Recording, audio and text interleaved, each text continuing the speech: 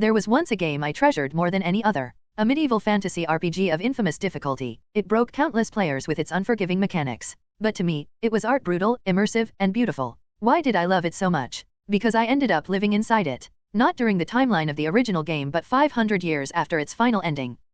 My obsession with games began in childhood. Back then, I'd bolt straight to the PC cafe after school, clutching my pocket change like it was sacred. That thrill, the hum of monitors, the sound of keyboards never really faded. Even now, as a tired adult shouldering life's responsibilities, I still found comfort in games. I lost interest in competitive titles. The stress, the toxicity, the pay-to-win models, they weren't for me. Instead, I stuck to single-player games. Worlds where I could wander, explore, and challenge myself at my own pace. The harder, the better. And that's how I fell into the embrace of that one legendary RPG. The vast plains filled with clashing armies, mythical beasts roaming the skies, sprawling dungeons beneath crumbling kingdoms. Every inch of it screamed high fantasy. The difficulty? Ruthless. But to me, it was perfect. I played it relentlessly, every weekend, every spare moment. Eventually, I completed all 99 official endings. 99 full runs. You have cleared ending 99. It became the defining game of my life. I stopped playing only when I sensed there was nothing left. The difficulty plateaued, the content exhausted. The developers hadn't updated it in years.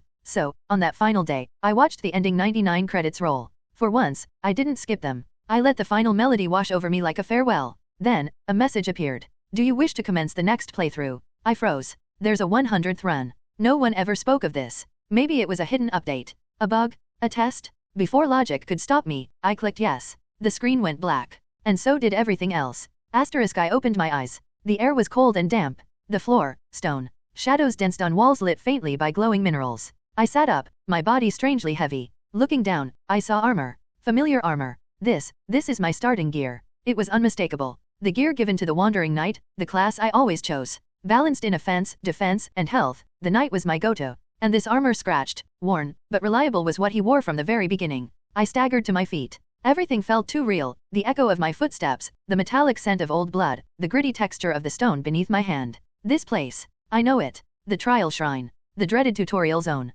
Designed to break new players before they even started. Every detail was perfect, from the temple carved into the cave's heart to the glowing crystals humming with soft blue light. No one forgot their first time in the trial shrine. Especially the boss. They called it the newbie slayer. A knight-like golem in dragon-shaped armor, armed with a halberd as long as a tree. It wasn't meant to be beaten. The devs designed it to kill you. A warning, if you think this is hard, turn back now. And yet, I had beaten it. Once. On my 12th playthrough, I parried every strike, danced between death, and struck the final blow. That moment? It had cemented my love for the game. But that was in-game. This was real. I stepped into the circular arena, heart pounding. There it was, the kneeling golem. Just like before. My only weapons were a basic longsword and a kite shield. No potions. No skills unlocked. Nothing but memory and instinct. I can do this, I muttered, feeling the weight of the shield. Parrying in the game was a high-risk, high-reward mechanic. Time your block at the exact moment of an enemy's strike, and you could stagger them. Miss the timing, and you took full damage. But this wasn't a screen. This was my body. One mistake could kill me. Still, my grip tightened. My stance adjusted. My breaths grew steady. I've done this before. I can do it again. The golem didn't move. That's when I noticed it. Something was missing. The halberd, it's broken. The mighty weapon that symbolized death for so many players lay shattered beside it. The haft snapped, its blade gone. I crept closer. The golem didn't rise. Its armor was cracked. Its helm slightly caved. It wasn't dormant, it was disabled. What happened here? Even in this strange new world, even after entering what should have been the hardest fight of the game, something had changed. And I was about to find out what. I watched the tutorial boss closely. He was still, motionless, a golem powered by ancient, forgotten magic. But something was off. Upon closer inspection, I understood why. It wasn't just broken, it was old.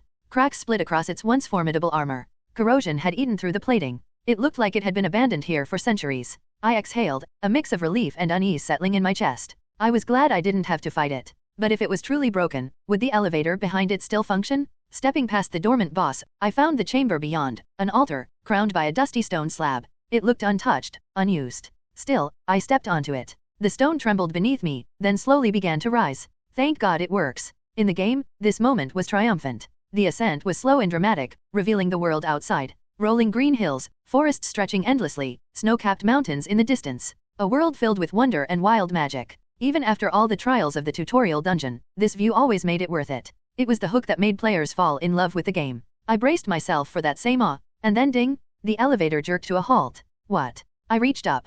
My fingers met stone. The exit gate wasn't opening. The elevator had brought me up, Yes, but there was nowhere to go. I was trapped between the immovable gate and the lift below. Panic gripped me as I realized the air was thinning. Open the door. I slammed my fist against the stone, and the door cracked. Elsewhere, in a grimy industrial district, chaos was erupting. Gunfire thundered down a narrow alley as two groups clashed. One side was a gang, tattoos, weapons, brutal efficiency. The other side, factory workers, desperate and cornered. Barricaded inside, they resisted with whatever they could: metal pipes, makeshift shields, sheer grit. But they were outnumbered and outgunned. Kill them all. The gang had been hired by a factory owner to crush a strike. No law enforcement would intervene in this forgotten part of the city. The workers fought back harder. Their families depended on them. Losing meant starving in the streets. Suddenly, thud, thud, a deep tremor shook the earth. Gunfire paused. Confusion swept over both sides. Boom, the ground exploded. Dust filled the air. Gang members were flung aside. Silence reigned as all eyes turned to the crater. From the cloud of debris, a man emerged wearing silver armor, dirt-smeared but gleaming. A knight. Who the hell? One of the gangsters raised a gun, trembling. The knight looked up, his black eyes unreadable. Bang! The shot rang out. The knight moved. A flash of steel. A spark. The bullet clattered harmlessly to the ground. I stood still, heart pounding. I was alive. I looked at my hand. It wasn't crushed. The door I'd punched through was thick, and yet I'd shattered it. My character had maxed out on stats from 99 playthroughs. Each reset preserved the level and growth, and I had reached the cap. Was I that strong now? Then I noticed the buildings. A factory? Guns? This wasn't a medieval world anymore. It looked more like the 19th century. Where am I? A voice shouted at me. Another gangster, gun raised. I tensed. He screamed. Pulled the trigger. Time slowed, or rather, my perception accelerated. Battle time. A wandering knight skill. It made enemy actions easier to read, perfect for dodging or countering. In this moment, the bullet crept toward me. I drew my sword. Instinctively, I swung. The bullet split apart in midair. Clink. Clatter. Stunned silence. All around me, eyes stared in disbelief. And I could only mutter to myself, what the hell is happening? Hey everyone, I sincerely appreciate your support. If you enjoy my audiobooks, I would be truly grateful if you could subscribe to the channel. And if you'd like to support even further, you're welcome to become a Patreon member, where you can access audiobooks of novels as long as they are freely available on the internet. Your kindness and support mean so much. Thank you. Underscore underscore underscore underscore underscore underscore underscore underscore underscore underscore underscore underscore underscore underscore underscore underscore. What the hell? The knight muttered. The gravitas and charisma in his voice caused the gangsters to shrink back. The gang leader's brow furrowed at the sight. You bastards, what are you doing? Just shoot him. Ha, but he just parried a bullet with a knife. Of course it's a coincidence, all of you shoot him at once. The boss shouted at the top of his lungs, and his terrified subordinates changed their stance. They didn't know what this armored knight was doing, but he didn't look like an ally to them. If so, they must kill him. It was their employer's wish that there be no witnesses around here. Whatever it is, they're 40 armed men against one knight. Apparently, the factory workers have hired a fixer, but they could easily deal with one person. The men who were about to back down at the boss's command swallowed hard and pointed their guns at him. They glared at the knight with murderous intent, and the knight read it in their eyes. At that moment, the knight's figure vanished from the room like a candle being extinguished. What? Where did he go? He just disappeared. As the gangsters panicked and looked around, the knight suddenly appeared in the midst of their gathering. Before they could register his arrival, the knight's sword moved first. The sharp long sword sliced through the air, and a silver trajectory glinted in the moonlight as it sliced through 5 gang members. It was almost simultaneous with the 5 men falling to the ground in a spray of blood that the knight's figure vanished again, like a phantom. The gangsters, realizing what had happened, turned to point their guns at the knight, but all they saw was empty space. Where the hell did he go? Bam! A fist flew out and landed under the chin of the gang member, muttering the words. The knight, crouching low to the ground, quickly approached and punched him in the jaw. The man who had been struck in the jaw by a bare fist spun around and flew through the air. During the short time he was flying and fell to the ground, the knight threw punches and kicks one by one. They were punched and sent flying, kicked and bounced, or sprawled out on the ground. Some of them, including the burly captain, took the brunt of it.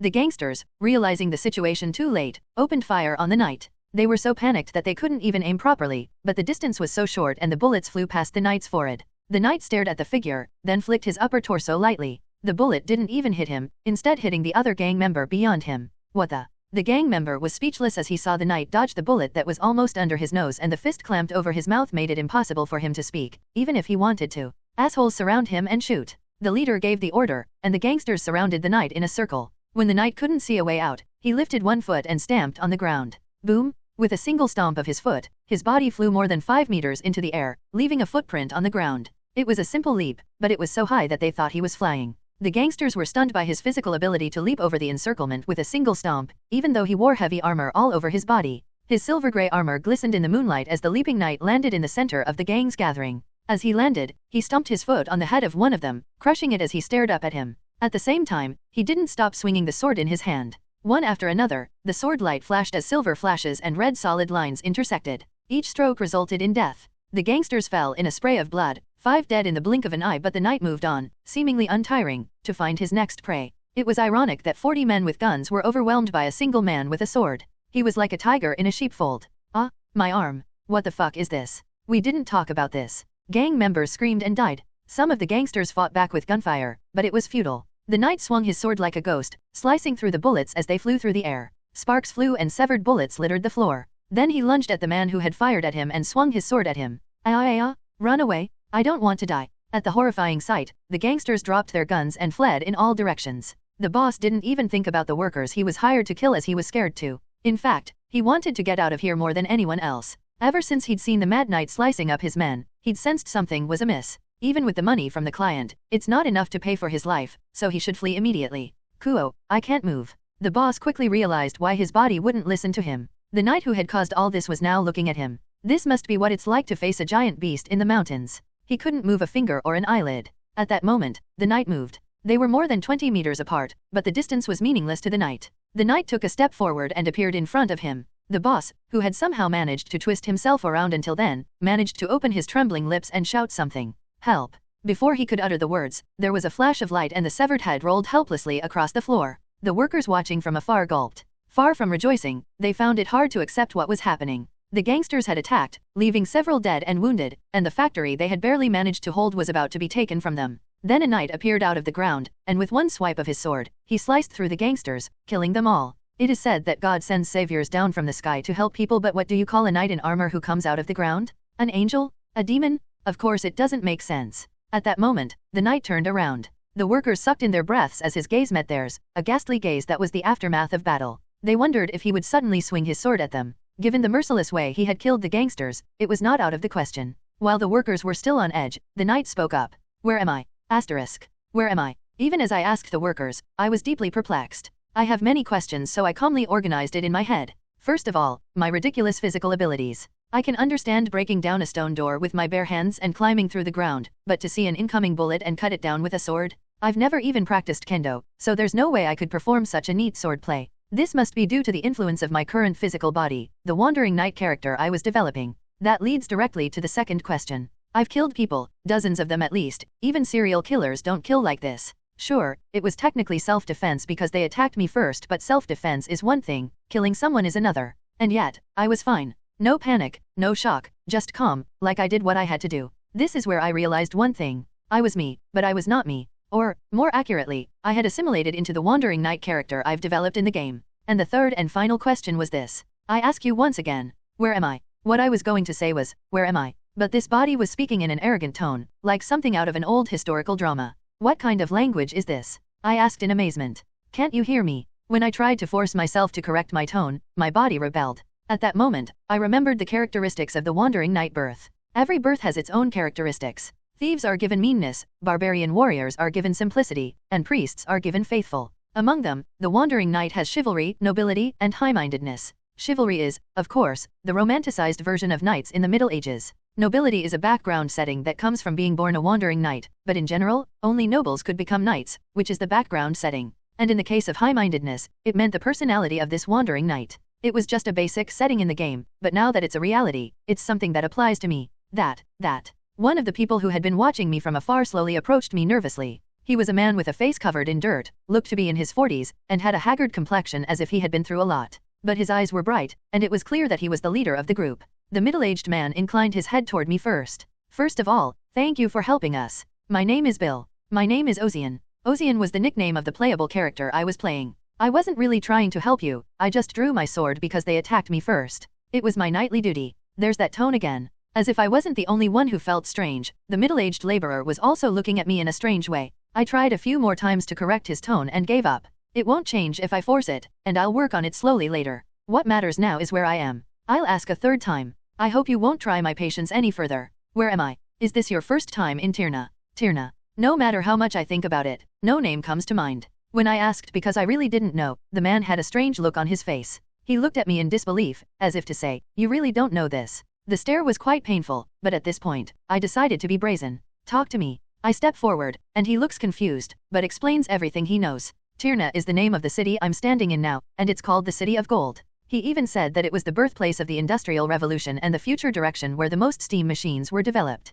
Wait a minute. The Industrial Revolution? Steam engines? Yes. Is there any problem? The confused look on the laborer's face made me feel dizzy. At first, I thought this was the world of the game I was playing. In fact, I still think that today. But the world as I knew it had changed so much. The same is true of the current location that came up through the stone room elevator. What should have been a vast expanse of nature is now a smog-filled factory zone. Gun-toting gangs. Workers covered in grease. Towering factories and chimneys. At that moment, I couldn't help but realize. I had entered the world of the game I was playing, but one thing was different. This world was hundreds of years in the future, hundreds of years after the game I was playing. Underscore underscore underscore underscore underscore underscore underscore underscore underscore underscore underscore underscore underscore underscore underscore underscore. I walked alone through the alleyways of the city at night. I quickly parted ways with the workers. They gave me fearful glances, uncomfortable to be around. As I walked down the rutted alleyway, I looked up. The streets were deserted, but not dark. Unlike the abandoned, unlit factories, this place was full of light. I could see tall buildings towering in the distance. Tirna. I mouthed the city's name. Tirna was literally a giant city. The architecture was 19th century, but it felt much more developed than that. Seeing the light-filled buildings in the distance gave me mixed emotions. I used to play medieval fantasy games, but the landscape I was in now was modern. From medieval to modern times. If I count the number of years alone, hundreds of years would have passed. Since the original setting was based in the Middle Ages with a 14th century feel, it was safe to say that almost 500 years had passed. Holy shit, 500 years, that's a minimum. This is the world that I knew, but it's not the world as I knew it. In 500 years, countless dungeons, ruins, and boss monsters would have been lost to the winds of time. I was already at a loss for what to do. This is why I can't even say that I know this world. The only thing I can rely on is my incredibly strong body. Still, this is where I am. I see a bullet flying toward my eyes and slash it with my sword. It's enough to make me almost superhuman. My character in the game is at max level. I raised all the stats that a knight can raise. In this game, the stats are strength, agility, stamina, mental strength, intelligence, and faith, which are called the 6 major stats.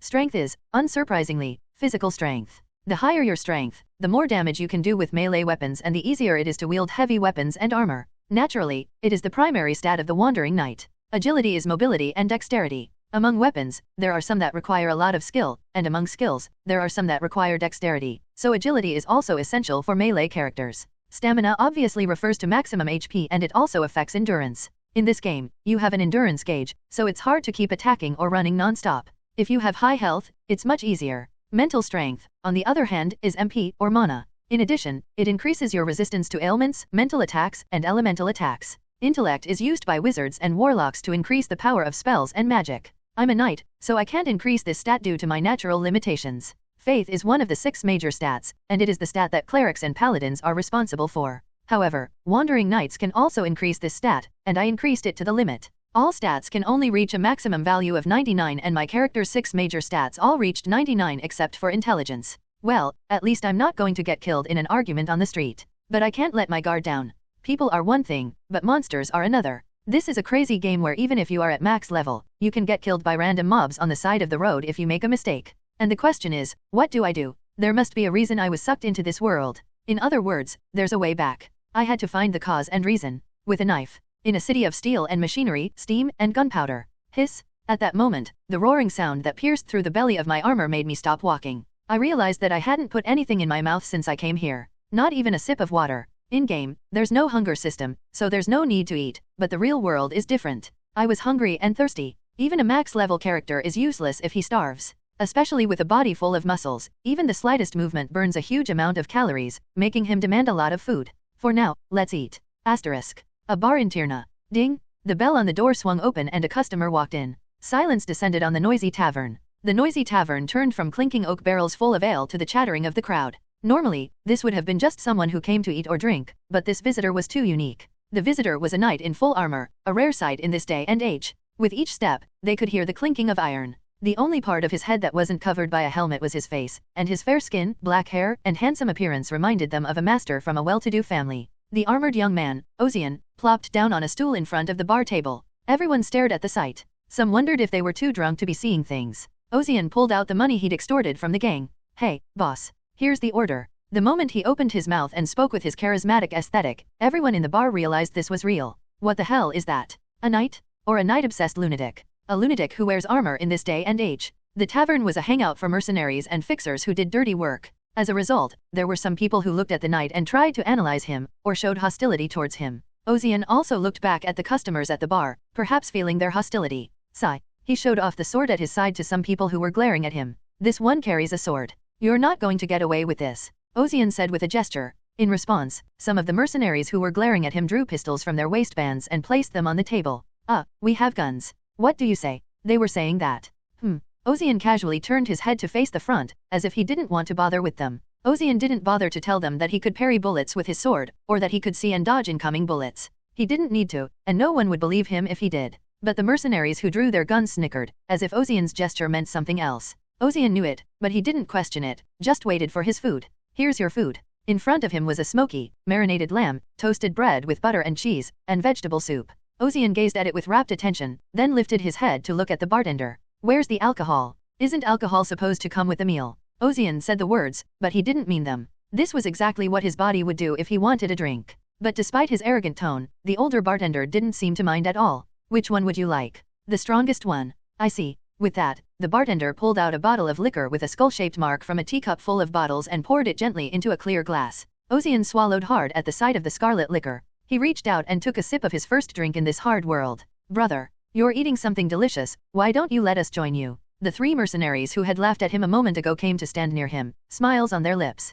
Ozian stopped his hand from gripping his drink. The tavern patrons watched the scene with interest. The Dutry brothers. That freak is out of luck, coming in when they're in the midst of their mischief. The three men were brothers, as evidenced by their similar faces. As the Dutry brothers, they made their living as mercenaries in the underworld. They had a reputation as mercenaries in a world of violence, but it was clear from their surroundings that it was not a good one. Ozian turned his head sharply to look at the eldest of the three brothers who had spoken to him. Do you have any business with me? Business? I'm just curious. What brings our noble knight to this tavern all of a sudden? With that, the eldest snatched the goblet from Ozian's hand and poured a mouthful down his own throat. That's some strong stuff. It's my drink. I thought you wouldn't be able to drink it, so I took it for you. The second and third brothers giggled at the eldest son's words. At the sight of that, Ozian's expression turned cold. Ozian opened his mouth with a heavy expression. You dare to come and insult me? At those words, the three Dutry brothers looked at each other and burst out laughing at the same time. Fa-ha-ha-ha! The laughter spread throughout the tavern, not only among the three brothers, but also among the rest of the tavern, due to Ozian's noble tone and manner of speaking. But Ozian spoke in a serious tone, as if he was not at all embarrassed by the situation. I'm in a good mood right now, so your rudeness of a moment ago will be forgiven by my generosity, so stop and go do your business. Ha, you bastard! Ozian said in a caring tone, and the eldest brother snorted in disbelief. You still don't understand the situation. I don't know what the hell you were thinking when you came here in such a ridiculous outfit, but the circus is elsewhere, so get the hell out of here. Don't stare at me. Look at the way you're glaring at me. What, are you going to pull out that fancy knife in your waistband? The eldest brother said, and tried to reach for Ozian, but he couldn't get his hands on Ozian's armor. Ozian's fist was in his face before he could reach it. The eldest brother's face was dented in the shape of a fist. His nose was crushed and his teeth scattered in a spray of blood. The eldest brother was thrown across the tavern, smashing through the door and bouncing outside. The laughing patrons stopped laughing in unison, unable to believe that a single punch had knocked him out. Their gazes alternated between Ozian's outstretched fist and the shattered door. Did he just punch someone that far with his fist? Considering the size of the eldest of the Dutry brothers, he must have weighed at least 90. As everyone watched in bewilderment, the other two of the three brothers reacted. Brother, you fucking asshole. The second and third brothers simultaneously drew the guns in their waistbands. It was a sawed-off shotgun that destroyed enemies with pellets at close range. The time between the brothers drawing their guns on Ozian and pulling the trigger was less than a second, but that was just enough time for Ozian to draw the sword at his waist and swing it twice. Tuduk.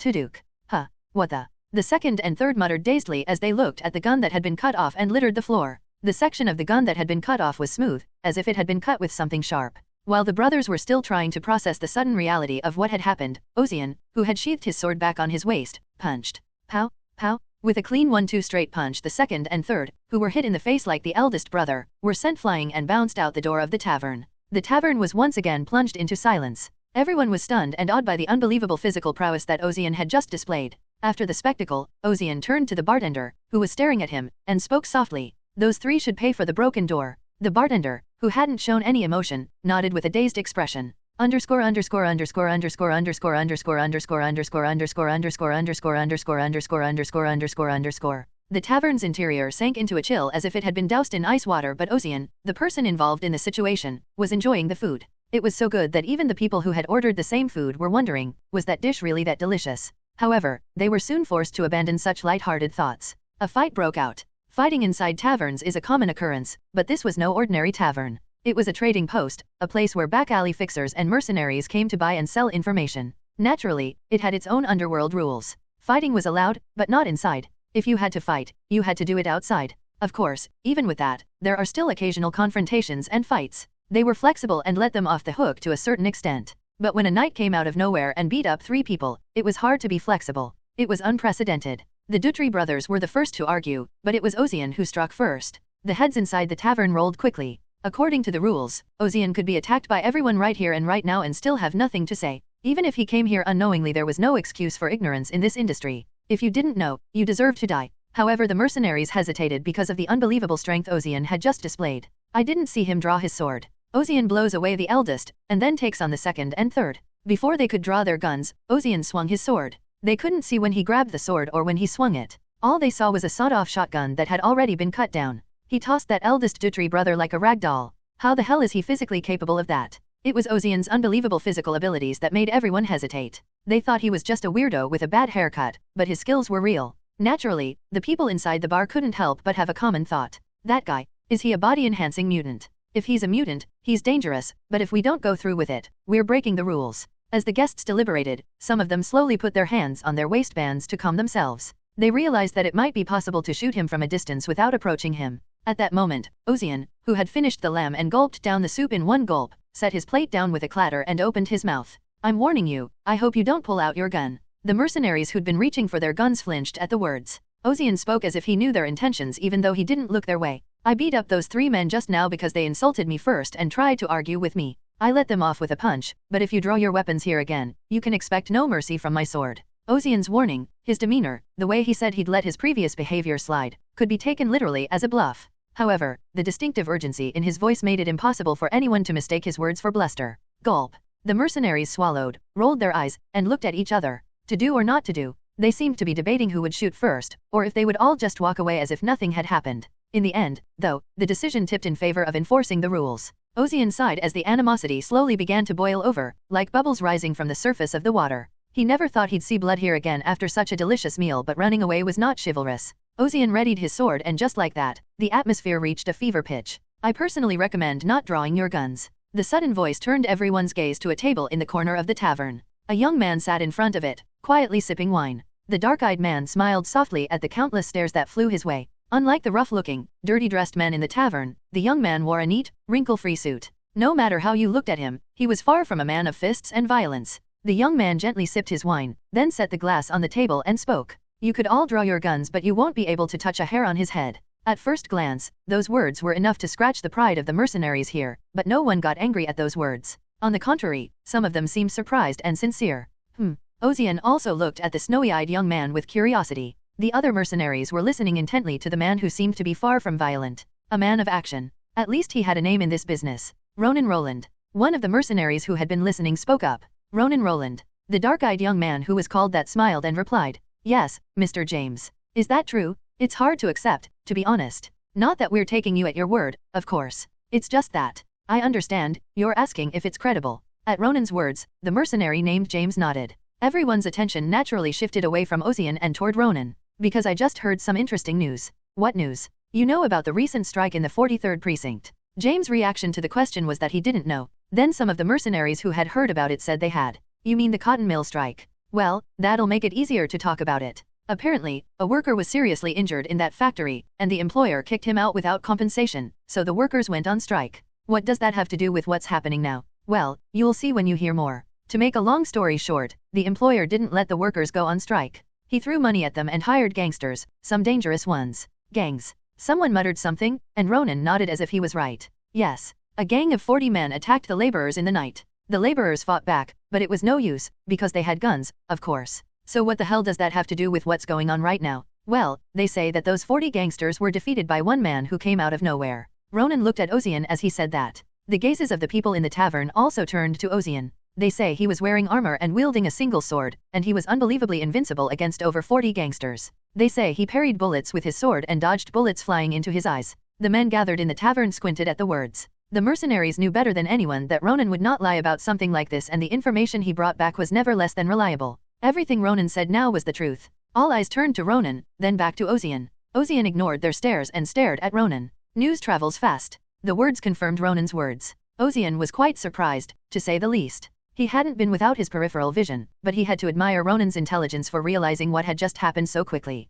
Ronan inclined his head at Ozian's words. Thank you for the compliment. Brokers who make their living from information are bound to be quicker than anyone else. Brokers, as they were called, were agents who arranged jobs for mercenaries and fixers, taking a cut in the middle. Ronan glanced around the tavern. This is a pleasant enough gathering, and I don't want a bloodbath, so why don't we call it a night? That depends on how they turn out, I suppose. I see. What do you think, Mr. James? Ronan, if you say so, it must be the truth, but 3 men got hit. You don't tell me you don't know the rules of this place, do you? Ronan's smile remained inscrutable as James spoke. It was the Dutry brothers who started the fight, but they didn't use their hands first. Instead, no one died, and the knight, by any chance, what's your name? Ozian. I see. Mr. Ozian drew his sword, but it was in self-defense, and he only used it to cut off the gun, and I understand this tavern looks the other way when it comes to fisticuffs. Isn't this unprecedented? Then this must be the first, and I leave it to you, Mr. James, to set a fine precedent. James clenched his jaw at Ronan's casual shifting of the burden to this side. He could argue that Ozian was an outsider here, but the knight who now occupied a seat at the tavern was unusually aggressive. Damn it. James let out an irritated sigh and removed his hand from his waistband. The action caused everyone in the tavern to remove their weapons and return their attention to their meals. The tavern quickly returned to its normal bustling atmosphere. Ozian watched the scene in disbelief. Ronan rose from his seat and sat down beside Ozian, joining him casually. May I sit? You're already seated, and I have no right to kick you out. Thank you for your consideration. Ronan chuckled and ordered another drink from the bartender. Ozian didn't seem to mind the gesture, then glanced at the glass in front of him. A gift for the night. Thank you. Ozian didn't refuse, as he had been tempted to drink it anyway, but even so, he didn't let his guard down toward Ronan. There was only one reason for that. This kid has narrow eyes. Since ancient times, people with narrow eyes have had a shady backstory. Either they deliberately conceal their identity, or when they open their eyes, their hidden power suddenly flows out. It's more likely to be a hidden talent. However, no matter how he looked, he couldn't find any trace of hidden power in Ronan. Either he hid it so well that Ozian couldn't recognize it, or he was truly powerless. Since he couldn't tell, Ozian felt that he needed to be wary of Ronan for now.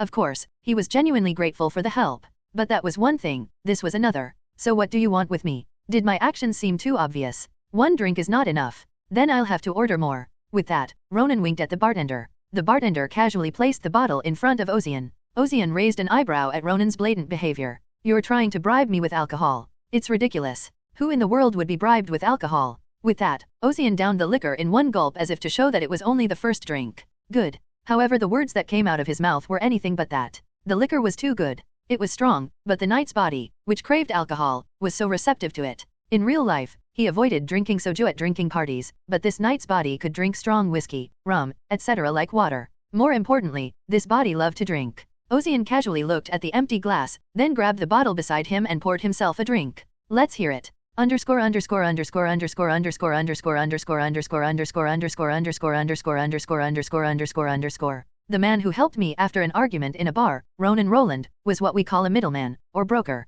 His reason for approaching me and blatantly trying to curry favor was obvious. He wanted to hire me because he coveted my skills. I may look like this, but I'm definitely a monster physically. I had no choice but to admit it. My body had already reached superhuman levels. It's no wonder, since I've maxed out all my stats in the game. Even so, I didn't expect to be able to parry a flying bullet. I picked up and threw away 3 big guys who had just been arguing with me, using only my bare hands. Of course, that almost got me into another fight with the others, but the man in front of me helped me out. Ronan Roland, a narrow-eyed man who introduced himself as a broker. His expression didn't change even as I stared at him, blatantly trying to read between the lines. He still wore his smile, which, to be honest, made him look even more suspicious. If this was the original game, I'd recognize him as an important NPC, but not here. Of course, now that the NPC in front of you is real, I don't even know the true intentions of the actual person. All I can do right now is try to infer what he wants from his job. So what do you want from me? This tone of voice again. But this isn't something I can force myself to correct, so let's let it go for now. The important thing is to have a conversation with the person in front of me. Never let down your guard in front of narrow eyes. I squinted and glared at the man in front of me. Asterisk. Ronan Roland marveled inwardly. Ozian's piercing gaze was like a blade, threatening to cut through his skin if he let his guard down. I really can't let my guard down. It was purely by chance that Ronan found him in the bar. When he spotted Ozian in his armor, Ronan knew he was the man from the source he just heard about. But he couldn't yet believe that he had actually taken down a gang of 40 gunmen with a single sword. Information is always half bullshit if not properly vetted. That's why the Dutry brothers gave him a well-timed challenge when Ronan was staring at him. Ronan realized then and there that Ozian information had not been exaggerated. The strength to bounce the big man out of the bar with a single blow was one thing, but so was the invisible speed with which he swung his sword when the second and third of the three brothers pointed their guns at him. A mutant with physical enhancements, and a very high-ranking one at that. Can't miss him. Mutants were humans with special powers who began appearing in the world over a century ago. Mutants were beings who emerged in a world transitioning from the age of magic to the age of science. It was a term used to describe people who were not magical, but had miraculous, superhuman powers. They could summon lightning from their bare hands, control the minds of others, or turn their skin to steel. Mutants' abilities varied widely, and even similar powers had different outputs depending on their rank. In Ronan Roland's eyes, Ozian was a mutant with enhancement powers. Usually, physical enhancement mutants bifurcate there, too. They get stronger muscles, harder skin, or faster speed. In Ronan's opinion, Ozian was a multi-powered mutant, a mutant whose overall physical abilities increased all at once. Strength and speed. The high increase in both put him at the upper end of the physical enhancement mutants. I don't know where he got his armor or why he wields a sword. The important thing was that he was a blank slate, not yet under contract with anyone. If he could recruit him, it would be a huge boost to his fixer's office. So to win him over, he paid for the drinks he had ordered but never finished. Let me start by introducing myself. I'm Ronan Roland, owner of Violet Fox, a fixer's shop. Ronan handed Ozian a luxurious purple business card to catch him off guard. The reason I've approached you, Mr. Ozian, is because I'd like to make you a proposal. A proposal. Ozian's eyebrows twitched. He was more intrigued than annoyed. Yes. Mr. Ozian, this is your first time in the city, right? How do you know that? Ozian asked warily, and Ronan stared at his armor, puzzled. Ozian looked down at his own armor, then at the attire of the mercenaries around him, and nodded. Yes. Let's just say I'm new to this city, so what's the big deal? Did you come to this city with a specific purpose, Mr. Ozian? Ozian fell silent at Ronan's sharp question. He couldn't have come to the great steel city of Tyrna with a specific purpose. In the first place, Ozian had woken up and found himself in a game world. There was no way he could have come to the Industrial Revolution city with a purpose. Then you have no place to stay and no means to earn money. Ozian didn't answer, just tapped his fingers on the table in silence. That was enough of an answer for Ronan and he cut straight to the chase. Then why don't you come work for me? Ozian stared at Ronan for a moment. Even though it was just that, he felt an irresistible pressure and Ronan's smile cracked, if only for a moment. The mercenaries and fixers who'd been stealing glances at the two, pretending not to be around, flinched involuntarily. What is it? A sudden chill. Crazy. I'm getting goosebumps just looking at him. The mercenaries all tensed, staring at each other expectantly, wondering how this was going to end. Ronan pulled out his handkerchief and wiped the cold sweat from his cheeks. What's wrong with you? Did something I said offend you? Ronan didn't know why Ozian was so uncomfortable. Right now Ozian looked like he could draw his sword and swung it at him at a moment's notice. Maybe he'd hurt his pride by offering him a job as a fixer? Ozian was deep in thought as Ronan swallowed dryly and tensed up. What, is this not just a mission, but an offer to join? In truth, he didn't think much of it. He was only seriously considering it because he didn't expect to be recruited by a place like this. Ronan told him that he runs a fixer's office. A fixer is someone who takes care of things for money and most of the time it was illegal and likely to involve violence. In the old world, this would have been impossible, but in the current situation, there is nothing better. Ozian was like an unwanted guest, dropped into the world out of nowhere. He had no guaranteed status and no immediate place to stay. His sturdy body might not mind sleeping on the ground, but his modern sensibilities, which had not so long ago slept in a plush bed, could not tolerate it. Above all, there was one thing that was essential for living in this world: money. Everything costs money. In particular, more money was needed for food, clothing, and the most necessary things for people to survive. For now, he was paying for his food with the money he'd made from beating up gangsters, but he couldn't live like this forever. Eventually, he needed a stable way to make money. In the game I knew I would have gone on quests and gotten paid or done simple mercenary work.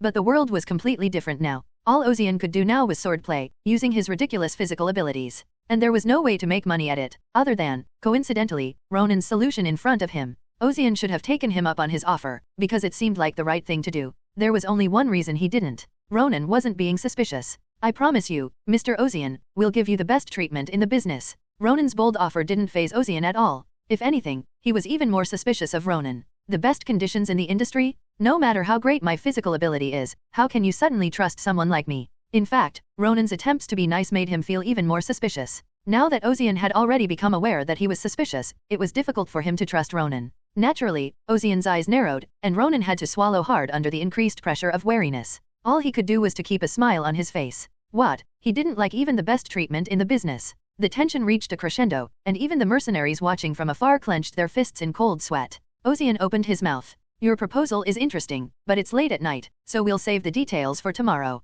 The atmosphere, tightened to its limits, thickened and loosened. The mercenaries, who had been watching without breathing, began to gasp for air, and so did Ronan. Why are they doing this? Ozian was oblivious and could only stare at them in disbelief. Haha, I see, and I'm sorry if I've inconvenienced you, Mr. Ozian, at this late hour. No, I don't think it's a bad thing, since you've helped me out. I just needed some time to gather my thoughts. I'm tired. Ozian spoke sincerely, but no one took his words at face value. Ronan, for one, was left scratching his head. He didn't seem happy at all when I told him that he would receive the best treatment in the business. Isn't this ridiculous? Ronan glanced at the mercenaries around him. Many had already witnessed this turn of events. There was no way the gossipy mercenaries would let this go unnoticed. Tomorrow, the other brokers who picked up the news will come running with their eyes lit up, and the sharp-eyed brokers will recognize Ozian's extraordinary talent and try to recruit him. He deliberately bought him a drink and approached him with a favorable attitude and tried to sign a contract right away, but Ozian was not so easily persuaded. Or is this what you're after? Ronan's expression grew serious. Ronan couldn't help but think that Ozian was playing a trick on him by deliberately not confirming the deal and putting it off until tomorrow. This was a kind of competition. Perhaps his tiredness was just an excuse, and he had been setting this up all along. As his mind raced, Ronan grew impatient. Mr. Ozian. What is it? Do you happen to have a place to stay tonight? No, not yet. Well then, this is a tavern, but the second and third floors double as an inn, so you might be able to stay for a night or so. Since it's fate that brought us together today, would you mind if I paid for your stay? Ronan was going to have to do his best to look good to Ozian no matter what. He had to show him that he was as sincere as he could be, even in a small detail like this. Sure. Ozian didn't know why Ronan was doing this. It wasn't like he was suddenly in need of something, or that he was grateful for it. Right now, Ozian needed time to organize today's events and prepare his mind. That's why he delayed rather than accepting Ronan's offer right away. He was truly tired, if not physically, then mentally. At least I have a place to stay for the night. Let's go upstairs, get a good night's sleep, and think about it. With that thought, Ozian rose from his seat. See you tomorrow. Ronan's face brightened at Ozian's casual words. Underscore underscore underscore underscore underscore underscore underscore underscore underscore underscore underscore underscore underscore underscore underscore underscore. Assigned a private room, I flopped onto the bed. Firm but still sinking, I realized that this was a different world from the medieval one I knew, but in a way I was comfortable. In a normal medieval inn, the bed would have been less fluffy and had straw underneath. I thought, at least this is the modern world, so I shouldn't have any problems living here. Of course, that's only in comparison to the Middle Ages, but for me, living in the modern world, there are all kinds of inconveniences. No computers, no internet, no smartphones. I can't even play my favorite games anymore. No, this is a game world, right? I thought. The thought made me laugh out loud at the absurdity of it all. I love games, but I never wanted games to be my life. Sighing to myself, I glanced at the mirror off to one side of the room. I saw a handsome man with dark hair staring back at me from the other side of the mirror. His skin was white and his dark, sunken eyes were brilliant. He's standing still, as if he's deep in thought, even though he's not. His body is slim and well-proportioned. If a stranger saw him, they would think he was a master from a noble family somewhere. This alien yet familiar figure was that of the wandering knight I now occupied. To be precise, it's a character customization I made when I was playing the game. My personal preference was to make the wandering knight quite aesthetically pleasing rather than dull and stoic. Personally, when I play a game, I don't like it very much if the character isn't pretty. Looking at things like this, I'm glad I did a good character customization. The game offered a lot of customization when creating your character. You could choose a default gender, but you could also tweak the skin color and face to create all sorts of bizarre shapes. You could have a muscular body, shorten your height, or make you look like an old man. I could have gotten in trouble if I'd done a weird customization that was too individualized. The so-called dead people in the game were known for making their characters look weird because they had nothing else to do. They'd wear rags, make their faces monster-cheeked, and color their skin pink or purple. I've thought about doing the same thing, but I love the character so much that I've always kept him handsome and cool. I didn't do it knowing it would turn out this way, but in hindsight, it's a good thing I did. If I look this good, I won't be criticized anywhere. Too bad I don't have a job. If I'd known this was going to happen, I'd have raised a mage instead of a knight. The difficulty of the game is so high that a mage with low health in the early game will die before you can do anything. Even if they shine in the late game, it doesn't matter if they can't get past the early game. That's why I chose the most stable knight. I was like, no, thanks. Who knew this would happen anyway? On the bright side, being a wandering knight wasn't bad. In this day and age, everyone carries a gun, but their superior physical prowess was reserved for knights. Besides, I wasn't born a warlock or a beggar. If I were a warlock, I'd be branded a criminal and on the run from the start, and if I were a beggarborn, I'd be running around in a pair of panties and a sword, not armor. What matters is how I live in this world now. The mind belongs to the modern man and the body belongs to a medieval knight, while the world I live in is contemporary. TLN, contemporary equals time period in the 1900s. I wondered if I was a twisted hybrid of all time periods. I realized that adapting to this body was my first priority. The disconnect between what I thought in my head and what actually came out of my mouth surprised me. I realize it's a trait of being born a wandering knight, but I don't want to be stuck with it forever. The good news is that it's not as inflexible as it sounds. My body didn't protest too much when I took wallets from the bodies of the guys who actually shot at me. Or maybe it's because the knight used to be a medieval thug. I muttered to myself and quickly stripped off my armor and got into bed. I had an instinctive feeling that my life was going to be pretty rough, but for now, I just wanted to forget about it all and get a good night's sleep. Asterisk. The next morning, the first-floor dining room of the tavern, which is notoriously deserted in the morning, was somehow quite crowded. More than half of them were mercenaries who had been drinking here last night. Is he out yet? Wait. He'll be down soon. As the group of mercenaries chatted amongst themselves, some of them cast their eyes to one of the tables in the shop. There sat Ronan Roland, his usual laid-back demeanor replaced with a hint of nervousness. He was dressed in his usual immaculate, wrinkle-free suit and narrow eyes, and his arms were uncharacteristically crossed, his fingers drumming against his forearms. Ronan couldn't help but feel sick to his stomach. What he'd seen of Ozian's skill was real. To be the first to discover someone of this caliber, only to be snatched up by another broker? If that happened, he wouldn't be able to sleep at night for at least a year, so Ronan had to get the best deal for him right now, but being too hasty was its own problem. Last night, when he offered Ozian a good deal, he didn't take it easily. In fact, he's even wary of the idea. So this time, he'd be as careful as possible not to offend him, and he'd make his offer in a polite manner. Being polite was his specialty. At that moment, the sound of metal clicking was heard. At the same time, the eyes of the people gathered in the dining room on the first floor turned toward the stairs to the second floor. Only one person could have made that distinctive sound. As if to fulfill everyone's expectations, the armored Ozian appeared on the first floor. Those who had only heard rumors about him and had come in their spare time were all owing and eyeing at his appearance. They thought he was a man with broad shoulders and muscles, not some crazy guy pretending to be a knight that didn't fit the times. From the looks of it, he looks like a master who grew up in a noble family, but no one rushed to argue or approach him. It was because the people who had witnessed Ozian's inaction last night were nervous about his appearance. Naturally, the atmosphere was filled with silence. The only one in the room who seemed unperturbed was Ozian. He naturally sat down at an empty seat and wanted to order food. At that moment, there was a movement, and it was Ronan. Ronan, who had been sitting and waiting here since the early hours of the morning, approached Ozian with as natural a gait as he could muster. "Good morning, Mr. Ozian." "Ah, yes. Ronan, you said? I'm surprised you remembered my name. Well, you made such an impression on me." He didn't bother to say more, as it was rare to find a narrow-eyed man. The words pleased Ronan. The part where Ozian said he remembered him, at least it didn't sound like he was being mean. His poker face didn't show it, though. "May I join you? Only if you buy me a drink again." "Ah, are you going to start with breakfast?" "I was just trying it out." "Haha, I see." Ronan smiled in relief at the comment and sat back in his seat casually. He wasn't fooled, though. It's not often in this business that you can get this far and then let your guard down and have it all go down the drain. So be as careful as possible. He tried to make a good offer without offending him. "Ronan." "Yes. Mr. Ozian. Are those your co-workers over there?"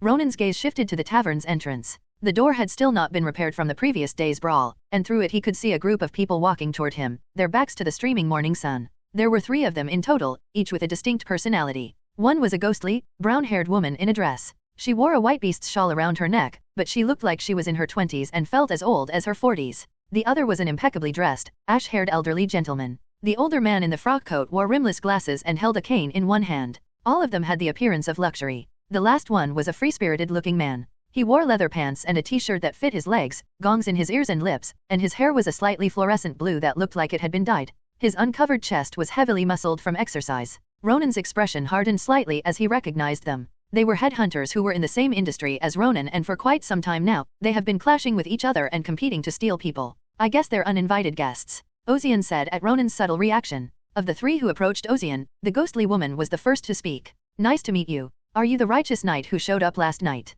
"I don't know if I'm righteous, but I am a knight. I'm Isabella Ross, a broker with a bit of a name in the business." "I see. Then so are these 2. At Ozian's words, the old man and the young man introduced themselves. "Hihi, nice to meet you. I'm Osborne Russell." "I'm Jake Hudson." "Nice to meet you, brother." The man who introduced himself as Jake pulled up a chair without asking permission and sat down near Ozian. Ronan shot him a narrowed glare at the seemingly rude gesture, but Jake didn't care. It was as if Ronan wasn't here in the first place. "I can't believe you're actually wearing armor and a sword, but I've heard your story." "My story? You know, last night.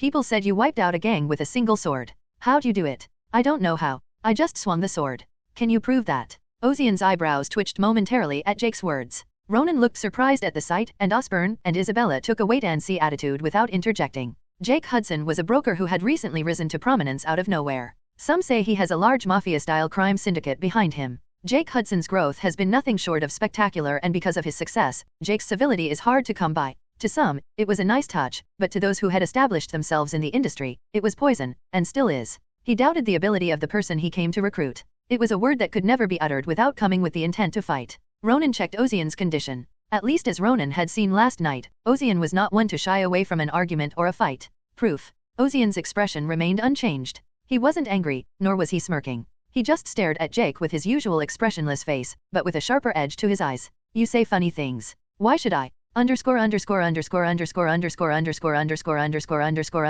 underscore underscore underscore underscore underscore underscore underscore. The people inside the tavern watched this turn of events with interest. Most were waiting to see how Ozian would react to Jake's behavior. Jake was deliberately provoking Ozian now, perhaps because he wasn't sure if he could really cut bullets with his sword as the rumors said. In fact, it wasn't as if there weren't others who felt the same way. Most of the people who had come here out of curiosity were skeptical of Ozian's skills. He's strong, yes, and he can wield a sword, yes. Being strong and cutting down bullets are completely different things. The rumor that he had single-handedly dispatched 40 gangsters was probably an exaggeration. To be able to confirm it here and now was not a bad thing for the onlookers. Well, since you want proof, I'll have to be a little generous and show you. Wow, I was just throwing it out there, but are you really going to show it to me? I can't do it, but you're not actually trying too hard because of the attention, right? Ha ha ha. Jake's joke elicited a small burst of laughter from the surroundings. Some wondered if it was appropriate to treat someone who came to recruit like this, but it was Jake's own calculation. Looking at him, he looks young, and looking at his appearance, he seems to have grown up in a good place, but judging from the fact that he entered this industry, that may not necessarily be the case.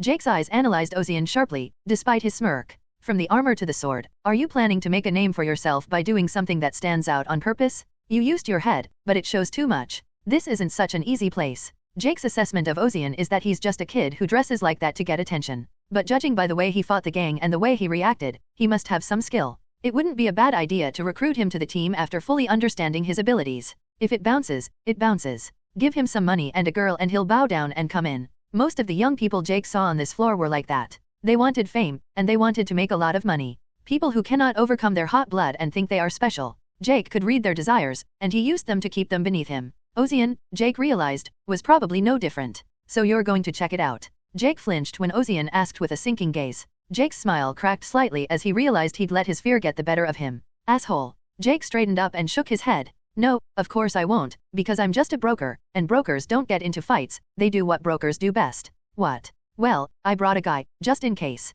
Hey, why don't you come inside instead of waiting outside? At Jake's call, a figure stepped through the broken door into the tavern. It was a tall man, a head taller than the average adult. He had a shaved head, thick lips, and dark skin. His face was covered in black paint, and he had a distinctive tattoo, giving him a very intimidating appearance. Hey, isn't that Taiwo Hondura? I think so. If Jake called him, I'm pretty sure. Is Taiwo here to test his skills? The outlaw. The assembled mercenaries murmured, then fell silent as Taiwo's gaze fell upon them. Taiwo sneered at them. The mercenaries were unable to resist and averted their gaze. Even the rowdy mercenaries were silent, which showed how infamous Taiwo was among the mercenaries. Is this the man? Taiwo asked as he stood behind Jake and looked at Ozian. His low, deep voice was enough to put the other man under pressure. Taiwo's gaze was not kind. From the looks of it, Ozian was a young master who looked like he had never been in a fight. You don't look like much. Taiwo's pride was slightly wounded that he had traveled all this way just to check out this guy. Hey, kid. You're dressed like a weirdo trying to get attention, and if you're trying to get away, I suggest you get the hell out of here.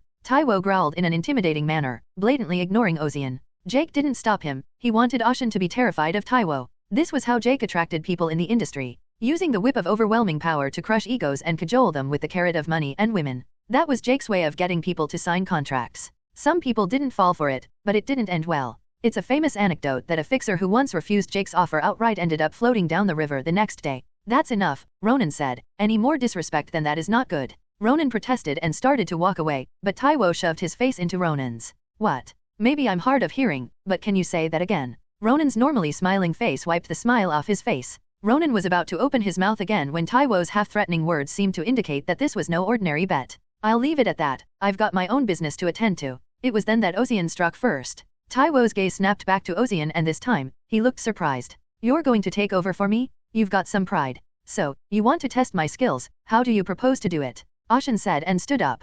Druk. The sound of a chair being pushed back was unusually loud. Ashen slowly walked over and stood in front of Taiwo. In terms of size, there was only a head difference. No matter how you looked at it, Ozian didn't look like he could win in a fight. Cocky bastard. Are you really going to come at me? I wasn't really planning on it, but it seems like that's what you want, and if that's the case, I'm willing to oblige. What? Or maybe you've gotten scared by now. Ozian's face remained expressionless as he spoke those words of provocation. The words made Taiwo's brow rise. Taiwo reached out and grasped the collar of Ozian's armor. He planned to slam Ozian to the ground, but no matter how much force he exerted on his arm, Ozian didn't budge. Just as Taiwo sensed something was wrong, Ozian's hand suddenly reached out to him. He grabbed Taiwo's throat with one hand and yanked him downward, slamming his head into the table. With a snap, Taiwo's head collided with the table, snapping it exactly in half. The mercenary's eyes widened at the sight and Jake's eyes widened as well. Did Taiwo get hit? Despite his appearance, Taiwo is a mutant with enhanced physical abilities. It was rumored that Ozian was also a body-enhancing mutant, so he had summoned Taiwo with similar abilities to break the momentum. However, Taiwo was unable to move under Ozian's grip.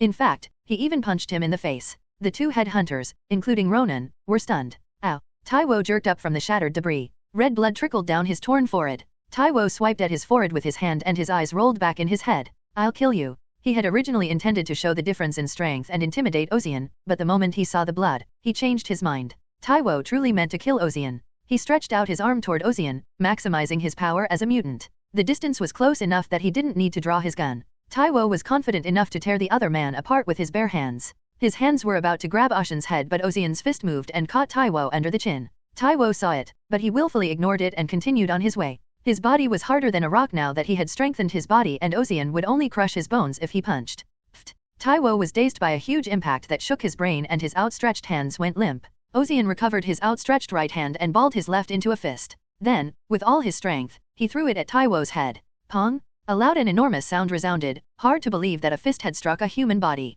Taiwo's body jerked violently as his bulging eyes protruded as if his eyeballs were about to pop out. Hovering slightly in the air, Taiwo's body bounced off into the distance as Ozian pushed him back with force. After smashing through 3 tables in quick succession, Taiwo flew into a wall and only came to a stop when he was slammed against it. The mercenaries' mouths dropped open in disbelief. It was a natural reaction to the fact that the mutant Taiwo, with his enhanced physical abilities, had been defeated by Ozian with his bare hands. Oh, what power! Are they the same mutant? Those who had seen Ashen's power last night nodded in agreement, while those who had come to check it out were stunned by the sight. Ozian looked at the fallen Taiwo and lightly brushed his hand over him. He looked back at Jake, who was staring at him in disbelief. I think the proof is over. In fact, it's more unremarkable than I thought. Jake didn't answer. Instead, he glared at Ozian with an intense, enemy-like gaze. Ozian laughed out loud at the absurdity of it all. What kind of mentality is that, to first try to argue and then get angry when you don't get your way? Didn't he just say that Taiwo is weaker than he thought? I thought he looked pretty fierce, but when I actually fought him, it was nothing.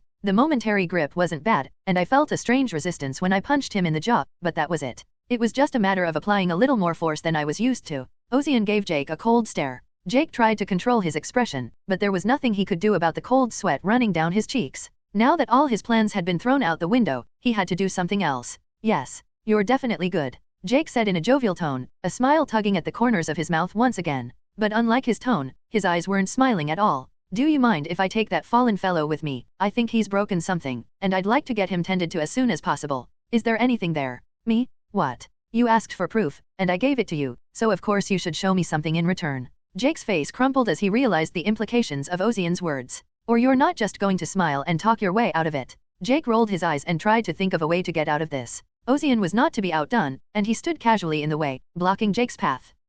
Ozian spun around at the intense sensation of life behind him as a smile tugged at the corners of his mouth. I see you haven't fainted yet. You're stronger than I thought.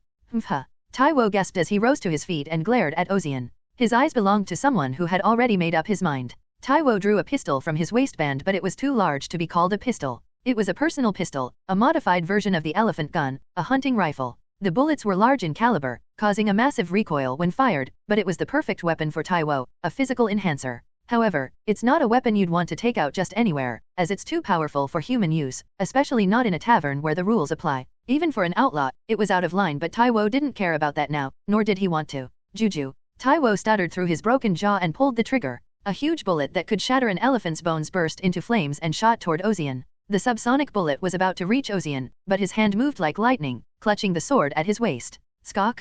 A split-second flash of silver light sliced the bullet in half. The sword was so fast and sharp that the bullet didn't even lose its momentum. The bullet, split in two, slammed into the wall of the tavern. A stunned silence descended on the tavern. Even Taiwo, who had pulled the trigger, couldn't believe what he was seeing. That's it. Underscore underscore underscore underscore underscore underscore underscore underscore underscore underscore underscore underscore underscore underscore underscore underscore. What just happened? Everyone in the bar was thinking the same thing. Their eyes saw what had happened, but their minds couldn't quite comprehend it. Taiwo was impatient, so he fired his gun, and Ozian swung his sword. That was it, but Ozian didn't fall down in a spray of blood. Instead, the bullet split in half and embedded itself in the wall of the tavern. That asshole. Did he really parry the bullet with a sword? It's more accurate to say that he cut it rather than parried it. In fact, whether it was cut or parried, from a third party's perspective, it was impossible to do both. And at the same time, they realized that the rumors that had spread the day before had not been false. If he could cut bullets, it was absolutely possible for him to take on 40 gangsters. Taiwo was still frozen, probably not thinking that Ozian would cut down the bullet he fired. How on earth could, even if you're a mutant with enhanced physical abilities, this shouldn't be possible. It's just a cut. Just, what? Yes. More than that, you shot me. Ozian's cold voice brought Taiwo back to his senses and allowed him to look around. The onlookers gathered in the tavern on the first floor were all staring at him. Taiwo didn't know what the emotions in their gazes meant, and he glared at the mercenaries as if to kill them. How dare the bastards who couldn't even make eye contact with him look at him like that? But for once, the mercenaries didn't avert their gaze. The wounded lion could not scare the hyenas, especially not one who had violated the rules of the tavern. Ozian knew that, which was why he had pointed out Taiwo's behavior, and that was enough to give him a reason to swing his sword. Don't come. Taiwo cried out as Ozian slowly approached. His pronunciation was better, but his legs were shaking like a pair of aspens. Taiwo realized that Ozian was going to kill him, and he knew that no one would stop him, that this was a just execution. Faced with the horror of death, Taiwo pointed the gun he had in his hand to strike again at Ozian. His fingertip was about to pull the trigger when Ozian's figure disappeared like a candle being snuffed out.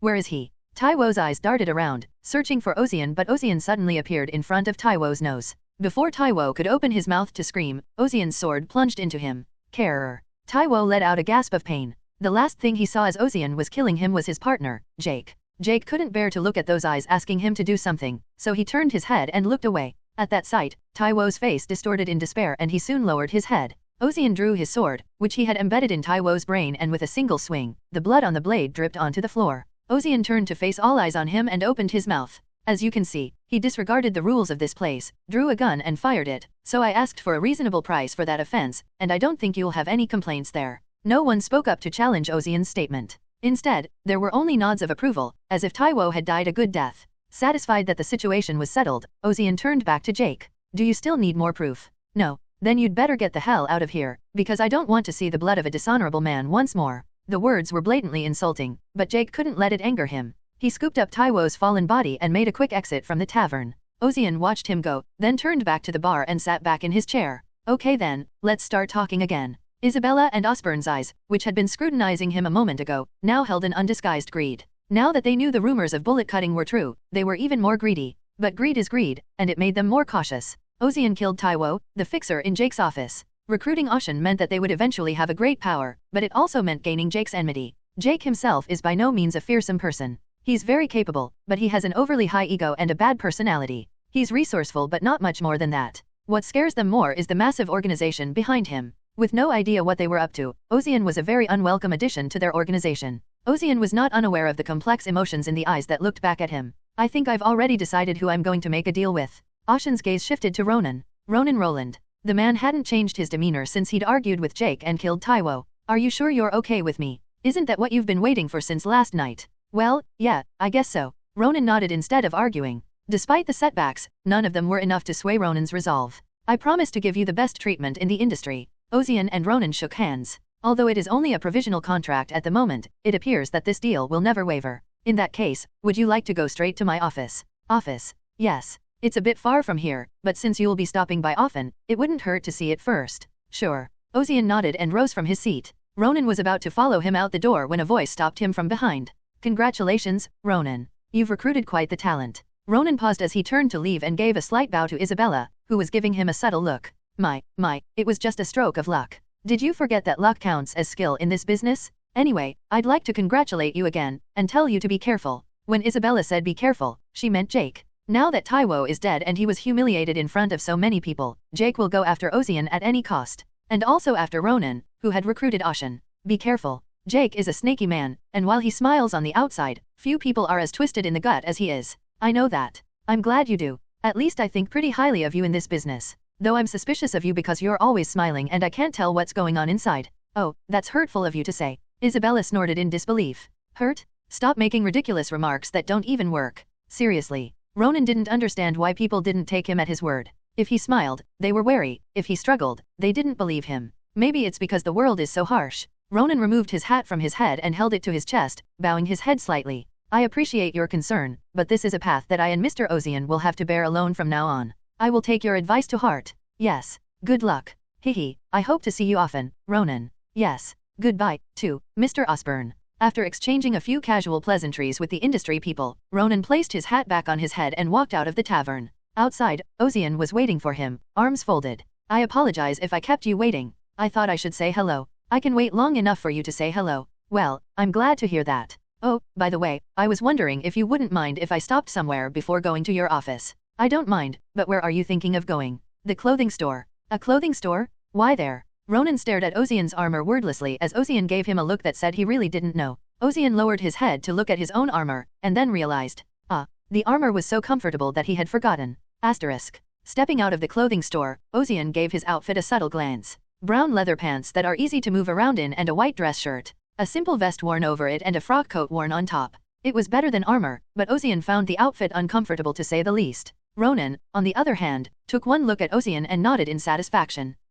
You definitely look better now that you've changed your clothes. Even in his original armor, Ozian was reminiscent of a noble, but now that he was fully dressed up, it was no joke. Not only the clerks at the clothing store, but also the owner came out and made a big deal about it, and even now, passers-by would steal glances at him as they passed by on the street. The shop says they'll send the armor separately, so we'll go straight to the office. Of course. Ozian felt a little empty without his armor. Then he realized that it was funny to think of it in hindsight, and he gave a self-deprecating chuckle. How long had he been in this world and already missed his armor? Still, it was for the better. The long sword at his waist was still there. The two made their way to a nearby platform and boarded the tram. It was a streetcar that traveled through the 30th arrondissement, and Ozian sat inside and scanned his surroundings. It's a different world. I've seen gangs, guns, and the architecture, but as I travel a tram like this, I realize it's a completely modernized world. Even now, steam-emitting cars were passing by on the streets, and non-human subraces were also seen. Eventually, the streetcar came to a stop and Ozian and Ronan got off and started walking. Soon they arrived at a shop with a sign on the street that read,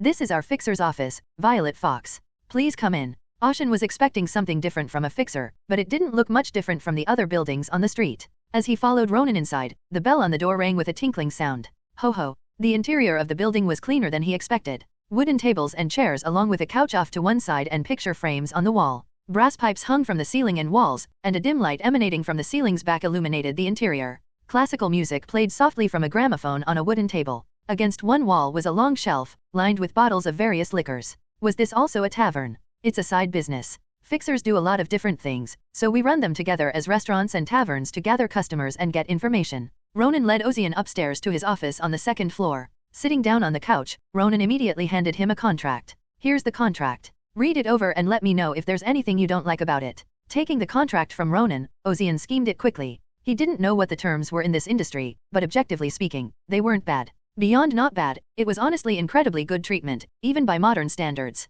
Oh, and I need to write down your specialties, Mr. Ozian, and I was wondering if you could tell me what you're good at, because I'll need it later when I'm trying to get you work. Ozian looked away from the contract and said, "My specialty is swordsmanship, that's all you need to know." So you're saying that you are a swordsman? Yep. You've seen me. I have. In that case, may I ask what you did before this? I'll leave that part blank if you don't mind. You don't have to. I was a wandering knight before that. Ronan started to say something, then nodded in understanding. I see. That's the concept. Ozian was sincere, but Ronan didn't see it that way. A knight. It's certainly not a bad concept. Ronan tried to understand Ozian. He couldn't help but notice that he was carrying a sword that was out of date. Once gunpowder was developed and guns and cannons came along, there were no more swordsmen in the world. No. They existed, but they were few and far between. No matter how hard you trained with your sword, you could still be killed by a bullet fired by someone who had never held a gun before. Swinging a sword was a futile endeavor in a world where aiming was effortless, and bringing down an enemy was a snap of the fingers. Nevertheless, calling oneself a knight was an act that could not be done without romance or conviction. I suppose it's because he's a mutant. Mutants with enhanced physical abilities did not need to conceal their weapons. Their superior physical abilities were their weapons. What would be the point if you could see a flying bullet with your own eyes and cut it with a sword? So your specialty is swordsmanship. This will definitely work. Not a bad way to make a name for yourself as a swordsman. The fixer industry is a world of pure meritocracy, where status doesn't matter. The golden city of Tirna is a place where even a street beggar can make $1 billion if given the chance. As a result, the competition for fixers was fierce. On the contrary, Ozian's concept had the advantage of scarcity. There are a lot of people who did it in the first place, but if their specialty is swordsmanship, they tend to be quiet. The advent of guns may have eliminated knights, but that didn't mean there weren't still people who used cold weapons. Tirna was full of humans who preferred swords because they couldn't handle guns, or who modified cold weapons and combined them with guns to create bizarre weapons. In that sense, the sight of Ozian wearing armor and wielding an ordinary sword was rare in another sense. I see, then I'll list your specialty as swordsmanship. Ronan said so, but also wrote down body enhancement mutant. So, when do I start working? That's up to you, Mr. Ozian. You can tell me when you'd like to start taking orders, and I'll make arrangements accordingly. Freedom. I'm pretty comfortable with that. That's one of the great things about our industry, of course, provided you're good enough, but I think you're good enough that you'll be able to pick and choose when you want. You're too flattering, Ozian said grimly. He couldn't help but think that Ronan had said it on purpose, to keep him afloat. Ronan, who was actually sincere, assumed Ozian was embarrassed and continued the conversation casually. So, when would you like to begin? You've only been in Tirna for a short time, so I don't think it would be a bad idea to wait 2 or 3 more days before deciding. Ozian shook his head. No, I'll do it right now. Right now, Ronan repeated, intrigued by the unexpected answer. Yep. I don't know what I'd do with a day off anyway, not having a place to live. Well, our office doubles as a hostel, so you'll be comfortable for a few days. Well, I'd rather familiarize myself with the city as soon as possible than lie around. Besides, my hands are cramping up from all the warming up. Ozian muttered, clenching and unclenching his right hand. It might seem like a strange thing to say at first glance, but he meant it. Maybe it's my nature, but I feel like I'm itching to wield a sword right now. Originally, as a socialite, he was not a very active person. After work, he always returned to his house, and his hobbies were limited to gaming. This was the first time he'd actually felt his body itching to move. Not bad. He was in a knight's body that needed to eat a lot and move a lot, but Ozian didn't really think it was bad. Perhaps he had come to terms with it, or perhaps his soul was adjusting to this knightly body. Whatever it was, his task now was set. So, do you have any requests for me right now? Ronan asked, not expecting much, but Ozian stared at him wordlessly, then pulled a briefcase from his desk drawer. This is what Mr. Ozian wants. You're prepared? Basically, when a fixer's office receives such a request, it's common for them to let it sit until a taker comes along. Mr. Ozian wanted it, and it came in at the right time, so I just pulled it out. Ozian unsealed the envelope and examined its contents. It was a vague sense of being able to communicate since coming to this world, but Ozian could read unfamiliar characters with ease. Thinking to himself that he was comfortable with this, he read on. When he reached the end, he looked up and spoke. It's about the extermination of gangs. The content written in the request was to suppress gangs. Ozian naturally thought back to the day he first came here. He remembered taking down gangsters with a single sword amidst a hail of bullets. Looking back on it, taking down gangs was a piece of cake for him now. It'll be a light warm-up, I suppose. I haven't gotten anything better yet, so this will have to do for today.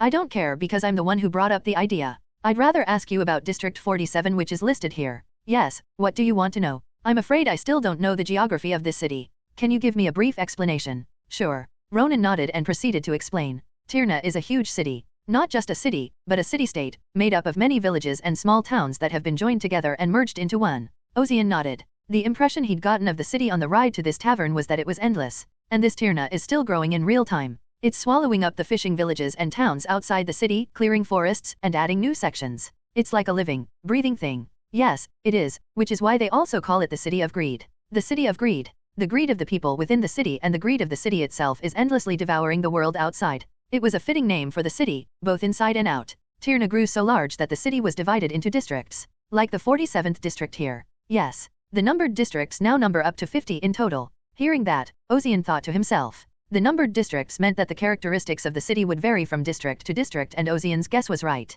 Basically, the lower the number of a district in Tirna, the better off you are. Conversely, a higher number means. Sounds like trouble. You said there are districts up to the 50s, so District 47 must be a pretty seedy place. Yes. It's full of day laborers trying to make ends meet, and back alley hoodlums and gangs. Districts 1 to 10 are the core of the city. It was literally the yolk of the city. The further away from the center you went, the higher the numbers and the worse the security. Unsurprisingly, after the 40s, were the city's outskirts. This meant undeveloped, off-the-beaten-path, run-down, and abandoned neighborhoods. And I recommend you take this with you when you go. With that, Ronan held out a purple, hovering card. What is this? It's a pass. Access pass. As you've probably realized now that you're in Tirna, Mr. Ozian, Tirna is a really big city. Yes, it's so big that some areas are off limits to people. Ozian nodded. It was not uncommon, even in the 21st century, to separate the well-to-do from the less fortunate. Of course, some areas you can't even enter without a pass. It's a form of identification. Fixers often travel to different parts of the city. Naturally, these passes are essential.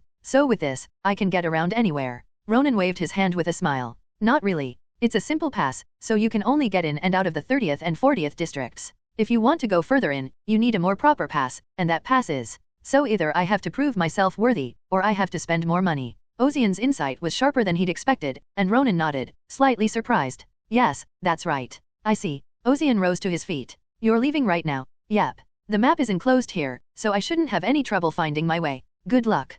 Thanks. Ozian smirked and left the office. Asterisk. Ozian followed the map down the street. When he reached the border of the district, he could see a huge barrier towering over him. A brass wall, over 20 meters high, dividing the city into sections. The entrance was guarded by guards. This doesn't look like the game. In the game, the soldiers wore polished silver armor and carried spears and shields. But the men in front of him were different. Their basic outfit was a blue uniform. Yellow masks that resembled gas masks were worn over their mouths, and large rifles were gripped in two tattered leather-gloved hands. Halt. Credentials. The officer who spotted Ozian asked, blocking his way. His voice sounded intimidating through his gas mask. Ozian casually pulled his pass out of his coat pocket and handed it to the officer. The officer looked at the pass and then handed it back to Ozian, his gaze on his waistband. What's that at your waist? A sword. The officer drew his eyebrows together and glared at Ozian. The way he spoke, the way he carried himself, but also the sword at his waist was not normal. I knew the fixers were a weird bunch, but there wasn't really a problem because he had an entry pass, and there was nothing I couldn't find fault with, but Ozian's tone was enough to offend him.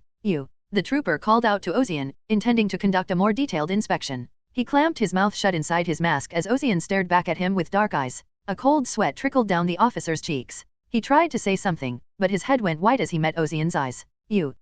His voice trembled as he tried to stammer out something. Hey, what's going on? Someone approached, perhaps picking up on the strange atmosphere. The officer's eyes widened as he saw the person coming toward him, and he saluted. Warden. At the sound of the word warden, Ozian turned to look at him curiously. It was a white-haired woman in a blue uniform, but unlike the others, she didn't have a gas mask over her mouth, nor was she carrying a weapon. This made him realize that she was no ordinary person. In a place where everyone else carried weapons, a bare-handed woman couldn't be normal. The woman who was called warden looked back and forth between Ozian and the soldier, and her red lips parted. What is it? She asked. That.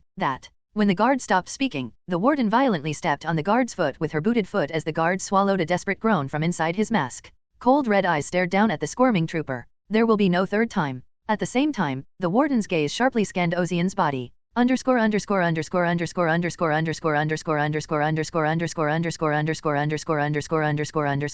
The Major General's displeasure at the situation was palpable as the guard broke out in a cold sweat and pleaded desperately. This guy didn't comply with the inspection properly. Didn't submit to the inspection. Look, he's openly carrying a strange object by his side. The Major General's gaze fell on the sword at Ozian's waist. It was a pure sword without any decoration. Her piercing red eyes scanned Ozian's face with curiosity. Who are you? Ozian. Ozian? What do you do? Fixer. He was just a new recruit, but Ozian didn't bother answering that question. The Major General's frown deepened at the word fixer. Just looking at his face, he appears to be a young master from a noble family, but he carries a sword at his side and his profession is fixer. Do you really use that sword? Ozian narrowed his eyes at the question. His knightly body took offense to the Major General's provocative words. No. Be patient, wanderer knight in me. Ozian managed to keep his cool. No matter how he looked at the other person, she seemed to be a person of high status beyond the person in charge of this place. If he had to guess, she was probably a high-ranking police officer in the city, and nothing good could come of arguing with such a person. So let's be as polite as possible, Ozian said, knowing better than to pick a fight. Are there any idiots who carry weapons they don't use? What? Ozian felt sick at the words that came out of his mouth. But the knight's body, once ignited, made no attempt to hide his displeasure. If you're really curious, I can show you here. The Major General's expression twisted subtly. She wasn't angry, but rather, she was surprised that a fixer could look at her and not freak out. Bluffing? But I can tell by the look in his eyes that he's not bluffing. It's not a bluff, nor is he trying to deceive them. The man in front of her, Ozian, seemed genuinely and sincerely comfortable with his sword skills. Moreover, his authoritative voice clearly showed that he believed in it. The Major General couldn't quite put her finger on the sensation that had just pierced her instincts like a needle in a haystack. Rather, it was the guardsman who had first argued with Ozian that enraged him. How dare you, you arrogant little fixer. The soldier couldn't bear to see the Major General, whom he sincerely respected, treated with such disdain. It was half a calculated move to impress her. He pulled a black trident from his waistband and held it. Bastards like you need to be beaten to wake up. With that, he swung the trident at Ozian's head. It happened before the Major General had time to stop it, but immediately afterward, something amazing happened. The other guards didn't see it, but the Major General did. Before the trident could reach his head, Ozian had drawn his sword with his right hand and cut it off. It happened in the split second it took for the soldier to swing his arm. The soldier's eyes widened as he realized that the trident he was swinging had been cut into thirds and fell to the ground. He didn't understand what had happened to his weapon. What the hell? A moment of panic for the weapon. Boom! Sparks flew in front of his eyes. He realized in hindsight that the sparks were caused by the collision between Ozian's sword and the Major General's metal boots. The Major General had stretched out her long legs and blocked the sword as it fell toward the officer's face. Ozian stared at her in surprise. Upon closer inspection, he realized that the soles of her boots were made of hard metal. The Major General opened her mouth. Enough. Her red eyes were fixed on him, unable to leave, and under that stare, Ozian stood, held his position, then spoke up. I think I've proven this much, right? Yes. I see. Let's leave it at that. I apologize for my subordinate's rudeness. Major General, what the hell are you talking about? The guard was puzzled that the Major was the first to apologize. The Major glared at him. Shut up. The way he said it with his eyes made him freeze. Ozian put his sword away, and the Major General lowered her leg. And I'll ask you again. What is your name? Ozian. Didn't I answer just a moment ago? You did. My name is Alencia Hare. I'm the boss of this little bastard here, and the city's enforcer. The enforcer? Ozian had never heard the name enforcer before, so he didn't react much, but the other soldiers, including the Major General, were surprised at his lack of response. To see an enforcer in Tirna and not be terrified. No, judging from the way he swung his sword just now, he must have been confident in his abilities. A man of his caliber is a mere fixer. Even Alencia didn't know everything about this city, but she still prided herself on knowing more than others. Besides, just a moment ago, he followed my movements with his eyes. Major General Alencia thought about it, then shook her head. She moved aside and said, You may leave now. Ozian stared at her for a moment as she graciously dismissed him, then turned on his heel. Before leaving the checkpoint, Ozian glanced back and said, I didn't mean to kill him in the first place. With those words, he was out of sight of the checkpoint. As he walked away, the officer gritted his teeth inside his gas mask. Major General, why did you let that insolent man leave? Noisy. Major General. Stupid bastard. You still don't know why I let him go. The Major's pitying gaze left the soldier speechless. Even if she was strict with his subordinates, she didn't give them such a blatant glare. At that moment, Major General Alencia's expression changed from a pitying gaze to one of surprise and horror. What is it? What's wrong with her? The guard was about to say something when he realized that his mouth was empty. What? He realized in hindsight that his gas mask had been cut in half and his eyes widened. You see, if I hadn't stopped him, you would have been dead. This can't be. How? You fool. How can you still call yourself a soldier of Tirna? You'll be disciplined. Why? Because you don't know the reason why. With that, Alencia turned and walked away. She thought back to Ozian she had just confronted. I thought I definitely blocked it properly. Alencia had indeed blocked Ozian's blade, but her subordinate's mask had been cleanly sliced off, cutting a metal mask with just the after effects of swinging a sword. I've never heard of someone with that level of skill. Alencia was just as puzzled, if not more so. I wonder what would have happened if we'd stayed there and fought. If she fought Ozian as an enforcer, would she be able to subdue him, or more importantly, would she be able to overcome him? It wasn't impossible, if she used the arcane power only given to executors. But Alencia sensed that, just as she had hidden her power, Ozian was hiding something. Ozian. I'll have to remember him. Alencia thought that maybe something big is about to happen. Asterisk. District 47 is completely deserted. Even in broad daylight, I finally made it to the place, which was dingy with no light from the narrow and high alleyways. It was a bit of a hike, but no big deal. Let's see. First of all, the request itself said to clean up the gangs in the 47th district. The request was detailed, and I'd gotten all the information I needed on the way. A gang is a group of criminals who have grown up in the darkness of a city. In the game, there are gangs in every city. The difference was that they were armed with daggers and clubs in the game, but here they were armed with guns. A gang called the Black Snakes took over the 47th district, and they quickly grew in power, extorting money from people and even going after businesses. The 47th district is the most direct access to the outside of Tirna. It was a place that served as a kind of pass-through, but it was not well policed. There were plenty of other neighborhoods that led to the outside of the city, and the city didn't see the need to specialize in 47th district. If it's this underdeveloped, touching it would actually be a waste of money. There were police officers in the 47th district, but they were either paid off or just pretending to work. That's why gangs like the Black Snakes thrive.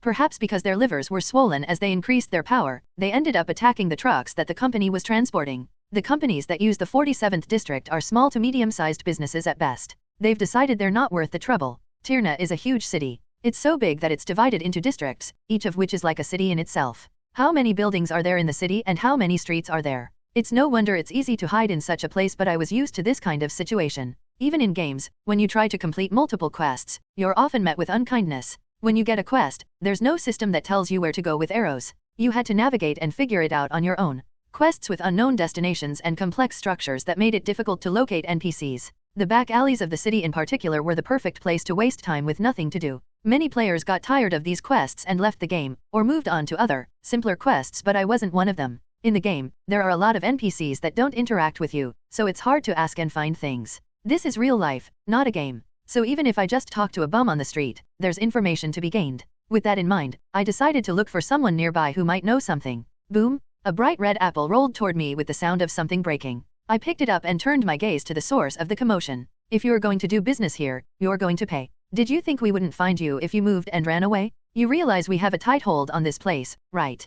Hey, what are you doing? Smash it. 5 burly men, who looked like thugs to me, were persecuting the fruit vendor. They kicked over the stall and trampled on the fruit as it rolled across the floor. She tried to resist, but she was no match for them. One of the taller men gave her a strong shove and she fell to the ground. I looked around and saw that some passers-by had gone on their way without intervening. At least this wasn't the first time this had happened. Yeah, there must be people in the demolition industry in this world. I tossed the apple in my hand, caught it, and threw it at the bully. Pow! The apple flew straight and smashed into the temple of the one who seemed to be the leader of the 5. Who the fuck are you? The scruffy-looking guy whirled around and made eye contact with me, his face contorting. Is that you? Yep. I threw it. The guys giggled and snorted at my answer, then slowly approached me. Hey, bro. You look like you're wearing nice clothes, so why the fuck are you in someone else's business? Huh. Let me ask you something else. What's with this asshole's tone of voice? From the way you just talked, you guys seem to know the geography of this place. Can I ask you for directions? At my question, the 4 thugs looked at each other and burst out laughing. The only one who didn't laugh was the one who got the apple and glared at me. I nodded, realizing that even if he knew, he would never tell me. It's okay. You don't have to tell me right now. There's no point in wielding a sword against these guys, so I curled my fist lightly into a ball. I wasn't expecting to hear it right now. Underscore underscore underscore underscore underscore underscore underscore underscore underscore underscore underscore underscore underscore underscore underscore underscore. The thugs were growing increasingly irritated by Ozian's words. They had planned to drive him away, but now that he was so blatant about it, they were planning on taking proper care of him. Especially the one who was slapped with the apple was snorting and already clenching his fists. Now that he'd pissed off the most unobtrusive guy, he was in trouble. Hey, don't get in the way. I'm going to fuck that asshole. The thug stomped off toward Ozian. 1 punch and you're dead. With those words, a fist was thrown toward Ozian's abdomen, but the punch didn't quite reach its target. Ozian reaches out with a light hand and catches it. I'd like to return the favor. What? Don't get knocked out by 1 punch, or I won't be any fun. What? He was about to say that when a searing pain in his abdomen forced him to gag. Ozian had just reached out with a light fist and punched him in the stomach. The gangster's body was bent in a straight line and eventually folded in half. His wide-open eyes looked like they were about to pop out at any moment. The giant flew several meters, skidded across the floor, and slammed into the wall of the building. What? After all that talk, you can't even take a single shot. Even though Ozian thought he'd hit him with a bit of force, the bastard was still on the ground, drooling profusely. The disparity in their physical specs meant that what he thought was a light punch was too strong. All the passers-by around him who were nervous that Ozian might be hit were taken aback. It was the same with the other thugs who had been struck by their companion. Ozian's eyes turned to the 4 remaining thugs. The thugs flinched, but then they realized that there were 4 of them, and they gained courage. Don't be silly, he's all alone. All at once. The thugs exchanged glances and surrounded Ozian, encircling him, but Ozian hadn't moved from his spot. Of the 4, the one behind him moved. He kicked him in the back when he didn't turn around. Ozian dodged the kick as if he had eyes in the back of his head, and instead grabbed his leg. Ozian grabbed his leg and swung it like a blunt instrument. Quajic? The 2 thugs who had been lunging at him from the side collided together and hit the ground. Immediately afterward, one of them swung the gourd he had brought with him. Ozian lightly extended his arm. His fist shattered the gourd into pieces. This. Bam! The thug's nose snapped down, and his bloody teeth fell out. The last of them pulled a knife from his waistband and stabbed at Ozian, and Ozian quickly retracted his outstretched fist. Then, slowly, he punched again at a speed visible to the other person's eyes. Asshole. The knife-wielding thug smiled and brought the knife into the path of Ozian's fist. If he continued to punch, his hand would be cut off by itself, but the moment Ozian's fist and the knife met, Chang-gang? The knife shattered into pieces and scattered. The thug who had lowered the knife doubted his eyes. His bare fist was supposed to be spattered with blood, but the result was quite the opposite. The thug was devastated by the shards of the broken knife, but Ozian's fist was not. Boom! It was a light blow from Ozian's point of view, but to the attacker, it felt like a truck had driven right into him. The thug finally couldn't take the pain anymore and begged Ozian. I'll tell you, please don't kill me. That depends on what you say. Ozian glared at him and the thug's complexion turned pale. Asterisk. Jacob Jellin, leader of the Black Snakes, was a veteran, a stranger from outside the city. His dishonorable discharge from the army left him ineligible for a veteran's pension, and he struggled to find a decent job in the city. Rumors about him had spread, businesses were reluctant to hire him, and Jacob's options for survival were limited. Looting and killing. One by one, Jacob picked off the smaller organizations in the 47th district. These backstreet gangs were nothing more than a bunch of pretentious bullies. It wasn't hard to dismantle one organization after another and regroup. Once he'd established his own faction, Jacob scouted out the neighborhood and raided the trucks coming and going at dawn. In this way, Jacob and his men made a lucrative profit and grew their ranks. At this rate, Black Snake would be on its way to becoming a mid-level gang. Boss, is this okay? What do you mean? Jacob's subordinate spoke up from his office, his voice gravelly. What if we keep doing this and they send someone? I heard they're scared and might send a professional fixer. Jacob glared at his subordinate for being so stupid. He wanted to curse and slap him, but he was the leader of the organization, so he exercised as much restraint as he could. Don't worry about it. There's no way the fixers are going to come to this backwater anyway. The companies we've robbed aren't that big, and they don't have the money to hire people. The only businesses that come through the 47th district are small to medium-sized businesses. The real businesses don't set foot in the bad neighborhoods in the first place. So even if they did, they wouldn't be tracked down. Even if they did hire mercenaries or fixers, they were confident they could get away with it. I don't think any of those assholes are worth the money anyway. Jacob was a soldier who had seen some action, and he took pride in his skills. He was confident that no matter who they were no match for him in this alleyway. He was about to explain that it was okay to keep doing this for a while. Boom! Something loud crashed downstairs in the building. Jacob frowned. Some crazy asshole is, hey, go check it out. Jacob flicked a glance at his men and they scurried downstairs. In other districts, they might not have been able to keep their heads up, but in the 47th district, they had a good head on their shoulders. No matter who he fought, he'd take them down quickly. Jacob figured he'd take a look at the honeycomb skulls of the corpses later. Pow, tat tat tang, ah! The noise from downstairs grew louder. Gunshots and screams. Tables being knocked over and things flying and hitting dull thuds. Jacob frowned at the way the fight, which he'd thought would be over in an instant, had gone on so long. Something's wrong, are there more of them than I thought? Maybe the bastards he'd driven out when he'd established himself here had joined forces. If any of these sons of bitches dare to bite anyone, I'll kill them all. Jacob drew his revolver from his waistband and slowly made his way down the stairs. With his soldier's alertness cranked up to the max, Jacob doubted his eyes as he took in the scene on the first floor. What the hell? The first floor was a mess. Bullet holes in the walls, shattered tables, splattered red blood and broken glasses. The men lying on the floor, not breathing, were his men who had just gone down. What surprised Jacob the most was that it wasn't a group that had created this scene, but just one man. Are you, Jacob? The dark-haired man standing at the center of the carnage looked at Jacob and asked. He knows my name. Jacob realizes that the man in front of him has come for him. Are there any other colleagues around? No. So he's a lone wolf? The moment he realized that, Jacob pulled the trigger. Bang! The target is the man's vital point. The double tap, a marksmanship trick he'd learned in the military, unfolded sharply, without missing a beat. Double tap is not just a technique of firing 2 shots quickly. It's a skill that requires everything from the grip on the gun, to the stance to withstand the recoil, to the trigger reset. It was also evidence that Jacob had been shooting this firearm for a very long time, and a lot. But the reaction of the man holding the sword far exceeded Jacob's expectations. Ting, ting, he swung his sword around to deflect the incoming bullet. You know how to shoot quite well. The dark-haired man, Ozian, admired Jacob's marksmanship. Jacob fired 2 shots in quick succession, controlling the gun's base of motion with pinpoint accuracy. It was obvious that he had been properly trained, unlike the other men who were just firing away without even opening their eyes. Jacob, on the other hand, squinted in disbelief. Holy shit, you can deflect bullets with a sword.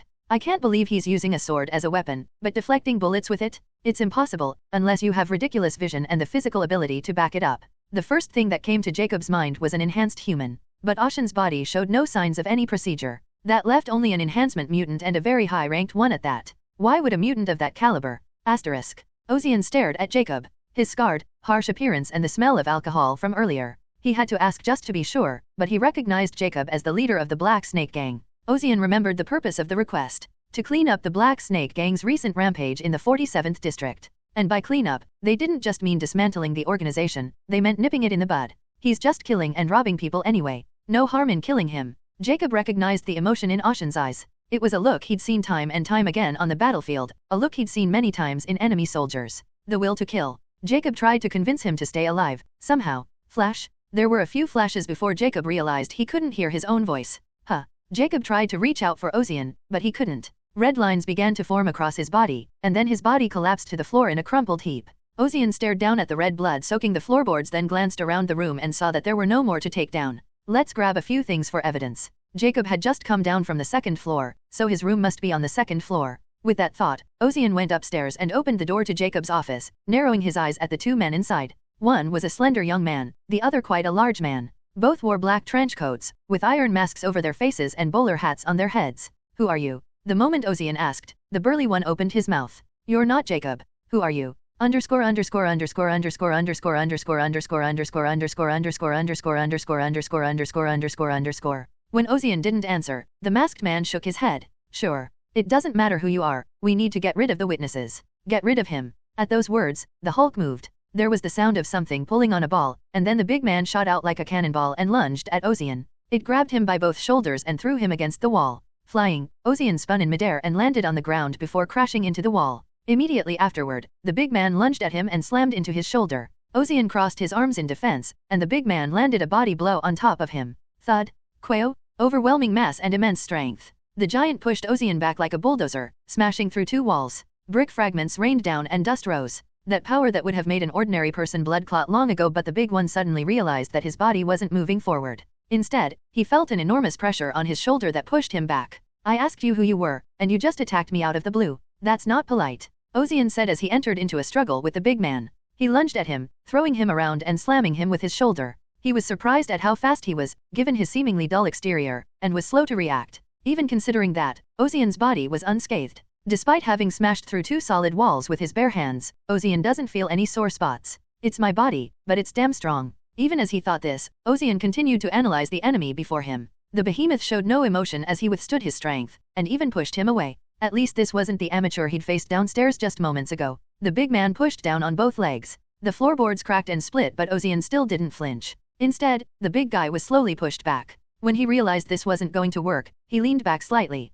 Ozian resisted the push, and for a split second, he lost his balance. His skill was too immature for such a powerful body, and the gap was exploited by the big man. A fist the size of an adult male's head shot like a cannonball toward Ozian's face. It was a piercing straight that should have popped his head open like a watermelon, but Ozian regained his balance with incredible speed, dodging the punch with a slight tilt of his head to the side. He spun his body backward. With both hands, he grabbed the big man's outstretched fist over his shoulder and slammed it into the ground. Kwang! The big man took his full weight on his back, but there was no groan from behind the mask. Ozian's eyes shone with interest. This thing was stronger than he'd thought. Let's see how much longer you can hold out. Ozian slammed his fist into the fallen giant's face. He wanted to remove the smug mask first, but Ozian's outstretched fist was caught by a hand the size of a pot lid.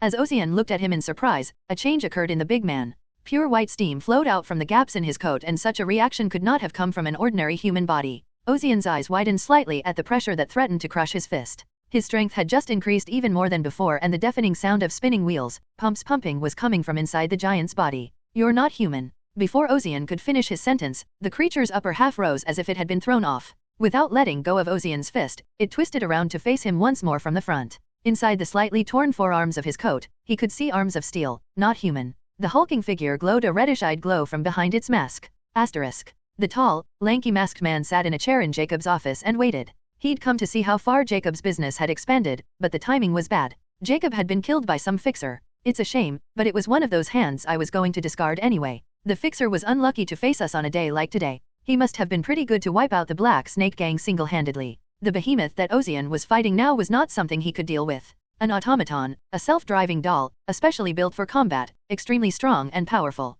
There was no way a single fixer could take on an automaton that could single-handedly take out several gangs. Just as he was thinking that, he heard a series of thuds coming from beyond the broken wall. At least that fixer has some ability. He's holding up pretty well. But only for a moment. Soon the noise from the other side of the wall subsided. Finished. Now the automaton will appear before him, carrying his mangled corpse. Just as he thought that, something flew from beyond the broken wall. Boom! What he thought was a corpse was, to his surprise, was the automaton he had brought with him. With one of its arms torn off, the automaton scrambled to its feet, unable to keep its balance. The masked man's gaze shifted from the automaton to the broken wall beyond. There, Ozian slowly emerged, clutching the automaton's forearm. Ozian slung the detached forearm over his shoulder and stared at the masked man with a cold gaze. The masked man felt goosebumps rise on his skin beneath his coat. Tearing off a battle automaton's forearm so easily. Besides, judging from the state of the automaton, it was obvious that it had used at least level 3 power, and yet, Ozian didn't have a single wound. Is that all? Ozian pointed his forearm at the masked man, and the masked man slowly rose from his seat in response.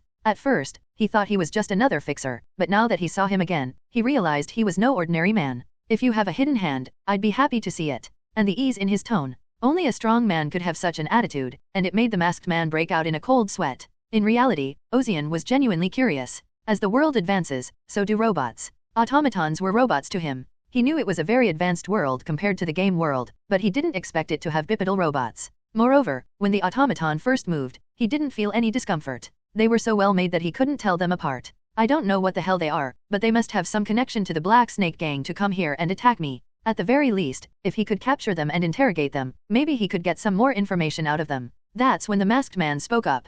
We stand down. As he spoke, the automaton slowly backed away and stood beside the masked man. Ozian glared at the masked man in disbelief. Do you think I'll let you go if you come now and say you're leaving? The masked man didn't answer. Instead, he snapped his fingers. At that moment, the automaton's forearm in Ozian's grasp exploded with a loud bang. A cloud of white steam rose and filled the room. The masked man turned away from the explosion and climbed onto the automaton's remaining intact arm. The automaton leapt to the roof of the building, shattering the glass windows. One human and one automaton disappeared into the city's steam in a matter of seconds. The steam in the room slowly subsided. Ozian clicked his tongue as he looked at the shattered window and the two missing beings. He couldn't believe the arm itself had the ability to explode. I didn't smell gunpowder, so I must have been caught off guard. He had detonated a compressed vapor capsule embedded inside his forearm. The expanding water vapor itself acted as a kind of bomb and it was powerful. The shards of the shattered steel forearm became projectiles in their own right, blasting the surrounding area with the pressure of the explosion. It was reminiscent of a claymore, tearing through everything within a certain range, but Ozian's body was unscathed and his hand still clutched his sword.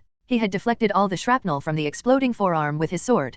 As if to prove it, the wall behind his back was clean of shrapnel. The shredded scene around him seemed alien. Ozian reached for something to use as proof, but gave up when he saw the wide-open vault was empty. Whatever the masked man was doing, he'd already taken all the evidence against them. I don't see the point in bothering with him, since my request was to take down the Black Snake gang anyway. It wasn't a pleasant feeling to realize that something was behind this. The city was so large that it wasn't surprising that there were all sorts of organizations running things. Ozian sheathed his sword at his waist and stepped outside of the gang's lair. Kikik, kikik, chirp. White steam rose from the alleyways, accompanied by the whirring of machinery. Ozian's vision contrasted the city alleyways of his past game with what he was seeing now. It was an alien sight, no matter how many times he saw it. He finished the request and started to turn back, but stopped in his tracks. Turning, Ozian stared out over the steamy rooftops of the building. Asterisk. What is it? The Watcher, his eyes on the scope, doubted his own eyes when Ozian turned this way. He's been looking this way? Have we been spotted? No, that can't be. The distance between him and Ozian is more than 200 meters.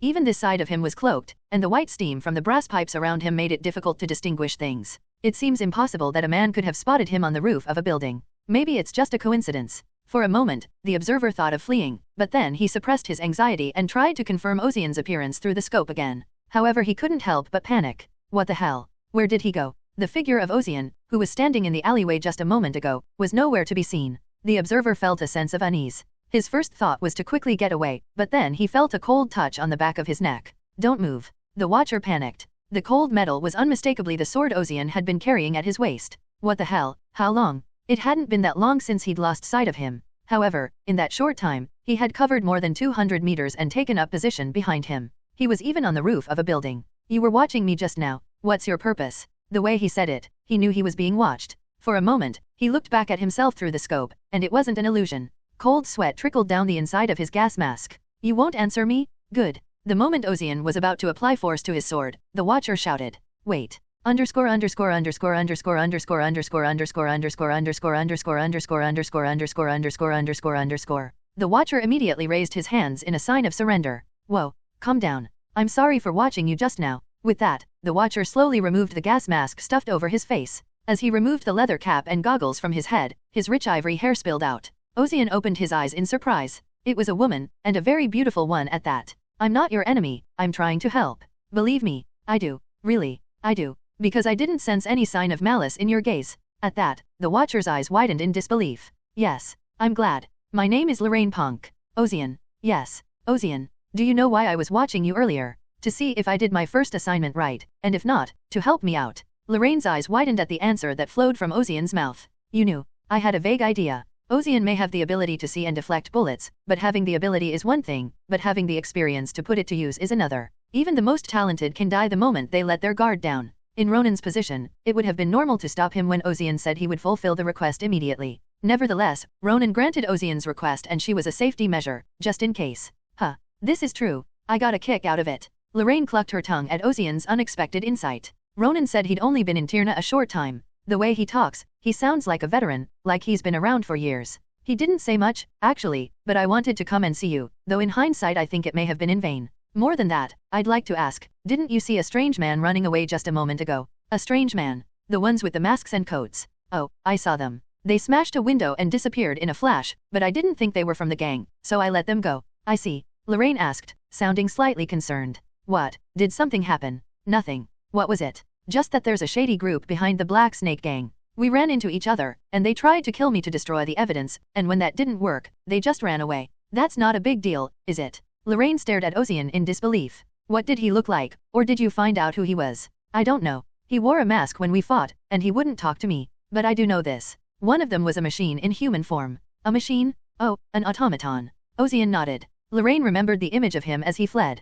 The hulking creature had scampered across the roof of the building like a zoo monkey, which made sense if it was an automaton. Wait a minute. Didn't he have one arm missing? I took it off. I gave it a little force and it broke. I can't really tell because I wasn't looking closely, but he didn't look like an ordinary automaton, did he? I've never seen an automaton before, but it looked normal. Except for the arm that was detached and exploded separately. That's no ordinary automaton. Even as she muttered that, Lorraine scanned Ozian's form from top to bottom. There was no sign of the explosion anywhere on his immaculately dressed attire, but he wouldn't be lying since she had heard the explosion. A detached arm exploding, that's not the kind of thing you'd expect from an automaton. It's probably a specialty product that's been painstakingly crafted. It's amazing that Ozian was able to defeat it, but how did he survive the explosion? Lorraine gritted her teeth. Ronan, you lunatic, who are you to tell me I need to cover for someone who doesn't need it in the first place? In fact, Ronan stopped Lorraine from going, and it was Lorraine who came on her own, but she blamed Ronan. Ronan would have been furious if he had heard. Of course, Lorraine was eager to meet the newcomer to Violet Fox. No matter what anyone says, isn't that the person Ronan personally went to and proposed recruiting? Ronan always narrows his eyes and never loses his smile, so he looks kind of grumpy, but she had to admit that he's a man of discernment. She thought the newcomer must be pretty good and talented since he's a newcomer that Ronan cares about quite a bit. Wait, what about the Black Snake gang inside? They're all taken care of. Oh, yeah, I see. She wasn't surprised anymore. Ronan had told her before I came here. He said this new guy, Ozian, could parry a bullet with a sword. Judging by the way he'd noticed her watching from the rooftop, he wasn't lying. Are all mutants like this? Lorraine had met a few mutants herself, and fought some as enemies, but none of them, at least in her memory, had been as agile and perceptive as Ozian. Anyway, this is more troubling than that. I can't believe there are strange people involved in this. Does that mean we're in danger? We'll be fine, but we'll have to be careful. Do you have any idea who they are? No. It's not that we don't know, it's just that there are so many suspects, we don't know exactly who they are. Lorraine said, retrieving the sniper rifle she had set up. There are many different organizations in Tyrna since there are so many talented people. As for the guys who control the gang behind the scenes using special automatons, surprisingly, I can't count them all with 2 hands. Hearing that, Ozian realized just how big this city was. To be faced with such people on his first job, he didn't know if he was lucky or unlucky. I guess so. Anyway, since I've successfully completed the request, I'll go ahead and leave. Okay, thank you. Lorraine nodded hesitantly at Ozian's words. She didn't say anything about how she's his senior in the industry and what's with your weird way of speaking. In this industry, the strongest person was the senior. Oh, and by the way, Lorraine shivered involuntarily. Ozian smirked at the sight of her, then pointed at her waist with his chin. The one at your waist. I commend you for your judgment in not pulling it out. With that, Ozian darted off down the alleyway. Left alone, Lorraine was at a loss for words for a moment at Ozian's point. Did he notice that? A moment ago, when Ozian appeared behind her, Lorraine let go of the sniper rifle and went straight for the gun in the holster at her waist, but what kept her from pulling it was purely instinct that ran through her mind. If I draw my gun here, at least one of my arms will go flying. Lorraine took her hand off the gun at that moment and immediately signaled her intention to surrender. It turned out to be the right call. He couldn't even see it from that angle, so how could he? Lorraine was wearing a camouflage poncho. Obviously, there was no way Ozian could have spotted her drawing a gun from his position. But the fact that Ozian had noticed it meant that his senses were sharper than Lorraine had expected. Lorraine was glad she'd trusted her instincts, but she couldn't stop her expression from hardening. I lost my respect as a senior. Lorraine let out a small sigh. I was so happy to hear that a newcomer had joined us, but now I'm going to be treated like a child. Asterisk. After dealing with the gang, Ozian immediately returned to the Violet Fox. Ronan, who was waiting in the lobby on the first floor, saw him and greeted him happily. I can't believe you finished so quickly. Well, by the looks of it, you knew I was coming. Haha. Of course not, I just happened to be taking a break on the first floor. Ozian snorted at that. Who the hell would believe such nonsense? It's true. Ronan was frustrated. Why couldn't people believe him when he told them the truth? Then that lady wasn't sent by you either. I see you've met Ms. Lorraine. Originally, I was going to stop her, but when she heard that there was a newcomer, she got carried away. Ozian recalled the way Lorraine had looked at him awkwardly. She had prepared well, so it wasn't like someone had forced her to come. She really wanted to look good in a crisis as a senior. The problem was that she'd been caught hiding and watching instead of helping, which is not something that would normally be embarrassing for either party. Come to think of it, there must be other fixers here besides me. Yes, of course. There aren't many of them, but there are some very good ones.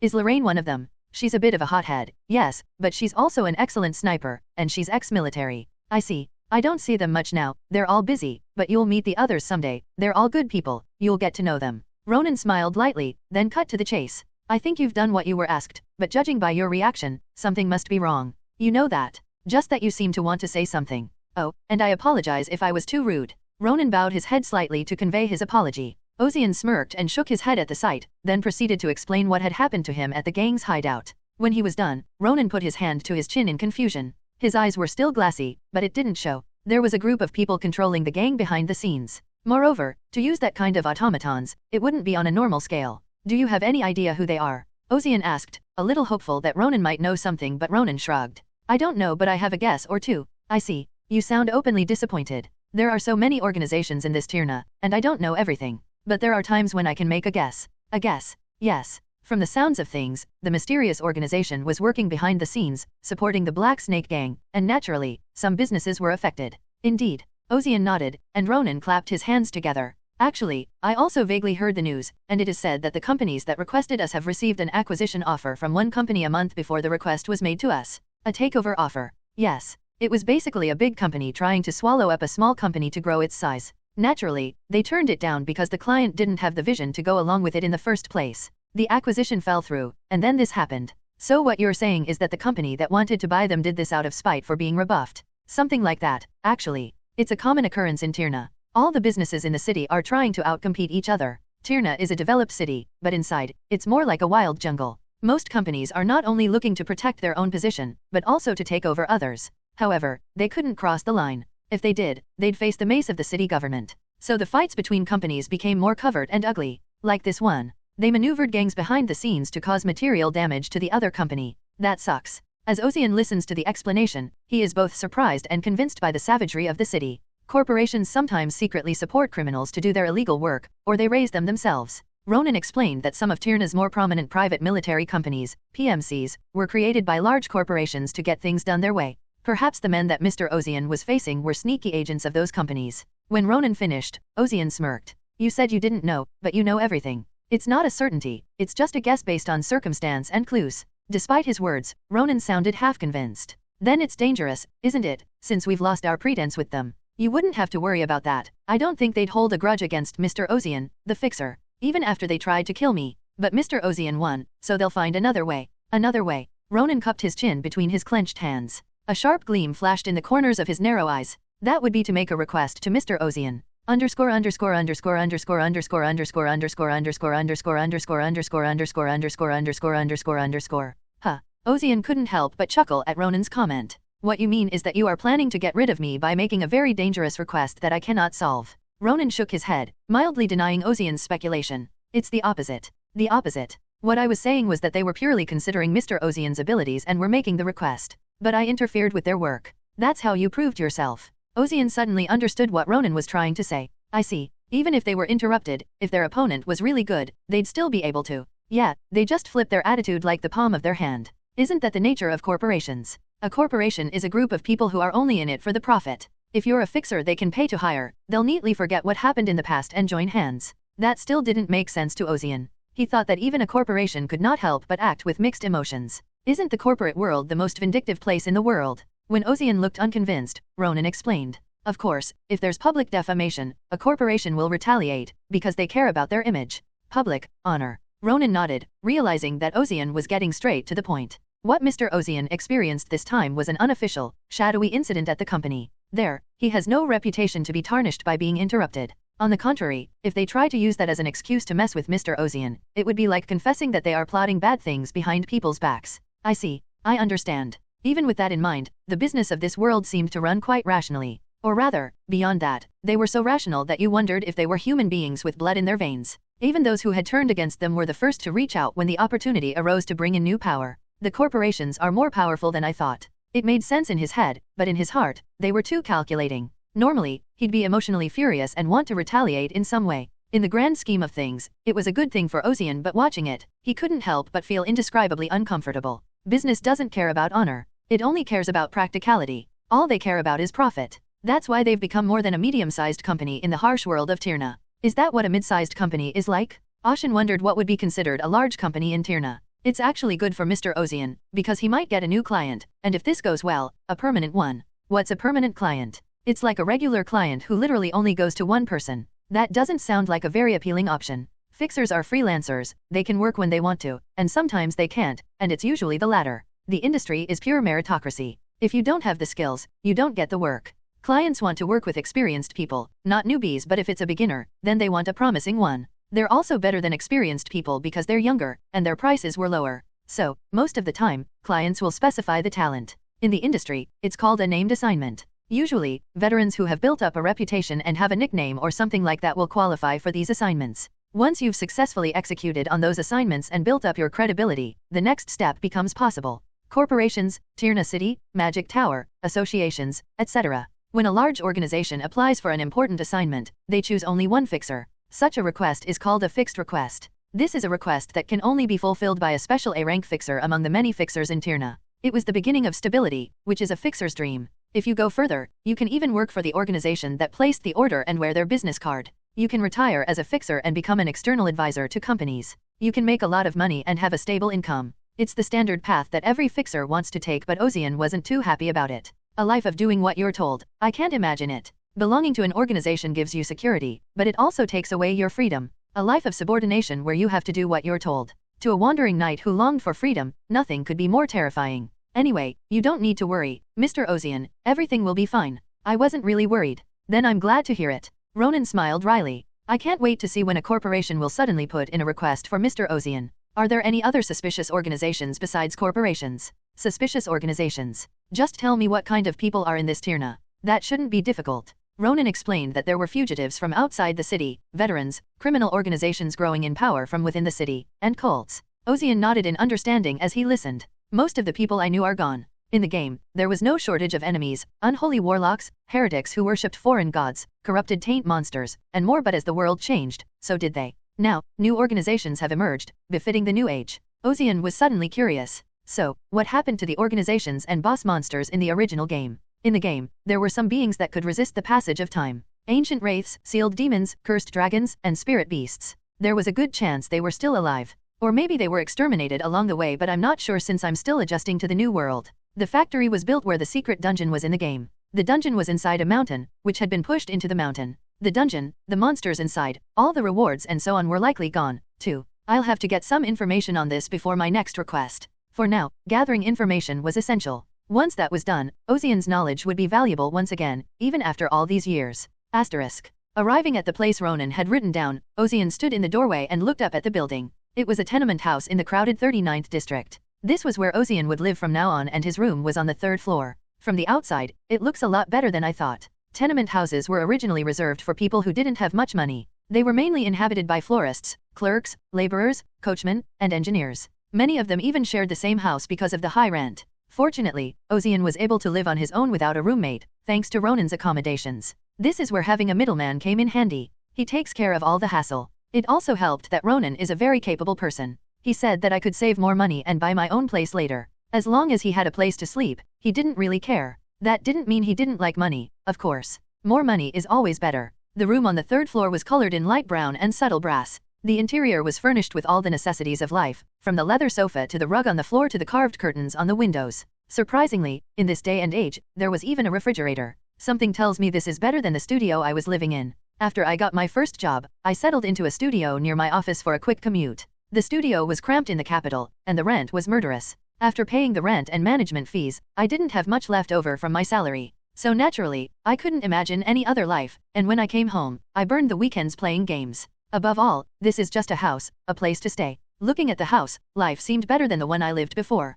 I've definitely thought about going back. Ozian wondered what he would do if he did go back. He would go back to work, do his job, and drag his exhausted body back to his cramped one-room apartment. With no family or friends, why would he go back to such a monotonous and stifling life? I don't know. Ozian sat down on a seat with a decent view of the window and opened the book he had brought with him. He had borrowed it from Ronan, and it was a history of this world. I used to read descriptions of miscellaneous items like this in-game. In the game, the books you could pick up sometimes only had 2 or 3 pages of text, but here I could see the entire book. Seeing this makes me feel very real that this world is real. Ozian immediately opened the book and read it. I don't know if it's a perk of being possessed by this world, but it's easy to read even if it's an unfamiliar language. How much time has passed since the original ending, and what has happened since then? The big events definitely needed to be cemented in my mind.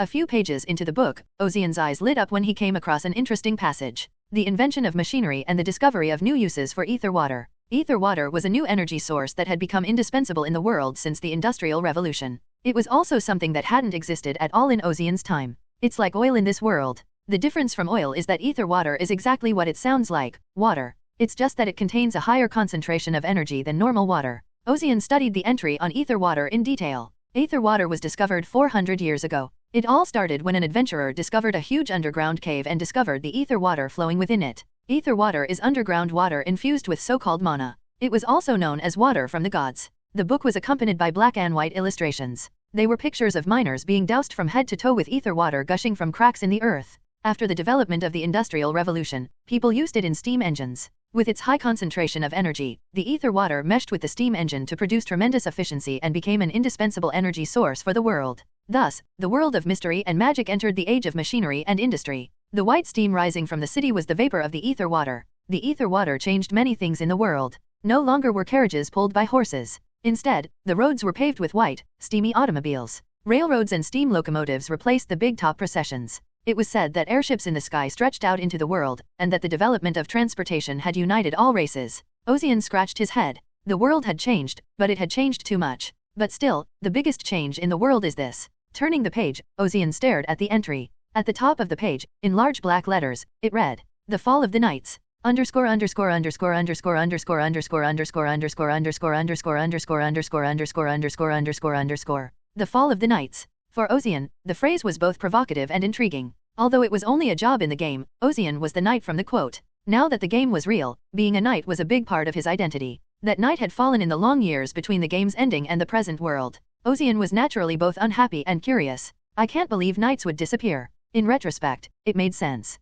Once gunpowder, guns, and cannons were invented, knights lost their significance. That's what happened to knights in the history of the world. Of course, knights in the game were very different from knights in real life. In the game, each class has a skill. Knights with skill could basically defend themselves against firearms. At least the wandering knights that Ozian knew were not easily defeated by guns. This is partly due to the influence of physicality and the pride of being a knight, but also because he analyzed it from an objective perspective as a person who played the game. In fact, every knight NPC I encountered in the game was incredibly powerful. What's the point of a gun when you can single-handedly take down monsters that even a group of mercenaries can't? But that only applies to existing knights. Those who would later become knights could not do that. The book gave a clear reason. There was only one reason knighthood had disappeared. There were no future knights. The knights of the past might have survived the invention of the gun, but it wasn't the same for the next generation of sword-wielding knights. Not all strong men are born strong. Knights weren't always that skilled either. Of course, they became stronger through training and hard work. But what if the effort was pointless? No matter how hard you swing your sword, if it's a gun, the fight ends once you pull the trigger.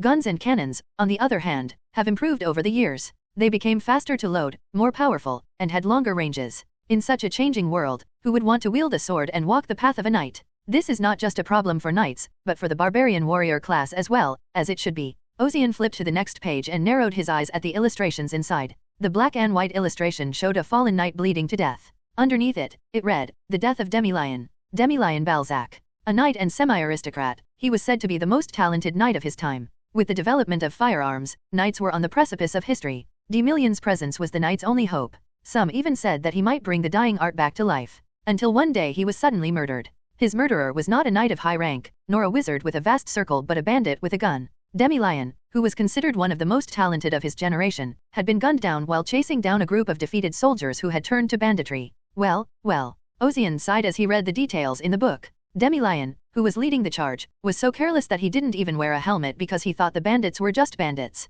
Even the bandit who shot him wasn't aiming for him, he was simply firing randomly in a panic, out of fear. The bullet pierced Demi-Lion's forehead. Defenseless. Carelessness. Coincidence. All of these things conspired to kill a knight who was considered one of the best in the world. The knight's hope shot down, and this event shocked the society of the time. Now, so many years later, there are no more knights in this world. Wait a minute. Does that mean I'm the last knight left in the world? He understood a little bit why people looked at him like he was some kind of weirdo. If in a war zone, when everyone else is shooting, you're the only one fighting with a sword, you're bound to attract attention. Now that I think about it, I look crazy. But what can I do? I'm living that story right now. However, even though he understood it in his head, his body was showing its displeasure at the downfall of his profession. Ozian looked out the window. The sun had set and night had fallen, casting a scarlet glow from the gas lamps in the streets. The sky above was black and dark. Even in the game, there was night and day. Back then, everywhere you looked, the night sky was filled with dazzling starlight. Ozian still remembered the night sky glowing with the aurora borealis in the cold northern snowfields, even if it was just a computer-generated image on a monitor. However, in this world, there was no starlight, just white steam, factory soot, and cloudy air. As the light on the ground grew stronger, the sky withdrew its light, as if disappointed by it. Ozian watched the scene with some sort of admiration, and muttered under his breath, "I should have raised a wizard." Asterisk. You're asking me to capture a fugitive warlock? Yes. That was the answer I got when I arrived at Violet Fox early the next morning and asked if he had a job for me. A warlock. I stroked my smooth chin. Warlocks, as the name implies, are wizards who practice dangerous magic. Whereas normal wizards perform a variety of elemental-based magic, warlocks use dark magic to manipulate corpses, curses, corruption, and other negative forces. It was one of the classes players could choose. Warlocks were a fairly powerful class compared to other classes. It was probably the number 1 or 2 class in terms of pure aggression. On top of that, warlocks had access to undead minions, including skeletons. Because of this, they were incredibly reliable, contributing greatly to the difficulty of this vicious game. It was such an appealing class, yet, despite this, not many players chose the warlock for one reason. If you choose the warlock, you'll be at odds with all NPCs. In this game, you have a kind of reputation with NPCs and large factions. Maximizing your reputation has many benefits, such as discounts on goods and increased quest rewards. However, when you choose the warlock class, this reputation is at its lowest point from the start. Not just 0, but literally negative. You'll be attacked and killed everywhere you go. As a result, warlock users are forced to live in hiding, unable to enter towns or cities. The only places they could go were lawless or neutral zones, but even there they would be attacked. Given their overwhelming reliability in combat against monsters, warlocks were a class that took all sorts of penalties in other areas. I can't believe there are still warlocks left. The request was quite unexpected. Captured? Not killed, but captured. In the old days, warlocks were subject to unconditional extermination. In the current era, they don't just kill them. I could have guessed that from the request. A corporation wants to capture a warlock. The details of the request Ronan handed me were quite interesting. The client was a modest small to mid-sized business, Blossom Tier Pharmaceutical Company. They literally made potions, cosmetics, and medicines. Do you have any idea why they want me to catch him? Probably because they work together. Work together? A pharmaceutical company and a warlock. Yes. Normally, pharmaceutical companies hire alchemists to brew potions, but I heard that one of their alchemists retired. I see. In-game, there was a class similar to the alchemist. Mages were able to do the same things as alchemists if they took a crafting skill tree. However, the high cost of potions and low combat power made it an underutilized talent. Today, however, things are much different. Alchemists are a very high-end workforce. They don't just make potions, they can also make high-quality cosmetics and perfumes for noble women. Ronan explains. The alchemist retired, leaving a huge hole in the pharmaceutical company. Somehow, they had to get another alchemist, but it's such a popular profession that they couldn't find anyone. The company had to take extraordinary measures to pay for the drugs, so they contracted with a warlock. It's not like they're doing human trials or anything dangerous like that, but they're literally taking the place of an alchemist. A warlock who's treated like a business. Perhaps the world has become a hospitable place for warlocks after all these years. If I had known this, I would have raised a warlock. So why did they want me to capture the warlock? He ran away. He ran away. Yes. Apparently he even took some of the company's most valuable items with him. In addition to breach of contract, he's also been charged with theft. I couldn't help but wonder, wasn't it wrong to trust the warlock in the first place? I don't know, I've never played a warlock, but at least the warlock NPCs I've encountered in games have all been crooks, crazies, and lunatics. If anything, human sacrifice and demon summoning were their default modus operandi, and they took a lot of hidden boss monster positions. It would have been unfair to the company, because the warlock had some credibility in the industry. He belonged to the Warlocks Union. Warlocks Union? There's that word again. I thought they were just moderately recognized, but they were out in the open. So, has the company questioned the union? Yes. They referred him to them, and they said they'd checked it out. The problem is, the union said they felt cheated. The company's going to have a hard time getting mad at the Warlocks Union if they come out like that. Normally, they'd have to fight it out in court. The company was in danger of losing a lot of money if they didn't supply the potions right away. That's why they asked a fixer to do it, because it's so urgent. Yes, that's kind of it. But even if we capture him alive, they still can't supply the potions they lost. Perhaps the Blossom Tier will try to negotiate a new deal with the Union. You mean they'll take the captured warlock hostage? Sort of. They're going to extort money from them and use it to hire a new alchemist. So they can't get a replacement right away, but they can fill the hole in revenue, all the more reason to capture him somehow. This was getting complicated. So, what do you think of this request? Ronan smiled his usual deceptive smile at my question. Personally, I'm against this request. Underscore underscore underscore underscore underscore underscore underscore underscore underscore underscore underscore underscore underscore underscore underscore underscore. I disagree with this request. That's not something a broker who takes a request and passes it on to a fixer would say. What makes you think that? I hadn't known Ronan long, but I knew he wasn't the kind of man who would just blurt something like this out.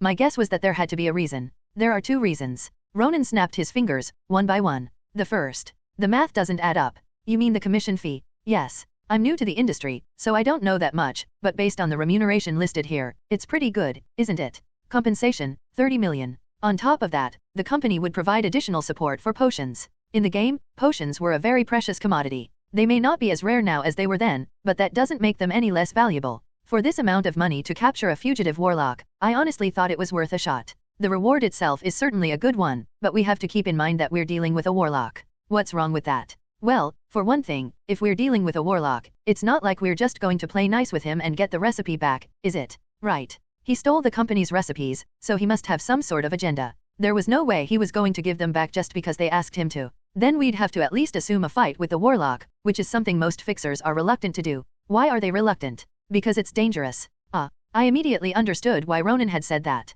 Warlocks were a big no-no for the fixers. The reason was the power they wielded. Warlocks specialize in breaking people's bodies. Curses, disease, corruption, poison. Even basic magic is dangerous enough that if you get it wrong, you might have to live with the effects for the rest of your life. A fixer's body is their life, after all. A one-off job might pay the bills, but it couldn't be a lifelong endeavor. You need a regular source of income, and if your body breaks down, you won't get any. You'd have to spend the rest of your life sitting on a stoop in a back alley, begging. Warlocks aren't usually pushy guys. Every warlock I've encountered in the game has been dangerous. One tried to devour a city with an army of undead.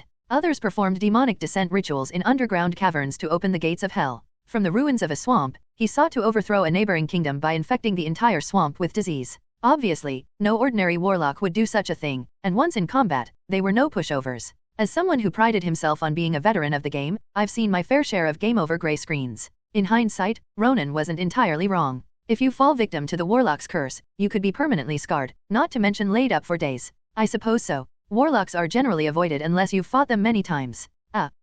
I was going to say that I've killed more warlocks than he can imagine, but I decided against it. The only time I've actually caught warlocks was in the game, not in the real world. So what's the other one? We don't know what's behind the warlocks. And by behind, you mean that the escaped warlock has some sort of agenda. Yes. I hope it's just an accident, but you never know. You suspect the Union or something. Ronan nodded with a smile. The Union is a union, but I don't like the way the company tries to use the fixers as meat shields. Meat shields? The company has its own people. There are more than just fixers in this city. Fixers aren't the only ones who wield the power of violence. Bodyguards, private security, soldiers, mercenaries, thugs for hire, hitmen. There was no shortage of places in the world where strength was needed, and the demand was endless. Even the most powerful companies pay big bucks to protect their premises. Blossom Tier Pharmaceuticals was no exception. They have their own private army, but they've asked for a fixer. What do you think this means? It means that the fixer will fight the warlock, and when he's exhausted, they'll step in and eat him alive. Exactly, they don't even expect the fixers to actually catch the fleeing warlock in the first place.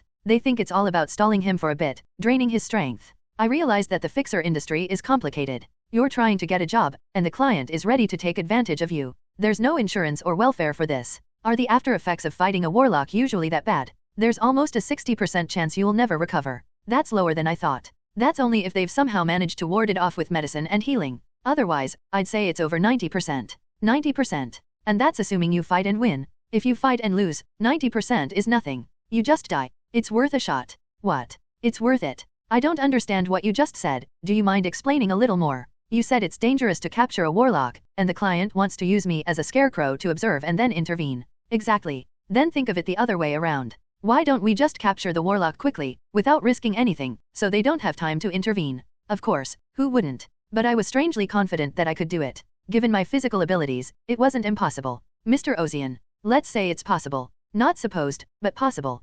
Yes. I stand corrected. Let's say it's possible. It is possible. Even if it is, there's no need for you to take this case, Mr. Ozian. It's not as if you're in dire need of money. I suppose there are other fixers besides me. It's natural because it's not a nomination request. I crossed my arms and leaned back in my chair. In fact, it's not like I can't understand why Ronan is trying to stop me like this. There's no reason to take on an assignment that's fraught with such risks. If I know there's a minefield, I'll go around it, not across it. But Ronan was looking at me now like I was tap dancing on a minefield. He wasn't exactly wrong. Me, too, I said. I'd rather have a safe way to make money. The original me might have been more cautious, but now I was the character I was playing, a righteous, adventure-loving, brave wanderer. And so, in a small way, my own existence has merged with this wanderer's personality. I'm a little more reckless and a little braver than before. Even so, it is purely my will to fulfill the request. I was dropped into the world of the game I was playing. Not just any game, but hundreds of years into the future. It was a completely different place. I don't know how long I will live here. Maybe I'll never go back, so I need to accept this situation and adapt to it. No, more than that, I thought I needed to be more proactive. If you can't avoid it, enjoy it, they say. I know that's a bit of a stretch, but I was thinking of this as a bit of DLC. DLC stands for downloadable contents, and in packaged games, it's things like new expansions, additional patches, and content. I've been playing this game for a very long time and enjoying it. I've been to places no one else has been, and I've killed a lot of hidden bosses. I'm the one who stuck with the game until the 99th ending, even though I knew there would be no more patches. For me, it was a different world than the one I knew in games. As a person who loves games, I couldn't be more thrilled. It's not that I haven't thought about going back to the real world. Honestly, it was better not to go back. I don't think I'd have any friends or family, and I'd have a life of work. That doesn't excite me at all. But this world is different. Just thinking about what's ahead and what's around the corner makes my heart race. So even risky assignments that others would shy away from were like new content for me. I sound like a crazy person when I say that. I laughed to myself. Of course, that's what I said, but I'm fully aware that this world is real. The people who live here are not data, but living human beings. The landscape I see is real, not a monitor screen with a UI, so I'm going to live my life accordingly. First of all, I had to make money, a lot of money. I haven't decided what I'm going to do with it yet, but it's never too late to think about that, so I thought I'd take the job. It's a job that others shy away from, and if I can pull it off, my reputation will grow, and better jobs will come my way. You're serious? I'm not going to take the job as a joke. Whoa, I don't think you'd listen to me even if I tried. Can we do this as soon as possible? Can you give me a moment? With that, Ronan headed for his private office on the second floor. He seemed intent on cross-checking the information on the request, just in case. If his behavior so far is any indication, Ronan Roland is a man of deep thought and preparation. He's also got a certain shrewdness about him. In an adversarial position, he's suspicious, but in a team, he's strangely reassuring. He will never do anything half-heartedly. Maybe he'll assign someone to me for stability, or maybe he'll use his broker authority to reject them. That might get me in a bit of trouble, however. I can't show any evidence that I can fight well against a warlock. Rattle. Just then, the bell on the tavern door rang loudly. It was louder than usual, so it was clear that the new customer was not the usual lively one. As I turned my head to stare at the entrance, the person who had just entered also noticed me and our eyes met. Keck. She looked like she had chewed on something for a moment. I smirked at Lorraine, the beautiful gunslinger with ivory hair. Great. Underscore underscore underscore underscore underscore underscore underscore underscore underscore underscore underscore underscore underscore underscore underscore underscore. After much deliberation in his office, Ronan made up his mind and descended to the tavern's ground floor.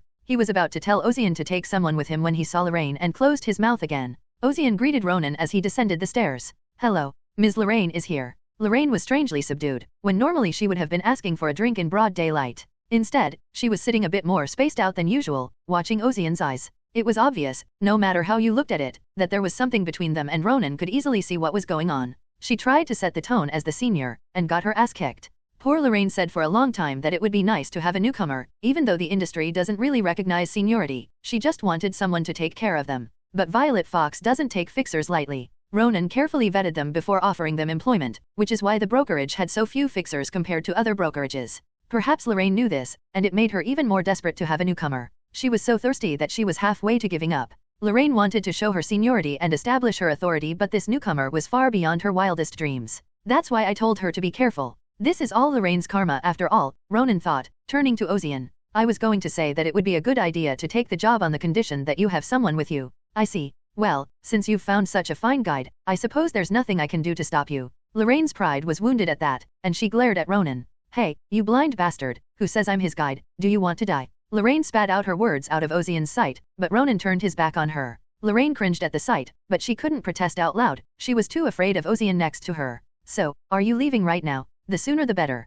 Asterisk. Tirna's 43rd district is a huge industrial zone. Workers in grease-stained overalls scurried about. Their dark-circled faces showed no signs of life. On the streets, huge trucks rolled by, belching white steam. Truckers honked their horns hysterically. The sound of the horn scattered the rats on the road in all directions. Ozian stood on the sidewalk and watched the spectacle. Amazing. Lorraine asked in a gravelly voice, half forced to follow him. Ozian shook his head at the comment. The sight of workers and cars driving around was something he had seen many times in his world. Instead, his attention was drawn to the smoke from the factory chimneys. Some were spewing black smoke, others white. The two types of smoke intertwined with each other and mingled with the clouds in the sky, making the surroundings rainy even in broad daylight. The black is charcoal and coal, and the white is white smoke from burning ether water. Sensing where Ozian's gaze was directed, Lorraine explained the unasked question. Ether water is an indispensable resource for industry. It's 3 times more energy efficient than boiling regular water, so who wouldn't want it? But there seems to be a lot more black smoke. We can't all use the same resource. Ether water can't just be evaporated. It was a raw material that required complex processing and coordination. This created a divide between those who could use ether water and those who couldn't, and it became the yardstick by which companies were judged. Those without access to ether water burned low-quality coal and charcoal for fuel. The soot from their chimneys was bound to be black. The black smoke was a symbol of scarcity. In Tirna, the way people grade a factory is simple. They look at the color of the smoke. If the color of the smoke is white, it means they're using ether water, so they're a white company. Conversely, if it's black, it's a black company. From that point of view, the 43rd district was a zone with more black companies than white companies. Honestly, I don't want to stay here for a long time. I think my lungs will rot even if I stay for a little while. It's not a big deal. Ozian was aware that the air in the 43rd district was not good. His senses were more acute than anyone else's, and he could smell the subtle stench in his nose and the toxicity in the air, but it didn't damage him physically. Even if he had breathed in a much more concentrated poison, his immensely powerful body would have broken it down. Lorraine, unaware of this, pouted her lips and grumbled. Whatever. Mutants shouldn't be like this.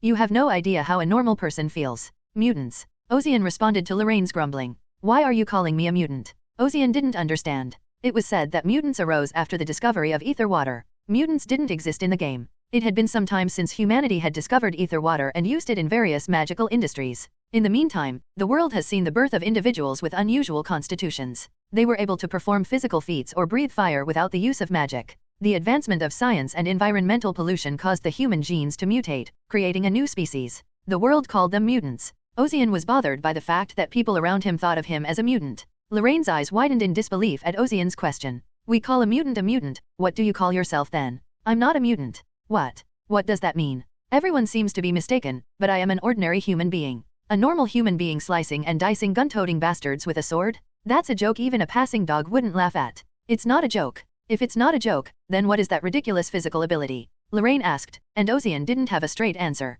It's because he maxed out his stats while playing the game, but he couldn't say that. When Ozian didn't answer, Lorraine snorted at the sight of it. No normal human being in the world cuts bullets with a sword, unless they're a mutant. Of course, there were knights who reached the peak of the sword in the olden days, but when was that? It was a long time ago. Lorraine dismissed Ozian's words as false. She hadn't expected a normal answer in the first place. It was no sane person's idea to wield a sword while everyone else was shooting. You've read the brief, haven't you? You should read it carefully. I read it all, Lorraine said, subtly trying to sound experienced. Well, explain it to me. What if I'm wrong? Well, I'll be kind enough to correct you as a senior. Lorraine immediately cowered when this one came out a little stronger. Ozian couldn't help but chuckle at what seemed like a childish ego stroke. The fugitive warlock's name is Carl Jackson. The dossier Ozian had read included a black and white photograph of Carl Jackson, a thin, middle-aged man in his 40s with sunken cheeks and hollow eyes. Ozian's impression of him was this. He looks like a warlock. Although there shouldn't be any prejudice based on one's profession, strangely enough, warlocks looked like they practiced black magic just by looking at them. The main branch of magic he practiced was diseases, with basic necromancy and curse magic as a secondary branch. Diseases and curses, it was certainly a combination that would make a fixer shudder. For one thing, these types of fights don't end cleanly. The remnants of the curse and disease would eat away at the flesh long after the fight. As of now, Carl Jackson has fled with the recipe and is believed to be in the 43rd district. No, it's practically a certainty. What, you know everything? Lorraine's voice was a mixture of relief and regret. Well, if that's the case, I don't really have any advice. Let's move fast, then, because we don't know when he'll get away. Do we know where he is? It's obvious, right? If the escaped warlock is hiding in District 43, he has to be staying at a place like an inn run deep in an alley. It's a place where people don't come and go, so it's a good place for guys who do shitty things to hide. I see. With that curt answer, Ozian could see why Ronan had insisted on taking Lorraine with him. He was still new to this city, and such details were not something he was familiar with. It's not a good idea to go into the alleyways blindly, though. It's because of his familiars. He learned necromancy, so he used the corpses of dead rats to set up surveillance networks in every alley. Why do you know so much? Isn't this your first time catching a warlock? Ozian shrugged instead of answering. Oh, yeah, you have a past you're not telling me about, huh? I see. With that, Lorraine threw her right hand up in the air. In her hand was a gun with a grappling hook at the end. Boom! The hook shot out and caught on the factory's roof railing. Lorraine's body shot straight up and over the roof. Retrieving the grappling wire, Lorraine looked down at the railing with a mischievous grin on her face. Hey, Junior. If you want to climb up, why don't you ask this senior for help? Crack! Just as Lorraine screamed, Ozian jumped over her and landed on the roof. Lorraine was so startled and red-faced that she looked back and forth between the railing and Ozian. What? How did you do it? I just jumped. Lorraine was speechless at Ozian's answer. She was a skilled fixer, and he just jumped up to a height she could barely reach with her grappling gun? And he didn't even look out of breath or exhausted. Why are you acting like this? Aren't you a mutant? A little lying goes a long way. Lorraine suddenly remembered what Ronan had told her. I was told he came up with the idea for the concept and he's stuck with it. These fixers aren't normal. Lorraine shook her head. No matter how much she tried to show off her seniority, Ozian's uncanny ability to show off his skills crushed her hopes. You really think I'm just here to be a tour guide, don't you? Lorraine felt a pang of resentment. I know the way from here, so just follow me. At this point, she was going to have to make sure she knew the way. Lorraine took the lead and moved quickly, Ozian following close behind. Leaping over rooftop after rooftop of chimney buildings, Lorraine came to a deserted lot. Perhaps the fugitive warlock was hiding somewhere here. Just as she was thinking about it, Lorraine heard a loud thud. Ozian, who was following behind, grabbed her by the back of the head and yanked her to a halt. Hey, what the hell are you doing? SHH. Ozian raised his index finger to signal Lorraine. Lorraine suppressed her anger at his seriousness. Her fixer instincts had sensed something. There. Ozian quietly pointed his finger into the air. Lorraine caught sight of something whitish flying through the air. A bird. It was a bony bird. It was circling around, calmly scanning the rooftops of the buildings. Crazy. He's been keeping an eye on this place with his minion. The situation was urgent, and if she had reacted any slower, she would have been caught. At the same time, Lorraine looked back at Ozian in disbelief. How did he know that? Ozian acted casually, as if he'd seen this coming. I'll move. What? Right now. Even a flying familiar has a blind spot. If we take cover and move well, we can approach without being seen. No, I mean, how do we do that? If you're having trouble, just follow me. I'll show you the way. It was obviously condescending. I'm the senior. Lorraine sulked and followed behind Ozian. Underscore underscore underscore underscore underscore underscore underscore underscore underscore underscore underscore underscore underscore underscore underscore underscore. Ozian walked on the rooftop of a building full of chimneys. He glided over the rooftops like a ghost, even though he was clearly walking normally.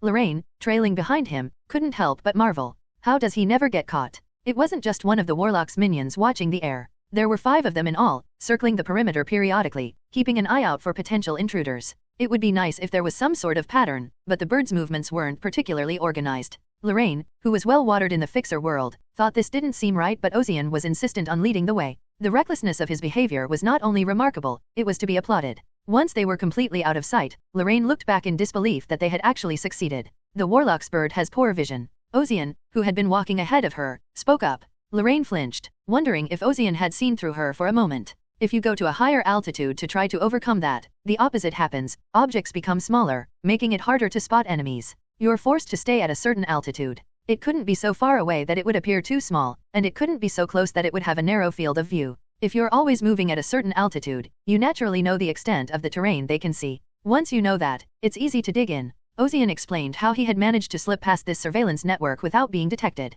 Lorraine was even more puzzled. But how do you know the field of view or the blind spots? Knowing these things doesn't make you successful. On the contrary, it's a skill that only those who have learned it through countless practice sessions can implement. So, this guy has fought against warlocks so many times that he's used to it. Lorraine stared at Ozian's back like she was looking at a monster, but Ozian's mind was elsewhere. It's been a while, too. It's not uncommon for warlocks to use bony beasts as their minions. The early playable characters in this game are weak. They're slow, their attacks are weak, and they die ridiculously easily. The same goes for the sturdy and stable wandering knight character. As you progress through the quests, you'll occasionally have to slay warlocks performing secret rituals, and that's when the difficulty really gets hellish. In the forest, every beast was the warlock's watchdog, and it was madness to try to move under their watchful eye. When it's time to break into the warlock's lair, the game changes genres from a fantasy RPG to an extreme undercover thriller. One wrong step and the undead would come at you from all directions. Then you'd see a gray screen that almost certainly meant your death. How to move while removing the familiars. The moment you touch the familiars, the warlock sends out an army of undead. You'll be devoured by them, and it's game over again. If you're a rogue, it's easy to get in because of your stealth infiltration skills, but not for a sluggish knight. As a sword and shield character, you'll have to sneak in under the familiar's eyes. Obviously, it's not easy, and I died a lot. Things like where the warlock's familiars can't see, the familiar's behavior patterns and the warlock's responses. Still, his surveillance is much weaker than the warlocks I knew. Ozian marveled at the fact that there were only 5 birds flying around. Lorraine thought that was a lot, but she couldn't know that. Don't warlocks usually have at least 50 birds like that? Not just any bird. A minion made of the bones of an eagle or a hawk was no small feat for the opponent. They have the same range of vision as a normal bird or eagle, but have the speed advantage. And in severe cases, they even handle bugs. When I went near a bush that was buzzing with grasshoppers and the undead swarmed me, I wanted to smash my keyboard. It's a good thing I channeled that anger and released it when I faced the warlock, or else it would have been a fixed expense on my paycheck. I'll have to be careful with this. He learned necromancy, but I can't feel relieved at that level. On the contrary, he could be incredibly dangerous in other areas.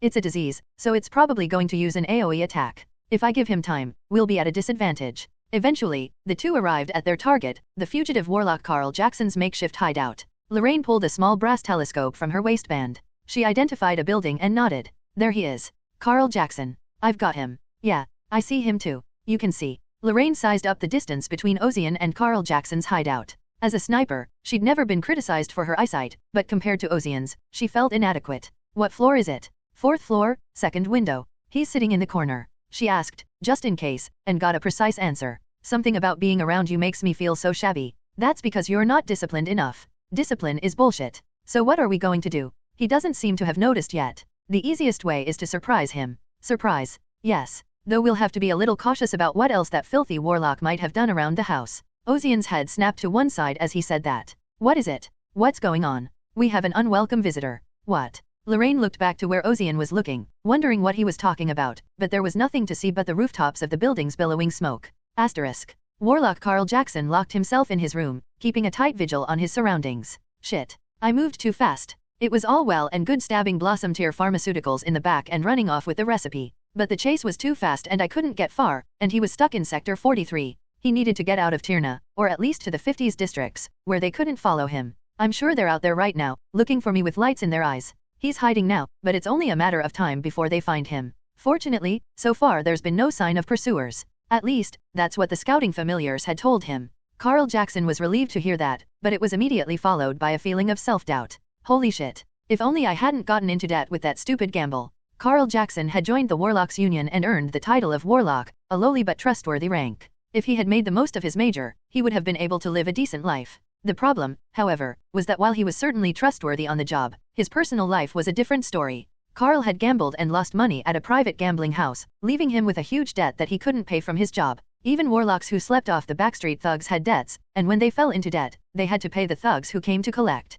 Such was Tyrna, a place ruled by capital and where life weighed less than money. Carl felt a surge of anger at his situation. The way the bastards, who usually bowed to him, glared like hyenas when he owed them money from a gamble. Fucking assholes. How did I look so ridiculous? First, he had to pay off the debt. He got a job at a pharmaceutical company called Blossom Tier that paid him a decent salary, but it wouldn't pay off his debts for the rest of his life. So Carl Jackson did what he did. He stole trade secrets. If I can just take this recipe and sell it to other pharmaceutical companies, I can cover my debts. There would be money left over. In the case of potion recipes, companies are scrambling to steal from each other anyway. After that, he'll just take the money and flee Tyrna to seek asylum in another country, but Carl's plan went awry early on. Unlike his original plan, he was quickly tracked down and was unable to escape far enough. I don't care about the Blossom Tier, I can handle whoever comes, it's the other side that's the problem. It wasn't just Blossom Tier Pharmaceuticals that he stabbed in the back, but also the Warlocks Union. They'd put their trust in him, given him their vote of confidence, and he'd betrayed it. It probably cost the Union some money, too.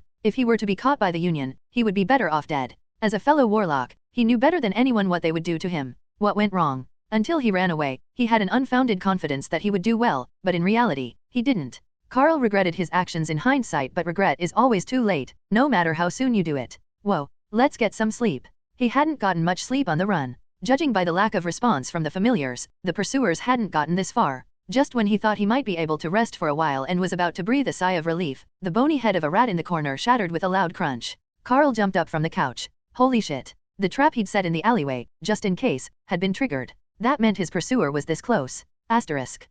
He's running away. Lorraine exclaimed as she watched Carl Jackson scurry away. Ozian was watching, too, and nodded. Looks like he noticed. Did he notice? I don't think any of his familiars are around here. It's not us. It's the others. Others? You mean Blossom Tier guys, the ones who put us on a job and then stabbed us in the back. It's better that way. Ozian's eyes gleamed. What better opportunity could there be for a cloistered warlock to venture out on his own? A third party intervening wouldn't change anything. He's the one who'll get him first. Let's move. With that, Ozian sped across the rooftops. He was so fast that Lorraine didn't even think to follow for a moment. Wait for me. Lorraine, stumbling back to her senses, followed Ozian. Underscore underscore underscore underscore underscore underscore underscore underscore underscore underscore underscore underscore underscore underscore underscore underscore. Carl Jackson ran, but he wasn't sure exactly who his pursuer was. The mouse familiar could only pick up signals, not the exact location or identity of the enemy. It wasn't a limitation of magic, but rather the limitations of Carl Jackson's skills. The idea that this was just a tramp that happened to be passing through the neighborhood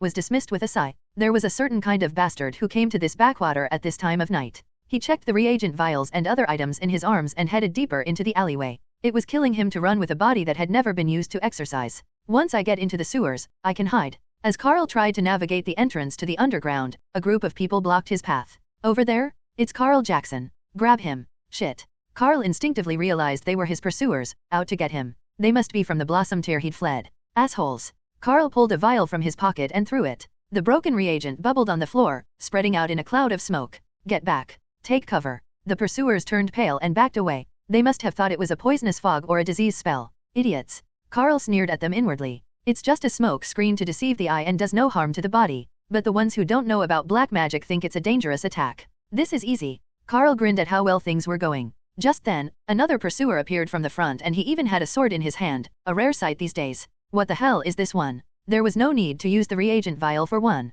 Black energy gathered at Carl Jackson's outstretched fingertips and turned into arrows. The black arrow was the foundation of dark magic. It didn't have much power, but it was enough to cut off the breath of an unprotected man like that. Carl Jackson fired an arrow at his pursuer and what he saw was unbelievable. As the pursuer swung the sword in his hand, the flying arrow was cut off and scattered into thin air. What did he just do? Cut through magic with a sword? Is that even possible? The reality in front of him clashed with his common sense. Even before the fact that he'd cut through magic with a sword, there was no way in this day and age that a fool would take up a sword against a warlock in the first place. Do you have any other magic? The black-haired man, Ozian, asked as he looked at Carl Jackson. Black arrow, the basic magic of the dark magic family. Poor power and accuracy. I think a warlock would have more than that. Carl gritted his teeth as the man stared at him in anticipation, as if he might show him something new. He quickly reached into his arm and pulled out a brass-colored metal orb. You said you wanted it, so I'll show you. Carl flung the metal sphere toward Ozian. Kiririk. The metal orb's mechanical lobes spun as it flew, and then it split in half. At that moment, the magic inside the metal sphere was activated. Fawak. 3-star curse magic corruption explosion. A deep purple explosion erupted, engulfing the entire alleyway along with Ozian. The power of the explosion alone was enough to tear through thin iron like paper, and after the explosion, it was a black magic that smothered them with corruption. It's just that the capsule wasn't meant to be used on a guy like that. It was a turning point for an unexpected situation later, but as someone who was being chased, he was in no position to question such things now. Thick purple smoke billowed out and just when he thought it was over. Boom! With a gust of wind, the smoke split in half, revealing an unharmed Ozian. Carl's eyes widened in disbelief. Asterisk. What was that? Ozian asked, remembering the object Carl had thrown. The first black arrow he'd used was clearly magical, but what he threw afterward wasn't magic by any stretch of the imagination. It was a peculiarly shaped metal sphere that snapped in half, unleashing a powerful spell of great power. Obviously, it wasn't in the game. I thought, if it triggers magic the moment you pick it up and throw it, does it store magic and then activate it? In terms of effect, it's similar to scrolls because of its rarity, but scrolls were basically rare and very expensive. It wasn't something that could be used lightly in a place like this, no matter how urgent it was. I trust that's not all. Show me what else you have. Carl screamed, throwing the metal sphere he'd been stockpiling in his arms. There it was again. Ozian stared at it, waiting, and as he concentrated, time began to slow. Ozian watched as the metal sphere triggered in the slow passage of time. The thrown metal split in half as it had before, with the sound of spinning in thin air. Inside was a transparent jelly-like substance, somewhere between solid and liquid. The moment it emitted a faint glow, a total of 3 embedded spells were triggered. Skeletal spear made of solid bone that pierced through enemies. Black fog, which covers enemies with pitch-black smoke and causes mental confusion. Red swamp that corrodes steel the moment it touches it. These are 2-star spells, lower than the 3-star spells we saw earlier, but they were powerful enough to kill people. These are all familiar spells. Ozian was slightly disappointed when he saw familiar magic instead of something new. You won't stop this, Carl exclaimed, but Ozian didn't bother to respond. Instead, he swung his sword lightly at the incoming magic. Boom! The bone spear that flew in exactly split in half, scattering to the left and right. He held the sword he had swung in reverse and swung it again in the opposite direction. The black mist that was about to engulf Ozian was torn apart by the blade and scattered. The red swamp on the ground tried to bite at his ankles, but he leapt over it with a light kick to the ground. Ozian flew through the air and landed in front of Carl. This better not be the end. Do you have anything more to show me? Your magic? Not this scroll? But Carl Jackson, who stared in disbelief, showed no inclination to do anything more. Is this it? That's all a warlock can do? As far as I know, no matter how weak a warlock was, they boasted skills of at least 3 stars. No matter how he looked at him, the guy in front of him didn't look like he was even that good. Tisk. I guess I have no choice. Before Carl could say anything else, Ozian's fist slammed into his abdomen. Carl fell to the floor, drooling at the corners of his mouth. It was a futile end for a warlock. Are all warlocks this weak in this day and age? The warlocks he'd fought in the game were unbelievably strong. They were incredibly powerful even when they weren't properly defended. In this advanced age, they should at least be stronger than they were. But Ashen was mistaken. Not all warlocks of the past were strong. Only the strongest ones survived. They had to bring in their own supplies and corpses, and they had to be careful in even the smallest things to avoid being discovered by the Templars and the Holy Order. The warlocks who survived such harsh conditions had to be skilled and became at least 5-star warlocks. Even for Ashen, who had been playing around with such guys from the beginning, it was embarrassing to even call Carl Jackson a warlock. Still, whatever it was, I managed to capture the warlock without too much trouble, so I guess the mission itself was a success. Ozian's gaze drifted down an alleyway. The center of an alleyway filled with broken boards and lined with rusted pipes. It was faintly visible through the faint steam, but Ozian's sharp eyes pierced through it. There stood a man in black robes. A warlock. And unlike the fallen Carl Jackson, this was a proper one. The uninvited warlock clutched a large staff in one hand and wore a mask of goat's bones over his face. He was quite small in stature, but it didn't matter much since he wasn't fighting with his body anyway. The warlock raised his staff at Ozian's question and pointed it at Carl Jackson. I'm here to pick up Carl Jackson. The voice rumbled from inside the bone mask, assaulting his ears, but Ozian narrowed his eyes at the figure. You don't look like you belong to my client's company. Well, that won't do. I got this one first, so you'll have to step aside. The warlock glared at Ozian from behind his bone mask. Ozian didn't know what kind of magic was used, but he couldn't see the inside of the pitch-black pupil. I'm from the Warlocks Union. Carl Jackson has discredited our union, so we're going to take him in. I'll refuse. If you're the fixer, my union is willing to pay you a reasonable honorarium. I don't think you heard me correctly. Ozian said firmly to the warlock. I got him first, and there's nothing you can do about it. So get the hell out of here. Filthy warlock. Ozian's tone turned sharp. It was an unavoidable, instinctive reaction. Even if the world recognized warlocks, Ozian's body as a wandering knight rejected them. His mind knew that warlocks were treated well, but his body could not accept it. It took a great deal of patience on Ozian's part to even have this conversation now. Otherwise, he would have already drawn his sword. Moreover, even if money was paid, the request already received could not be reversed. Being a fixer is as much about trust as it is about money. If you change your mind for a bigger paycheck, no one will hire you. But despite Ozian's warnings, the warlock was stubborn, repeating the same words. You can't do that. I'll take Carl Jackson with me. Shameless or thoughtless? Ashen asked, his face expressionless. How do you plan to take him? I plan to use unavoidable force. Really? Then do it. At the same time as he said that. Pow! The warlock's shadow wriggled, and then it became a black hand and stretched out. Ozian's eyes lit up in surprise. What the warlock was using now was a rank 3 dark magic, shadow touch, and he activated it immediately without any preparation. The total number of shadow touches was 5. The demonic hand, which looked like it had risen from hell, dodged Ozian and tried to grab Carl Jackson, who was lying on the ground behind him. He didn't want to fight Ozian, but he felt that retrieving Carl Jackson was his first priority. The moment his black hand was about to reach Carl Jackson, I must have looked foolish. Ozian's sword moved. Pow! There were several flashes of light in the air, and the shadow hand was severed and scattered into thin air. It had happened in the blink of an eye. The warlock glared at Ozian, and for the first time, a ripple of emotion rippled in the calm eyes beneath his emotionless mask. Underscore underscore underscore underscore underscore underscore underscore underscore underscore underscore underscore underscore underscore underscore underscore underscore. This is it. I couldn't help but marvel at the sight before me. Cutting through magic with a few strokes of a sword. No, I've already cut through the magic used by Carl Jackson. That's because the skeletal spear was made of bone, so it was cut, and the smoke-like thing was cut with a sword wind. That's what I thought. But cutting a shadow with a sword? Of course, it's not a real shadow, it's just magic, black magic. I was surprised that it was possible to do this with a sword. You can't do that in the original in-game PvP. The game is basically a single-player RPG, but you can enter other players' worlds and invite them to yours in online mode. When you meet them, of course you chat with them or run dungeons with them. But the main thing you do is play against other players, or PvP, player versus player.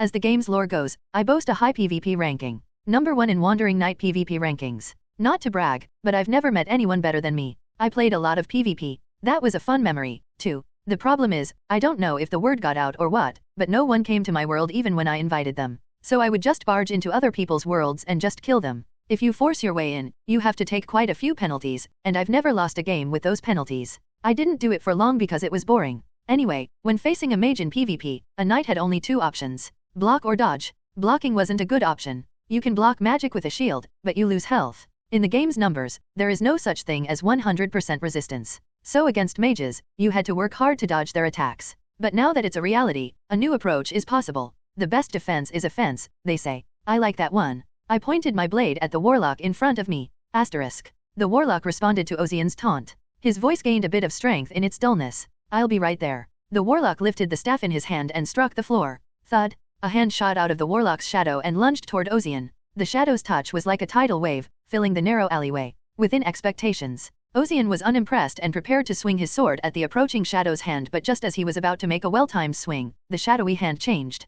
Poof dash. The giant hand split in two. Split. The change didn't end there. The shadowy hand split into 2, then 4, then 8. The shadows were smaller as they split, but their numbers were too numerous to count with the naked eye. The spreading shadows, like unraveling threads, wrapped around Ozian. The warlock deliberately timed his hand to split them before they reached the range of his sword. In that split second, he had analyzed the range of Ozian's sword and its speed. The shadows quickly enveloped Ozian and Carl Jackson like a spider's web, but it didn't stop there. It wrapped them in a circle, binding them in a cocoon. That was enough, the warlock thought. It would be impossible to escape the cocoon. Leave the fixer, who would pass out in that cocoon a moment later, retrieve Carl Jackson, and the mission would be complete. The warlock approached the shadowy cocoon, but immediately, the warlock stopped in his tracks. His body reacted, not his mind. It was a puzzling response, even to himself, but it was the right one, given what happened next. The black cocoon split open vertically like split firewood. The warlock looked at Ozian, who was still standing inside, and asked, "How? An attack that sends you into a panic just by touching you, but he was unharmed after being trapped in it? It was impossible, unless one's mental strength was abnormally strong." Unfortunately, Ozian's mental strength was cranked up to a numerical maximum of 99, making him nearly immune to this attack. Kwang? Ozian's upper body lowered slightly and his body shot out like a bullet. Immediately after his body disappeared, the ground he was standing on just a moment ago rumbled and a cloud of dust rose up. The transcendent angular force instantly closed the distance between them. Ozian's sword flashed and swung horizontally. The warlock was unable to react to what had happened so quickly. He had won. Ozian was certain of it. Kong? The sword was blocked by something. Upon closer inspection, a glow was emanating from the goat bone mask the warlock was wearing. A defense circle? An artifact, not just a mask. He couldn't see inside through the mask's gaping pupils, so he assumed it had magic engraved on it, but he hadn't realized that it was engraved with defense magic on top of that. Even if he'd swung with all his might, he would have been lucky to block it, given his superhuman physical prowess. The warlock tried to cast another spell just in time. This was an opening, and he would take advantage of it, but Ozian had no intention of letting himself be fooled by such an obvious trick. Ozian increased the power of his sword that the warlock was trying to push away. Kagagak? The magic circle and the blade rubbed together and the blade sliced through the magic circle, but it didn't stop there. The blade even reached the bone mask. Tisk dash. The bone mask was cut off along with the half-cut magic circle, but the cut was shallow. Only the mask was cut, but the warlock was still intact. Ozian retrieved his sword and was about to bring it down again when he stopped himself. The bone mask had been cut away, revealing the warlock inside. The warlock behind the mask was a woman. With her doll-like appearance and silver hair, she was so cute that it was no wonder if she was a noblewoman. It was quite a shock to Ozian, who thought it was an old man with a small body. In this day and age, a kid like this is learning black magic. Ozian thought back to the warlocks he had seen. In the game, warlocks were always a bunch of sullen, grotesque-looking guys. Not that there weren't female warlocks among them, but even then, they looked like warlocks. I mean, horribly ugly. But the fainted girl didn't look like a warlock, no matter how badly he tried to look at her. It would be class discrimination to say so, but the warlock in front of him was a straightforward negation of Ozian's own view of the world. Normally, an NPC that looks like this in a game would have an important role in the story. That thought gave Ozian's sword a moment's hesitation. Stop, stop. Lorraine, who had come running down the alleyway, shouted at him. Lorraine's soul was almost drained from her body as she watched Ozian about to swing his sword. That guy, wasn't she from the Warlocks Union? Someone who should never be touched, no matter how much they clashed on business. You're lucky. Ozian sheathed his sword as his excitement had cooled. Since his opponent had no intention of killing him, he figured he might as well finish the job here. In the old days, you could just kill a warlock. Even now, his body was twitching with the desire to swing his sword. The word warlock had touched the chivalry deeply imprinted in his flesh. However, Ozian's rationality was that of a modern man, so he was not about to attack unconditionally just because his opponent was a warlock. Humph, you didn't touch the warlock, right? As you can see. Why are you so late? Ozian asked, looking at Lorraine reproachfully. Lorraine was momentarily dumbfounded. Of course she was late. How could she not be late when she'd been running until her feet were sweating? But before she could think about it, she spotted Carl Jackson, who had already fallen to the ground and passed out. You got him for real. Well, do others catch fakes? And that warlock over there? Lorraine's expression hardened. Why, do you know her? I don't know her, but I recognize her face. She must be quite famous. Famous? Not on that level. Elise Dinarova. She's a once-in-a-century black magic genius. A black magic genius. At such a young age, she's already a 4-star warlock, and she's also the head of the Warlock Academy. Wait, the Warlock Academy? Ozian asked, as if he had heard something he shouldn't have. The Warlock Academy is a university that teaches black magic, of course. Haven't you heard of Caligo Biblio? It's very famous. Is there a place like a gang academy here? What nonsense are you talking about? Where in the world would there be something like that? That's exactly how he felt right now after hearing about the Warlock Academy. Ozian's disoriented gaze fell on the warlock named Elise. Elise had awakened and was staring off into the distance. Lorraine must have felt it too, because she whispered to Ozian, "Are you sure she's okay? Did you hurt her or something?" I swung my sword, but the mask blocked it well, so I don't think she's hurt. What? You crazy? Lorraine looked down at her anger and thought, how did you defeat a 4-star warlock? Even as a mutant, is this even possible? Judging from his condition, it didn't look like Ozian had taken her by surprise. Plus, there was Carl Jackson on the ground, and traces of black magic all around him. It was clear that they had already been through a battle. Where the hell did he come from? Lorraine stared at Ozian in disbelief. The alleyway became cluttered, and a group of broad-shouldered and heavily armed men emerged. Ozian and Lorraine recognized them at once. Ah, those guys, now that the work is done they show up. Lorraine muttered in annoyance. Of the people from the Blossom Tier Company, a man who appeared to be the head honcho stepped forward.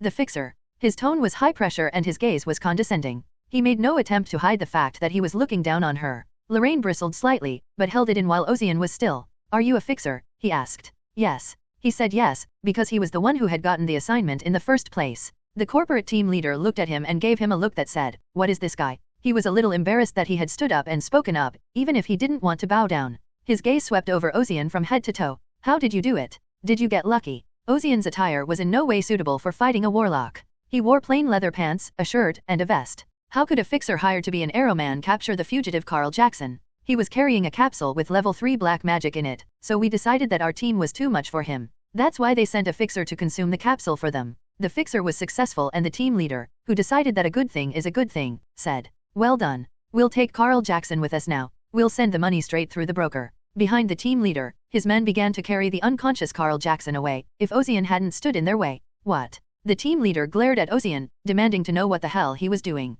Ozian turned to him and said, didn't we still have some calculations to do? The team leader's face stiffened. Underscore underscore underscore underscore underscore underscore underscore underscore underscore underscore underscore underscore underscore underscore underscore underscore. The job is done. Yes, but there are just some things we haven't accounted for yet. Like, for example, someone pulling an alarm out of nowhere and sending Carl Jackson running. The team leader's face stiffened at that. Ozian was now saying that the Blossom Tier people made things worse and he wasn't actually wrong. It was a team member from the Blossom Tier who had messed with the wrong rat familiar. Because of that, Carl Jackson realized that he had a tail and chose to flee, but the team leader wasn't about to let him get away with it, so he nailed him with a hammer. We don't know what happened, and if they did, you did. The team leader glared at Ozian as he said that, but Ozian didn't avert his gaze as he met the team leader's gaze. The team leader's forehead furrowed at the sight. You subcontracting bastard. You're so proud of yourself for a job well done. Hostility oozed from the Blossom Tier guards. Ozian pointed down an alleyway, his expression unchanged in the face of such hostility. The real important thing is over there. In the direction Ozian pointed was a warlock girl. She had just woken up, and her half-open eyes looked quite dazed. She's from the Warlocks Guild, and she's trying to take Carl Jackson, the man I captured, for herself. What? Why wasn't that part of the brief? Another warlock suddenly intervening and trying to hijack the target. I thought I was only supposed to capture Carl Jackson. The team leader's face crumpled, and Lorraine stepped forward. The omission of information from the referral is clearly your fault. You'd better not try to take it further. Lorraine Punk. The team leader recognized Lorraine and called her by name. There was a slight trepidation in his voice, not a hint of disrespect for the fixer, but a faint respect. Ozian glanced back at Lorraine, surprised by the gesture. He'd thought she was just someone who wanted to be treated like a senior, but apparently she had a reputation. Perhaps sensing his gaze, Lorraine also raised her shoulders slightly proudly. See, this is who I am. She said so with her actions. Of course, she didn't stop supporting Ozian at the same time. Or are we going to argue about who's good and who's bad here? Then we can only borrow the power of the union. That's. Of course they'd be the ones to get in trouble if the conversation turned to the fixer union. But it's not like they can just bow down and go in. As the team leader was contemplating his options, one of the team members waiting in the back called out. You're just a fixer, don't be so cocky. What? A fixer? Lorraine's expression hardened. Her piercing gaze flicked to the company security guard who had just spoken. The guard wasn't that old. Rather, he was young and eager. He was a man who was proud to have joined the company, and as such, he looked down on the fixers. Lorraine sneered at him. Oh, yes. There are always idiots like this, who don't realize the difference in skill. You know what usually happens to them. Lorraine lifted her finger to form a gun and pointed it at the other man's forehead. A hole in the skull, that'll give you some air and less to think about. The Blossom Tier Guard's expressions turned grim at the blatant provocation. In the heat of the moment, the team leader cut in and asked, "So what do you want?" "I think we need to revise our remuneration. The job is already done. Do you really think we're going to change the terms now?" "Well, that's only if you've done your job properly. This is a different situation, and if you're not willing to accept the terms, I'm afraid I have no choice." "I don't understand. See that girl over there? I told you, she's from the Warlocks Union." The team leader's face contorted grimly. "You can't be. If you don't accept my terms, I'll hand Carl Jackson over to that girl over there." "You're canceling the assignment now? Do you even know what the penalty is for backing out?" "I think they want Carl Jackson, too, but they'll pay them better than you, plus the penalty we'll have to pay." The team leader glared at Lorraine, looking even more terrified. His hand on his hip was twitching, even if only slightly. He looked like he wanted to pull out a gun and shoot her at any moment. "Stop." Ozian casually stood between Lorraine and the team leader. He stared at the team leader with an expressionless face, unperturbed by the seriousness of the situation. "If you pick that, I won't show mercy." The team leader was dumbfounded by Ozian's words. He was annoyed that a fixer who was officially employed by the company was trying to compete with him. He felt like shouting profanities and pulling out his gun, but the team leader couldn't pull the gun. It was as if his hand was frozen. What the hell? What's going on? He was puzzled by the strange warning his instincts were giving him. At that moment, one of his subordinates, who had been taking stock of the situation from the sidelines, came up to him and whispered in a low voice, "Hey, team leader, that warlock lady over there, that's her." The team leader screwed up his face and growled, "Hey, asshole, if you say that, how the hell am I supposed to know who she is?" You know, the genius who's been making a name for herself lately in the Warlocks Union. Elise Dinarova." "Yep. I think it's the same Elise." The team leader's gaze snapped back to the warlock standing in the alleyway. A doll-like, emotionless face and cold silver hair, it was exactly the same as the Elise Dinarova he remembered. Holy shit. Why is she here? A genius who had become a 4th-rank warlock at a young age had come all the way to this place just to hunt down Carl Jackson. That wasn't the point. If Elise was willing to go out of her way, it meant that the Warlocks Union was serious about capturing Carl Jackson. At this rate, Carl Jackson would be in the hands of the Warlocks. The look on her team leader's face told Lorraine that she had a deal. "I've already laid out the terms. The choice is yours. Do you accept or do you decline? And if you decline, I will talk to her." The team leader realized there was no point in arguing further and shut up. What if a fugitive Carl Jackson fell into the hands of the Warlocks Union? From the reaction, it was clear that Ozian had engaged Elise Dinarova and won. That meant he was a force to be reckoned with. The team leader hung his head in thought. "I see," he said, "but I can't take matters into my own hands, so I'll call headquarters. I can wait for that long, but I want you to make a decision as soon as possible. It shouldn't take long." With that, the team leader told his subordinates to call the company as soon as possible. Lorraine breathed a sigh of relief as she watched. "Is that all there is to it?" "Oh, we'll have to wait a bit. They'll have to give us their word, though I'm sure they'll be more inclined to accept our terms if they see what's going on." "I'm surprised. I thought they'd fight tooth and nail." "It's best if we don't fight, although I'm not going to avoid it if they insist." Lorraine advised that the fixers needed to be strong, as they couldn't afford to be seen as weak anywhere. As Ozian was pondering this, someone approached him. It was Elise Dinarova. "What the hell, you still haven't left?" Ozian said in a stern voice as Elise stared at him wordlessly.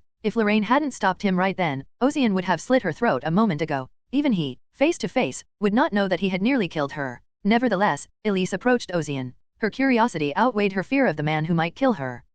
What's your name?" "What name?" Ozian's brow furrowed at the shortness of Elise's words. She was asking for his name out of the blue. Lorraine, watching from the side, widened her eyes in disbelief. Elise Dinarova was talking to him and asking his name? Lorraine didn't know Elise that well, but she had heard rumors about her. A genius warlock, devoid of emotion. A wax figure who wouldn't talk to anyone, no matter who they were. That was why it was surprising that Elise had asked Ozian's name first, but what was more surprising was Ozian's reaction. "Albert. My name it's Albert." "Albert." Elise muttered the name, then turned and left. She didn't forget to grab the bone mask Ozian had shredded on the way out. Lorraine watched the scene in disbelief, and when Elise was completely out of sight, she turned to Ozian. "Why didn't you tell her your real name?" "I'd rather ask you, why should I?" "What?" "Because, of course, it would be useful if you make friends with a warlock like that." Lorraine's words made Ozian frown. "It's not necessary. How is a knight supposed to stay with a filthy warlock?" No, she already knew he was crazy, but he was even crazier than she thought. "No, more than that, you're really that adamant about the knight concept?" Lorraine asked after taking a deep breath. "You could have at least given her your name. There's only one reason a warlock like that would be interested in me. She must be after my body." "I don't understand, even more. Why would she want your body?" She wants to kill me so she can use me as her servant, that's obvious. Isn't that paranoia? Lorraine shook her head. Asterisk. Failed. Elise tapped into her handheld communicator and contacted the Union. I thought you'd succeed with your superiority. They had a capable fixer. Well, you're a step too late, I can't help it. Elise was actually not late, though she had lost the fight against that fixer. The person on the other end of the communicator didn't ask why, just assumed it was because he was so confident in her abilities. Come back here. Okay. Elise disconnected. Albert. She muttered the name as she stumbled to her feet and recalled Ozian's movements from earlier. The way he'd swung his sword, the way his muscular form stood out against his coat. Touching the body, she knew it was the finest flesh she had ever seen. A faint flush rose to Elise's cheeks. He would make a fine skeleton. Underscore underscore underscore underscore underscore underscore underscore underscore underscore underscore underscore underscore underscore underscore underscore underscore. Ozian and Lorraine return to Violet Fox after successfully completing their mission. Ronan greets them, and Lorraine explains the events of the day. Carl Jackson's escape due to Blossom Tear's interference, the arrival of Elise Dinarova and their conflict with Blossom Tear. I see. You've been through a lot. I didn't do anything. He did most of it. Lorraine nudged Ozian, and he shook his head. It was nothing. No bravado or condescension, just the kind of answer that comes from the heart. Lorraine looked at Ronan with a so what look. Ronan shook his head and opened his mouth. First of all, for Blossom Tear missing information, I'm going to make sure I get a good bargain on your compensation, and since you've handed it over, I'll probably be able to squeeze at least a few millions more out of them if I do it right. That much. Of course, that amount will go entirely to Mr. Ozian's remuneration. Congratulations. It's a rare thing in this business to make that much on a second assignment. Ozian wondered if it was that rare. After all, Carl Jackson had been a much weaker opponent than he'd expected. It's not that Carl Jackson was dangerous, it's that the trade secrets he ran off with were worth a lot. But there was something that piqued Ozian's interest. The existence of an expendable object that Carl Jackson had used in his escape. When he asks about it, Ronan is quick to answer. You mean the capsule? Is that what you call a capsule? Yes. If you're from outside, you might not recognize them. Magic has been revolutionized over the years, and now it's easier and faster to use. And this thing called a capsule makes that possible. Yes. It's a way of solidifying the ether water and then imprinting magic into it. We put it in a metal capsule, and when we need it, we just pick it up and toss it around to unleash the magic. It's a more portable scroll, if you will. For the effort of making one scroll, he could make more than 10 capsules. Scrolls are also difficult to make unless you're a very good mage. Even the most talented mages had a pretty high chance of failure, but with capsules, the odds were much lower. Similarly, they could not be mass-produced, and they were not cheap, but compared to scrolls, it was a century of progress. A commoner could now use magic by simply holding one. I was even tempted to grab a few out of curiosity. I see. So much for the advancement of science. The existence of capsules was the second most surprising thing I heard today. The first? The Warlock Academy, of course. Nowadays, not only are warlocks coming to sunny places and practicing proudly, but I never thought there would even be an educational institution that teaches them. Even though it was a world I had only played in games, I was immersed in it. I thought I was a wandering knight traveling the world. For Ozian, the change in the way warlocks were treated came as a shock. More than that, Mr. Ozian, what will you do first when you are paid? Yes. The 70 million renes, including the 5 million renes you've already received, is not a small sum by any means. It's not enough to live on for the rest of your life, of course, but it's a lot of money for a fleeting touch. Ozian agreed with that part. Now that he had money, he had to think about spending it. When he'd first landed here, he was worried about buying alcohol, but now he didn't have to. It was an unintentional extra expense. Ronan, noticing Ozian's pondering, offered an alternative. If you don't have any immediate use for it, why don't you make yourself some identification? Identification. Yes. You may have seen it then, the ID I handed you to go to the 40th district. Oh, Tirna is such a huge city that each neighborhood has its own level of sophistication. Since the districts were divided by number, there was naturally a military presence at the intersection of the districts. The 40th District Gate, in particular, was one of the most heavily guarded gateways due to the deteriorating security and lawlessness. Identification is very important in the city. It's a sign that you're a Tirna city resident, so you don't get ignored. And the better the ID, the better you can move around the city. Ozian recalled being stopped by the guards. The ID doubles as a passport. Naturally, the better the ID, the more unrestricted you will be wherever you go. Ozian stroked his chin. If he had a good ID, he wouldn't be stopped by the guards just for wearing a sword. If he was going to be traveling around the city in the future, identification was essential to avoid hassles. I understand. But how do I get one? Normally you'd have to apply at the government office where the officials work, but there are companies that do it for you. The government employees in Tirna are a pain in the ass. In other words, there was a subcontractor who issued IDs on behalf of government officials. It wasn't illegal since it was officially authorized by the city of Tirna. How much money do you need? It depends on the level of the ID, but you need at least 50 million for something you can use without any inconvenience. That's a lot more expensive than I thought. Does it cost that much to make an ID? Yes. But it's a high grade, So once you have it, you'll be able to keep it, and it'll give you free access to the 25th district. An ID card that gives you free access to the 25th district, but in other words, there were areas that even 50 million couldn't get you in. The Industrial Revolution and extreme capitalism, what a society we've become. If you want to go to a higher zone, you need more money. Ozian nodded in understanding. Okay, I'll make one. Yes. In that case, I can recommend a good place for you. Asterisk. I headed back to the hostel. I had finished the request sooner than I had expected, but I hadn't had time to go make an ID. So much has happened. I sat in a chair by the window and looked out at the scene outside. Instead of horse-drawn carriages, the streets were now filled with cars, belching white steam. As I closed my eyes and strained my senses, the sounds I'd been trying to block out flooded in like a tidal wave. Blaring car horns, drunks shouting, laborers stumbling along, water running through pipes, and the noisy ticking of barometers. The eardrum-piercing noise began to spread beyond this house. I opened my closed eyes and shook my head. The noise subsided as my sharpened senses dulled once more. Any more of this and I'll go deaf. The wandering night senses were deceptively sharp. I checked for something else. As I concentrated, I could feel the passage of time slowing. Battle time had been triggered, but since it wasn't a real battle, the time that unfolded was only a moment. At least I can use the basic skills. Swords will increases accuracy and critical hit correction when swinging a sword. Enhanced shield increases the reduction rate of damage blocked by a shield. Battle time makes time pass slowly during combat. Unwavering spirit greatly increases resistance to mental control, illusion, and fascination, etc.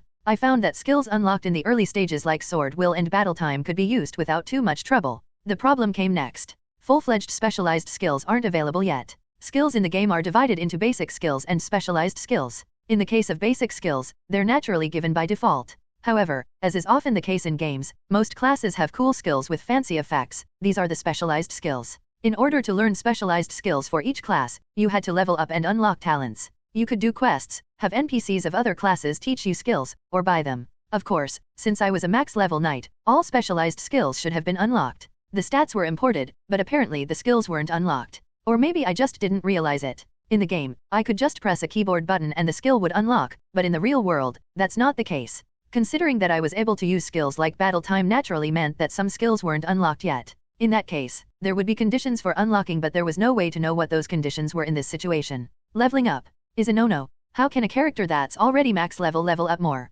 What about job quests? That's also impossible because there are no wandering knights in this world. Naturally, there are no quests for knights. It's also impossible to get a skill taught by a knight NPC. So, is there really no way? No, there is. My instincts were whispering differently. There's a way to unlock skills. I just need to know what it is. All humans are born with traits that set them on a path of growth. In gaming terms, it's called a tech tree. This is the case with the warlock I met today. Warlocks are divided into several techs: command, dark magic, curse, and corruption. Wizards are also divided into different schools of elemental magic. Wandering knights, of course, have these skills as well. If I can unlock specialized skills, my life will be much easier. For now, I can get by with my physical abilities, but there are definitely limits. I'm not overconfident in my strength, but I can't live off this body forever. Besides, I need to find out what brought me to this world. When I awoke, I found myself in a huge city called Tirna.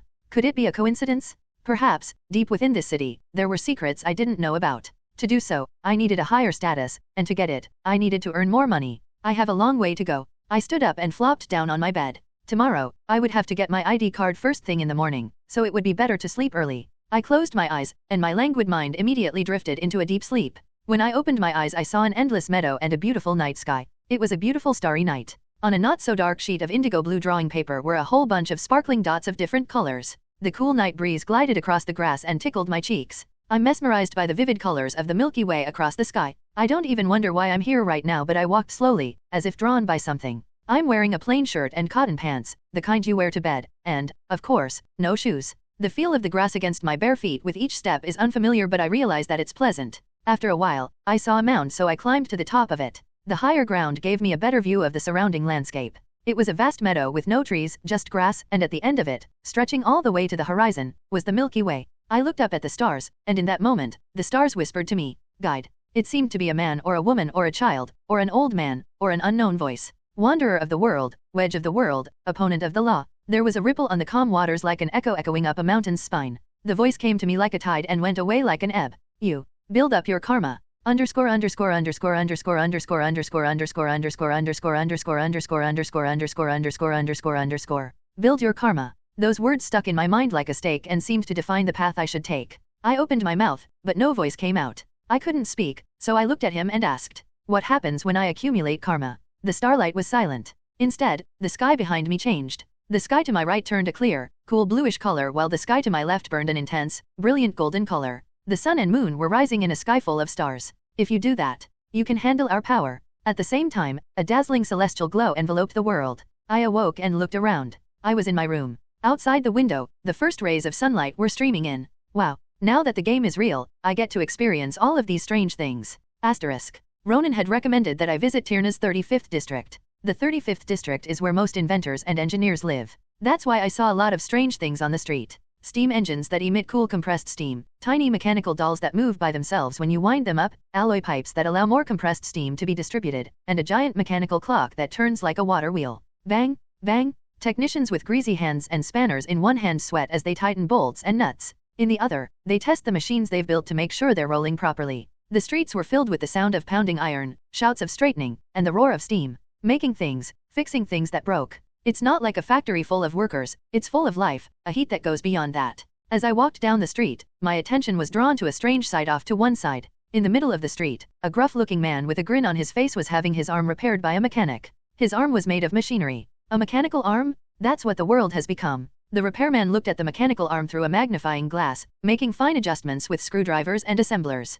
The arm was clenching and unclenching its fist in a way that I couldn't believe was mechanical. I looked at it and marveled. A mechanical arm this sophisticated. Nowadays, people will not have to live their whole lives without being able to work even if their arms or legs are cut off. I suddenly pictured myself with a prosthetic arm and shook my head. There's something romantic about a prosthetic arm, but for whatever reason, I'm happy with the body I have now. This isn't important right now. I had come to the 35th district to make an ID card that would serve as a passport, not to see something like that. It's a lot more complicated than that. I was handed a map, but it was hard to find my way around with all the different metal items around me. I'm not a very good navigator, but this street was too complicated even for that. That's when I thought I'd just walk. Boom! A wooden chair flew right in front of me and shattered just where I would have been if I had taken a few more steps. When I turned my head to see what was going on, I saw a commotion coming from the area where a man had his prosthetic hand adjusted. You son of a bitch, you know how much this arm costs? It's scratched. The prosthetic man retorted, pointing to the tiny scratches on his mechanical forearm. I was puzzled. Besides the gouges on his forearm, his prosthetic hand had a lot of scratches here and there from rough rolling, but who cares?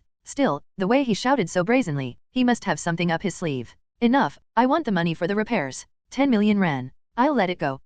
He's trying to get out of paying for the repair. The fallen technician didn't seem to notice and glared at the man with the mechanical arm. You asshole. I'm willing to fix your crappy prosthetic hand, and now you're trying to rip me off. What, a cheap prosthetic hand, you tinkerer. The man with the prosthetic arm clenched his mechanical arm fist. It was the moment when he was about to throw his arm out to drive an iron fist into the technician's face because he didn't listen. I need directions. I stepped between the two men and held the steel fist with one arm. Asterisk. Holding the steel prosthetic lightly in his other hand, Ozian realized it wasn't as strong as he'd thought. With this strength alone, he could easily break a brick with his fist, but it was nowhere near the strength of his knight's body. Or maybe this prosthetic hand itself is weak. Ozian asked the technician on the ground. Do you happen to know where Harvey's workshop is located here? The technician, his face nearly crushed, stared up at Ozian. The onlookers around him widened their eyes. Grabbing a steel prosthetic hand with his bare hands? No matter how cheap a prosthetic hand is, the destructive power of a steel military prosthetic hand is unparalleled. It can crush a person's skull with the slightest swing, but Ozian caught it with his bare hands. That's not all, he was overwhelming it.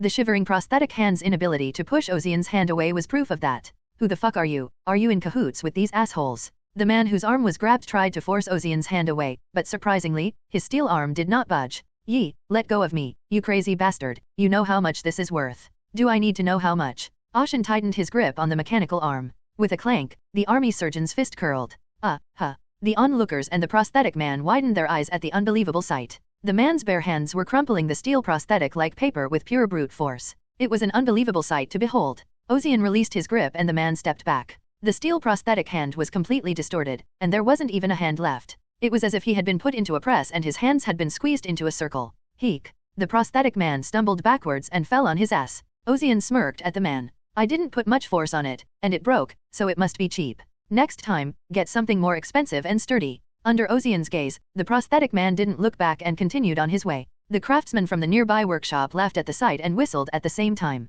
Ozian shrugged his shoulders and gently helped the fallen technician to his feet. Thank you for your help. You didn't have to do this. Ozian shrugged. The technician was right. Ozian had gone out of his way to help. Nothing more, nothing less, but he had a reason to do it. They said to build karma. What exactly that means, Ozian still doesn't know. In a game, it would translate into experience points, but this wasn't a game. What he does know is that he's been having dreams lately that he didn't have the first few days. I fought against Carl Jackson, and I fought that warlock girl, so if there's a connection, it's that one. Karma could be a set of accomplishments you have to earn as a knight. Of course, there was a chance it wasn't, but it couldn't hurt to try. So he saved a techie in trouble, and as a bonus, he chased away a criminal with a prosthetic hand. I don't feel like I'm getting any karma. Maybe the opponent is too weak to accumulate karma, or maybe it's because I didn't draw my sword. Whatever the case may be, I've already taken some trial and error into account. So, do you know where Harvey's workshop is? Yes? Yes. The technician nodded, looking confused. Well, then I'll need some directions, because I'm not sure how to get around here. It's a very unassuming thing to say, coming from a man who crushed a prosthetic hand with his bare hands. The old engineer couldn't help but smile. Yes, sir. Asterisk. Escorted to Harvey's workshop, Ozian stood in front of it and stared at it wordlessly.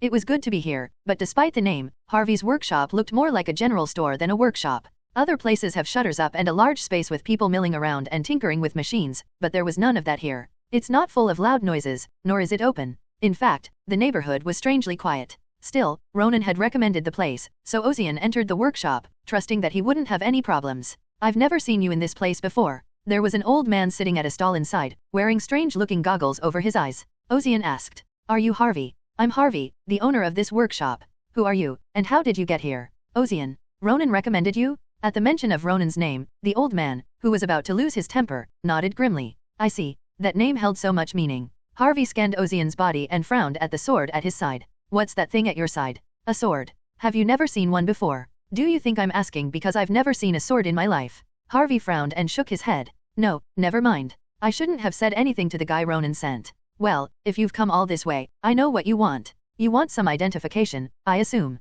"Yeah. How much? You seem pretty new. I'm guessing 3 million. 50 million. At the mention of 50 million, the old man pushed the goggles he was wearing over his eyes up onto his forehead. "You can't make fun of this old man." Hearing Harvey's disbelief in his voice, Ozian didn't bother trying to convince him. Instead, he slapped the money he'd brought onto his stall. "Huh." Harvey's eyes widened at the amount of money, which was not a small amount, even for him. "It's real. Does this prove it? I'd be an idiot to have doubts about money like this." Harvey held out a piece of paper to Ozian. "It's an application. Fill it out." "I thought there was no such thing. Don't you know that for 50 million, you need one? At this level, even government officials take notice. You can't skimp." "That's right." Ozian was convinced and put his name on the application. Harvey shook his head, wondering if he should stop him or not, as he watched Ozian write night in the occupation section. There was no point in bothering him, he could make his own corrections. "Anyway, that's the gist of it. Come find me in 3 days." With that, Harvey disappeared into the workshop, and Ozian stepped out. With the ID business out of the way, Ozian decided to see more of the 35th district.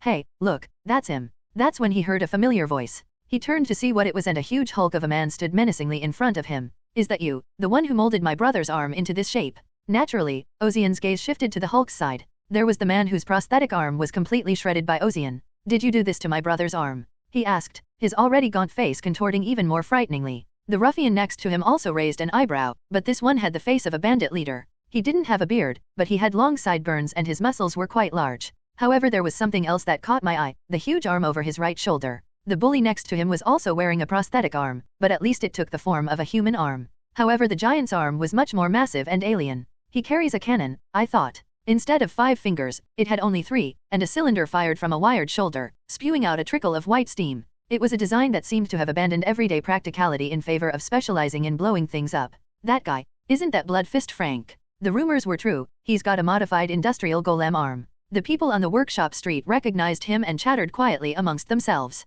Then Frank turned to Ozian. "Hey, are you deaf? I asked you if you were the one who made my brother's arm like this." "Yes." Frank raised an eyebrow at Ozian's brazen answer. He didn't understand how Ozian, who was a head shorter than him, could be so brazen. You made my brother's arm look like this, so you're going to have to compensate him, and it's going to be a lot of money." Frank pointed to his brother's broken prosthetic arm with his giant mechanical arm. The deliberate movement of his arm was a blatant display of his power. "Of course, as for my brother's shattered ego, I'm going to bolster it with a few pats on the back." Frank smirked slyly at Ozian. It wasn't a genuine concern for his brother, more like he was happy to have a new toy to play with. Ozian, of course, didn't hear a word of it. "Why should I pay when the defective arm broke on its own?" Frank frowned when he didn't get the answer he wanted. "I don't think I'm going to get any sense out of you, and I'm going to have to break something to get you to listen." Despite his words, Frank knew there was a part of him that believed Ozian. He'd heard the whole story from his subordinate. Did they mention he crushed an army prosthetic with his bare hands? Even if the prosthesis he wears is a low-grade mass-produced item, it was once used by the military. Even if they are used and outdated, they are durable, but he crushed them with his bare hands. That means that the Ozian in front of him is at least physically capable of bending iron. If so, it was likely to be a powerful mutant. A normal person would have avoided the fight once they realized their opponent was a mutant, but Frank didn't. Mutants? I've seen a few of those assholes get their skulls smashed in my arms for being arrogant. His reputation as Blood Fist is not for nothing else. It's because of the industrial strength mechanical arm he wears now, which has been designed to mince meat like a press, no matter who the opponent is. From Frank's point of view, Ozian looked ridiculous. He was smaller than he was, so how could he be so physically powerful? At that moment, Frank noticed something around Ozian's waist. What the hell is this? Do they carry knives or something these days? The sword at Ozian's waist was a pure longsword without any special modifications. He may be a mutant, but he carries something like this. It wasn't the sort of thing a normal person would do. Frank reached for it, but Ozian grabbed Frank's mechanical arm. Get your hands off me. Frank blatantly taunted the now quite serious Ozian. Wio, is this a gift from your dad, or are you trying to keep the concept because you want to look unique? This is a warning. If you cross the line any further, I won't look the other way. Kahaha, crossing the line? You really meet all sorts of crazy people in life. As Frank said this, he simultaneously tensed his mechanical arm. At this rate, he was going to knock Ozian's arm off and forcibly take the sword from him. What? But Ozian's hand refused to be pushed away. You've got some strength in you, Frank said, so you could have broken my brother's arm. Despite his words, Frank's pride was hurt. He hadn't expected to be stopped by just one hand, even if he hadn't used all his strength. That arm, I'll make sure you never use it again. With his left arm, Frank turned a dial on the arm's shoulder and increased the power to level 2. Level 2 was for combat, and the power it generated could bend steel. Even as a mutant, it was enough to crush a bare body, but no matter how hard he pushed, Ozian didn't move. You bastard. Frank's face reddened, he pushed harder. The cylinder pumped wildly as a gush of steam erupted from his right arm. Frank's arm, hot and full of energy, tried to crush Ozian's hand to the bone. The workshop workers, watching nervously, were startled. What the hell is going on here? He's not moving, is he? Expecting Frank's arm to crush Ozian's hand and crush his upper body, their eyes widened at the unexpected turn of events. Despite Frank's best efforts to push him away, Ozian didn't budge from his spot. The power of the mechanical arm has reached its maximum level of 3. It was all Frank could muster at the moment. With the sound of metal engaging, Frank's arm began to overload. Frank knew something was wrong and cold sweat trickled down his cheeks. Is this all the power you have? He looked over his outstretched arm and saw Ozian's eyes staring back at him. It was as if he hadn't been expecting it. Ozian's expression toward Frank was almost pensive. Frank felt something stir deep in his chest. You son of a bitch. Giving up on pushing Ozian's arm away, Frank took a moment to pull his hand back and curl it into a fist. As the clunky arm balled into a fist, it looked like a giant, blunt pile bunker. It wasn't far off the mark, considering the arm was actually made from an industrial rock drill. Die. Frank's blood rose in his neck and he punched Ozian. A trajectory of steam followed his fist as it flew out and the onlookers gasped in horror. It was a natural reaction to a murder on the street in broad daylight. Ozian watched, then curled his fist in the same way and threw his fist out. Kwang! A huge shockwave rang out, causing the onlookers to close their eyes tightly. When they opened their eyes, they saw an unbelievable sight. Ozian's hand was still intact, while Frank's mechanical arm had been completely shattered. The difference in size of their fists alone was 5 times. One was a mechanical arm made of alloy, the other was a bare hand made of flesh. Anyone who had seen them collide would have envisioned the same outcome. What the hell happened? An enhanced, modified object, shattered by a bare fist. The onlookers didn't understand the situation, let alone Frank, whose arm was completely shattered. My arm. He couldn't feel the heavy feeling in his right shoulder. It was completely shredded from the shoulder down. Having accomplished this impossible feat, Ozian retrieved his fist, clenching and unclenching it slightly. This is easy. He knew he was physically strong, but he had no idea how much since he hadn't used his full strength yet. The closest he'd come was when he broke down a stone door to escape the underground temple. It had been such a rush then that he couldn't remember if he'd used enough strength, but now Ozian could see the limits of his physical abilities. Judging by the reactions of the people around me, it's obvious that this thing is quite dangerous. Ozian glanced at the shards scattered across the floor. It didn't seem that sturdy to the touch, though. Frank's prosthetic arm was a modified version of an industrial golem's arm. It was designed to drill through the rubble of a mine or break something solid, and its power was enough to pull a large truck. At the point where he won, it was as if Ozian had destroyed an oncoming truck with his bare hands. Despite such a ridiculous feat, Ozian was unimpressed. Beep! Just then, a whistle sounded in the distance, and a group of uniformed men appeared. Their uniforms were navy blue and their bodies were sturdy, with gas masks over their mouths and iron bristles on their heads.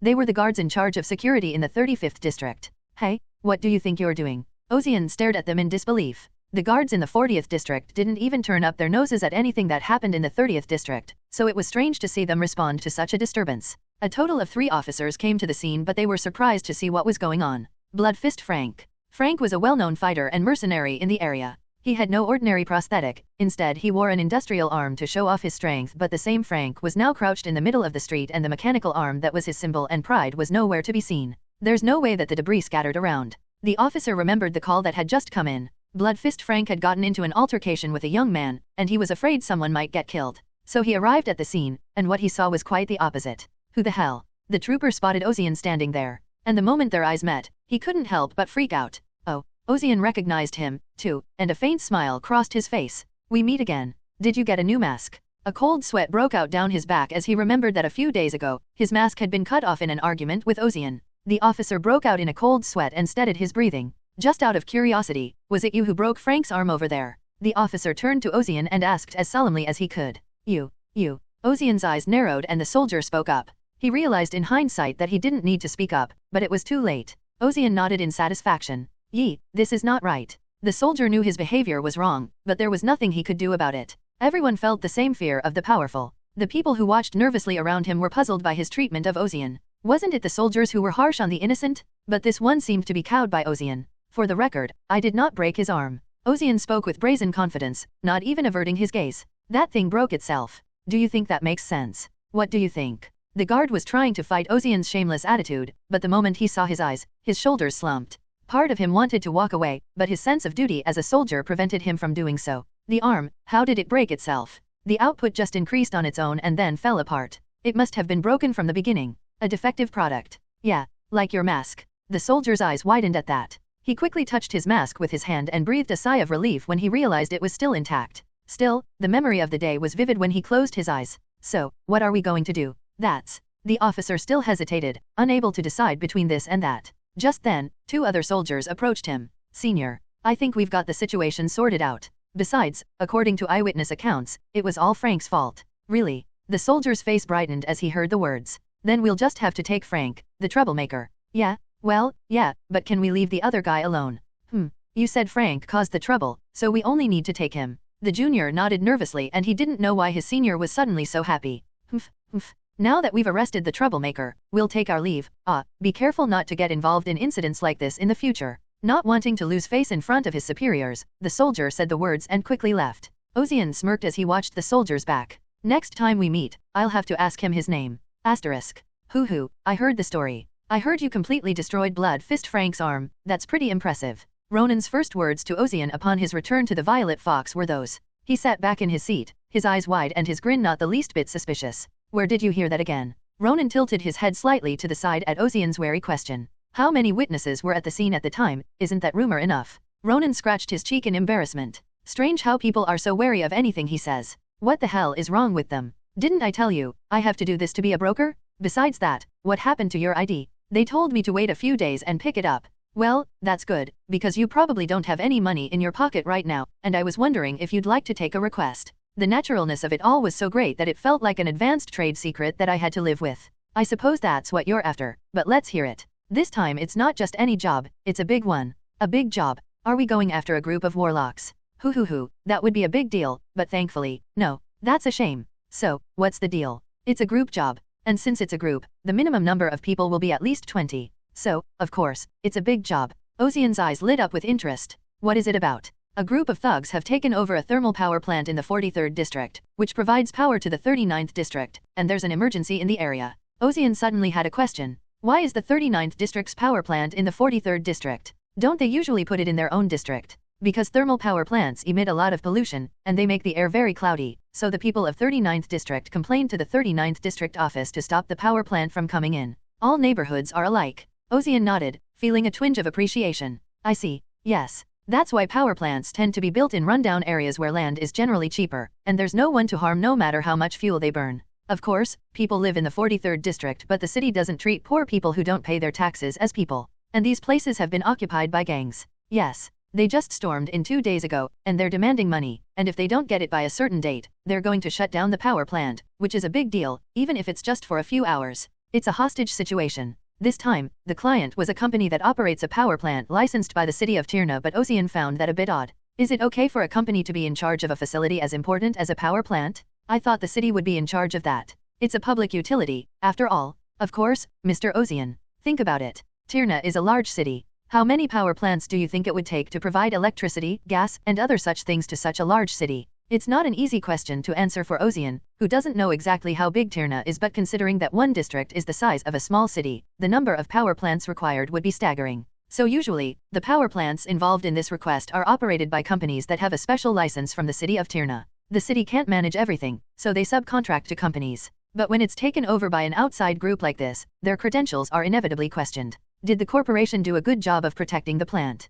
It's not that they didn't, it's that they couldn't. They knew it would be devastating if they lost the plant, so they hired guards to guard the area. It's a subcontracted job, and if they keep it well, they can get bigger jobs later. The problem was that this time the gang was pretty big. Even the guards guarding the plant, if they're outnumbered, they don't care about money and would run for their lives. So this request is to hire fixers and mercenaries to retake the plant. A coalition of violent groups illegally occupying a power plant. From the sounds of it, it was definitely not a small group. But wouldn't the city get involved in a case of this magnitude? Well, nominally, the city thinks it's a problem between the company and some violent workers. I don't think they realize it's a gang, but workers. You mean the city has no intention of getting involved in this situation, and it's all on the corporation? Yes. It's a shame for the corporations, but it's a good thing for the industry, because it means a lot of fixers will have a piece of the pie. And more important than the paycheck was the prestige. As a fixer, you need to have a reputation to get work. As a result, fixers would do whatever it took to get their name out there, and it was rare to see a stage set up like this. There are probably a lot of fixers out there, and this is an assignment where I can get both money and fame, if I succeed. Of course, they'd have to be prepared to risk bullets and death for the job. What will you do? As I always say, the choice is yours, Mr. Ozian. A group request. If so, he'll have to work with others, but he didn't really care who he worked with or about the money or fame. Instead, Ozian was interested in the karma that would come from pulling this off. When Ozian defeated Blood Fist Frank, he felt a trace of energy, very subtle, build up within him. It wasn't hard to realize that this was the karma he'd heard about in his dream. The karma he'd earned as an unknown individual was too small, but he wasn't disappointed. He knew how to do it, now he just had to execute it, and this group request was just the right thing needed to build his karma. I'll take it. Asterisk. An abandoned factory in the 43rd district. Amidst the rusted remains of steam machinery and rats, more than 40 fixers, mercenaries, and hired guns gathered.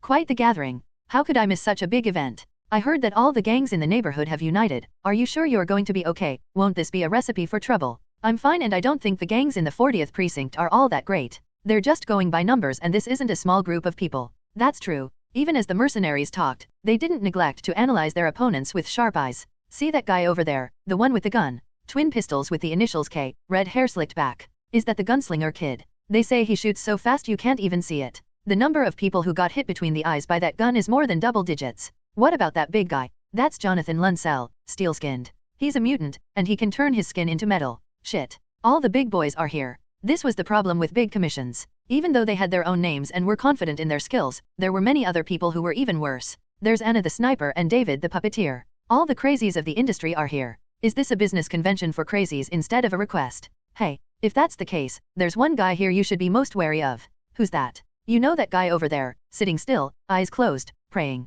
There was a man in his mid-50s kneeling to one side, praying quietly. He looked like a devout believer, but he was uncharacteristically calm for the tense atmosphere of the scene. Praying here? Is he a priest? No, he's more dangerous. He's a reformed human from the Steel followers. The mercenary who had been talking in private gulped at the words. There wasn't a man in the business who didn't recognize the heaviness and bloodshed that the name Steel followers evoked. A madman to be avoided at all costs. Yes, he is the craziest man in the room. As the mercenaries began to organize their list of people to watch out for, they turned their attention to a newcomer to the scene, a young man who appeared to be in his mid-20s. His hair was unusually dark, and he had a fair complexion and skin that didn't suggest he'd been doing any rough work. He looked like he could have belonged to any noble house, with his gorgeous eyes and sharp features, but there was one thing that was different. What is that? A sword at his side. He had no firearms of any kind, just a sheathed sword. Puzzled, the mercenaries looked at each other. Underscore underscore underscore underscore underscore underscore underscore underscore underscore underscore underscore underscore underscore underscore underscore underscore. There's more of us than I thought there would be. There were quite a few fixers like himself, as well as people who were doing other dirty jobs. I counted about 40 people in the crowd. Of course, not all of them were names to watch out for. There were only a few that were worth paying attention to. The ones who were confident in their skills were obvious. Just look at that big guy right there. A much bigger Hulk than the Frank I just seen. Muscles that looked like they could tear through his clothes and bulge out, showing just how hard he'd been training. He wasn't carrying a weapon, nor was he wearing body armor. That meant he was more than capable of fighting with his bare body. He must be a mutant. Ozian turned his gaze away from the hulking mutant. There was a peculiar person he had been eyeing for a while now. He was a man in his 50s with his eyes closed, silently praying, and Ozian felt a strange sensation that he couldn't quite put into words. He was human, but he didn't seem human. His body didn't feel alive. It was as if there was something else flowing through his body instead of blood. The man praying then opened his closed eyes and stared at Ozian. Inorganic eyes, devoid of emotion. Their gazes collided in the air and the mercenaries watching the scene swallowed hard. However, contrary to expectations, the two men looked away from each other without a word. Ozian's first impression of the steel follower was simple and clear. An interesting man. Little did he know, he was the most peculiar person in the room. He had brought a sword as his weapon. As for whether he had any other weapons, he didn't. There was nowhere to hide a pistol in his scantily clad body. He had literally brought nothing but a sword on his bare back. What is this guy? Is he crazy? What are you doing here? Bringing a knife, not a gun. A long sword in a space where neither a regular gun nor a business card can be displayed. Naturally, people's gazes were not kind to Ozian, as he appeared to be playing a prank on the nerves of a big commission. He didn't look old at all, and his ambition was as thin as a grain of sand. Such a person would always be easy prey in a place like this. Whenever a group of powerful people gathered together, the fight for dominance would begin. The mercenaries stirred and rose to their feet. All eyes were fixed on Ozian, but to their surprise, one of the mercenaries moved before them. Huh? Over there. Oh. Recognizing him, the mercenaries all sat back down. The red-haired gunslinger, Kid, was approaching Ozian. Kid's moved? He's done. Kid is known for his marksmanship and his invisible speed, but it wasn't just his marksmanship that earned him his reputation. It was his personality. His title in the industry wasn't called Kid for nothing, and his behavior was almost childlike. A child's cruelty can sometimes make even adults cringe. Kid's reputation was built on that childlike cruelty. For him, there was no such thing as moderation in anything he did. Kid approached Ozian with a shuffling gait and called out to him. Hey, big brother. First time here. The gazes of the 40 or so people in the room naturally turned to the two. Neither Steele nor Jonathan Russell, who was showing off his rippling muscles, seemed to care about the reaction. When Kid reached Ozian, he chuckled at the knife at his waist. Man, you're a funny guy. Are you actually going to use that knife? I wouldn't bring it if I wasn't going to use it. Oh, that's cool. Despite his words, Kid's expression was full of mockery. Ozian glared at him. Did you know where this place was before you came? I was asked to come here to kick out the gang that took over the power plant. Yes, that's why we've gathered here. Fixers, mercenaries, even mutants. But you're not one of them. Like what? Kid's smile deepened at Ozian's question. It was the look he always wore when he found prey to play with. Well, you don't look like you have much of anything, do you? A knife is a knife in this day and age. Besides, it doesn't look like you've had any special modifications done to it. Is there a reason? Because I can use it better than anyone else. Oh, that's a confident answer. You use it because you know how to use it. That's a great answer. Kid chuckled and patted Ozian on the back. But if you're going to come to a place like this, you should have dressed up a little better. You'd look like a clown with your face painted, colorful clothes, and a sword. The mercenaries around him snickered and laughed. Despite the jeers flying at him from all directions, Ozian smiled as if he found it amusing. Are you trying to argue with me? Oh, if that's what it sounded like, you're not exactly clueless. So what? You want to tell me to get the hell out of here? Well, that's not a bad thing for either of us, is it? What if I don't? Kid stroked his chin, as Ozian came out strong. No, I didn't think you'd say that, but if you don't like it, I can't help it. It was your choice to come here. With that, Kid suddenly drew a pistol from his waistband. In a flash, the muzzle was drawn and pointed at Ozian's forehead. The movement was so swift that even the mercenaries watching curiously missed it. There was a strange tension in the air. What's with the sudden silence? Did this frighten you or something? Just kidding, just messing with you. Ozian stared at Kid wordlessly, and he chuckled. Whoa, what's so scary, huh? What, are you going to swing your knife at me? What if I do? Look at this. You've got a gun pointed at your forehead and you're trying to pull that kind of bravado. Ozian smirked at that. A gun? What gun are you talking about? What? Kid didn't understand what Ozian was saying for a moment. Neither did the others. Don't you see this? Kid was about to say something when he realized something in Ozian's expression. Tudududad. The pistol in Kid's hand suddenly shattered into pieces and fell to the floor. Huh. Kid, and everyone else watching, was stunned. The broken section of the gun was smooth, as if it had been cut by something sharp. Even more mysterious was Ozian. The long sword that had been hanging from his left waistband just a moment ago was now clutched in his right hand. Did you see him swing that sword just now? No. Kid was so close, you'd think he'd be able to swing it out of his blind spot and not see it, but even those watching the two from afar didn't see Ozian swing the sword. My gun. Kid stared down at his severed gun in disbelief. It was a custom-made pistol, engraved with the initials of his industry code name. It had been his pride and joy, a weapon that had cost him 20 million a pop. Now it lay in pieces on the floor. You son of a bitch. Kid tried to pull the one remaining justice pistol from his waistband. He knew his opponent was incredibly fast, but he'd been caught off guard just now. He figured he could win if he got serious. Why don't you quit? A voice interrupted, and Ozian stopped swinging his sword. Kid, about to shoot him at gunpoint, realized in hindsight that the blade was right in front of his forehead. With a slight delay, his remaining one justice pistol snapped smoothly in half. Ugh. Kid's legs gave out and he slumped back. His face turned pale as he realized he'd just almost died. Looks like we're done sorting out the order. Ozian sheathed his sword and turned to face the man who had spoken. He was a man in his early 40s, dressed in a formal long coat. He had a half-white beard and a somewhat old-fashioned look.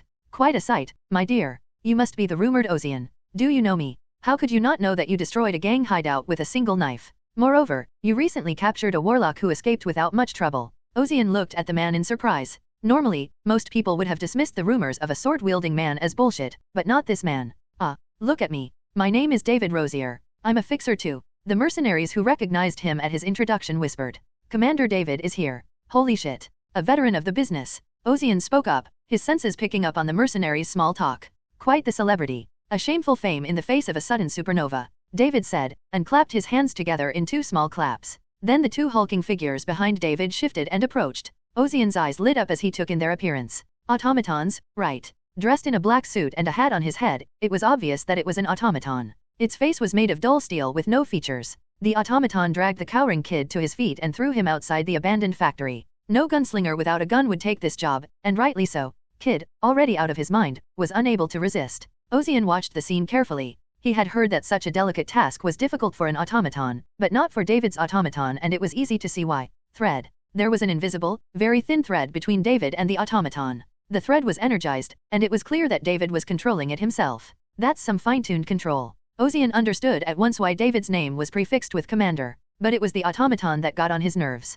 He'd seen an automaton similar in design to that one before. Not too long ago. Let me ask you a question. Ozian's sword was already pointed at the automaton. This time, it was faster than even David could react. He hadn't expected a sword to be pointed at him here. The automaton. Where did you get it from? David glanced at Ozian. If he didn't answer, it looked like he would cut down the automaton right away. Underscore.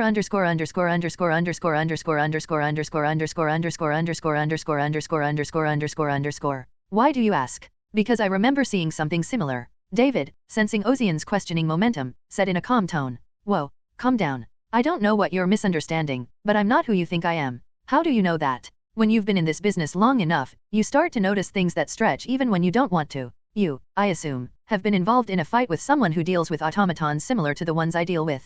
Ozian nodded slowly. I see. It's understandable that you would think I use something similar, and that I'm related to them. You aren't. Unless you're very mistaken, the automaton I'm dealing with and yours are probably made by the same company. Same company. There are two main companies that make automatons. Antique Tech, one of Tyrna's larger companies, and the other is Battle Trench. Given the name, I'm guessing it's the latter that you're using. That's right. Antique Tech builds automatons to provide labor for everyday needs, and Battle Trench builds automatons for combat. With that, David jerked his thumb at the automatons lined up on either side of him. These two are Ronald and Reginald. They're grade 2 automatons from the Battle Trench company, and they're pretty expensive. I see. Naturally, Battle Trench makes a lot of big, strong guys like these, and I'm guessing that the guy who fought you was also made by Battle Trench. They're made by the same company, so they're probably similar in size. So, do your automatons have exploding arms or something? David's expression hardened slightly as Ozian asked, remembering what he'd seen that day. An exploding arm. It was cut off, and then somehow it exploded, scattering shrapnel. I think I have a hunch about that.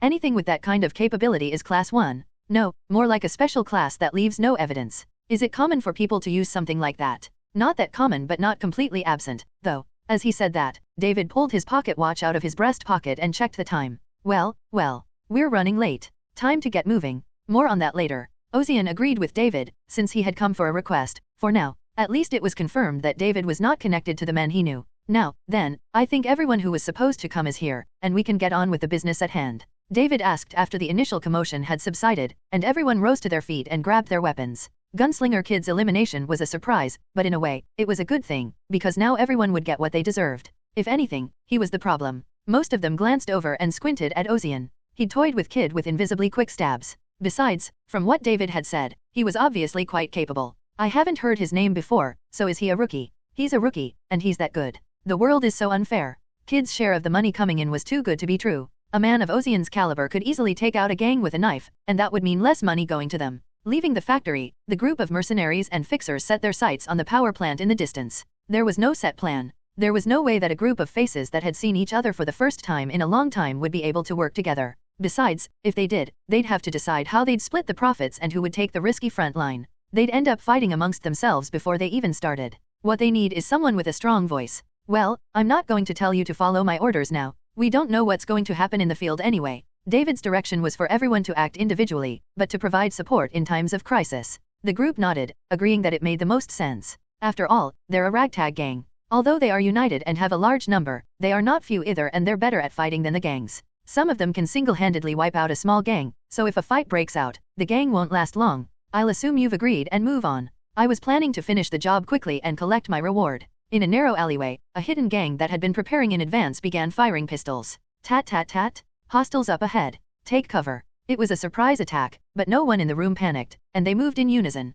The burly mercenary at the head of the line pulled out the shield on his back and held it up in front of him. The plates spread out to either side of him, providing excellent cover. It was a portable cover for gunfights. Oh, they have one of those. Ozian watched the scene from a distance. The mercenaries ducked behind cover and calmly fired back. The gangsters, armed at best with cheap pistols and sniper rifles, were no match for the fully armed mercenaries. As a few of the gangsters fell to the ground in a spray of blood, the rest turned and fled. No big deal. Isn't it too easy? The mercenaries chuckled to each other, retrieved the cover they had set up, and started moving again. The fight in the other alley was similar. Ronald, Reginald, David ordered, and the two automatons strode to stand in front of him. The gang members fired at the automatons, but the bullets bounced off their hard skin and ricocheted helplessly. Shoot him. Tut tut tut tut. The two automatons under David's command raised their Tommy guns with both hands and fired at the gang. Bullet immune and fearless, the automatons were to the gang the Grim Reaper from hell. Mutant Jonathan Lunsell would not stand still. Kaab! He roared, and his flesh-colored skin turned to a ghastly black.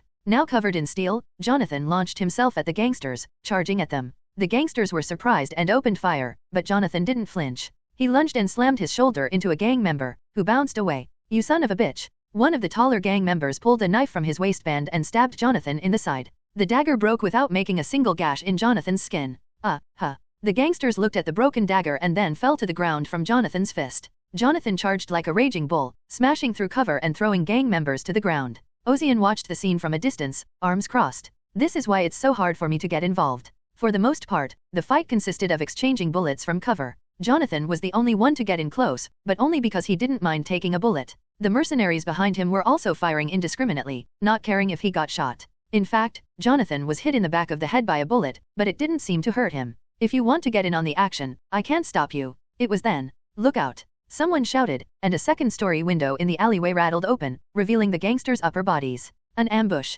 The gangsters pointed their shotguns at the mercenaries passing beneath them. Dig in, assholes! With a murderous shout, the gangster pulled the trigger. Immediately, a white flash of light sliced through the upper half of the gangster, along with the gun. The gun snapped in half, and the gangster dropped to the ground in a spray of blood. The near-death mercenaries' gazes turned to the source of the flash. Nothing much. There, Ozian could be seen with a sword sheathed in his waistband. With a single stroke, he'd foiled the momentary ambush. You can do this with one sword. How did he cover the distance? The mercenaries and fixers around him stared in disbelief. Fuck. Everybody run. The gangsters decided it was no longer a fight and fled back to the power plant. The mercenaries didn't bother chasing after them. They were like rats in poison anyway. Move. The mercenaries signaled to each other and moved in unison. Soon the narrow streets disappeared, revealing a wide open space. There was nowhere to take cover and they would be pinned down by bullets, but that didn't matter to those with portable cover. The mercenaries began to move slowly, pushing through the cover. The power plant was blocked off at the entrance by a pile of scrap metal that the gang had piled up for a barricade, but to the mercenaries it was nothing. Contrary to what they thought would be a disruption, the gangsters no longer showed up. Looks like no one's here. That's what happens with crappy gangs. I'm guessing they realized they had no chance and split up, so it's easier for us. Stay focused. Our job isn't done yet. The mercenary captain said to his team, but despite his words, he was actually quite relieved that things were going well. It had been a long time since he received a group request, and the people he'd assembled were quite formidable, so he'd expected to take some risks. Contrary to his worries, it was worth it. No, it was more than that. It was like taking money for nothing. The faces of the other fixers and mercenaries lit up. It was then that Ozian lifted his head and looked up into the air. His expressionless face hardened, if only slightly. Hey, man. Why are you suddenly? David was puzzled by the scene and was about to ask. Thump. Something landed in the center of the group of 40 people moving at a certain distance. The ground rumbled with a huge impact and a cloud of dust rose. What? Is it an attack? They suddenly thought a bomb had fallen, but it wasn't. The dust settled to reveal a human form and everyone froze, unable to assess the situation. In the silence that followed, the person at the center of the crater slowly raised his lowered torso. A gas mask completely obscured his face, a hose leading to the corner of his mouth, tucked into a gap in his brown, ragged poncho, leather boots, cotton pants, and bandages on both arms. It had the look of a mercenary in the midst of a fierce battle, and it had appeared so suddenly. Shoot. The mercenaries were quick to react. They realized that this unexpected visitor was definitely not an ally. The mercenaries near the stranger quickly pointed their guns at him and pulled the trigger. David, seeing the situation in hindsight, shouted, "No, everybody get out of here." But his shout was drowned out by loud gunfire. The bullets were flying, about to hit the man in the gas mask. The man's left arm moved slightly, and blue electricity flashed around him. The flying bullets stopped in midair, as if blocked by an invisible wall. Huh? The mercenaries who fired the shots were dumbfounded. What the hell? And that became their last words. The man in the gas mask stretched out his left arm, and the bullets that had been stopped returned to the mercenaries. The mercenaries collapsed in a spray of blood. In a matter of seconds, 10 men had been killed. The bandage on the raider's left arm ripped open, revealing its contents. It was a mechanical arm, too sophisticated to be made of metal. Shot in the shoulder, the mercenary captain, who had barely survived, called out in a shaky voice, Tesla arms. Immediately, a bolt of blue lightning erupted from the enemy's left arm, sending sparks flying everywhere. Underscore underscore underscore underscore underscore underscore underscore underscore underscore underscore underscore underscore underscore underscore underscore underscore. The Blood Brotherhood. 1. An electromagnetic storm raged around me, turning my surroundings into a cloud of dust. Through the obscuring vision, I could clearly see flashes of blue electricity. Tesla arms? Why is he here with that thing? Tesla arms. It was a military-grade prosthetic arm with special abilities. The Tesla arms emit high-powered electricity and are so valuable that only a few were made in all of Tirna. They were not something the average gang could obtain. That meant that the intruder was a force to be reckoned with. The mercenaries and fixers couldn't understand why this man had suddenly appeared. Get the fuck out of the way? Back off. Run if you want to live. The mercenaries, who had been calm in the face of crisis, panicked. The only ones who seemed to be in control were the fixers, who had earned a reputation for themselves. Bang! Anna, the sniper at the very back of the group, fired her sniper rifle at the intruder. Her vision was obscured by a cloud of dust, but her bullets seemed to care not a whit for it, hitting the infiltrator squarely in the forehead. Zing! That's when it reacted. It held out its Tesla arms, just as it had when it first appeared, and a powerful magnetic field erupted, immobilizing the bullet in midair. Sup! A red glow flashed from behind the round goggles of its gas mask. It curved like a crescent moon, as if mocking Anna. Ping! Immediately afterward, the bullet locked in midair turned back toward Anna. Anna's eyes widened as she watched the sequence of actions through the scope. But as a sniper, she didn't have the maneuvering power to dodge the bullets flying at her. She squeezed her eyes shut, and sparks flew with a crack. When she opened her eyes, she saw Ozian's back, sword in hand. Stay back. A bullet, neatly cut in half, lay near Ozian. She recognized it as a large-caliber bullet from her sniper rifle. Now, Ozian had sliced through the flying bullet with his sword. After a moment's stunned silence, Ozian lunged at the enemy. He had gotten within striking distance of the intruder in a matter of seconds. What the hell is this? Keying? However, the moment the intruder brought out his Tesla arms again, Ozian's sword strike was stopped in midair. No matter how fast a swordsman is, the sword he swings is still metal. As long as it was affected by magnetism, it could never reach him. Using a sword? How ridiculous. The intruder who had been watching Ozian closely commented. He was impressed by Ozian's use of the sword as a weapon. I don't know if you're stupid or brave, but trying to swing a sword at me is. You talk a lot. Ozian said that and put more power in his arm. The muscles in his entire body surged with power, and the sword that had been blocked by the invisible wall slowly moved forward. What? The intruder's eyes widened beneath his gas mask as he saw the sword slowly approaching. He used a powerful magnetic force that could stop even a flying bullet in midair, but Ozian pushed through with pure physical force. You cheeky little bug. The intruder kept his voice low, as if he didn't like Ozian's approach to him. At the same time, the magnetic force that had been repelling Ozian's sword became even stronger. Boom! The ground that Ozian was standing on with his two legs shook and cracked. Still, Ozian didn't fall backwards. In fact, as he began to push harder, he took another step forward through the powerful magnetic force. I can still do this. Ozian felt it. Even with his sword now blocked, his physical abilities had not yet reached their limits. His physical abilities were unbelievable. Ozian pushed harder. The ground slammed down with a loud thud, but Ozian didn't stop. The intruder's eyes shone through the gas mask. That's right. For a bug, you sure are strong. A magnetic force of this magnitude could easily blow away not only bullets, but also a large truck rushing by. It's ridiculous that it's being held up by a human. Even more ridiculous was the fact that he had increased the power, and Ozian was still gradually closing in on him. I was only going to do a performance test, but it won't work. The intruder muttered, then lifted his right arm. The arm, exposed by a subtly torn bandage, was human and was enchanted. Mage. Ozian had never imagined that it could be a mage who had caused this. Wizards in this age don't wear robes and wield staffs like in the olden days, and they don't say, I'm a wizard. So it was a mistake to assume the other man's occupation from his appearance. Stupid asshole. Too late. The intruder held out his right arm toward Ozian. The violet-colored power circled above Ozian's head like an angelic ring. Then, with tremendous pressure, it crushed Ozian's body. Boom! The 3-star gravity press was activated. A gravity magic that surged gravity within a certain range. This was unpleasant news for Ozian, who had been battling with the magnetic force. The power that had been slowly gaining the upper hand was now equalized. Ozian's legs dug into the ground ankle deep, and his muscles began to strain, albeit slowly. This is too much for pure physical strength. As Ozian's first sense of crisis took hold and he thought to himself, the intruder's thoughts were even more absurd. He's taking in the power of the Tesla arms and using his body to withstand the gravity press at the same time. The gravity press is a dangerous spell that can crush a bare human body like a squeezer, but Ozian was able to withstand it under extreme conditions. His physical prowess is beyond common sense. A fixer of this caliber would have gained a great reputation in no time. What's the point? You're going to die here anyway, the intruder said and tried to increase the power of his magic. He would have, if the bullets hadn't come flying. Ronald, shoot. At Commander David's command, the two automatons fired their Tommy guns. With a snap and a click of his tongue, the intruder redirected the energy he was about to inflict on Ozian, manifesting a new kind of magic. A translucent barrier of magic was created in thin air. Bullets from the Tommy gun hit the barrier like a rain shower on an umbrella. Ozian's body vanished, and David, seeing it, shouted, "Get back. You pesky little flying bug, I'll take care of you first." The intruder instantly cranked up the Tesla arms to full power. The sudden surge of power sent Ozian's body flying backwards, along with his sword. It was a widespread magnetic force focused into a single point. Quickly pushing Ozian aside, the intruder turned his attention to David. The moment David saw him, he thrust his automaton forward and jerked back. Immediately, fireballs flew out and engulfed the automaton. Roar! With flames in his right arm and electricity in his left, the raider was a demon descended upon the human world. A wide swath of flames engulfed the other mercenaries. Ah! Help! Just then, Jonathan, his skin hardened, lunged at the intruder. Whoa, whoa, whoa, what is this big guy? The intruder sneered at Jonathan and activated his gravity magic. The 2-star gravity magic, Gravity Pulse, slammed into Jonathan's head. Quaz Isaac? Quah.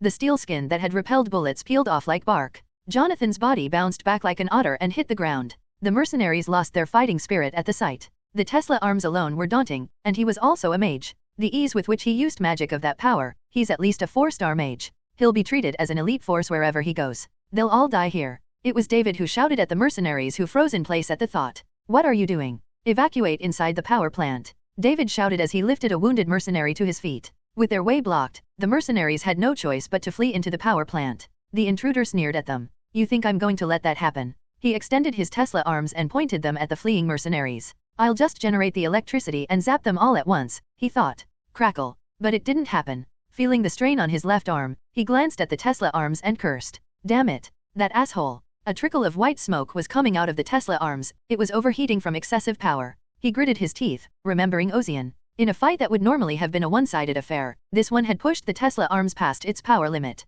It's self-cooling, but it's going to be slow for a while. The intruder looked to where Ozian had flown. He was long gone, if not dead. Lucky bastard. I'll make sure to kill you next time I see you. With that, he muttered to himself and slowly walked back into the power plant. It was time to catch and kill the bugs that had fled inside. Asterisk. Humph. What about him? Is he chasing us? Nope.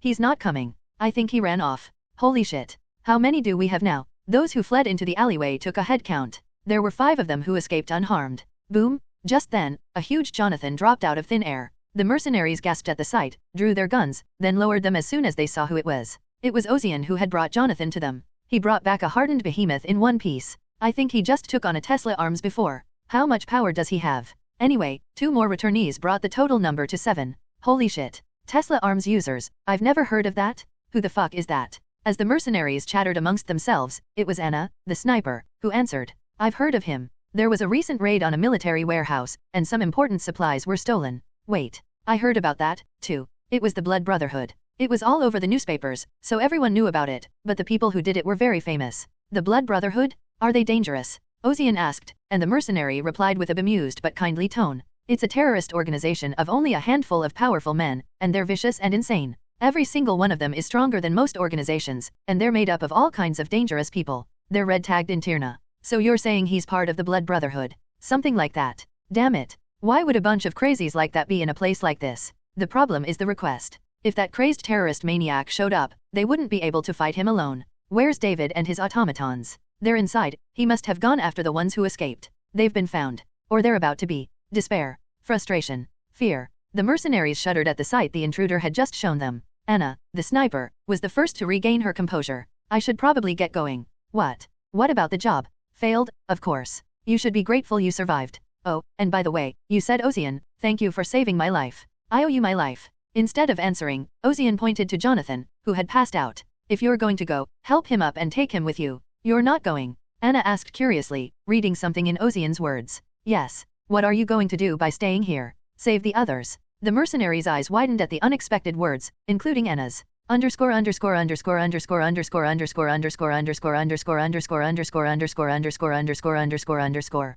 Save. At first, Anna thought she was hearing things, but Ozian's answer was equally absurd. The word save was something she hadn't heard in all her years in the industry, but when she saw the look on his face, she realized he wasn't kidding. I'm not the one who gets to tell you what to do, but remember what you just went through. It was a surprise attack, and I didn't use all my strength. So you're going to go where that demon is? Ozian nodded, but Anna wasn't even angry at his light-hearted behavior. At the same time, she felt like she knew who Ozian was. When the intruder's deflected bullet was about to strike her in the forehead, Ozian stepped in and saved her even though he didn't have to. He didn't have to, but he brought the wounded Jonathan over there. Is this about pride? It's not pride. Of course not. In Anna's opinion, Ozian was a funny man. The way he talked was strange, as so was his use of a sword as a weapon in this day and age. Even stranger was his behavior. In this business, people think they can get away with anything. At the very least, you're considered a very good person for not betraying them. It's not the deceiver who is criticized, but the deceived who is criticized. This was the world, but Ozian was different. On this stage of Tyrna, Ozian was a very alien actor.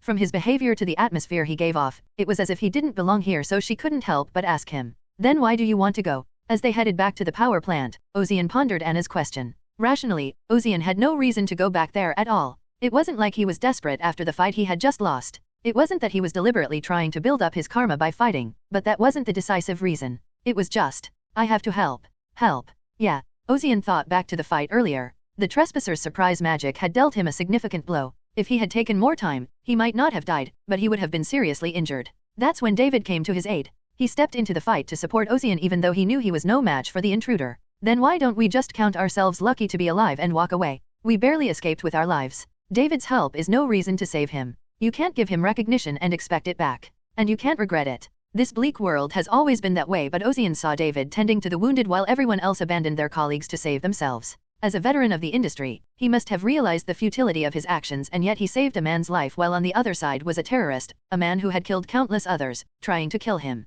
That's not honorable. Ozian strode toward the power plant. Anna and the other survivors stared after him, speechless. Asterisk. Is everyone okay? The inside of the power plant was dark and silent without a single light. David, who had managed to escape, asked as he checked his surroundings, but there was no answer. There were a few survivors, but their hearts had long since broken. David pursed his lips to speak, then gave up. It's understandable. They didn't really run away and were trapped here. Inside the power plant, it was quiet. There was no sign of the gangs taking up residence. From the beginning, the gangs had been nothing more than bait to gather 40 mercenaries and fixers, to test the Tesla arms capabilities, perhaps. Blood Brotherhood. Among them, there is only one that uses fire and gravity magic. Davor of the Flames. Despite being a mage, he was known for his fierce temper and cruelty without mercy. He is characterized as a madman who will always burn his opponents to death. Although he is low in the Blood Brotherhood in terms of power, his radical methods make him one to avoid. What a shame to face him in a place like this. We were out of luck and outgunned. There were rumors of a recent looting of military supplies, but I can't believe it was Tesla arms.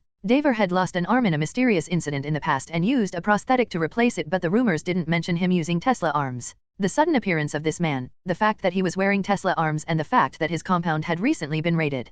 Putting it all together, David realized that the Brotherhood had taken the Tesla arms and implanted it in Davor. Can we get away? David thought hard, but nothing came to mind. He knows that Davor is planning to corner them and hunt them down slowly. They'd been forced into the power plant, but this was his lair after all. If we can't run, we have to fight. David looked at the demoralized mercenaries and shook his head. Even my automaton is broken. Ronald and Reginald were his favorite automatons, but they couldn't withstand Davor's fire magic. However, David wasn't the type to take the fight into his own hands. The only one who can still fight is that steel follower over there. David let out a self-deprecating laugh as he watched the middle-aged man sit still and meditate. There's no way that a full-bodied, steel-armored metahuman could stand a chance against Tesla arms. He knew that, and that's why he didn't challenge Davor. Even without the Tesla arms, he's a mage who could wipe us all out. And now he's got the Tesla arms. Their chances of winning a fight are virtually zero. The only way they would have a chance is if they receive reinforcements. There would be people who had escaped unharmed, and if they could contact the city of Tyrna and get an enforcer, it was possible. The Blood Brotherhood are designated terrorists by the city of Tyrna, and there's a bounty on their heads. No backup. David scoffed at his own thoughts. That's not what people on the run would do. They'd just be glad to be alive and move on, but David didn't blame them. Me too. Commander, puppeteer. He'd been labeled quite a few things. He was a veteran fixer who had made a name for himself in the industry, but that, too, was coming to an end. He wasn't sad or sorry. Ever since he started walking through this field of blades, he knew this was coming. He had prepared himself long ago. Still, I can't just let it happen. David stood up, drawing his self-defense pistol from his waistband. The mercenaries stared wordlessly at the sight, and even the still, meditative steel follower opened his closed eyes and spoke. What are you going to do? Fight. You'll die? I know, but if I were to die silently, wouldn't I be so bitter that I wouldn't even be able to close my eyes properly? David's words were not bravado, but sincerity. The mercenaries dropped their tongues at the sight of him. They hadn't been listening to the veteran for nothing. Maybe he'd survived this long because he had that kind of mental toughness. I'll fight. With that, the steel follower rose to his feet. Will you be okay? If it's a foregone conclusion, I'll just try to stall for as long as I can. Steel follower was the strongest man in the room, but he was a bad match for Daver, who wore the Tesla arms. With more than half his body made of metal, he's susceptible to magnetism. Still, he was willing to fight alongside David. This thing is so strong, I can't handle it, so what are we going to do about the others? David asked, and the mercenaries fell silent. Then someone jumped to his feet. Yay, let's go all the way, he said. How long do we have to live? The other mercenaries' spirits soared at his courageous words. Even in the ashes, the embers were still alive. In the slowly heating atmosphere, David spoke up. All right, then, let's give it one last try. The mercenaries all stared at him. Let's show the lowlife that we have teeth to bite. Asterisk. The worms are hiding very tightly indeed. In the power plant with no light, Daver muttered to himself as he looked around. With giant pipes everywhere and all kinds of metal, there were only so many places a person could hide, but it didn't matter. There was no way to escape, and even if they hid, there was a way to find them from here. Daver immediately focused his mind and drew mana from his body. The mana spread out in all directions in a rippling pattern centered on him. Color magic. With this, the mercenaries would never escape his grasp. Daver immediately used the colors to locate his enemies. Then he smirked. Quagwagwong? An explosion erupted above his head, bringing down a massive structure. The trap he'd set had been activated. Funny. Daver lifted his right arm and cast a spell. A solid barrier of magic formed, blocking the falling structure. Now, shoot. Simultaneously, the ambushers fired in unison. Sparks flew in the darkness, and the pungent odor of gunpowder spread. Some of the mercenaries threw down all the explosives they were carrying. It was enough firepower to turn even an armored vehicle into a rag, but through it all, Daver remained unharmed. Is the joke over? The mercenaries' faces contorted in despair as Daver sneered at them through his gas mask. I've watched you squirm and squirm and squirm, but you're still bugs. As Daver summoned his magic again, David shouted, Get back. Ta-ta-ta-ta-tang? With that, David spat out all the bullets from his self-defense pistol. Still sprawled out on the magic barrier, David's uncanny shot struck 5 times in the exact same place. It was enough to shatter the frail gold, but not enough to breach the barrier. However, Daver's pride was slightly wounded by the flaw in his barrier, and he became furious. You worm. I'll kill you in the most painful way possible. Zap! A bolt of electricity from Daver grazed David's right shoulder. David gritted his teeth as the pain ripped through his skin along with his coat. Wordlessly, he discarded the now empty pistol and drew a military dagger from his waistband. If he didn't have bullets, he'd use this crappy dagger. His burning eyes clearly said so. Ha, you son of a bitch. It bothered him that David didn't give up in this situation. I'll see if you can keep that attitude while your whole body is burned. Just as Daver was about to unleash his fire magic, something caught in the flurry of color. What is it? Something was coming, and it was coming fast. Daver's judgment was quick. He immediately dispersed the magic in his right hand and instead increased the power of his Tesla arms to generate a magnetic force. It was almost instinctive. Keeling? The sharp tip of a sword was locked in midair, 10 centimeters away from the gas mask. Through the chilling sight, Daver looked up to see the man thrusting the blade at him. You. The black-haired young man spoke in a solemn voice. Underscore underscore underscore underscore underscore underscore underscore underscore underscore underscore underscore underscore underscore underscore underscore underscore. Daver was dumbfounded by Ozian's words. What was this madman saying? Finish? Finish. Daver resented Ozian's demeanor, as if he were looking down on him. Who the hell does this bug think he is to tell me whether I can finish or not? He turned up the power of his left arm's Tesla arms. A faint glow began to emanate from the metal arm with graceful curves that seemed to mimic a human arm. Ozian prepared to wrestle with the magnetic field that repelled the sword. Ping dash? At that moment, the flow of power in the air took on a subtle, yet different, air current. Instead of spreading out in a vast expanse of power, it was concentrated into a single point. The judgment was quick, and the movement was even quicker as Ozian flung himself to the side. Pow! Immediately afterward, a giant hole tore through the steel structure behind him. David watched in disbelief. He narrowed the range of the magnetic force as much as possible and increased its power to the extreme.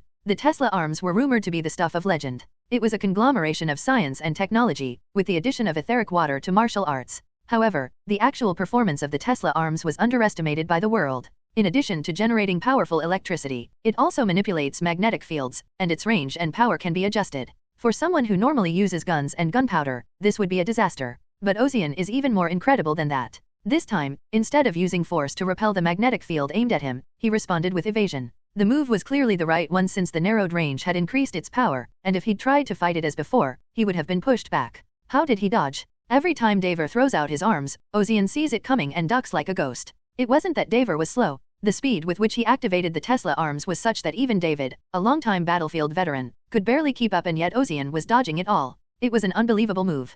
Quagwagwong? Explosions erupted everywhere, shattering metal structures and scattering shrapnel. But none of Daver's attacks touched Ozian, not even on the hairs on his back. So it turns out you're not a bug, but a minnow. With that taunt, Daver let out an irritated sigh. He'd planned to send him flying with the first blow, then follow it up with a second to kill him, but somehow Ozian had managed to dodge the first blow. He'd been pushing from the front all this time. It wasn't just strength. There was also intuition, or perhaps animal instinct. And he's getting faster. Ozian's movements had been easy to follow at first, but as time went on, he had become harder to follow. He's not getting faster from fighting, he's slowly adjusting to his power. Daver had a temper of fire, but as a mage, he also possessed a cool intelligence. He must change his methods. As he continued to target Ozian with his Tesla arms, Daver energized his right arm. Boom! The dark interior of the power plant instantly turned scarlet. He swung his right arm, and a fan of flames shot toward Ozian. I wonder if I can dodge this. Ozian ducked behind a massive steel structure. Immediately, a huge tidal wave of flames engulfed the structure. The metal burned bright red in the searing heat.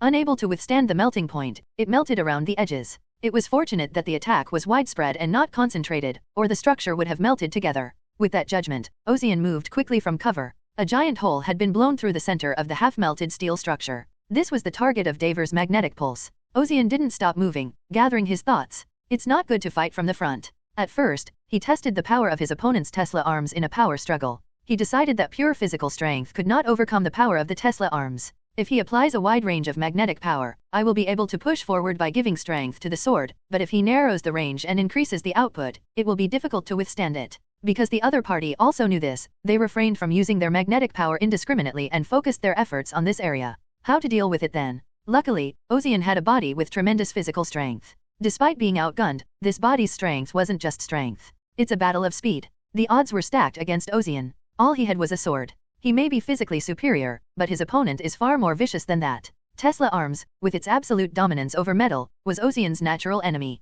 Daver even wields magic. The currently observed magic deals with fire and gravity, and its power is such that even a 4-star magic can be easily used. This puts him in the mid-range or higher of the bosses he fought in the past, and to take him on with basic equipment, or even less than that. The corners of Ozian's mouth drew into an arc. There was no such thing as a favorable fight in the game. He was always at a disadvantage, and he had faced countless challenges. Even when his heart was broken and he seemed to be on the verge of collapse, he somehow found a way. That's how he defeated his enemies and won. He's done this for a long time, for a very long time. A few swipes with a sword against bullets in sight, and an easy push with more strength than others. Can he really call what he's been doing lately a fight? This is what fighting is. Hearing Ozian's muttering, Daver's eyes narrowed in anger. The red glow inside his gas mask exploded. A fight? Did you say fight? D. A surge of magic began to spread around him, fueled by his rage. The mercenary, David, and the steel follower stepped back as they watched in horror. With Daver distracted by Ozian, this was their only chance to escape. Ozian. David turned to Ozian as he retreated.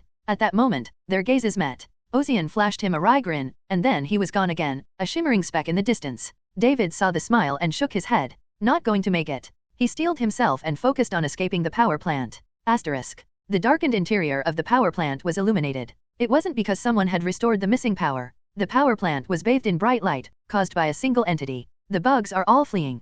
Daver, a crimson flame on his right arm and a blue current on his left, glared at Ozian. His brown poncho cloak fluttered wildly as he struggled to keep up with the momentum of the magic. You don't have to chase them. It's not too late to kill you first and chase after them later. That's an arrogant statement. And you think you can handle my wrath alone? The red glow inside his gas mask arched and curved, but it wasn't purely for pleasure. I could tell by the explosion of life. The sensation that made my skin tingle. The searing heat and crackling, the burning currents of electricity from the scarification, the explosion of magic is almost painful to watch, and the realism of rolling my character across the monitor. All of it told me that the moment I held this sword was no dream. Die. Daver fired the power in his arms at Ozian, and the colors of red and blue flew rapidly toward him. Ozian tried to dodge it, but a purple ring overhead made him change his mind. Gravity magic. Davor cast a wide area of gravity around it in case he dodged. It wouldn't kill Ozian, but it would keep him from moving quickly. Ozian tightened his grip on the hilt of his sword, ready to swing, and Davor burst out laughing. You're crazy? What are you going to do with that? Whether Davor laughed or not, Ozian was the first to see the incoming blue lightning bolt. It was too late to dodge, but there was nothing he could do to stop it. Then I'll just have to take it. Chea. The moment the blue current met the swinging sword, a clear ringing sound spread out, like a giant bell ringing high in the blue sky. It reverberated inside the power plant, resonating with the surrounding metals. Ozian didn't force his sword through the current. Instead, he swung it sideways as effortlessly as water flows. The current that had been aimed at him spun around his blade, sending intense sparks flying in all directions. Ozian didn't stop spinning. 1 turn, 2 turns, then a 3rd time. Ozian turned back to the oncoming flame and slammed his blade into the blue current. The lightning, disoriented by the spin, followed Ozian's lead and shot toward the flame. With a huge explosion, the two forces collided and extinguished each other. Success. Ozian grinned in satisfaction at his accomplishment. A vicious counterattack skill that can only be used in the game. I never thought it would actually work. As a wandering knight, your default defense is to use parry with a shield. However, there was a parry that could be used with a sword, assuming you didn't have a shield. That was the bending. It is much more difficult than a normal parry, but it is a technique that goes beyond parrying to deflecting an attack. I thought, since I've turned back the lightning, I'll call this technique the twisting thunderclap. Even Ozian, who had seen it countless times in the game, was performing it for the first time now that it was a reality. But it's not perfect. Ozian felt his hands tingle in his grip on the sword. He had succeeded in reversing the lightning, but it was only a half success. Some of the lightning's power hadn't been completely deflected, and it had whipped around in all directions, taking its toll on both of his arms. The only good thing was that Davor didn't follow up with a strike. Davor was almost frozen in disbelief at what he had seen. Deflecting lightning with a sword.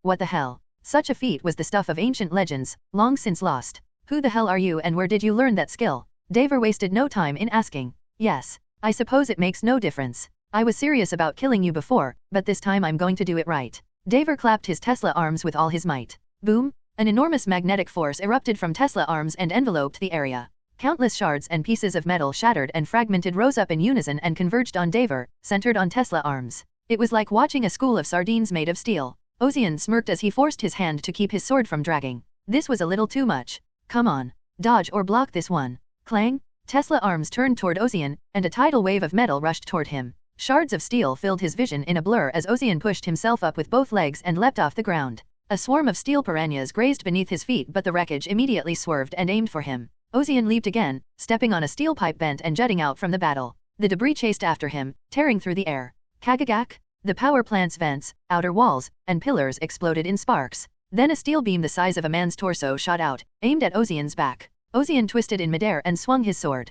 Kong! The steel collided with the sword, knocking him back and slamming him into the ceiling. The steel didn't stop pushing back, even as Ozian's body broke through the ceiling. Only after soaring through the roof of the power plant did he manage to slice the beam in half. Chang! The sword's blade snapped, unable to withstand the fierce fight. Ozian stayed in the air and looked around. Night had fallen, and the surrounding area was pitch black. Without the power of the power plant, the surrounding area was plunged into darkness. Through the collapsed rooftops, Davor leapt and standing on the metal scaffolding, he sneered at Ozian. Ha ha ha, your proud sword is broken. Ozian poised to swing his sword at Davor, but Davor smirked from behind his gas mask at the broken sword with only the hilt remaining. Don't you see, you fool? I can create lightning and breathe flame. I can manipulate metal and gravity, and you still want to fight me. The electricity from the Tesla arm spread across the surrounding metal, forming into a thunderbolt, aimed at Ozian. Intense flames erupted from his right arm, a snake of fire twisting and turning. What the hell can you do with a broken sword? With Davor's shout, he was able to unleash all sorts of miraculous powers. This was not an opponent that could be dealt with only a broken sword. Ozian chuckled to himself and looked up at the sky. The smog-filled night sky was empty. The once brilliant sky had long since lost its shine. And yet, surely there are stars out there. I see. You're right, it's hard to do anything with a broken sword. At that moment, Ozian realized what he was supposed to do and what he could do. But Ozian lifted the broken sword and a pure white flame rose from the broken blade. It can hold starlight. Underscore underscore underscore underscore underscore underscore underscore underscore underscore underscore underscore underscore underscore underscore underscore underscore. The survivors rushed out of the power plant. Even as they ran, gasping for breath, a series of frenzied explosions erupted behind them. If you stay behind, you die. With that thought in mind, the survivors halted in their tracks as a blinding flash of light erupted from behind them, scorching the dark world. Holy shit. Someone looked back and muttered an exclamation. Above the shattered power plant, Davor's magic was casting a long beam of light. A snake of flame that consumed everything, countless spears of blue lightning to pierce the enemy and violet gravitational magic to keep him floating high above the ground. It is Ozian who stands against him. He paled in comparison to the enormous power that surrounded him, but what happened next stole the attention of everyone present. David muttered. That's... Everyone in the room looked up. Amidst the dazzling torrent of magic, a shaft of pure white light shone brilliantly. Starlight. I couldn't help but think. For the light had fallen like water droplets from the clouds high in the sky and landed on Ozian's sword. My god. The starlight settled on Ozian's broken sword, and it burst into flames. The white flames leaped up, and then took the shape of a sword. David, and all who fled beyond him, watched in fascination. In the darkness of a blackened city, stripped of all light, the light of the heavens, lost to the advances of science, descended to earth. Asterisk. A faint smile tugged at the corners of my mouth as I looked at the starlight in his hand. There was no surprise, no shock. All I could feel in the midst of this unexpected situation was a small sense of accomplishment, of having accomplished what I should have. I felt it as I held the broken sword and refused to give up. I can use it now. Starlight, one of the 4 unique traits of a knight. In the game I was playing, each class had its own unique traits. These include command, curses and corruption, and dark magic, which is what the warlock he fought earlier had. As each class levels up, they develop their talents and gain access to a wider variety of skills. And as these traits develop, you'll realize that your playable character is more than just a mere mortal. In other words, their true name is unlocked. In the case of the warlock, it's the Prophet of Death. In the case of the wizard, the Grand Magia. It was the same for other classes. Even Ozian's class, the Wandering Knight, had its own true name. Daver exclaimed, unable to hide his bewilderment. What is that light, and who are you? Who am I? Wandering knights, by nature, are those who wander the world. For them, the grass is their bed, and the wind is their traveling companion. Wandering knights always had companions on their journeys. They were always there, invisible but ever present, guiding them where they needed to go at night. It was with the countless stars that lit up the night sky. They followed the sky and traveled the world. I am the knight of the sky. Yes. The stars in the sky are the wandering knight's friends and guideposts. I am the man who will kill you, here and now. Such was the power they wielded. Asterisk. Daver's gaze was drawn to the pure white flames of Ozian's sword. A knight of the sky. The blazing sword, a harmonious blend of white and blue, had never existed in Daver's memory.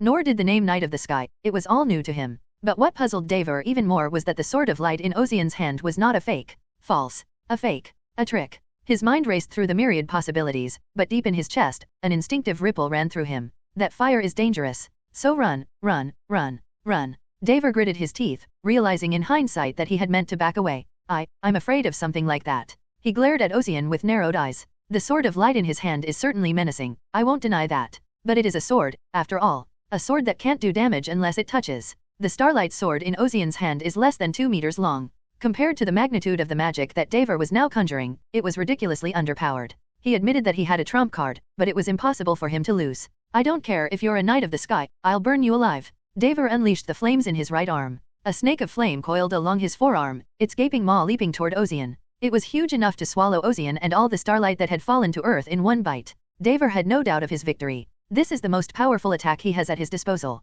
There was no way a mere swordsman could parry it. Daver's triumphant face was shattered by the next sight. What Ozian did to the fire snake as it fell from the sky was simple. He simply grabbed the sword in his hand and swung it at the serpent's head. It was that simple. Okay, but what the hell is that? The pure white sword sliced through the snake's head vertically with ease. Ozian's sword didn't stop at the snake's head, but cut it in half from tail to tail. The fire snake split left and right like firewood, scattering embers and disappearing. The scarlet flames that had seemed to immortalize the world burned down before the white flames. What is that? He never heard of a fire that burns fire. No. Is that white thing even fire in the first place? Despite the sight before him, Daver activated the Tesla arms. Countless shards of metal magnetized and floated through the air, aimed at Ozian. The shards were charged with an intense electric current and shot toward him, like a school of hungry piranhas that had spotted a piece of meat. Ozian swung his sword from left to right. A burst of white light shot out from the tip of his sword, blowing away all the shards that had been charged with electricity. Deciding this wasn't enough, Daver cranked up the Tesla arms to full power. The uncooled Tesla arms creaked from the excessive power, but Daver didn't care.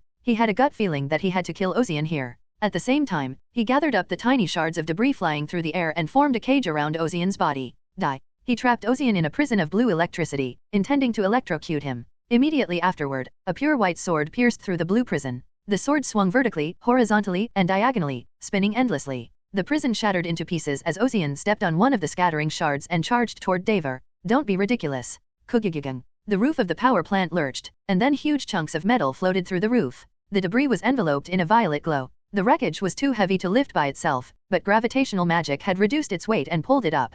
At Daver's gesture, the massive debris shot toward Ozian. The debris accelerated through the air several times as it was energized by the power of gravity magic. It was like a retrograde meteorite as it soared from the ground toward the sky. Even the strongest Ozian would be crushed to the bone if it touched him. A chunk the size of a house filling his vision, but in that moment of crisis, Ozian remained calm. He trusted that in this moment, his sword would never break. That whatever stands in his way will fall under this starlight, no matter what it is. For this starlight is the power of miracles, a power that is now lost, a fairy tale and a reenactment of a legend. Swoosh! The massive mass of debris was easily snapped in half, but Ozian did not stop. Nothing could stop him. Dever hastily squeezed the last of his magic power. He pulled it up, enchanted the remaining rubble to increase its strength, and held it in front of him as a shield. Using defensive magic wasn't enough, so he coated the shield with a barrier of mana. Once, twice, 3 times. There were 5 layers of it, but immediately afterward, a pure white meteor fell on top of the barrier. There was a deafening noise and a blinding burst of light. For the first time, Ozian's sword, which had cut through everything with ease, was blocked. However, it was not pushed back, and the two forces entered into a struggle in perfect balance. Those watching from afar held their breath as a ray of starlight broke through the clouds. The ray of hope was so small and insignificant compared to the magic that Dever unleashed that it faded, like it could vanish in any moment, and yet, for some reason, they could keep seeing it. Maybe it's because it reminded them of a story they all heard in the back of their minds as children, before they adjusted to the harsh realities of life. Their grandparents used to tell them old stories. You know, there's a beautiful light up there in the sky, they say, and it burns forever, never fading or going out. The children were enchanted by the story, but it didn't last long. In the cities, where the air was polluted, the stars could not be seen. The world had long since lost the light of the sky. They grew up in the city, never seeing the stars since birth, and that's how they grew up. As adults, they still don't know what starlight is. Perhaps they will never know. It's the same with the children who will be born in the future. They certainly thought so. That cold, clear beauty must be the miracle of the story. That's why they watch. They don't look away that they feel like they're about to collapse in the face of a huge force, because if it really is a miracle, it will never be extinguished. DDDDDDD. The fluctuating forces are in perfect antagonism. Dever gritted his teeth, squeezing every ounce of strength he had left, and cried out. What are you? Why are you fighting like this? His voice was tinged with resentment. Dever's original intention was to test the performance of the stolen Tesla arms, so he deliberately orchestrated a gang to take over the plant from behind. Mercenaries and fixers would come to take over the plant. It would be a simple performance test against them, so he attacked them, intending to kill them all. So far so good, until Ozian intervened. What the hell? He thought he was nothing special, except that he wielded a sword, unlike the others. Where do you belong? Celestial Chimes? Penitent Inquisitor? Or are you the city's new enforcer, one of the enhanced soldiers secretly raised in Tyrna? If not that, then, I don't know what the hell you're talking about. Ozian snapped coldly at Dever's wild speculations. I told you, I'm just a knight of the sky. What? And now I'm a fixer on the side. Behind his gas mask, Dever's eyes seethed wildly. Tisk. In that instant, the force that kept them balanced cracked. Slowly, but surely, cracks began to appear in Dever's magical barrier. Tiny solid lines spread like spider webs. It was the signal of his doom. Dever cried out urgently. Now, wait. Let's make a deal. If you let me out of here, I'll give you. I told you, I'm a fixer. Ozian cut him off sharply. A fixer, whose lifeblood is trust, would never take on a new case in the middle of a present one. The pure white blade in Ozian's hand changed. It glowed and the flames grew stronger. The white flames were tinged with a bluish aura, giving it a holy aura of its own. That's not honorable. The starlight in his hand burned brilliantly to extinguish all evil and to illuminate this dark world. How beautiful. For a moment, even Dever was speechless, dazzled by the beauty of the light. This is the light of hope that guides the lost. It was the noble glory of those who sought honor beyond the blazing stars in the sky, an honor now lost. The meteor soared.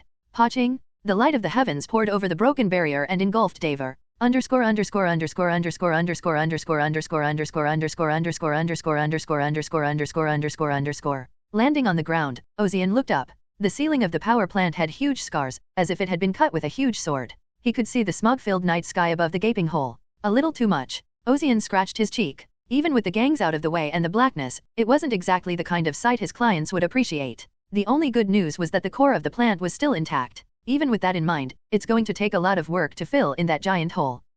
Maybe he got away in the meantime. Ozian looked around, searching for any sign of Dever, but no matter how hard he searched, there was no sign of him. Had he been struck by the meteor sword and vanished without a trace? No, he wasn't. Ozian remembers the feel of the blade's tip at the end. The meteor blade aimed at Dever had cut him, but its searing light hadn't scorched his entire body. At the last moment, Dever had pulled back with all his might. The cut was definitely cut, so the trace should remain. This is the location where he fell, so if he searches around, he'll find something. Ozian's judgment was correct. Here it is. There was a partially carved bloodstain on the floor and a severed arm with torn bandages wrapped around it. It was unmistakably Dever's. The arm had been cut off, but there wasn't much blood. The smell of burning flesh lingered in the air, though only slightly. Did he stop the bleeding by directly setting the cross-section of the severed arm on fire? He quickly applied a hemostat in that situation and ran away. Apart from his poor humanity, his skills and judgment were excellent. So he's probably a terrorist with a red notice in Tirna. It's a shame. If I'd cut off the other arm, I could have gotten that Tesla arms thing. It's a shame I couldn't finish him, but I'll have to settle for this for now. One day, Daver would return to avenge his severed arm, but Ozian was not worried about that at all since he would be much stronger then than he is now. I've also mastered the use of the starlight. However, there was something to be said for learning. The power of the starlight is not something that can be used so easily. If this were in a game, it could be activated by pressing the skill's shortcut key, but in reality, it was not so easy. It's a matter of mindset. The usage of starlight was quite vague and abstract. It's the kind of thing you need to use a few more times to get the hang of. That's why I wasn't overjoyed with my first success. Now I've only cracked one of the 3 talents. There were still 2 more talents he could use. Moreover, the attribute called starlight was not a skill of the meteor sword. The meteor sword is the most basic offense you can learn as soon as you activate the starlight talent. It's the most used and versatile, but it's not universal. There were other skills that were more efficient in some cases. I don't know about anything else, but if I can learn starlight armor or nebula silk, I shouldn't have too much trouble in the future. Of course, that's the minimum requirement. It was better to use everything that was available. You never know what's going to happen in the future. Just today, a red list wanted criminal had appeared from a regular group request. Ozian knew his body wasn't all-powerful. He hadn't expected it, but now that he was faced with the reality, he was even more alert. I'll have to be more careful. With that thought, Ozian stepped out of the power plant. It was still dark around him, but he could easily see the people waiting for him outside the power plant. With them all huddled together like that, it was hard not to notice them. Has everyone gone back? Ozian asked, but no one answered. The mercenaries were still reeling from the realization that they'd pulled off this mission. It was David who finally spoke up. Who the hell are you? What do you mean? That's... Didn't I tell you? I'm a knight. At Ozian's answer, David made a confused face for a moment, then nodded. That's... Yes. You don't want to give away your identity, I understand. Some of the fixers are running from their pasts. That was true of the other mercenaries as well. Jonathan, the wounded one, and Steel Follower nodded in agreement. But don't worry. We may be assholes, but we're at least decent, and we're not about to dishonor a benefactor when we owe him our lives. Something was terribly wrong, but Ozian didn't bother to correct it. The day's battle had worn him down enough. More than that, was that really starlight? David recalled the scene he had just seen. A beam of light that had fallen from the sky, piercing through all of Daver's magic. It was like a miracle. He still felt like he was dreaming with his eyes open. Does it matter if it's real or fake? David's eyes widened at Ozian's question, and he burst out laughing. Yeah, it was. What does it matter now? We're alive and we got the job done. David laughed and looked out at the mangled power plant entrance. It's going to be a bit embarrassing for our clients, though. It's a cheap price to pay for chasing down a red list wanted man. What happened to him? Did you take care of him? He got away. That's a shame. Turning to David and the mercenaries, who sounded sincere, Ozian added a postscript. But he left behind a tail, like a lizard. A tail. He'll probably eat his food with Tesla arms from now on. It'll be the most expensive spoon in the world. The mercenaries burst out laughing as they realized what he meant. Hearing it from Ozian's lips, they realized the fight was over. They had survived. Of course, some people died. Among them, there were quite a few who lost colleagues they were working with. But that's the way it is in this industry. In the end, when someone gets shot down somewhere, it doesn't make a big deal out of it. It was a given. The mercenaries dispersed, leaving Ozian with a note that they'd buy him a big beer if they met someday. Jonathan bowed his great bulk to Ozian as well, and the Iron Follower left without another word. David was the only one left. Is there anything else you'd like to say to me? Do you remember what I said before we went in? Ozian quickly realized what David was referring to. Ah, the automaton. The automaton you fought the other day. You said its arm exploded. It must have been a special grade automaton made by the Battle Trench Company. Whoever handled it was no ordinary man. Yes. The fact that the arm exploded means that the automaton probably has that function all over its body. Why? Because they don't want to leave any trace, so they just blow it up so there's no evidence. Poof, done. Ozian asked playfully. Like your automaton. Yay, it was unavoidable. Ah, David's expression darkened, and Ozian felt sorry for him. He must have been hurt, judging by his reaction. Oh well, I should be grateful to be alive, especially in front of my lifesaver. Ozian coughed unnecessarily awkwardly and David smirked at the sight. Ozian smirked, realizing in hindsight that David was just as amused as he was. Anyway, be careful. If someone were to personally handle a special grade automaton and encourage something behind the scenes, as far as I know, they would be like an assistant at a large company. David's use of the word assistant was industry lingo and it meant people who do the dirty work of a company behind the scenes. People who are hired separately by large companies are called assistants in the industry. I don't know exactly who he works for, but if it's a big company, I can count on 2 hands the number of people he's working for. With a big company involved, David didn't want to dig any deeper. Even though he's made a name for himself in the industry, he's only made a small name for himself at the bottom. It was nothing compared to the world of the corporate movers and shakers. Be careful. That's all I can say. Of course, with your skills, it wouldn't matter if it was a corporate assistant, but you don't know the world. I hear you. Okay, I had a lot to say to a person with a bright future. I wonder if I should retire soon. Really? Well, this was supposed to be the last time I'd do it. My bread and butter, the automatons, are broken. Even if he were to step down like this, he didn't have to worry about living in a big pinch since he had money saved. But after watching you fight today, I've changed my mind. David remembers the light Ozian showed him. It was a brilliant, beautiful light, carried by a young man, much younger than he was. The light carried David into the distant past, a time when he was a child, when he was still innocent, and a time when his eyes shone with fairy tales. Perhaps the dreams he held in his heart were the starlight that had faded. I felt like I was lighting a fire for nothing, and I wondered if I should stop here. It was a fleeting beauty, now gone. But then David realized that it was still there, deep in his heart. Something he'd always known, something he'd always avoided, and now he could finally face it. So, now that I've gotten this far, I'm going to try a little more. You'll have to work harder to put the broken automaton back together again. Ha ha ha, yeah, I'll have to work harder than I've been working. With that, David removed his hat from his head and held it to his chest. He bowed his head in awe and respect to Ozian. Thank you, sir. I hope we can meet again someday. With that, David left. As he disappeared down the dark alleyway, Ozian lifted his head and looked up at the sky. The sky was still full of clouds, not a single light in sight, but somehow, Ozian thought, it was unusually bright. Asterisk. The next day, Ozian returned to Violet Fox to be greeted by Ronan and Lorraine. Judging by the way they looked at him, they had been waiting for him since earlier in the day. Ozian. Hey, Junior, I heard you took down that Daver of the Blood Brotherhood. Lorraine exclaimed, as if it were her own business. Her eyes were wide with excitement. How on earth did you do that? Ms. Lorraine, please calm down a bit. Ronan calmed Lorraine down and turned to Ozian. Good morning, Mr. Ozian. Morning. I've heard the stories. Quite a bit has happened. It seems like the rumors have spread. Because it was a story that had no choice but to spread. Ronan decided it was now or never, and asked the question he'd been preparing in his mind since before Ozian arrived. They said you wielded light with your hands. Yes. Starlight. Why didn't you tell me you had that ability from the beginning? I've only recently gotten used to using it, so I couldn't help it. Ozian spoke truthfully, but Ronan didn't take it at face value.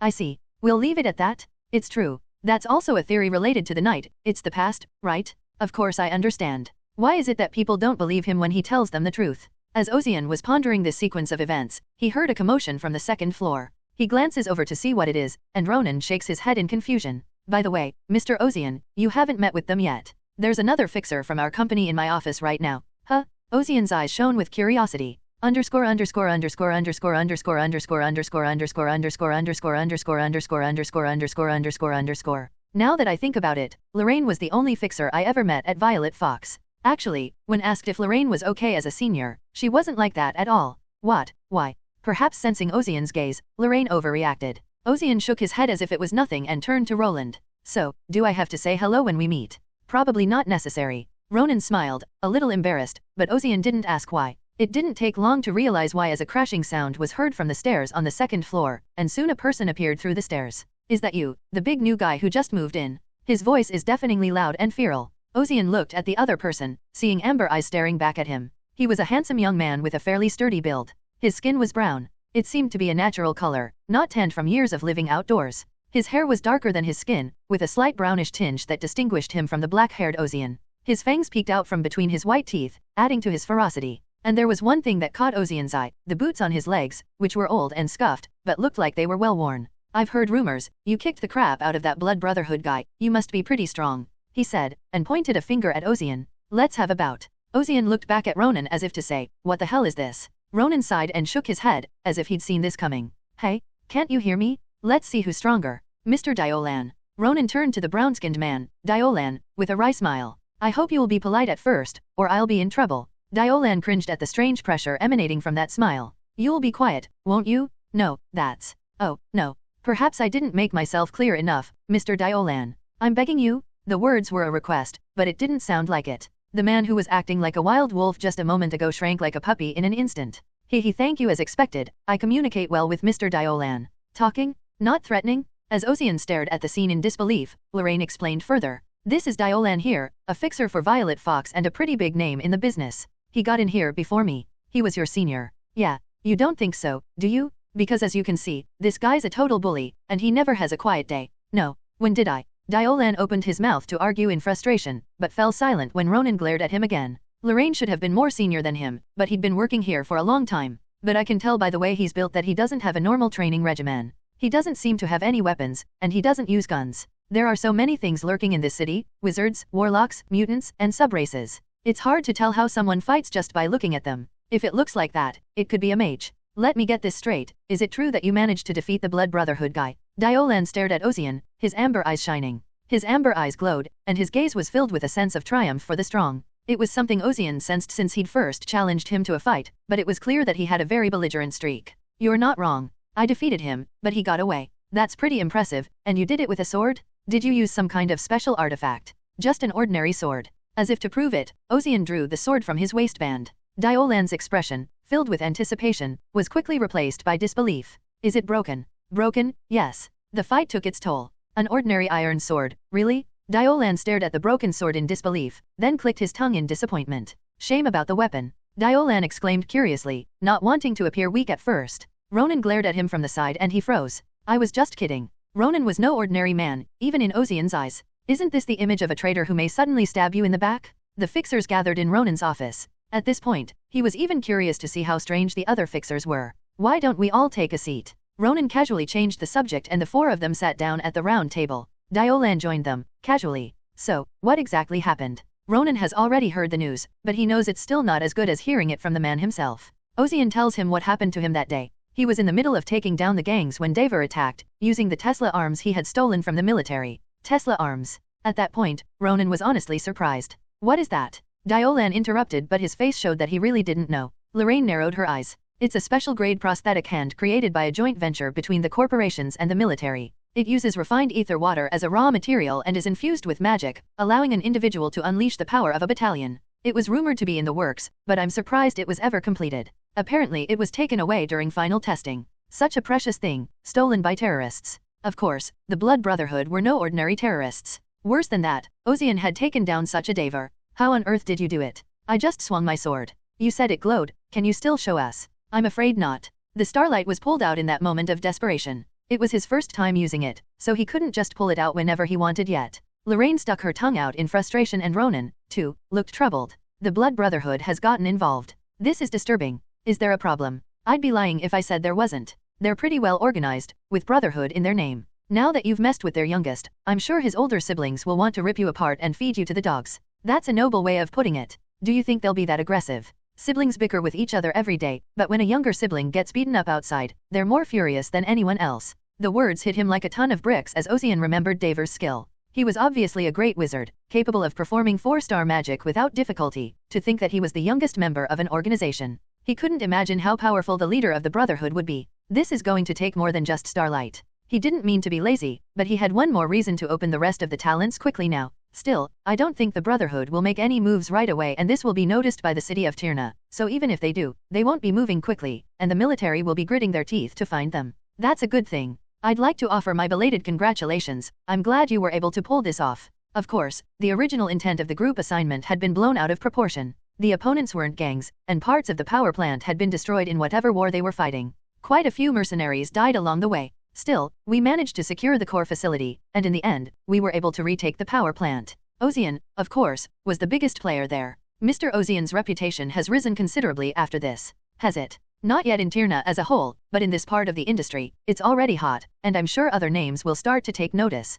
Of course, even the best in the business are only the best in the business. They do all sorts of things, but in the grand scheme of things, they're still just a minor player in the city. Even if you're a major player in a minor league, you're still going to be judged more harshly than a minor player in a major league. That's not to say that fixers have a weak reputation. On the contrary, it meant that there were many powerful people in this city. It won't be a good thing, though. It's a competitive industry, and most of them won't welcome your arrival, and some of them will probably try to crush you before you get too far. Ronan's expression didn't change. It was easy for him to say it was someone else's business. Trample. Ozian muttered the word, and his eyes met Diolan's. It was a mere coincidence, but Diolan didn't seem to feel it. No, I don't do that, do I? Apparently, he remembered his earlier challenge to fight. A surprisingly timid response, compared to his belligerence just moments ago. Ozian looked back at Ronan and asked, so, what, are we going to be attacked along the way? Not unlikely. Huh, really? Ozian asked, and Ronan explained. There are a lot of people here who will do anything to eliminate their competition. That's pretty bloody. But they won't touch us right now, because our office is grey level.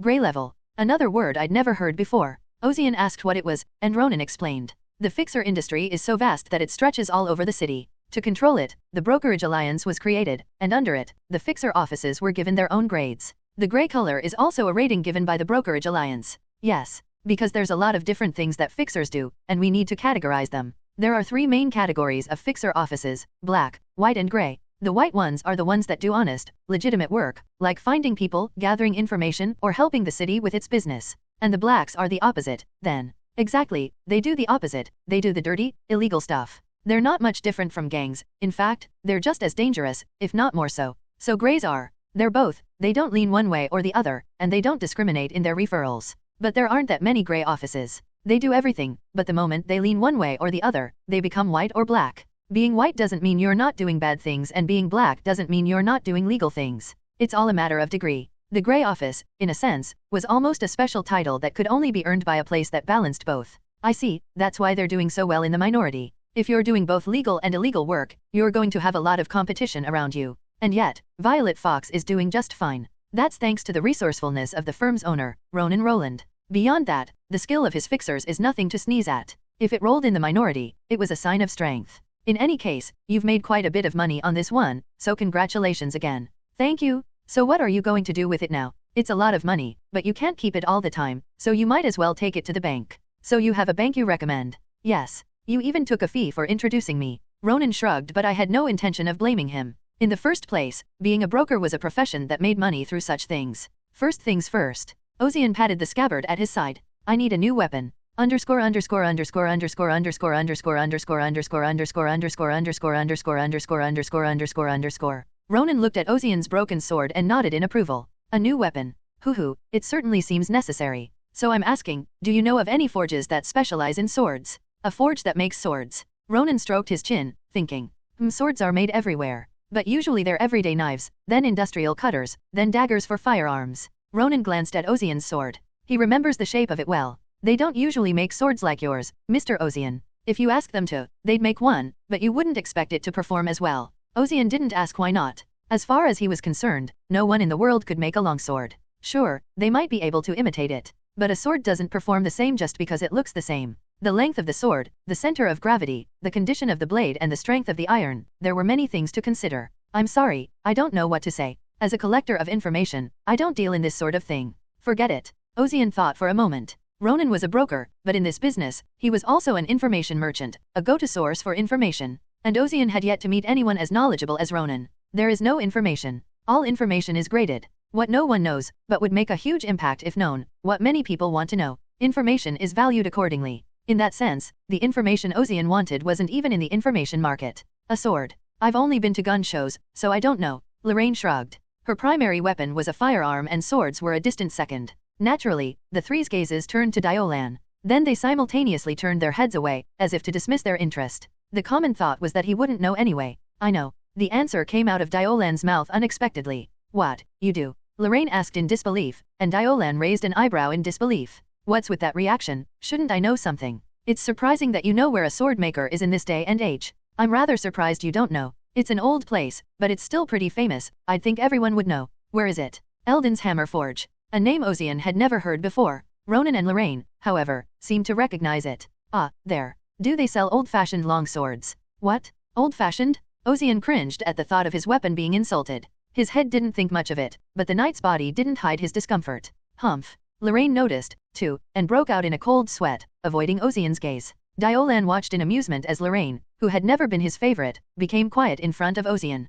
But he didn't skip answering the question he'd been asked earlier. He has a long history as a workshop owner. Even if he doesn't make it now, he used to make it a lot back when he was young. At least he will make weapons that can be used in real combat. I see. If Diolan was going to talk like that, it might as well be worth a visit. If you're going, you'd better get there as soon as possible. Why? Because it's a popular place, he might get booked up, and if people realize you're unarmed, there'll be some who'll want to take advantage of that. Really? I know that you are a powerful person who defeated Davor of the Blood Brotherhood, but no one fully believes that. Especially when it's such an absurd rumor. I see. Ozian didn't really gag on that part. If he hadn't drawn the starlight, Ozian might have been defeated by Davor, that's how strong he was. It was a fair assessment for someone who could instantly unleash 4-star magic. Such a man was defeated by a novice fixer who appeared out of nowhere? Surely, a story that no passing dog would believe. I did it, but it's hard to believe. A far-sighted person would know that it wasn't just a fabrication even if they don't believe that rumors are 100% true. There are a lot of people like that in this business, hyenas who feed on rumors and use them to feed their own growth. You're going to struggle for a while. You're going to have to prove yourself over and over again. You're going to run into doubters. So if you're going to give up now. That was the implication of Diolan's words. But his advice was sincere, coming from a place of concern. At least that's how Ozian felt. Then show me, Ozian said, as if it were no big deal, but his eyes were sharpened, as if he saw a fight coming. Diolan studied him, then smiled, showing his white teeth. I like that answer. Asterisk. There is a Western proverb that says to strike while the iron is hot. The idea is that you have to strike the iron while it's hot to shape it into the shape you want it to be, so don't miss your chance when it comes. That's why Ozian headed straight for Eldon's forge. I didn't expect you to come with me, though. Ozian looked at Diolan, who had followed him out. Well, I'm the one who introduced you, so it's only fair that I give you directions, right? I know where it is because I heard about it. Don't be so guarded. There's a new junior here, and as a senior, I'm just trying to help. Besides, the workshop is crowded, so it's not easy to find your way around. He's giving me directions even though we've never met before because he's my senior. Is that the right thing to do? But Ozian didn't question it. Just as Diolan was curious about him, Ozian was curious about Diolan. Ozian doesn't know this world yet. The world he knew has changed too much. He doesn't know if the things he knows are still there or not, and the reality he sees right in front of him is unfamiliar. To adapt, he needs a variety of experiences and knowledge. And the most efficient way to gain knowledge and experience in the shortest amount of time is to talk to someone, especially if that person is an experienced professional. In that sense, Diolan was the perfect person. Even if he didn't look like it, if he was a fixer working with Ronan, he was the real deal. So what kind of weapons do you use? Ozian asked, and Diolan chuckled and held out his hands. Ozian realized immediately what that meant. Fists. Not bare fists. I have a weapon I wear. It's a world where a severed arm can be replaced by a machine. His weapon of choice is probably knuckles. The steel knuckles that cover a strong fist must be packed with features beyond imagination, but Ozian had a feeling there was something more to Diolan. Of course, this was an industry where the underside had to be hidden as much as possible, so he didn't dare point it out. So you've always been a swordsman? Well, sort of. I guess you could say that I only used swords. In the game, it was the system, but now that I was in the real world, my body just craved it. You're still going to use a sword. I don't see that changing. Good resolve. Well, at least you'll be able to say you're Ronan's man. The trust in Ronan's voice was evident in the way he said it. Is Ronan really that great? Weren't you brought here by Ronan as well, so you must know he's pretty extraordinary. At least he was much more polite and accommodating than the other brokers. The man has a very good eye, and for him to go to such lengths means he sees potential in you. In fact, Ronan is known for picking and choosing, and the people he picks, at the very least, make a name for themselves in this business. Does that include me? That's a given, isn't it? Diolan smiles mischievously, but then says, I have a thing about people who smile all the time, because they're usually hiding something. Something big and scary. I can't deny that. From the looks of it, I'd be willing to believe Ronan's true identity is a hidden dark master in this city. If that were true, Ozian would not be surprised, and he could accept it. Still, it's helpful. It is. In this moment, a rapport formed between the two men. Ozian felt himself connecting with Diolan on a deeper level. Ah, here we are. There. A large workshop loomed up ahead. The street they were walking down was called Fire Street, and it was home to people who hammered iron. There were signs on every building along the street, and Eldon's hammer anvil stood out from the crowd because it had a huge sign on a large workshop. This must be a big place. I'm guessing it's made by dwarves, right? Tirna is home to many different races, so it must be dwarves who are hammering away at this place. With that thought in mind, Ozian entered the workshop and saw a curious sight. Kagagak? The master of the workshop wore goggles over his eyes and was grinding metal into a fine powder with a fast-spinning grinder. Countless sparks fly and shards of metal pile up below. It was not a dwarf, surprisingly enough, practicing modern methods not found in the forges of old. Elf. Working in the workshop was an elf with dark tan hair tied up in a bun. It was hot inside, as it was basically a place to work with iron, and the elf was dressed in fairly simple clothes. Apparently sensing Ozian's presence, the elf paused in his work and turned to look at him. What is it? A visitor? He removed the goggles from his eyes, and his emerald-colored eyes glared at Ozian. I'm told this is Eldon's anvil. Yes, it is. I am Eldon. I own this place. You're not a dwarf. Ozian could hardly believe that the owner of the best forge in the neighborhood was an elf. Eldon frowned at the comment. What, you have a problem with that? Don't be so hard on him. This fellow is new to the city. Diolan, did you come here to get something repaired or something? The two exchanged a quick hello as they knew each other. No. My purpose today is different. Are you the one looking for new weapons? Judging by your reaction, I guess dwarves did the smithying work where you lived. Dwarves usually do, don't they? Ozian couldn't help but ask. It was basic common sense. At least in the game Ozian was playing, all the famous smiths were dwarves. Eldon frowned, not liking the response. Dwarves are skilled with their hands, yes, but that was a long time ago. What era is this? Times change, but do they change this much? Ozian was in for a shock. In Ozian's common knowledge, elves lived deep in the forests and were a nature-loving and friendly race. Most of them were handsome and beautiful, long-lived, and mysterious. It was a common cliché not only in games, but also in media such as movies, comics, and novels. In that sense, Eldon in front of him, aside from being handsome, broke the mold of elves head-on. You still don't get it. Come on, man. How many years do you think I've been doing this? Well, elves live a long time, maybe 100 years. You're way off, 400 years. 400 years. The average lifespan of a dwarf is 300 years. That was the official setting in the game. That meant the elf in front of him had been doing his job for more years than a dwarf could be born and die in a lifetime. Ozian realized why this place was famous. A 400-year-old elf blacksmith shop? A person who has been in the industry for 30 years is called a craftsman. So what kind of title should an elf who's been doing it for 400 years have? What if there's a Chinese restaurant with a 200-year-old sign in the middle of 5 to 10-year-old signs? People will only go there. Seeing the change in Ozian's eyes, Eldon lifted his chin and slapped his chest in triumph. Welcome. Order anything? I'll make anything out of iron. There's nothing I haven't made in my 400 years of life. Anything. Ozian blurted out. Eldon paused and looked at the man in front of him with interest. Then he smirked. Of course. Underscore underscore underscore underscore underscore underscore underscore underscore underscore underscore underscore underscore underscore underscore underscore underscore. Removing his goggles, Eldon wiped the sweat from his cheeks and forehead with a nearby towel. I tell you, the dwarves were popular back when they could analyze iron with their senses. In this world of alloyed steel, there are no such racial boundaries. The dwarves were able to make great weapons in the olden days because they knew the amount of carbon in iron. It was a species trait they were born with. With their senses, dwarves can recognize the presence of impurities in iron, the carbon content, and even the quality of the iron. This is why they are called artisans. It was science that closed the gap and allowed them to surpass it. Modern steel-making technology has allowed even humans to rival the dwarves. So what did you come to see me for? I make a lot of things. Weapons, of course. Weapons. If it's a gun, I customize parts, but I don't carry the guns themselves. You'll have to go to a gunsmith to get one. It's not a gun I'm looking for. Eldon looked puzzled by the answer, then his eyes lit up when he saw the long sword at Ozian's waist. Wait. That thing at your waist is a sword. Eldon's face lit up. This is amazing. I can't believe there's still a fool who openly carries such an anachronistic weapon. May I have a look? Despite his words, Eldon looked quite pleased. Why not? Ozian handed the long sword to Eldon. He had repaired broken blades, so he recognized the shape of the longsword. Eldon examined it carefully and exclaimed, "Holy shit, this is... Why, are you surprised it's a better sword than you thought? It's a really crappy sword. Judging by its crude design, it's definitely not a ceremonial sword. If it is, it must serve a practical purpose, and the quality of the iron is this bad." Eldon's words stung. As a wandering knight who cherished his sword, it was heartbreaking to see his weapon dishonored, even if it was broken. Is there something wrong with it? Not so much a problem, as a surprise in a different sense. Do you happen to have a hobby of collecting artifacts? It's almost 1,000 years old at this point, but you've taken good care of it. Indeed, if it was almost 1,000 years old, there might be some extenuating circumstances. Ozian had a silly thought. We could make some money selling it as an antique, if it's still in good condition. The barrage of criticisms made it impossible for Ozian to think straight.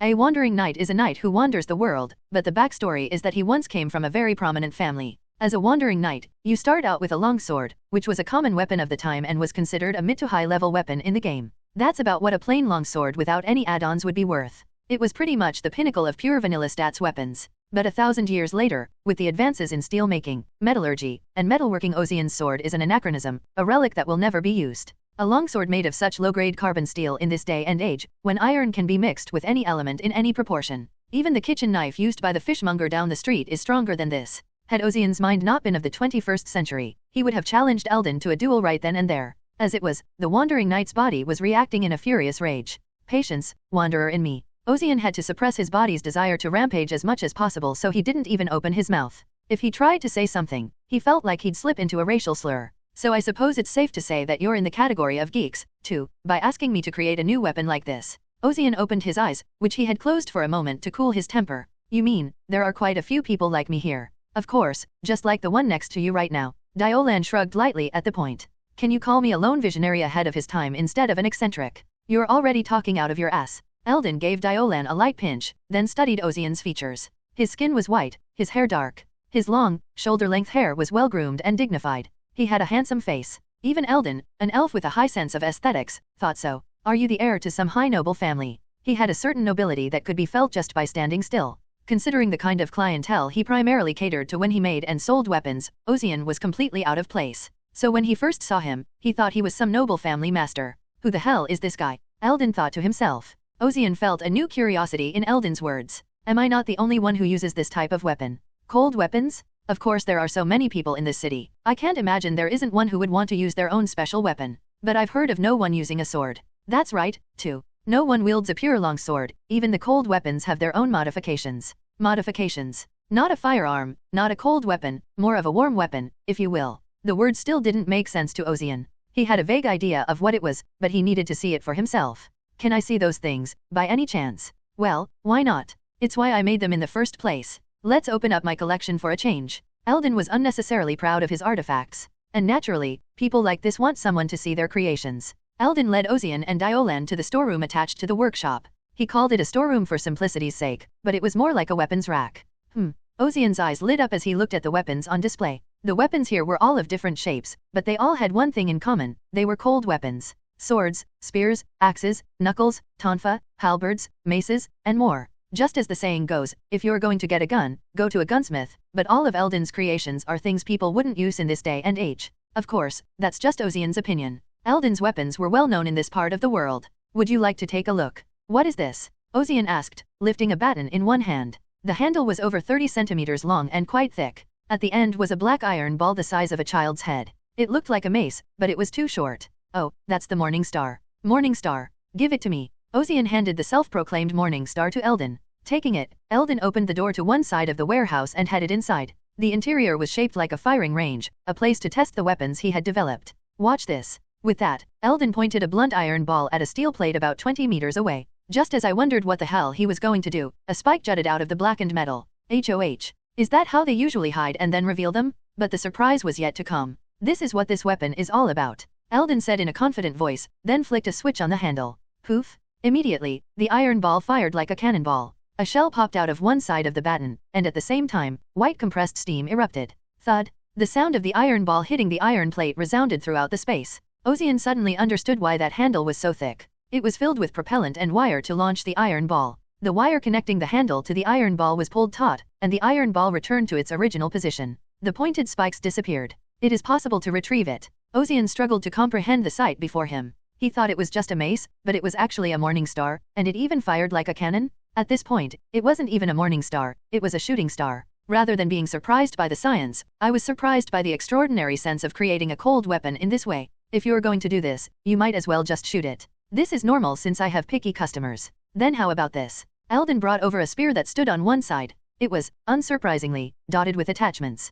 I can extend and shorten the length at will, and when I press this button, ki-ing, the blade at the tip of the spear began to spin furiously. Turn like this to increase the penetrating power, and flick the handle sideways once. Poof! A burst of white steam erupted from the tip of the spear, sending the blade flying into the steel plate. You can also shoot it like this, using a compressed steam cartridge. The world hadn't invented steam engineering for nothing. A world where science had advanced in such a bizarre way that instantaneous explosions using compressed steam could be applied to weapons. Ozian realized that he had truly arrived in another world. Or how about this hatchet? A hatchet. Ozian recognized the hatchet. Of course he recognized the hatchet. It was one of the main weapons used by the barbarian warriors. It's a set with gloves. What else does it do? Does the blade fire? What? You think I only make things that shoot? No. Ha. That's a fun stereotype. Watch this. Eldon held the hatchet in his right hand and assumed a throwing stance. The posture was angular, as if it was not a skill that had been practiced once or twice. His muscles were lean and toned from years of swinging the hammer. Eldon threw the hatchet as hard as he could, and it flew in a straight line, embedding itself in the iron plate.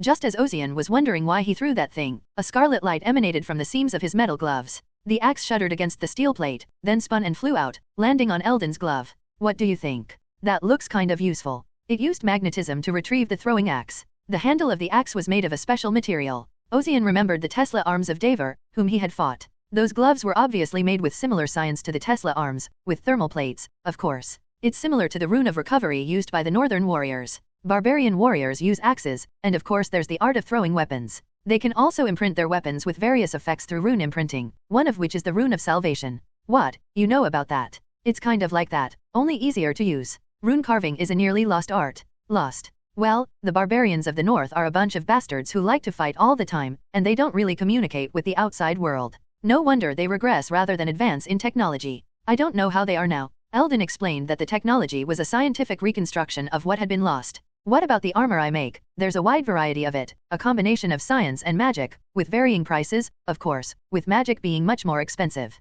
My primary weapon is a sword. I'd like to see something in that line. Sure. Eldon noticed that Ozian's expression didn't change when he said that the products of his workshop were expensive. This meant that the young man in front of him, who looked like a nobleman, was at least not short of money. How about this sword here? It's my own work. Eldon showed Ozian the sword in its scabbard. It was an oddly shaped sword. From the handle to the metal on the bridge of the nose, it was curious, but the scabbard was the most unusual part. The scabbard is unusual. It's a scabbard made of a special alloy, and it's simple to use. Eldon ran his hand over the hilt of the sword. As Ozian watched curiously to see how he would draw the sword, it was drawn out with the speed of a raindrop.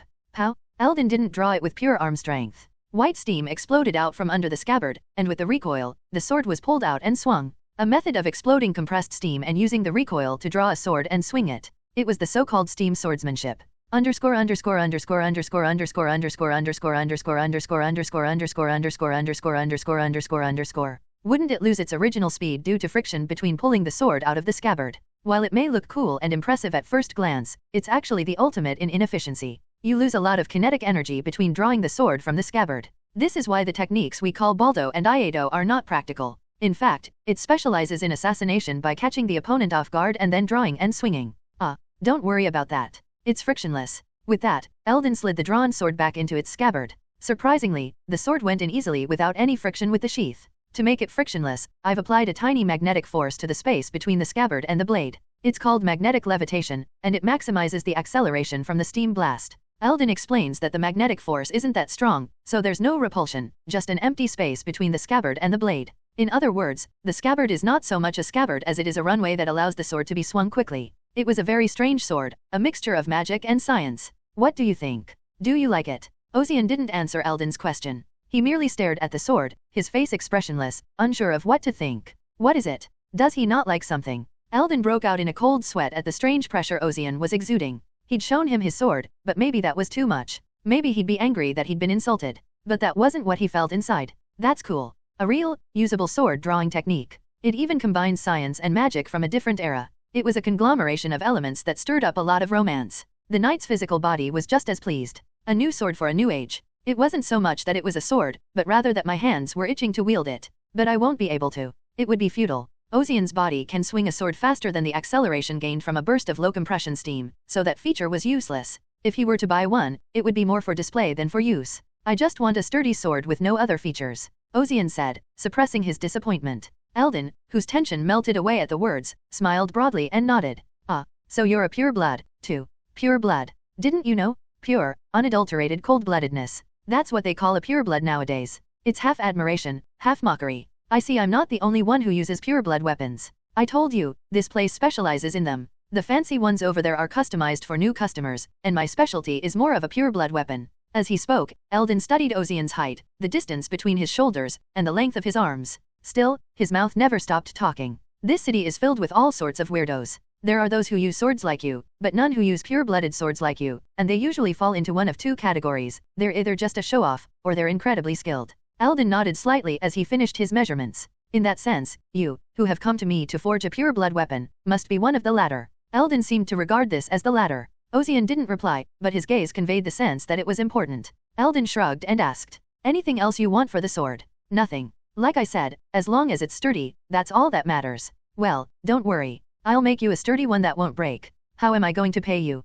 5 million up front, the rest upon completion. Eldon spoke as if he were being charitable. "That's quite a price for a pure blood," Ozian asked, and Eldon gave him a what? Stare. "I told you, it'll make it sturdy. The ingredients are not ordinary, of course, but don't worry too much. It's really not that bad." Eldon's words were filled with an unnerving confidence as he smirked and beat his fist against his chest. It was hard to trust him as a stranger, but the reputation he had built up over his years in this position would not be for nothing. "Oh, come to think of it, there's one thing I'd like you to do." "Oh, what is it?" "Can you use a metal that is impervious to magnetism?" "Magnetism? Why?" Eldon's expression changed instantly. "Wait, was you the one who recently kicked the crap out of that blood brotherhood? Has that news gotten this far already? I've got a lot of customers who'll spread the word if I just stand there and swing a hammer." Eldon was a fairly well-known craftsman, so naturally, his main clientele was people with money. In Tirna, having a lot of money is directly related to being an outstanding person. In that sense, Eldon was the quickest to hear rumors that others didn't. Well, even those customers say it's mostly a rumor, but some have said it's a serious possibility, and there are even sightings.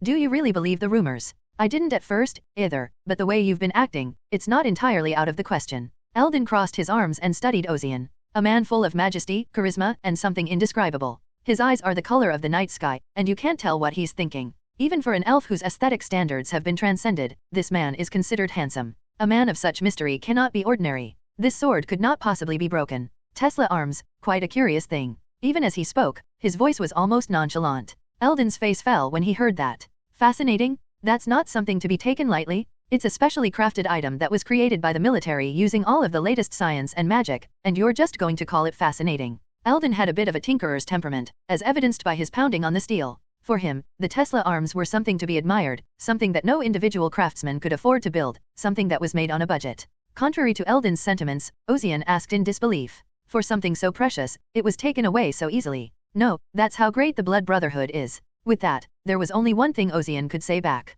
I beat that Blood Brotherhood bastard. Eldon could only shake his head, unable to refute this part. Okay, so you want something that's immune to magnetism, right? Is that possible? Yes, it is possible. There's a reagent that can be processed to create a non-magnetic coating on the outside of the blade. It's not something you can do for expendable bullets, but it might work for a sword that's meant to last. Anything else I should be aware of? The coating will deteriorate with use, but it can be refreshed periodically. It'll chip every time, but given your skill, it won't matter. Then I'll take it. Ozian paid Eldon the promised advance. How long will it take to make it? It won't take long, you're in luck. This is the off-season, when I'm not booked up. It should only take 3 days. Well, I'll come back then. Asterisk. After the meeting with Eldon, Ozian left the workshop with Diolan. Amazing. Diolan said when they were some distance away from the workshop.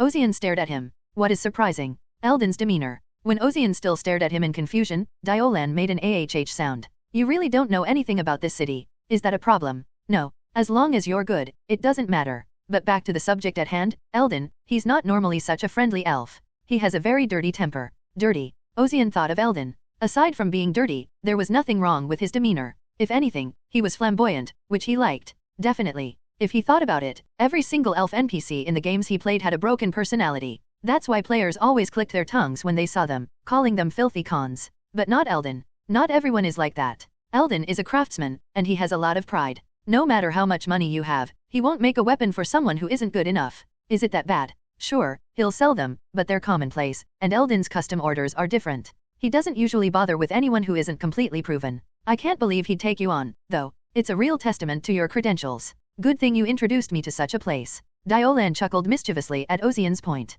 There are no craftsmen like Eldon in the world who make such things in the first place, and this is just an added bonus. So that answers your question. Of course. Congratulations. You're Eldon's new favorite customer. It didn't seem like much to celebrate, but Ozian decided to take it in stride. Still, 7 million upfront for a sword is certainly expensive. It had been 5 million, but the anti-magnetic coating had been added to the price, making it 7 million. Diolan's eyes widened at that. What? 7 million? Why is that? Is it because it's too expensive? What are you talking about? On the contrary, Eldon offered to make me a weapon for such a ridiculous price. A pure-blood longsword shouldn't be that expensive to make. You don't know what you're talking about. Eldon doesn't make weapons for just anyone, and when he does, he charges exorbitant prices. The one I'm using right now cost me 50 million upfront. 50 million? Is it a pure-blood weapon? No, and there's no guarantee that pure blood is cheaper. Rumor has it that someone tried to get Eldon to make a pure blood weapon, but he gave up after Eldon charged 100 million upfront. Eldon don't compromise on price for pure blood weapons. 100 million. Isn't it possible that they wanted unusually expensive materials? Eldon always uses only the finest materials, whether the other party requests them or not. Still, it's bound to be less expensive than modern weapons, isn't it? Weapons made by elves are called elven-born, right? An elven-born pure-blood weapon is strong in its own right, and depending on the user, it's not as vulnerable to modern weapons. The price varies for only one reason, whether Eldon likes the person who will wield it or not, that's all. In other words, the type of weapon doesn't affect the price at all. Diolan stuck his tongue out. For your information, no one has ever paid less than 10 million as an advanced payment, at least not that I know of. The elf was such a skilled craftsman. So much has changed in this world. Asterisk. After finishing with the weapon, Ozian returned to his quarters. The silent room was pitch black, as if the darkness itself had come. The light from the gas lamps outside the window refused to enter the room, as if blocked by something. Something is wrong. Just as he thought that, a flash of white flashed in the pupils of his eyes, a star-like light. We have an uninvited guest. Ozian stared at the shadow sitting at the table adjacent to the window.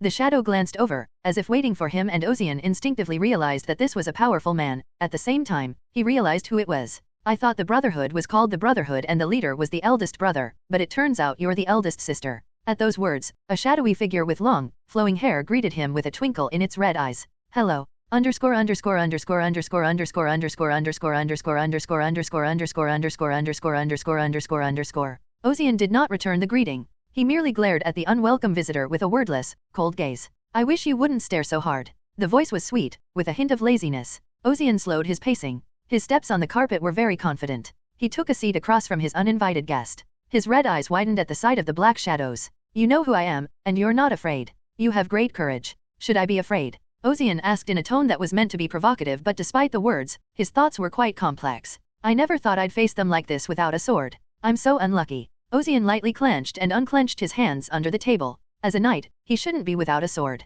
If his opponent was of average skill, he could crush him with pure physical prowess, but the guest in front of him was no such thing. The head of the Blood Brotherhood. The darkness that permeated this room was probably part of her power. As if to prove it, when Ozian sat down across from her, he could see her more clearly than he had just a moment ago. She had deliberately chosen the darkness to showcase herself. She was a beautiful woman with hair like jet black ebony. Her clothes were also black. The only other color was her snow-white skin and blood-red eyes. She looks to be at least in her mid-20s. Far too young for the leader of the city's most dangerous terrorist organization. Grace. She introduced herself. Grace Seeker, eldest of the Blood Brotherhood. Ozian. Fixer and Knight. Ozian answered, still staring at the woman who had introduced herself as Grace, trying to gauge her. The Blood Brotherhood member had come to him for only one reason, revenge for recent events. The Brotherhood is a small group, true to its name, but I've heard that the members are close-knit. Now that her brother has been beaten outside, it's only natural for them to retaliate as a family. Ozian weighed the situation in his mind. Can he fight and win? When he used the starlight, he felt a kind of liberation. It gave him a huge sense of confidence that he could fight anyone and not lose. But the woman in front of him now turned that confidence into distrust. I can use starlight right now. Ozian had been assured that he could pull out the starlight now. The problem was, he didn't have a medium to channel it. Without a sword, I can only swing it once. Even without a medium to contain the starlight itself, it could be roughly transformed into a sword and wielded. But it's a one-shot deal, a single strike. At the very least, he needs something to contain the starlight, and a sword is the best way to do that. At the very least, a kitchen knife could be used for up to 3 swings, but even that would not withstand the power of the starlight and fall apart. The knight's senses were warning him. It was not a good idea to fight in his current state. In many ways, it was the worst possible situation. So why did you barge into my home? Well, you know, our sweet youngest came home after being beaten up by someone. Instead of answering, Ozian stared at Grace. Was she going to tell him that she was here for revenge? At that, a viciousness began to creep into Ozian's eyes. The starlight burning within his pupils intensified in response. If Grace answered in the affirmative, he would use everything in his power to slit her throat. Will you not stare at me so frighteningly? But Grace shuddered at Ozian's provocative gaze. I admit, I came here with the intention of giving a little admonition to whoever was bullying our youngest. That's quite a noble way of putting it. It was clear she didn't mean to admonish, but take bloody revenge. The organization wouldn't have blood in its name otherwise. Grace pointed a white, fine finger at Ozian. So I've been thinking, what should I do? I'm the eldest, and people will look down on me if I don't take action. Grace's red eyes lit up. At the same time, her black hair stirred. I hadn't realized it because it blended in with the darkness, but upon closer inspection, her long hair was spreading around the area. At the same time, the entire space exuded a strong sense of pressure, as if it were crushing me. That's why I need to set a good example. That's what I'm thinking. Set an example. Ozian muttered the word and stared into Grace's red eyes. Do it if you can. Hworak. The starlight inside him burned brightly, ready to explode. The darkness that had been slowly eating away at Ozian, trying to devour him, stepped back in surprise at the light. The two continued to stare at each other, neither speaking. Minutes passed, and it was Grace who gained the upper hand.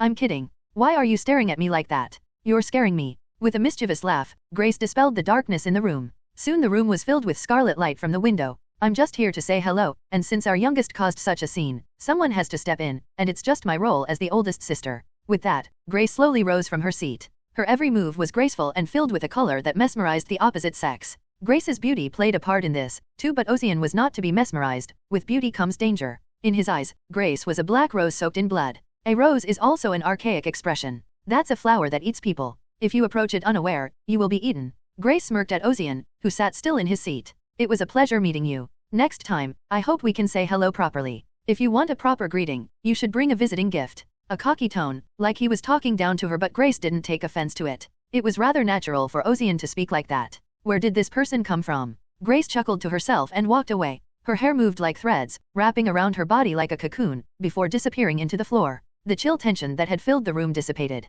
At the same time, the starlight in Ozian's eyes faded. Gone. Ozian's shoulders sagged as he relaxed. He checked his palm, and it was slightly damp. He was glad his opponent had let it go, but what would have happened if she hadn't? I was feeling a little relieved that I could handle Starlight. Still, it wasn't enough. How many other people like Graceseeker are there in this city? I need more power. Starlight's other skills, his other characteristics, he needed to be able to use them all. Asterisk. Appearing in a quiet alleyway, Graceseeker looked back. Have you been waiting much? No. With a solemn, polite voice, a figure appeared. It was Jirhan, a man of nearly 2 meters, dressed in an immaculate suit. The man who was the de facto second in command of the Blood Brotherhood asked, "Sister, is that okay?" "What?" "Davor. He survived, but he's pretty traumatized. He'll need to rest for a while, and I don't think he'll be able to fulfill his duties." What he meant was simple. The youngest must be avenged. That's why Grace, the leader of the Blood Brotherhood, had gone to Ozian herself to exact blood revenge for what was done to Davor, and more. Given her recent inactivity, a move by Grace herself would be a warning to others, but Graceseeker did not act.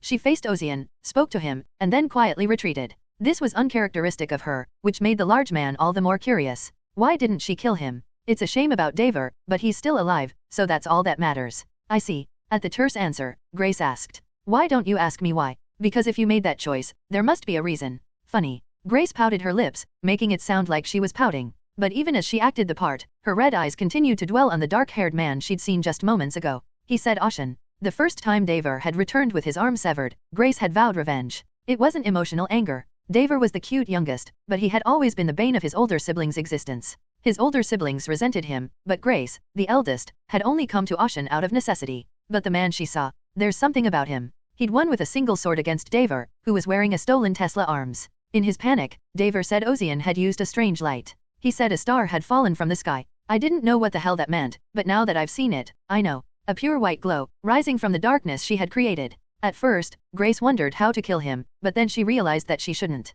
She couldn't fight that thing. No, she could fight it. Ozian didn't even hold a sword at the moment. There was no way she could lose against a weaponless opponent. But she would have to give him one of her arms. That was the best she could do. Maybe she would have given him one of her eyes too. That was the conclusion she drew from the premonitory intuition that came with being strong. She could have called for the second, who was waiting outside, and killed him without difficulty, but that would have been too much. I've already got the city's guards, army, and enforcers searching for us with lights in their eyes because of the youngest, and if we make too much noise, we'll only draw them out. It was still just a taste. It wouldn't be until later that they would resume their activities in earnest. Of course, part of the reason was that she was intrigued by Oshin and wanted to keep an eye on him. So Grace decided to indulge her whim just this once. A knight with a star in his eye. I wonder what he will become. Will he bring change to this city of gold? Or will he be swallowed up by the city's greed? It would be quite interesting to watch. Asterisk. Shit. Harris let out a harsh exclamation through trembling lips. He was a fixer in a way that wasn't much acknowledged. His latest assignment was to break a strike. The workers had gone on a full-scale strike for more pay.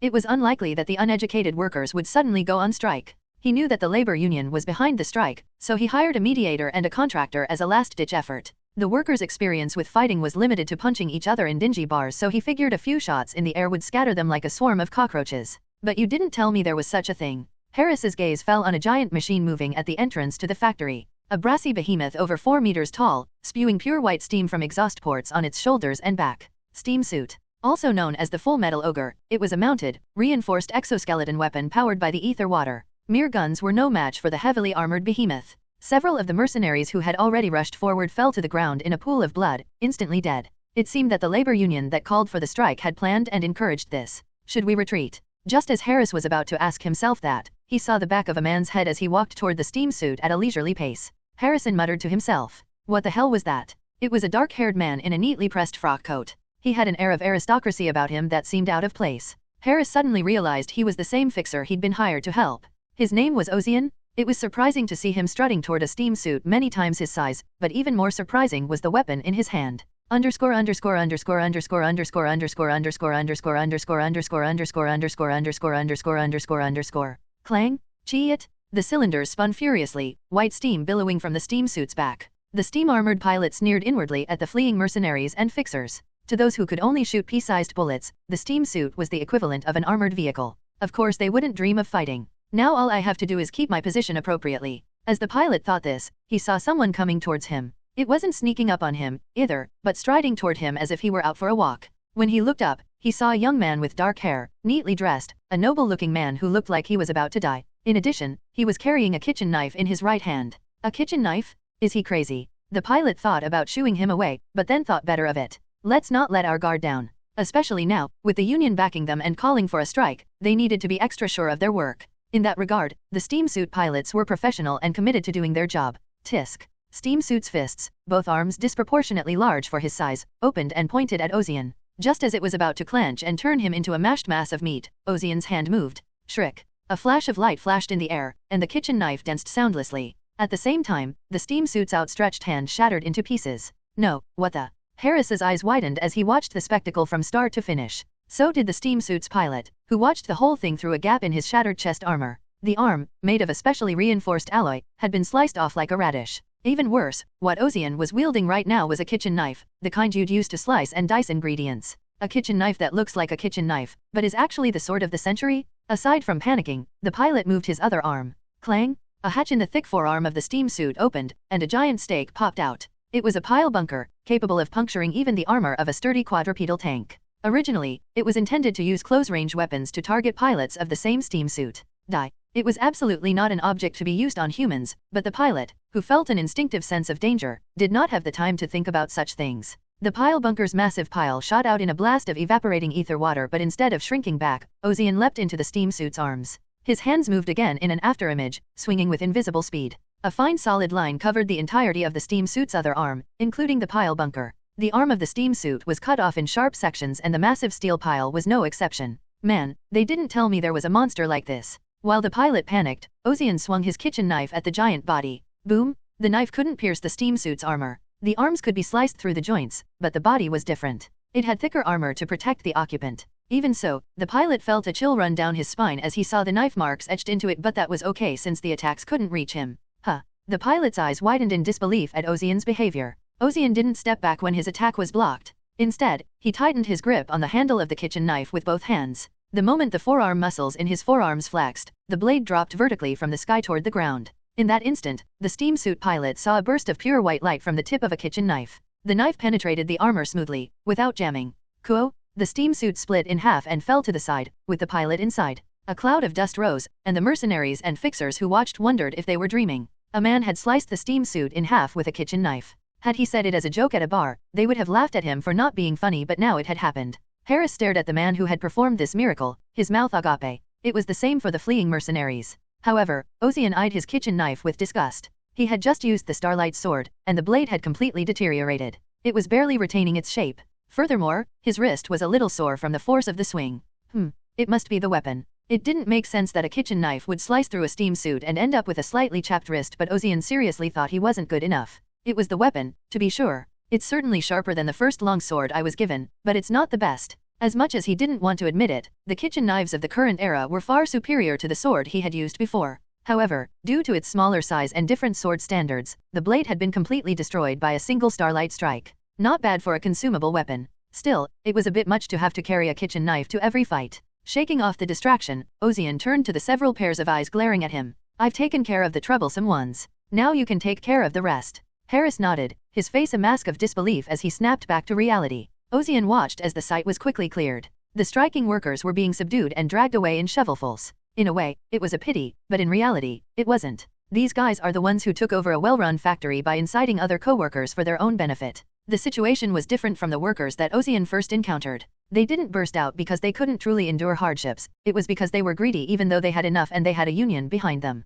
The city of Tirna was full of unions of all kinds. The most common of these were the unions that represented the workers, and they were quite a large organization in Tirna. But unions don't represent the workers. They are paid by someone to call strikes or organize protests. In the end, all organizations and groups are driven by money and interests. In the end, this was the type of organization that was operating properly in the city during the Industrial Revolution. That's why Ozian had no guilt or hesitation about killing the pilot of the steam suit. He was paid to kill people, and this was no different. Deciding that the matter was settled, Ozian left the scene. The job was done, and Ronan would pay for it anyway. Staying there would only attract more troublemakers. I think I've had enough of that already. Ozian was aware of several bodies following him surreptitiously. No hostile feelings, but rather a desire to analyze and confirm his abilities. It's probably the organization's way of making sure that the rumored knight is indeed the real deal. How big is this city? I knew that one district was roughly the size of a small to medium-sized city, but that's just an estimate. And what about all the organizations in the city? I couldn't even begin to count them. The gangs and such that Ozian had dealt with before wouldn't even make it to the claws.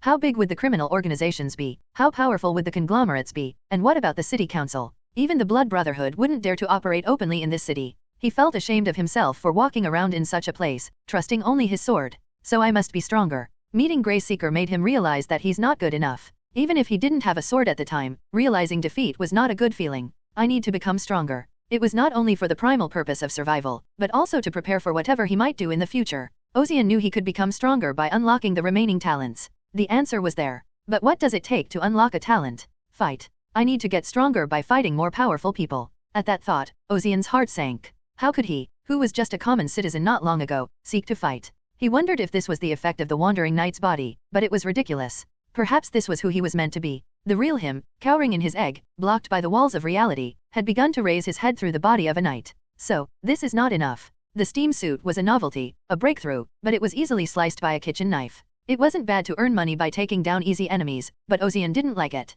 Something deep inside him kept grumbling in discontent. He needed a stronger stimulus. With that thought in mind, Ozian opened the door to the Violet Fox Tavern. The tinkling bell drew Ronan's gaze from his seat and papers. His eyes, whether open or closed, widened slightly at the sight of Ozian. Welcome home. Did your mission go well? It was uneventful. Is that so? Anything to report briefly about the mission? There was a steam suit. I'd never seen one before, but the fleeing mercenaries shouted it, so it must be true. A steam suit, no ordinary strikers would do that, so they must have had backup. So I cut it. A flat tone, as if to say, I saw a stone on the road, so I cleared it. Ronan gave a small laugh at that. It was a wry smile, full of suspicion as always. You don't seem to be bothered. Did it look that way? It can't be your weapon, can it? It would have felt too arrogant to say that the request was too easy, so Ozian remained silent. Then, out of the corner of his eye, his gaze fell on the papers Ronan was looking at. What are those? Oh, it's a summary of recent news. Aside from the movements of the Blood Brotherhood, there have been several other incidents in the city. Humph. Ozian flipped through the papers, intrigued by their contents. Suddenly, he saw a familiar word and picked up the paper. This is... does that pique your interest? Regarding the witch's request for asylum. That's what it said on the front of the paper Ozian picked up. Underscore underscore underscore underscore underscore underscore underscore underscore underscore underscore underscore underscore underscore underscore underscore underscore. The word witches didn't raise too many questions for Ozian. Ozian already knew of the existence of witches. Witches. Beings who are born with the ability to use magic, as opposed to wizards and warlocks, who learn to use it. Witches were an alien species. They are born with the ability to use magic, instinctively. How this is possible is unknown. Some called it a blessing, others a curse. As the name implies, witches were a peculiar condition that only occurred in women, and it didn't matter where you came from. A poor orphan from a back alley could be a witch, or a witch could be born into a noble family. As a result, in the games Ozian played, witches mostly appeared as mobs. They had helpers, but mostly they were boss monsters that you had to defeat. Because they were born with so much power, most witches didn't lead normal lives. As a result, most of them were either mentally broken or lacked much of their humanity. So in the game, witches were considered extremely unsavory and were hunted quite a bit. I had no idea there were still witches out there. I don't know if they're survivors of the past or if new witches have been born over time. The vast majority of witches were hostile to humanity. Only a tiny minority are favorable. Such a witch seeks asylum. The fact that she asked for asylum in the city of Tyrna, rather than a country, tells us two things. Tyrna was a city, but it also held the power of a nation. And that after all these years, witches were still discriminated against. So, this request for asylum is one of your requests. Yes, it is, because it's a request from the witch herself, which means she's paying for it herself, which may be a hard-to-find commodity in this world, or it may be knowledge. You mean it's something that others are eager to get their hands on? Yes. And if I had to guess, I'd say this witch needs a place to call her own. It's hard to come to the city of Tyrna and start with nothing. Of course, given the witch's presence, she would quickly make a name for herself. There was a difference between starting from nothing and being part of an organization. It's something Ozian couldn't agree more. If he wasn't part of Violet Fox, he wouldn't know where to start. If a witch finds a place to turn to, every organization in Tyrna will be coveted. The witch power isn't something that's readily available, and that's the problem. Like what? Honestly, it's hard for us to invite this witch to join us, because there are so many others to compete against.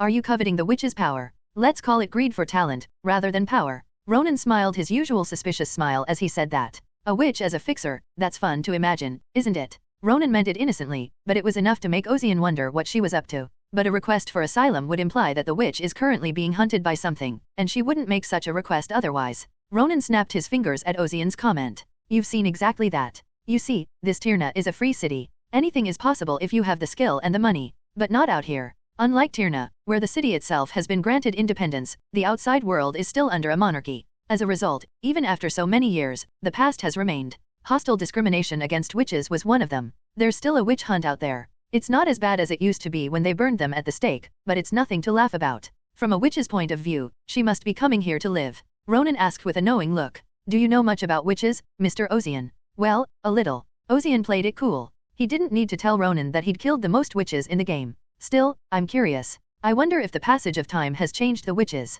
Right now, Eldin alone was a peculiar elf that Ozian couldn't imagine. The world had changed, and those who lived in it were bound to change as well. So have witches changed with the times? Or were they still the same witches they had always been? They say witches live a very long life. I was intrigued, but this wasn't just a feeling caused by the traces of a game I remembered. My instinct whispered. If I take on this assignment, I'll be able to break through my current blockage. When did this request begin? Are you sure you want to do it? I may not be able to get them to come here, but I can do the request itself. Asking for asylum means that the witch's life is in danger. The request would be to get her to Tyrna safely. It's a major escort. It's a familiar quest to me. Moreover, I don't know if it's because she doesn't know what's going on in the world, or because she has a bold personality, but the witch makes it possible for anyone to receive her request. Seeing as how she doesn't discriminate between people, I guess she feels like she's grasping at straws. Or maybe she's trying to get the best client by having multiple competitors. I'd rather be bold than ignorant of the world. Ronan was satisfied that Ozian was about to take the request, but he had some advice. Mr. Ozian, this assignment is certainly tempting, but it is also fraught with danger.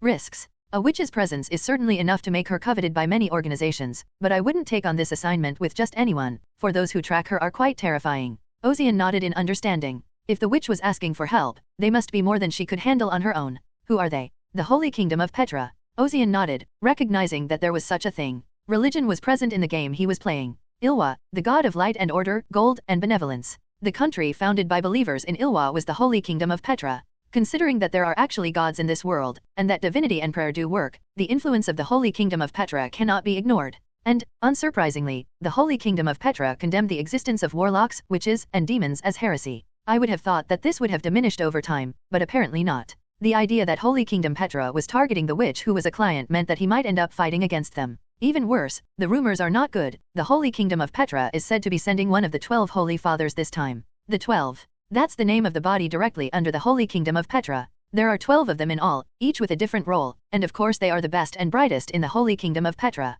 So if you're going to go out there, you're going to have to be prepared to clash with them. Even a Holy Father cannot wield his authority in Tyrna, but no fool would dare to contemplate the possibility of fighting them. This alone will weed out all the fools. You mean to tell me that only the real ones take this commission? The more he listened, the more tempting it sounded. Ozian summarized the situation. Some very powerful people in the Holy Kingdom are after the witch, and she has asked for asylum in Tyrna in order to survive. Naturally, there aren't many people who can take such a request. Those who are powerful enough to not care if they lose their pretense with the Holy Kingdom of Petra will gather. I will. Oh, no. Are you serious? You're up against the Holy Kingdom of Petra. You've been trying to figure out how to handle this from the beginning, and you're backpedaling. Ozian asked playfully, and Ronan shrugged as if he couldn't handle it. Would you be fine without your sword? You don't have to worry about that. I have a kitchen knife. Seriously. The door to the tavern opened, and a figure stepped in. It turned out to be Diolan from Violet Fox. As if he'd come bearing good news, Diolan spotted Ozian and said, Eldin told me to tell you, it's finally finished. What timing?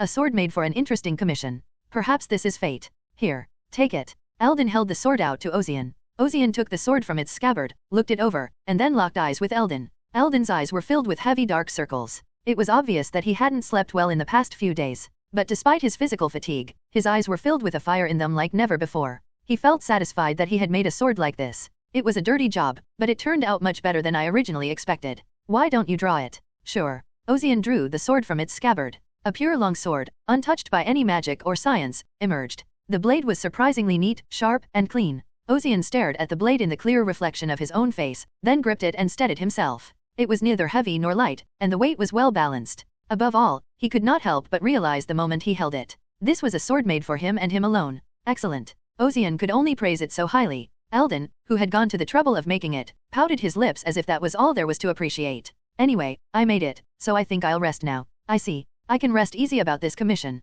A commission? Eldin asked, his interest piqued despite his exhaustion. A request that comes as soon as you receive the weapon I made for you. I heard there's a witch outside the city who has requested asylum. Wait. I think I've heard of that one. Isn't it something to do with the Holy Kingdom of Petra? That's right. You're going there for that. Eldin opened his mouth to say something, then clamped it shut and shook his head. Forget it, just don't go and die. You're worried about me. It would be a shame if I made such a fine weapon and its owner died on his first commission. You don't have to worry about that. Ozian glanced at the drawn sword, then slid it back into its scabbard. With this, I don't think I'll lose. Asterisk. The day of the commission. I arrived at the train station in the 34th district. Tirna has all sorts of railroad tracks, including, of course, one leading outside the city. My client, the witch, is to meet me outside of Tirna, in the neighboring republic of Osnophalos. Osnophalos. In the game it was a kingdom, now a republic. It was famous for its knowledge and books. As a republic, the kingdom of Petra's presence was weak and it was close to Tirna, so it was a good place to rendezvous. I would have liked to see the changed country, but that's not the point now.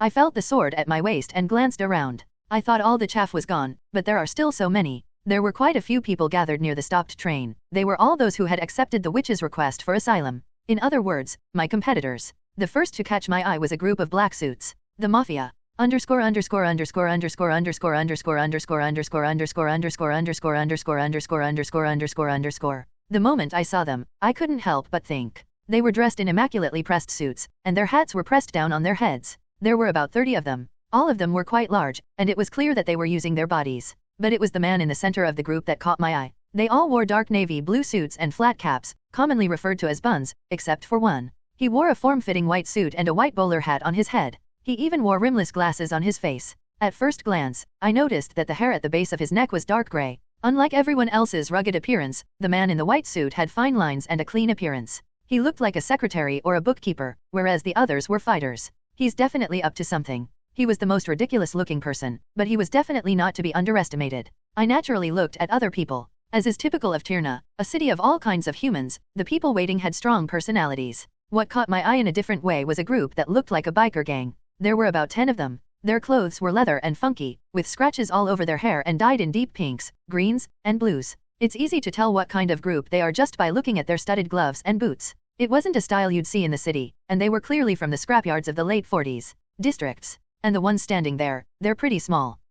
Pretty small to call a group, but still, given their location, they weren't overpowered by the others because they're wizards. They were dressed in comfortable cotton pants, a white shirt, and a modest vest. On top of that, they wore robes that were adapted from modern dress to identify them as wizards. In the game, wizards often wore baggy robes that would flap in the wind, but not so much in the present day. They don't even wear hats anymore. It was one of the reasons I didn't raise wizards. The clothes they wore were basically unflattering. It's hard to look good. I picked a knight because I thought, if you're going to have a knight, you might as well have a nice suit of armor. But the wizards of the current era don't seem to have that. On the contrary, I thought they were cool to look at. If I knew this would happen, I would have raised a wizard. I didn't stop exploring my surroundings even as I had that silly thought. I saw people in old dry wetsuits, some with prosthetic limbs, and others carrying heavy weapons. None of them were ordinary and all of them had come out to fulfill the witch's request. Am I going to have to compete with these people? I'm probably the youngest person in the room. That's because I haven't been a fixer for that long. I've had a few successful cases, but in the grand scheme of things, I'm just a drop in the bucket in the city of Tirna.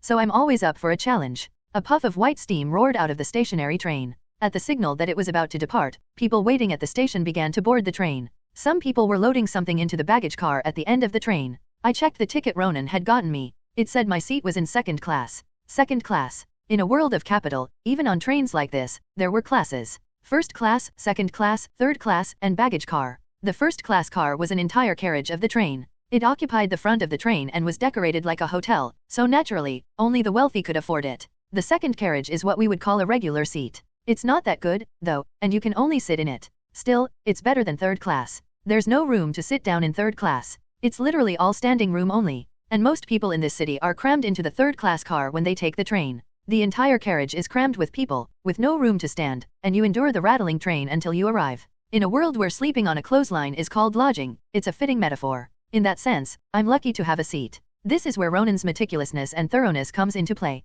As I entered the train carriage, it was filled with a group of people. I thought, oh no, is that the mafia? I don't know if they're real mafia or not. I just labeled them because they looked like it. Apparently, the seats I was going to take were all occupied by these mafiosi. They spotted me, too, and our eyes met. I wonder if they didn't like the fact that there was an unexpected person in the seat they thought they were going to charter. I didn't care, so I casually walked down the aisle to find a seat. Bam! I bumped shoulders with someone. Even if the aisle was narrow, I could see that the other person bumped into me on purpose. And, of course, the obvious reaction came. What are you, an asshole? If you hit someone's shoulder, you owe them an apology. His grim face contorted even more grimly, like he was looking at a crumpled up piece of paper. I didn't argue back. He lifted his hand and extended it toward me. It looked like he was going to grab me by the throat, and I didn't move, even though his hand was so close. but the moment I did, I vowed that this would be the first time I would show my sword here. What are you doing? A voice broke my reverie. It was a small, calm voice, but it was clearly audible to everyone in the train car. The member of the organization who was reaching out to me became contemplative and stiffened.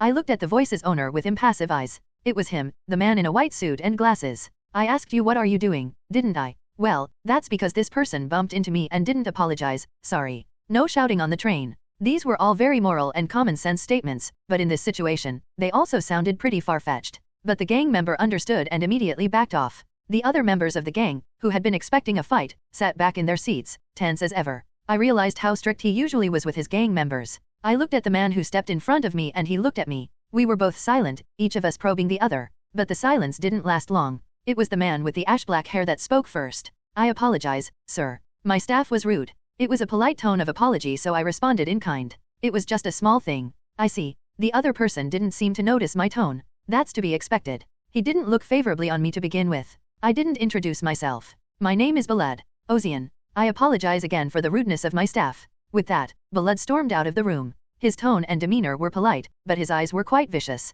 It's a good thing we didn't get into a fight. The last thing I want is to start a fight before I've even gotten the job. With that thought, I sat back down. The stares around me still stung, but I shrugged them off. As luck would have it, my seat was a window seat, and the scenery outside the window began to flow behind me, making me afraid to sit down. The train departed. Asterisk. I heard you sent our youngest. Lorraine turned to Ronan as soon as we entered the tavern. Her eyes questioned Ronan as to why he hadn't stopped Ozian. Well, you're quick with the news. Never mind. Are you out of your mind? You sent him to something that involves the kingdom of Petra. Is there a problem?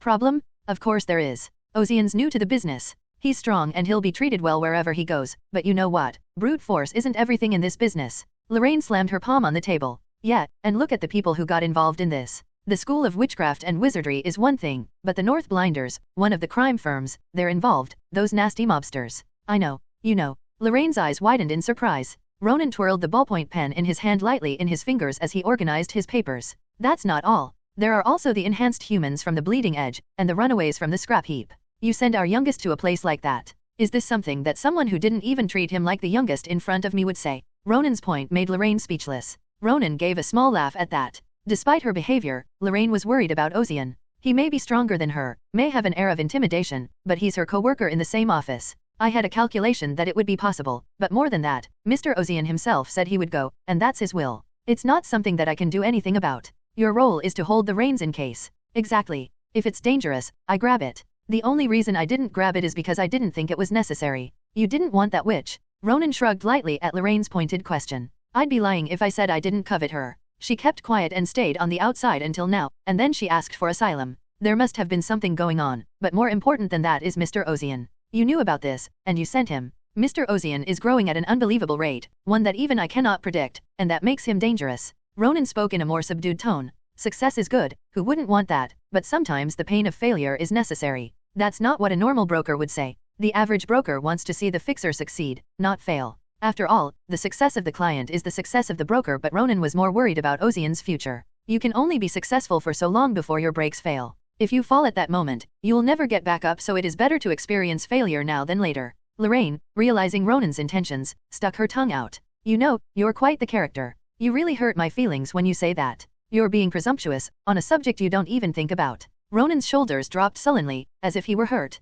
Of course, to Lorraine, it was just an exaggerated sternness. Ronan found it sad. He had the best of intentions, but why couldn't people understand his heart? Even when he told them the truth, they didn't believe him and were wary of him. It's a harsh world. Asterisk. Out of Tirna, the train sped along the railroad tracks. Outside the city, vast fields of wheat stretched out before us. Harvesting machines clattered through the golden fields. It was a steam-powered, quadrupedal chariot with a scythe on the front that automatically rotated to harvest the wheat. I thought it was a fascinating sight, but I kept still because I still had time to get to my destination. At that moment, I felt a piercing sensation across my brain and looked up. What is that? I thought to myself. Boom! The collision shook the tracks, accompanied by a huge explosion. Underscore underscore underscore underscore underscore underscore underscore underscore underscore underscore underscore underscore underscore underscore underscore underscore. Kick. It was an ear-splitting, mind-blowing sound. It was the sound of a moving train screeching to a halt and grinding against the tracks. Shouts and curses erupted from all sides as people's bodies were thrown forward by the immense inertia.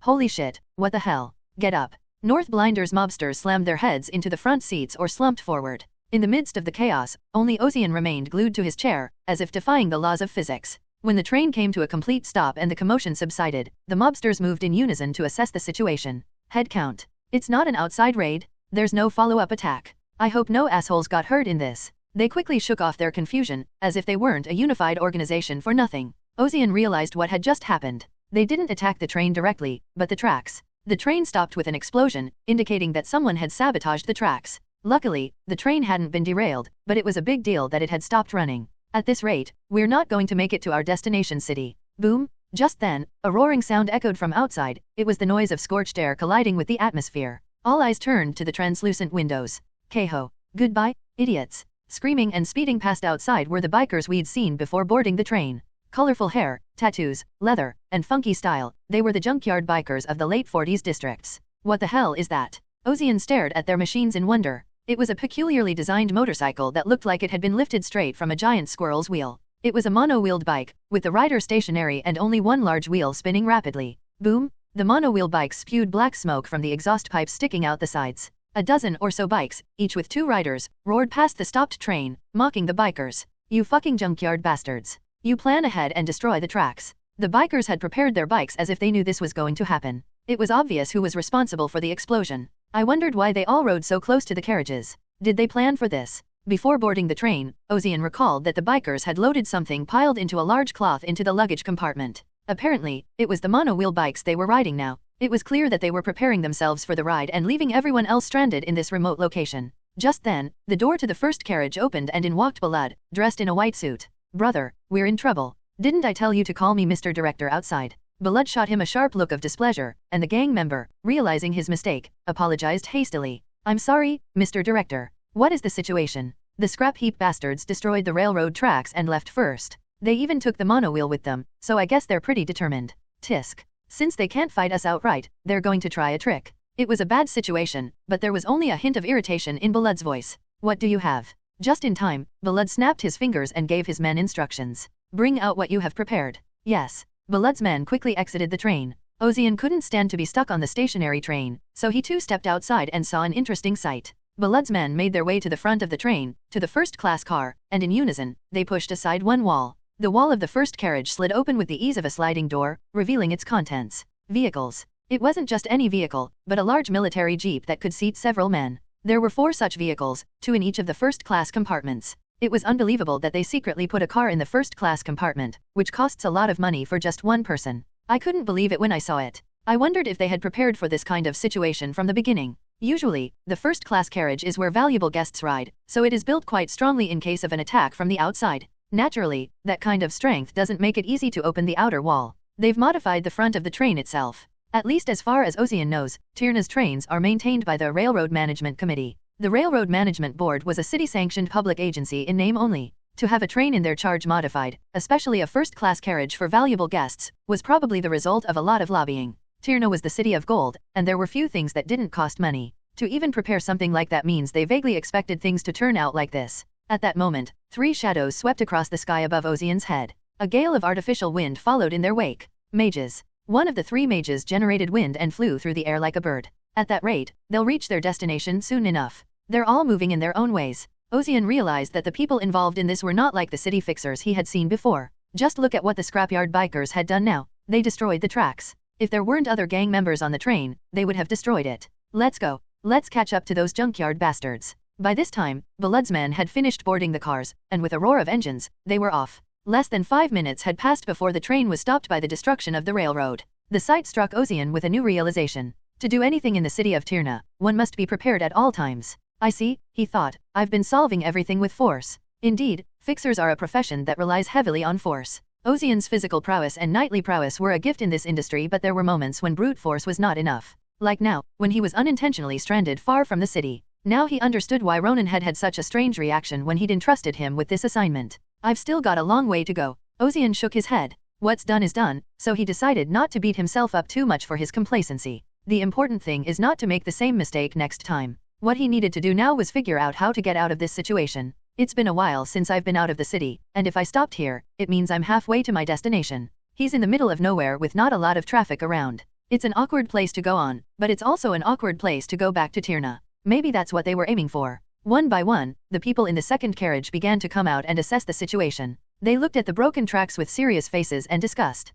What are we going to do? At this rate, we're practically stuck here. It'll take the city half a day to send someone out and it'll take days to fix it. What if we could somehow move the front of the locomotive to the tracks beyond? Even though they were competitors, they didn't mind sharing their ideas in this situation. The only possibility was to move the locomotive's header separately. With an enhanced human, it wasn't out of the question. Hey, why don't you join us? Don't you think we should hold hands? One of the glazed-eyed fixers asked as he approached Ozian. No, never mind. I'll walk.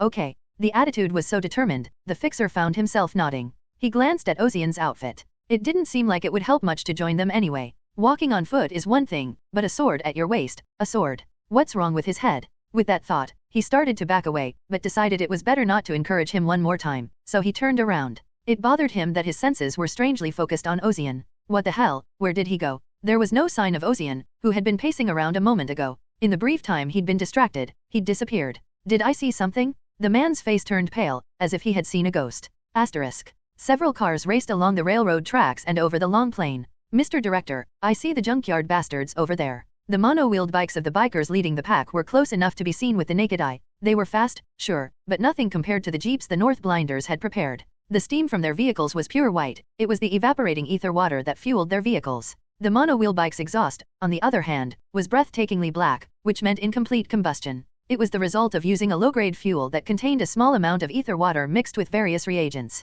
Naturally, such fuel was not suitable for long-distance travel. Mr. Director, what do we do? The member of the organization sitting in the passenger seat turned around and asked. Balad, who had the back seat of the lead vehicle to himself, crossed his arms and said sternly, "Show them what happens if you cross us." The gang members chuckled and stomped on the accelerator. The distance between the two organizations quickly closed, and the lead car caught up to the mono-wheel bike in the rear. Boom! The jeep slammed into the back of the mono-wheel bike. The off-balance bike swayed precariously, then tipped over onto its side and bounced away. The same fate befell the bikers on board. Those bastards are already following us. Pull out what you got. The bikers on the scrap heap were not to be outdone. Some picked up bombs and threw them, while others pulled out guns and shot at the wheels of the vehicles. But the specially modified jeep didn't even flinch when the bombs exploded. It was specially built for the military and was practically armored. The North Blinders fired back. A member stuck his head through an opening in the jeep's ceiling and fired a Tommy gun. There was a popping sound, sparks flew, and the closing mono-wheel bikes scattered like a swarm of dragonflies. The bikers changed tactics.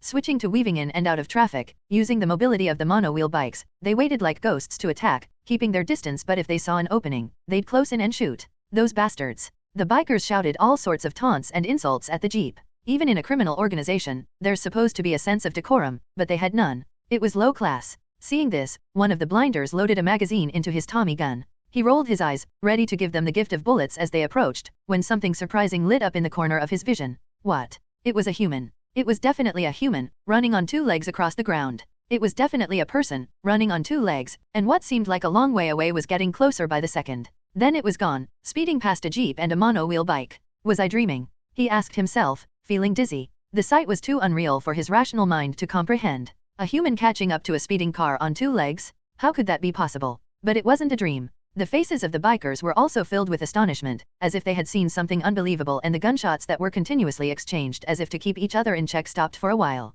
Underscore.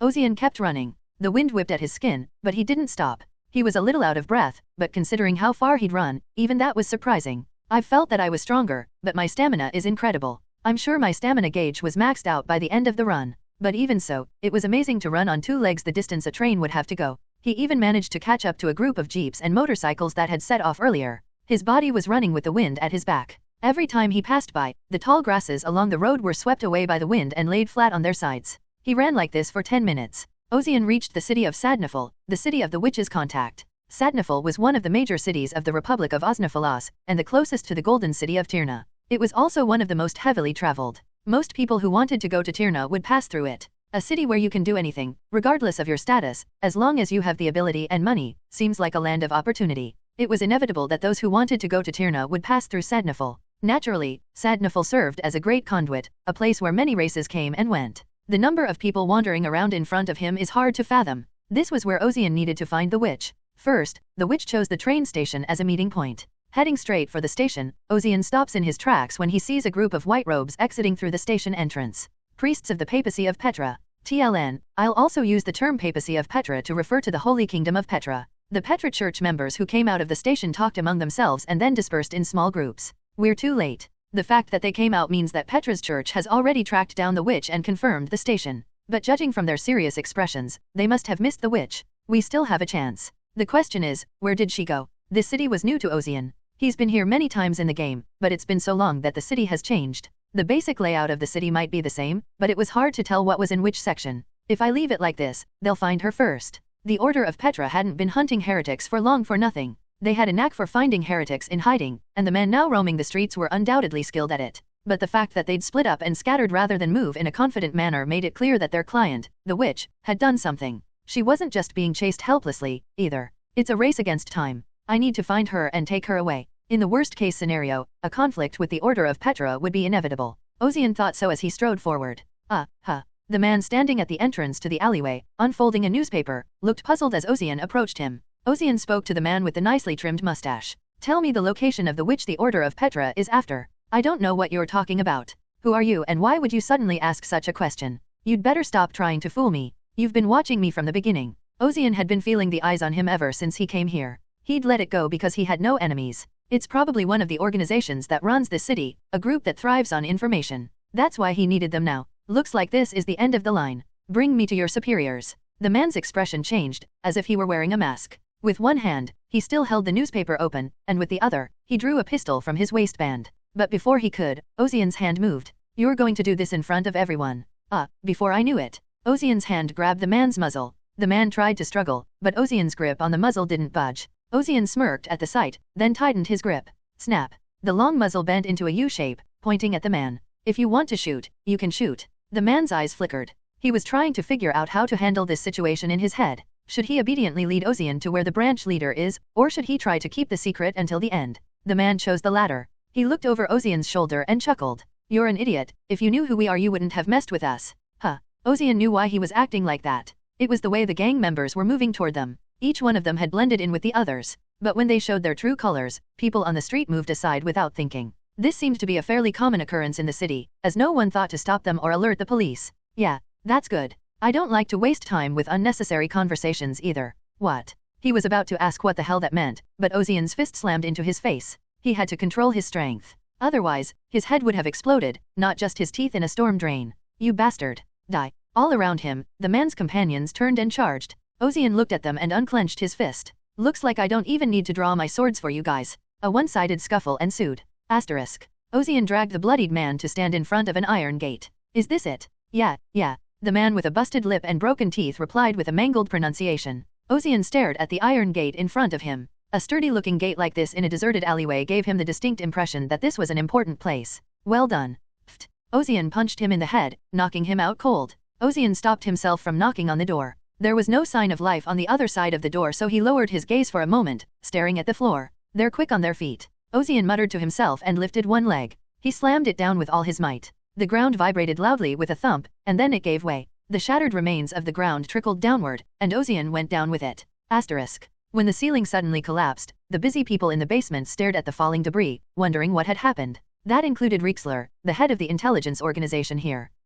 Here we are. A man walked slowly out of the billowing smoke as he flicked the dust off the shoulders of his frock coat with his hands. He had an uncannily calm voice and charisma. He looked like he came from a noble family somewhere. His jet-black eyes were almost alien as he stared at the group with nonchalance. It's him? Rixler had already heard the reports and recognized Ozian's appearance. The sword at his waist. A fixer from Tirna. Supposedly looking for a witch. But how? Surely he can't know about this secret passage. What's even more ridiculous is that he came straight through the ground from the surface. A human, not an excavator, breaking through the ground with his bare hands? How does that make sense, even for a mutant? Around him, one by one, his men began to draw their weapons. They asked quietly, "How do we handle this?" Rixler rolled his eyes. "Can we kill this man? He couldn't fight if he wanted to fight in the first place. With the number of people here, how could they avoid it? But with the Order of Petra tracking witches in this city right now, he didn't want to do anything unnecessarily conspicuous. You're the boss here?" Ozian asked, his eyes fixed on Rixler. Behind his back, his men glared at him, asking what he was going to do. They were ready to draw their guns and fire on command. Meanwhile, Ozian walked slowly toward Rixler. Rixler's eyes widened.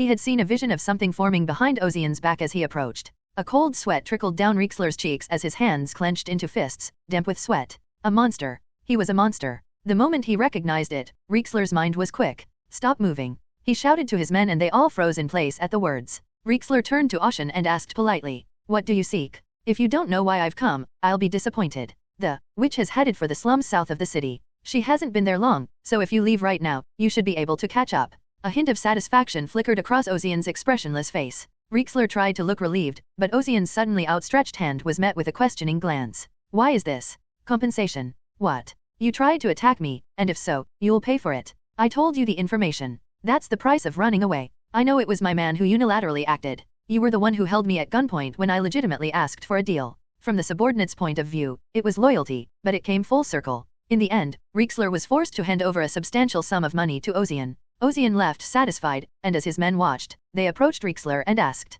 "Isn't that better, sir? What the fuck? Isn't he in the city right now, too? A paladin who is said to be the most talented that the papacy of Petra has ever seen. Why didn't you tell him about the paladin? If he's going to bump into that." "That's what I said. Why didn't I tell him?" "Of course I did. I told him to go and die." The subordinate understood and nodded. He seemed like a pretty strong fixer, but he's out of luck against that monster. Yes, the purification judge, who is said to be the most talented the order has seen in 500 years. He's no match for him. Rixler's mouth curled into a sneer. "He'll surely die. Asterisk. Kayaha, look at this here. Aren't the Petra Church bastards weak?" A topless skinhead licked his tongue. The scrapyard biker was amused by the sight of the bloodied, cold, and mutilated priests of the Petra Church. "Well, at least there aren't any witches here. Ew. Looks bad. I thought I'd found the right one, so I snuck up on her, but I was wrong. What are you doing? Let's move. We're going to lose this to those suits." It was fine until they reached the city and found a group of Petra Church priests chasing something. Thinking they'd win, they sneaked up on them and ambushed them, but apparently there were no witches.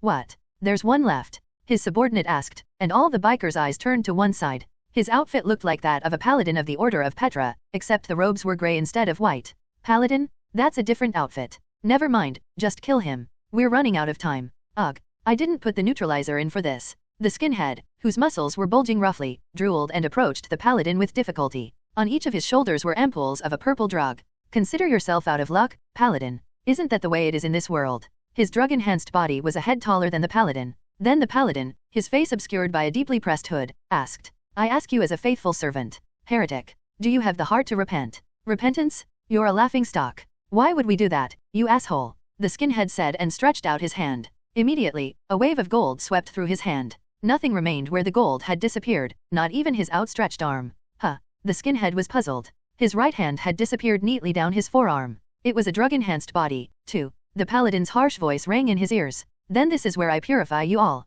A golden glow emanated from the paladin's body. "Repent in death. Underscore underscore underscore underscore underscore underscore underscore underscore underscore underscore underscore underscore underscore underscore underscore underscore." Using the information he had gained, Ozian ran quickly to the witch's location. The streets were too crowded for him to run, so he stepped on the roofs of buildings. His steps were fast and light at the same time, so they didn't notice him running on the rooftops. As he kept running, the regular rows of buildings gave way to shanty towns. This must be the slums of Sadnafal. Stopping at a street, Ozian looked around. Intelligence had told him that the witch lurked here, and under the circumstances, they wouldn't have lied. Certainly, it's a good place to hide, given the dirty streets and unorganized structure. One by one, the beggars approached Ozian, their eyes shining. To all outward appearances, Ozian was a nobleman with more money than anyone else. To the slum dwellers, there could be no more attractive prey. "Get lost." Ozian glared at the slum beggars and spoke a short word. The strange power in his voice made the slum dwellers pause. But no one backed down. If they'd listened to him in the first place, they wouldn't have started this. They've become a nuisance, but time was of the essence now, as the witch could be captured by the Order of Petra at any moment. Pow! Just then, a loud boom erupted in the distance. The beggars in the slums flinched and scattered in a huff. A fascination flickered in Ozian's eyes. There it is. The explosions continued, and through them, he could see a holy, golden waft of energy. It was the holy power of the clergy. The witch and the Church of Petra's pursuers must have run into each other. Ozian raced like the wind toward the center of the explosion as the landscape around him flashed by. There was no collision as he cut through the gaps in the terrified fleeing slum dwellers. What was that? What was that? The slum dwellers were dumbfounded as Ozian ghosted past them. Ozian then rolled heavily on the ground. With a loud thud, the ground shook violently, leaving footprints in the hard earth. Ozian's body soared high in the air after the huge recoil. Floating in midair, he scanned his surroundings with his expanded vision, and then he spotted a woman in a red cloak fleeing, and a group of pure white robes chasing after her. Stars flashed in his eyes. Ozian's body dropped like a hawk swooping down on its prey. The witch was caught in a dead end, unable to escape, but Ozian landed exactly between her and the cult of Petra's pursuers.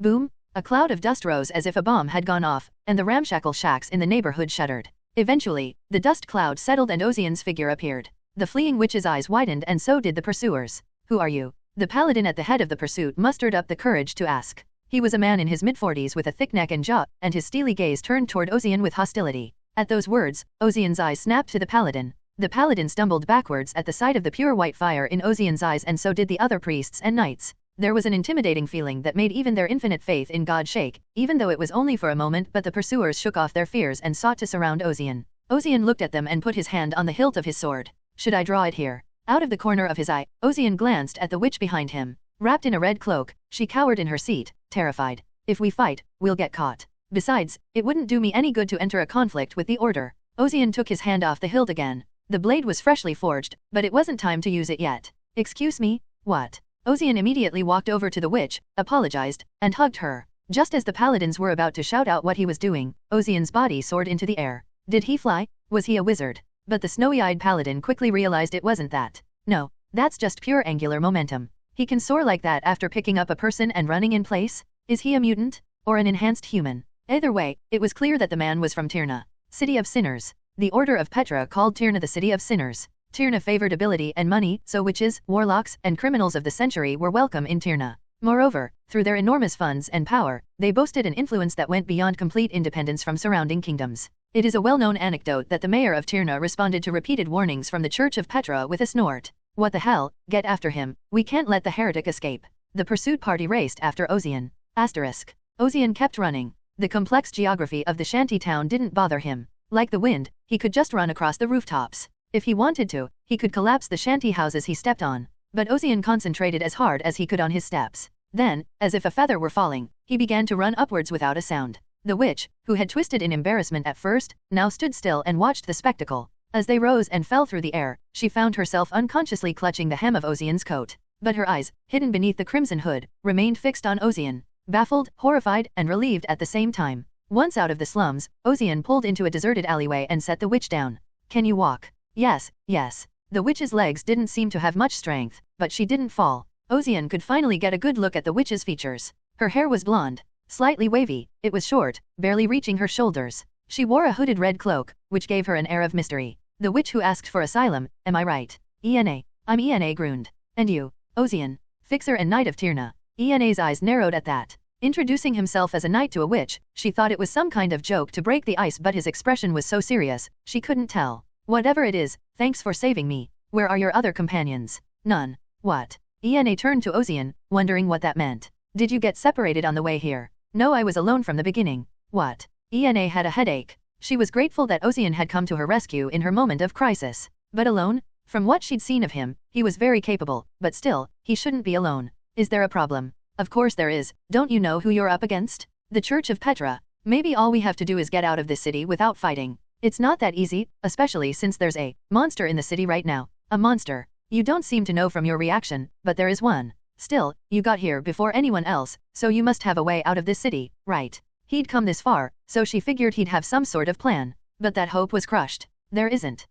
There's no train back. There's no point in trying to catch a train. The express tracks leading here have been blown up. Besides, unless they're idiots, the church will be watching the station. We could disguise ourselves and get through. That won't work. They're hellbent on tracking down heretics, and no matter how I disguise myself, they'll know if I'm nearby. She'd already been through something similar. Ena's voice was confident. Do you have a vehicle to drive? No. Ozian had run all the way here in the first place. Even if it was half the distance, it wasn't a short distance by any means. Ozian thought to himself. Can I run all the way to Tyrna carrying her like I did just now? I don't think so, no matter what. If he was alone he might be able to, but he wasn't sure he could do it with her. Suddenly, a thought flashed through Ozian's mind. They had come in a very strong and fast vehicle. Maybe there's a way. Really? Yes. But it'll have to be a bit of a hassle. A hassle. The words sent an instinctive shiver down her spine and a moment of hesitation crossed Ena's face. I suppose I can't help it. If I stay in this city, death is inevitable, so I might as well take the risk. In that case, let's get moving again, in case they come this far soon.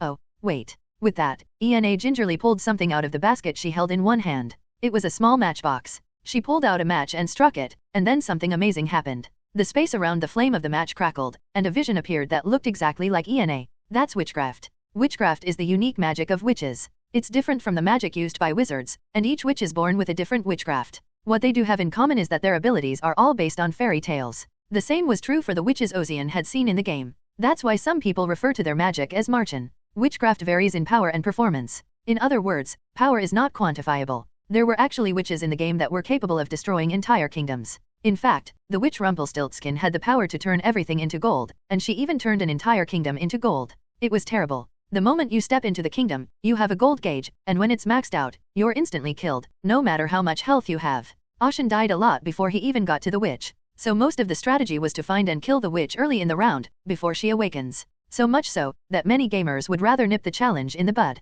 Ashen, of course, captured her in the Golden Castle. Her ability is to create illusions through matches. I don't know how far it goes, but it would certainly help them escape. It was probably one of the reasons she was able to survive the Order pursuit. This should buy us a little time. Then let's get moving. Asterisk. Outside the city of Sadnafel, Ena's eyes lit up when she spotted a large jeep parked there. That should be enough to get us out of the city. Yes. But it's being guarded by a bunch of bad guys, are you sure it's safe? Ena's fears were confirmed, there were still people guarding the vehicles. They were all on high alert and would be spotted if they approached. Don't worry. I have a plan. Really? Ozian sprang into action. He used his ridiculous physical abilities to approach the vehicle and beat up anyone who stood guard. Ena stared at him in disbelief. It's over.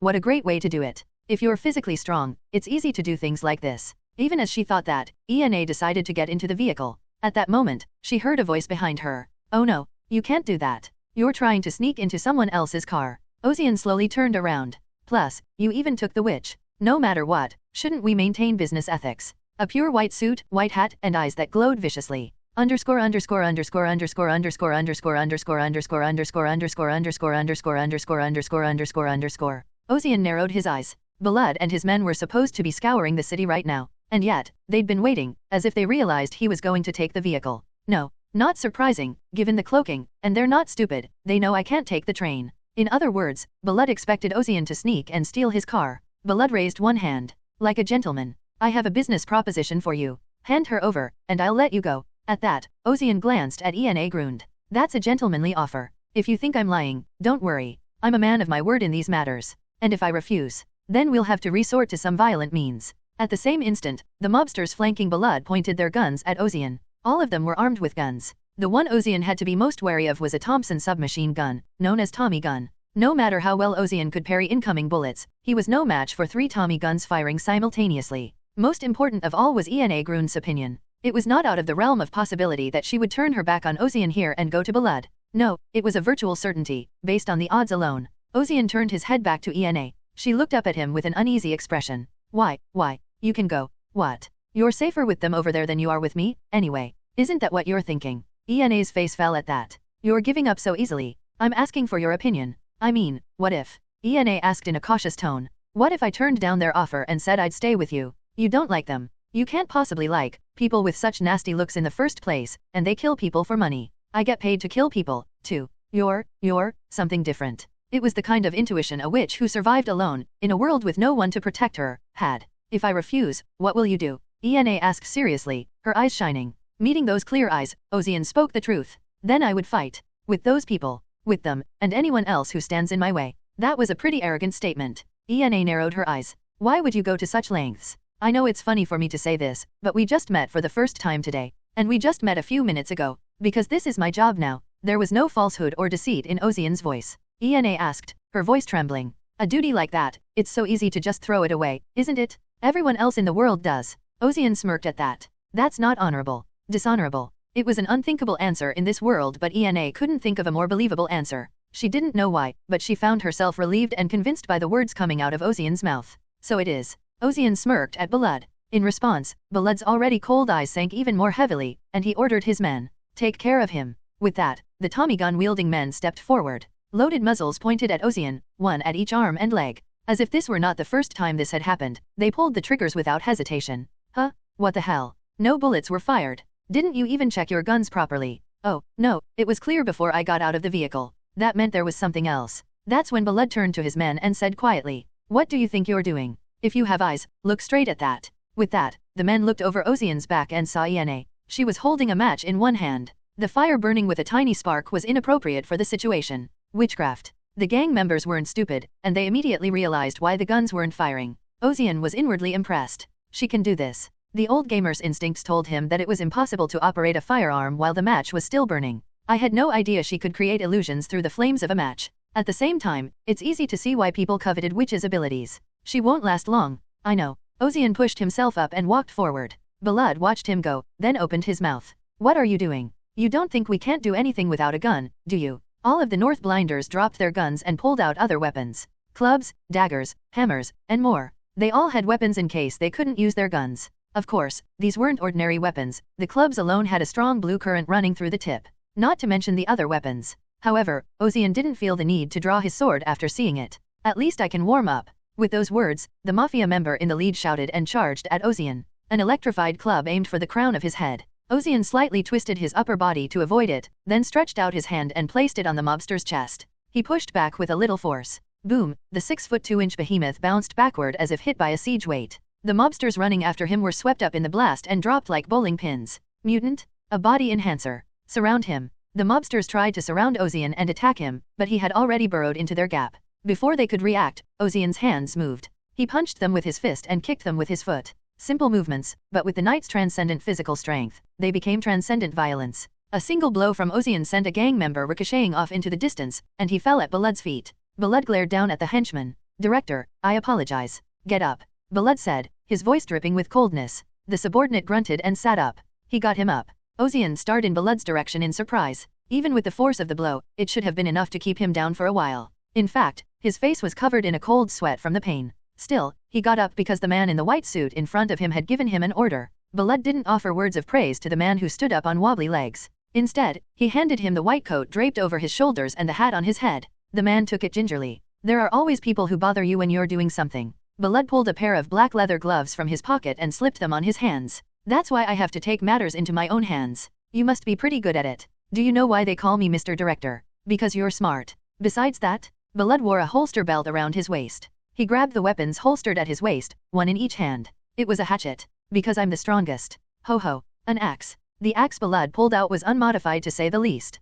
In other words, he was using a pure-blooded weapon. The director took out an axe. That bastard is done. The faces of the mafia members who had been beaten down by Ozian turned red. That man is really that strong. Just as Ozian was thinking that, Balad lunged at him. When he was within striking distance, Balad swung his axe sideways at Ozian's head. Ozian snapped his head back. The sharp blade cut off a few strands of his hair. Quick. Balad swung the axe in his other hand as the first blow missed. Ozian judged from the look on his face. If he backed off, he'd be taken out of the flow. He immediately drew the sword at his belt. A silver blade emerged from its scabbard and engaged Balad's axe. Kong! Sparks flew from the air. Ozian blocked the attack and tried to push Balad away with all his might. Balad steadied himself with his legs. What? It was the first time he met an opponent he couldn't overcome instantly with his physical strength. At the same time, Balad's men stared in amazement. He and the director are having a joust. That's it. Ozian stared at Balad in surprise. Judging by the weapon you use, you're quite a violent man, despite your appearance. Balad did not reply to the comment. He merely stared at Ozian, his cold eyes filled with serene life.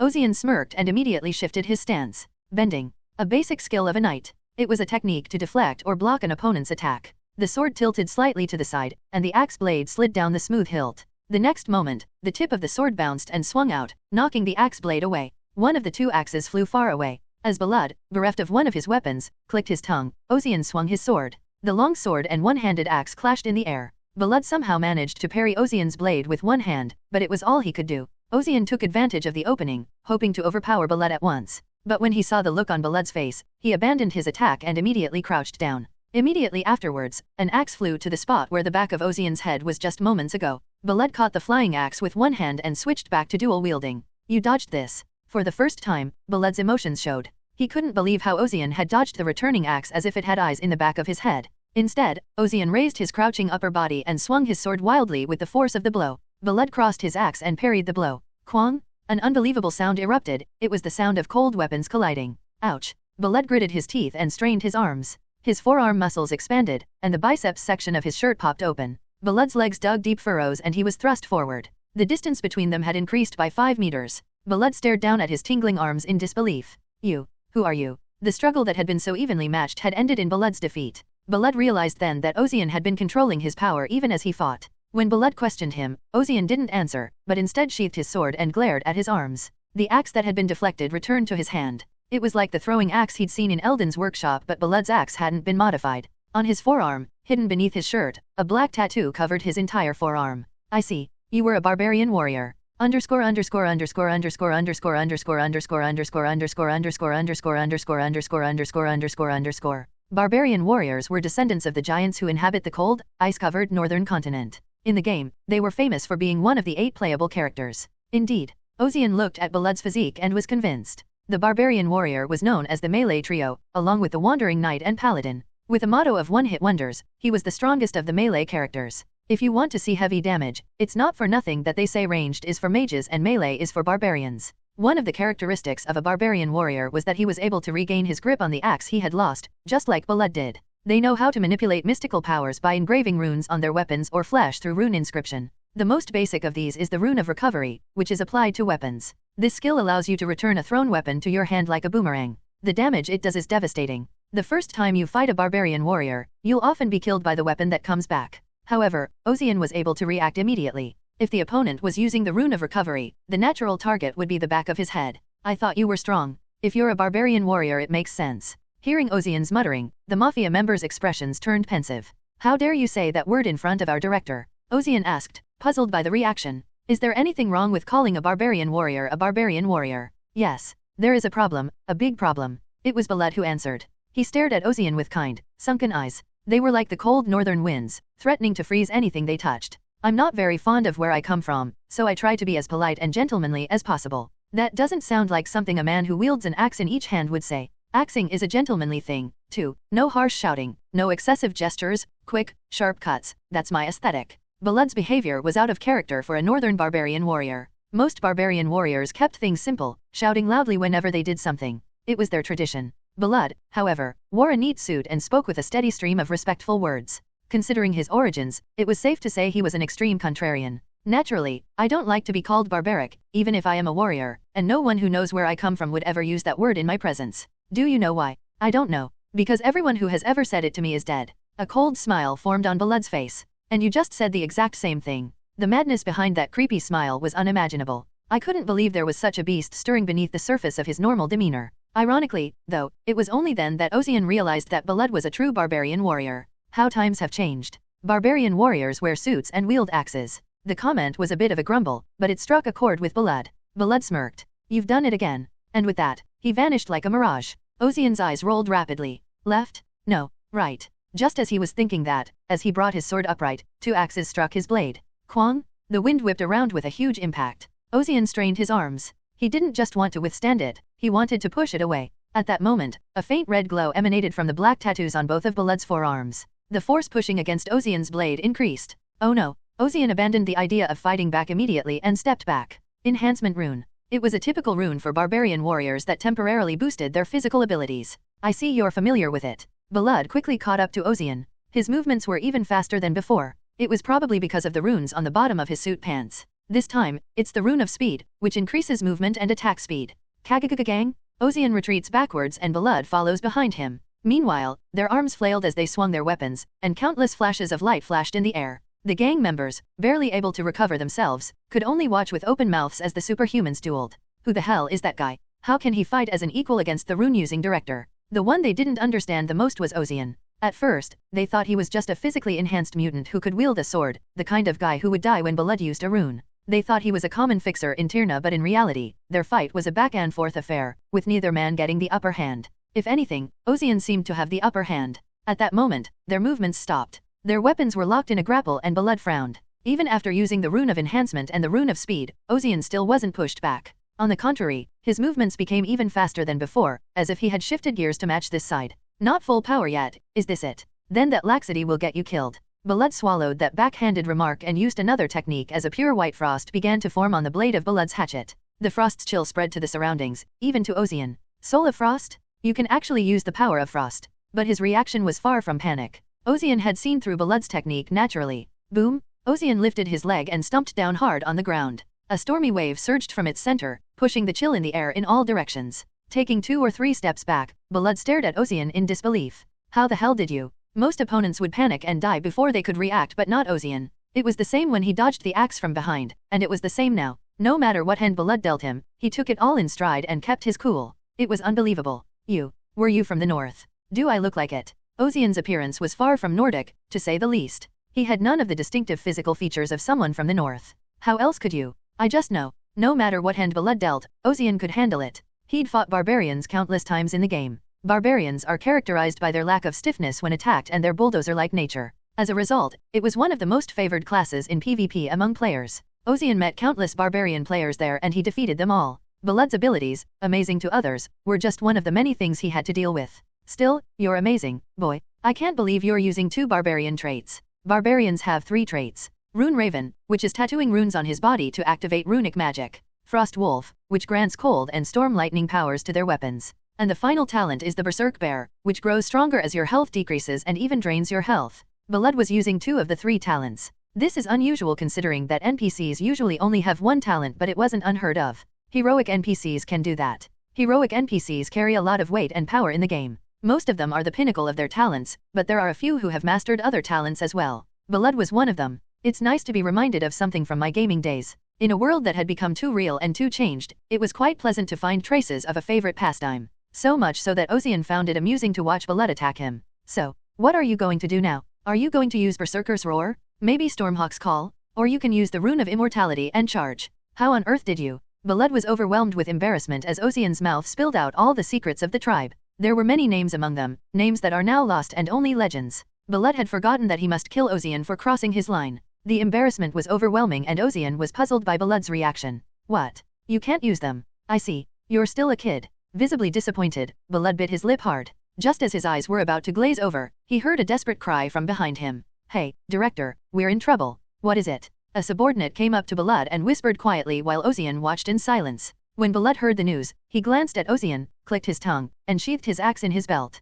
He gestured to his men and the men stiffened but moved in unison as they gathered themselves. Even Ena Grund, who had been watching them nervously, narrowed her eyes at the sudden change in mood. Backing down? So suddenly? Blood turned to Ozian. You're in luck. What? There's been a change of plans. We're giving up the witch. We'll leave you alone. Ozian narrowed his eyes. Giving up so suddenly? Something's up? I don't think I need to tell you that. Ozian was relieved to hear that he was backing down. If he stalled out here fighting Blood, the pursuers would catch up to him in no time. No, maybe he'd heard the news, and that's why he'd backed out. But to give up the prey just because of a tracker? Ozian felt a twinge of disbelief. For a man who had brought such a large force to fight the Holy Order of Petra, he gave up so easily. Moreover, Blood's expression as he retreated showed no sign of resentment toward the witch Ena. Even more surprising, Blood and his men had left behind a jeep that Ozian had been trying to capture. Why are they suddenly leaving, and why are they leaving the car behind? Are they telling us to get in and drive away? It looks like it. Why on earth would? There is no need to turn down what has been given to you. Hurry up and get on board. We are leaving here too. Ozian climbed into the vehicle with Ena. He was glad he'd gotten a first-class normal in his previous life. At least he won't be stuck here because he can't drive. With that, Ozian stepped on the accelerator and pulled away with an indescribable sense of dread. The vehicle sped out of Sadnafal and across the plains. It wasn't hard to find the way back. Using the railroad as a guidepost, he simply followed it. Contrary to their fears, there were no tracks and no signs of disturbance. Are we safe? Ena asked, relieved, but Ozian didn't answer. If anything, the thought of being so safe made him feel even more uneasy and it didn't take long to see why. Ozian immediately slammed on the brakes. Bam! Ena yelped, nearly hitting her head on the windshield as the car came to a sudden stop. She looked back at Ozian with a questioning stare, then shut her mouth. What the hell are you looking at? Ena stared straight ahead, too, and kept her mouth shut. A field of gold stretched out before them and in the center of the field, a grey-robed figure stood still, as if he had been waiting for them. From beneath the pressed grey hood, they could feel its inorganic gaze, devoid of emotion. Monster, Ena said, with a voice trembling. Underscore underscore underscore underscore underscore underscore underscore underscore underscore underscore underscore underscore underscore underscore underscore underscore. A large military jeep raced through the wilderness. Inside, the mafia members froze in their tracks, watching Blood in the back seat. Ever since the fight with Ozian earlier, Blood had been in a bad mood, and it would be good for them to be caught in the wrong place at the wrong time. But there was always someone who didn't realize it. Mr. Director, why did you let the witch out from under our noses? The question was asked by a newcomer who had just joined the organization. Before the man behind the wheel could say anything in surprise, Blood spoke up. Is that what you want to know? Yes. I mean, you let them go, but I didn't think it was necessary to leave the car behind. Well, you're right to wonder, since we just walked away without explanation, which is definitely out of character for me. Blood glanced out the window. I've been informed that there's a very dangerous man in the midst of the Holy Order of Petra's pursuit of the witch. A dangerous figure, you say, but we, the North Blinders. It's good to have loyalty and trust in an organization, but sometimes you have to see things rationally, and this is one of those times. When he said that, even the most clueless of them couldn't help but realize that something was up. Who the hell would? One of the swords of the Church of Petra, a madman who burns heretics to death with golden flames. He's called the Purifying Judge, and he's the one who wiped out the scrap heap guys just now. What? You mean, the, biker gang? Just because they were bikers didn't mean they were weak. The special drugs they used enhanced their bodies, and some of them were beyond human through illegal modifications. They were wiped out. The mages who participated in this mission have withdrawn. They know they can't fight against the Purifying Judge. That goes for us as well. Then why did we leave the vehicle behind? It's bait for the Purification Judge to eat from as far away as possible.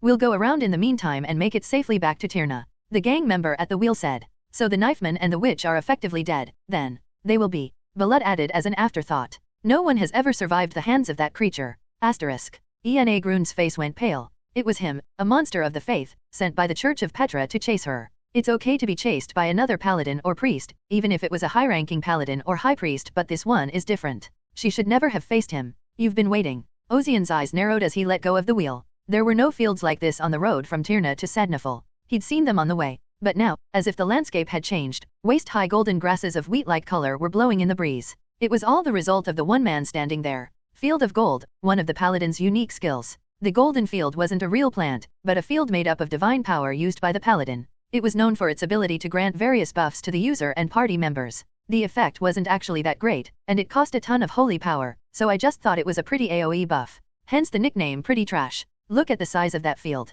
The golden field that filled the field of vision seemed to extend to the horizon and beyond. In-game, the field was only a 30-meter radius around you. This one, however, seemed to be at least 20 times that size. He's already known for his ineffective skills, and he's spreading them out like that. How much divine power could he possibly have? Moreover, Ena's reaction in the passenger seat was also strange. She was in despair. She hadn't looked like that when she was being chased by the other pursuers of the Holy Order, or when she was surrounded by the North Blinders Mafia, but now it was the opposite. It was like looking at someone who had seen the sky fall before their eyes. Wait here. With those words, Ozian got out of the vehicle and slowly walked toward the golden field. As he entered the golden field, which looked like it was about to be harvested, the plants around him scattered and oxidized into a golden powder. Ozian ran his fingertips through the powder. Even though it was only a tiny fraction of the field, it was filled with divine power. It sharpened his mind even more. The paladin stared at him from behind his deeply pressed grey hood. His eyes were so inorganic that it was hard to read what emotions they held. Ozian continued walking and stopped when he was 20 meters away from the paladin. A gust of wind blew across the golden field, cooling the air. Since you've been waiting all this way, it's safe to assume you know everything. Hand over the witch. The paladin said nothing more than that. It was almost a unilateral declaration. And if I don't? Ozian asked, but in reverse. The paladin's eyes narrowed slightly, but sharply. I would consider you in league with the witch and judge you as a heretic. I don't believe in any other religion, and I've only been assigned to take the witch. It's a heresy if you accompany a witch, no matter who it is. Ozian gave a small laugh at the non-negotiable answer. You just want to believe that, don't you? Heresy. As a faithful servant, I ask you, are you willing to repent? If I'm willing to repent, are you willing to let me go? At the very least, I can send you away without suffering. Madman. Ozian shook his head. That won't do, because I can't turn back after coming this far. Ozian drew the sword at his belt. Sunlight and golden light mingled and scattered over the crystal-clear hilt. Then I can only purify you. The judge reached to his waistband and pulled out a sheathed blunt weapon. It was a weapon called the flanged mace. It was clean and simple in design, the kind of weapon a thrifty priest or paladin might use. Ozian and the judge stared at each other wordlessly as the wind blew between them. The hem of Ozian's coat fluttered, and the cloak of the paladin's robes fluttered wildly. A streak of pure white light shot from Ozian's sword. It was the unique trait of the Wandering Knight, the Starlight Sword. In response, the judge's mace hovered with a golden stream of air. It was the holy power of paladins. The two of them lunged at each other without a word of warning. Across the golden field, they met in the exact center. The starlight and the golden light of faith clashed with each other. Kong! With a tremendous impact, the field lurched outward in concentric circles, then rose again. The divine power that made up the field was overwhelmed by the impact, oxidizing into powder and scattering golden hues around it. The sight was dreamy and beautiful, like something out of a fairy tale, but no one paid attention to its beauty. The first attack was a preliminary strike to roughly gauge the opponent's strength. Ozian applied just the right amount of force to his sword and the judge's body began to be pushed back, but he didn't feel stronger or relieved. The reason came immediately. Father in heaven, protect this lamb by your holy mercy. With the prayer, divine power began to hover over the judge's body. The gradual disparity in power soon became equalized. Buffs that enhance physical abilities were the reason why paladins were called a melee class. However, Ozian, who already knew this, was not surprised and pulled his sword back slightly, twisted his waist, and spun in place. Clang! The 2-meter-long starlight sword spun in a circle. The golden spikes that touched it were sliced off and scattered like powder in the air. The judge, seeing the flying starlight sword, raised his mace. Immediately, the golden divine power within the mace became clearer and took the form of a shield. Boom! The sword slammed into the top of the shield. Unable to withstand the impact, the judge was thrown backward. A furrow was dug into the ground, a scar across the golden field. But Ozian's expression was not pleased. For beyond the shield, the judge was unharmed. No, the impact must have been transmitted to his body, but he recovered in real time. He can tell just by looking at the golden light that permeates the body, albeit little by little. The judge lunged at Ozian. Ozian watched the judge's movements and swung his starlight sword. In the beams of white and gold that clashed in the air, it was the white that dug deeper into the enemy. Ah! This time, the blow landed. Ozian's sword had cut off the judge's left arm starting from the shoulder. The judge stepped back, his expression unchanged. Despite the loss of an entire arm, he showed no sign of hesitation. It was easy to see why, as the severed arm, along with its clothing, regenerated. It was as if a ring of golden light had gathered around it, forming an arm. This is why I don't want to fight paladins. Paladins don't excel in melee combat like barbarians and wandering knights. However, what made them a close-quarters group capable of fighting on the most dangerous front lines was their tenacious vitality. They can always heal from wounds and health if you don't cut them off at once. They don't call paladins cockroaches in the game for nothing. It was a nickname given to them out of admiration and disgust for their tenacious vitality. At that moment, the judge moved. The holy power that made up the shield was now transformed into a giant cross. The judge raised it and charged toward Ozian, swinging it wildly. Instead of parrying it head-on, Ozian held his starlight sword at an angle to deflect the attack, but the deflected cross changed form, transforming into a golden spear that shot toward him. Ozian, as if expecting it, dodged backward with a backflip. Golden flames erupted where Ozian had been, scorching the area around him. And the traits he's using are not just one or two, so he's a heroic class, not just an ordinary paladin after all. Paladins also exist as playable characters, and their traits change depending on the direction of their development. A paladin's abilities are a type of prayer called divine chants. These divine chants are divided into 3 main characteristics based on their discipline. The Eternal Golden Rule, the Rule of Divine Judgment, the Rule of Divine Protection. They specialized in recovery, attack, and defense, respectively. The chants used by the current judge were a combination of all 3. The judge retrieved his golden spear and replaced it with a large golden tonfa in each hand. Seeing the judge's posture, Ozian muttered, "Holy gold. If wandering knights have starlight, paladins have holy light." Whereas the starlight could only draw immense cutting power and strength in the form of a sword, the holy light could manipulate divine power into any form it wished. While it is inferior to the starlight in terms of power output, it is superior in terms of situational awareness. And a paladin with that much holy light would be a force to be reckoned with, at least in the eyes of the Holy Order. You know well, our Heavenly Father is the one who sanctifies us with his sacred blessings. The Holy Order has nothing to do since they sent someone of this caliber to hunt down a mere witch. It is my duty to hunt down and root out heresy in this world. No job is too big or too small. He's lost his mind. In the army, a general with a star would go around the army and pick up cigarette butts. Yet he pursues the behavior with unwavering conviction that it is right. If I stall, I'll be at a disadvantage. Ozian had fought paladins before, so he knew the opponent was a tireless monster. If that was the case, he would have to make it a one-shot, short battle. But is it possible to do that against a creature that uses not just one talent, but all of them? Ozian glanced to the side, then lunged at the judge. No fancy swordsmanship this time, just sheer brute force. Ozian was a natural melee fighter, and the judge was slowly pushed backwards as he calmly went into defense. However, it was an overly aggressive attack that didn't land a single effective hit on the judge. The judge was about to call it a pointless move, but then he felt something and turned his head to the side. Bam! And there it was. The sight of a steam train rushing towards him with huge steel bellows. Before the judge could mutter a word, the steam train smashed right into him. Underscore underscore underscore underscore underscore underscore underscore underscore underscore underscore underscore underscore underscore underscore underscore underscore. That's it, Ozian thought to himself as he watched the judge disappear into the steam train. This spot, obscured by the golden field used by the judge, was once a railroad track. I thought the tracks were destroyed and the train couldn't get here, but they removed all the useless compartments and just moved the locomotive. It wasn't impossible if the people who were stuck on the train worked together. Some of them must have had some pretty unusual abilities or powers. He was able to drive the judge up to the railroad tracks and push him into the train. Huh? Looks like we just hit something. Who cares? The clueless bastard did it to himself. The fixers on the steam train didn't seem to mind that they'd run over the judge. At that moment, the golden field began to lie to one side, as if drawn by something. Ozian narrowed his eyes at the side of the field still standing. Isn't the golden field supposed to cancel itself when the user dies? And yet, it hasn't disappeared yet. Ozian's pupils dilated. Oh no. As Ozian muttered that, the divine power that made up the golden field began to gather into one place. The golden light, blowing in the wind like dandelion seeds, was headed toward the front of the steam train. It was then that the train that had crashed into the judge stopped. What? What is this? Why did the train stop again? The people on the train made puzzled noises. Some of the more perceptive people stiffened. Immediately, a golden pillar of light shot out. The golden pillar exploded soundlessly, literally shredding the steam train. The black front of the steam train was engulfed in golden flames and burned, as were all the people on board. There were no screams. Those who were touched by the purifying flames were reduced to golden ash and scattered like dust. It was an unbelievable sight to behold. At least 30 people, all but a handful of them had been swept away by the explosion, except for those who had seen it coming and escaped. And from the center of the still rising golden pillar, the judge rose to his feet. A gust of wind blew his hood back, revealing his bare face. Despite his name and stern demeanor, the judge was a blonde boy with fairly fine lines. He looked to be in his late teens at most. I'd have thought he'd be quite a bit older from the way he talks and acts. His eyes, however, were empty, as if he had seen the world, which is not something a person his age should have.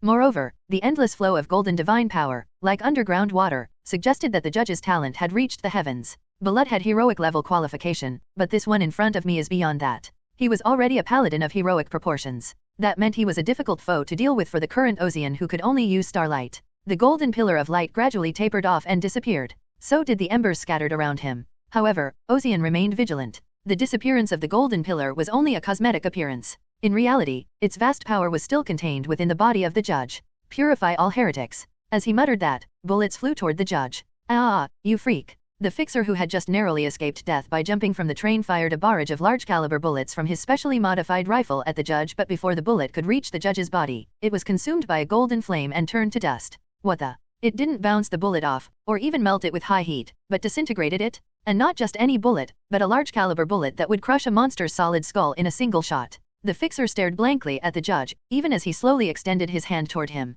Help me. Just as he was about to say that. Boom! Golden flames rose up and consumed his body. It was a colorful, yet silent death, with no screams and no mercy. The sound of steam puffing out forcibly drew the judge's impassive gaze behind him, and what he saw was a massive brass fist. It was a reinforced human in a suit resembling an old-fashioned diving suit, called the Bleeding Edge. The super heavy punch, fueled by the recoil of a burst of compressed steam, was an attack of tremendous power, capable of blowing a hole through even thick, massive plates of steel. No one can react or block it, unless the opponent is an even bigger monster. Boom! The enhanced human's fist began to burn with golden flames. The enhanced human tried to extinguish the flames, but they spread further and further up his suit, engulfing his entire body. The high-tech suit, resistant to bullets, gunpowder, and magic, melted away in a matter of moments. The fate of the human inside was obvious. The judge, having cleared the way, stared at Ozian, his cold gaze held death. I never thought I'd have to fight such a monster before I accepted this commission. But after coming this far, there was no turning back. Ozian wordlessly sheathed his sword. The judge's eyes widened at the sight of him.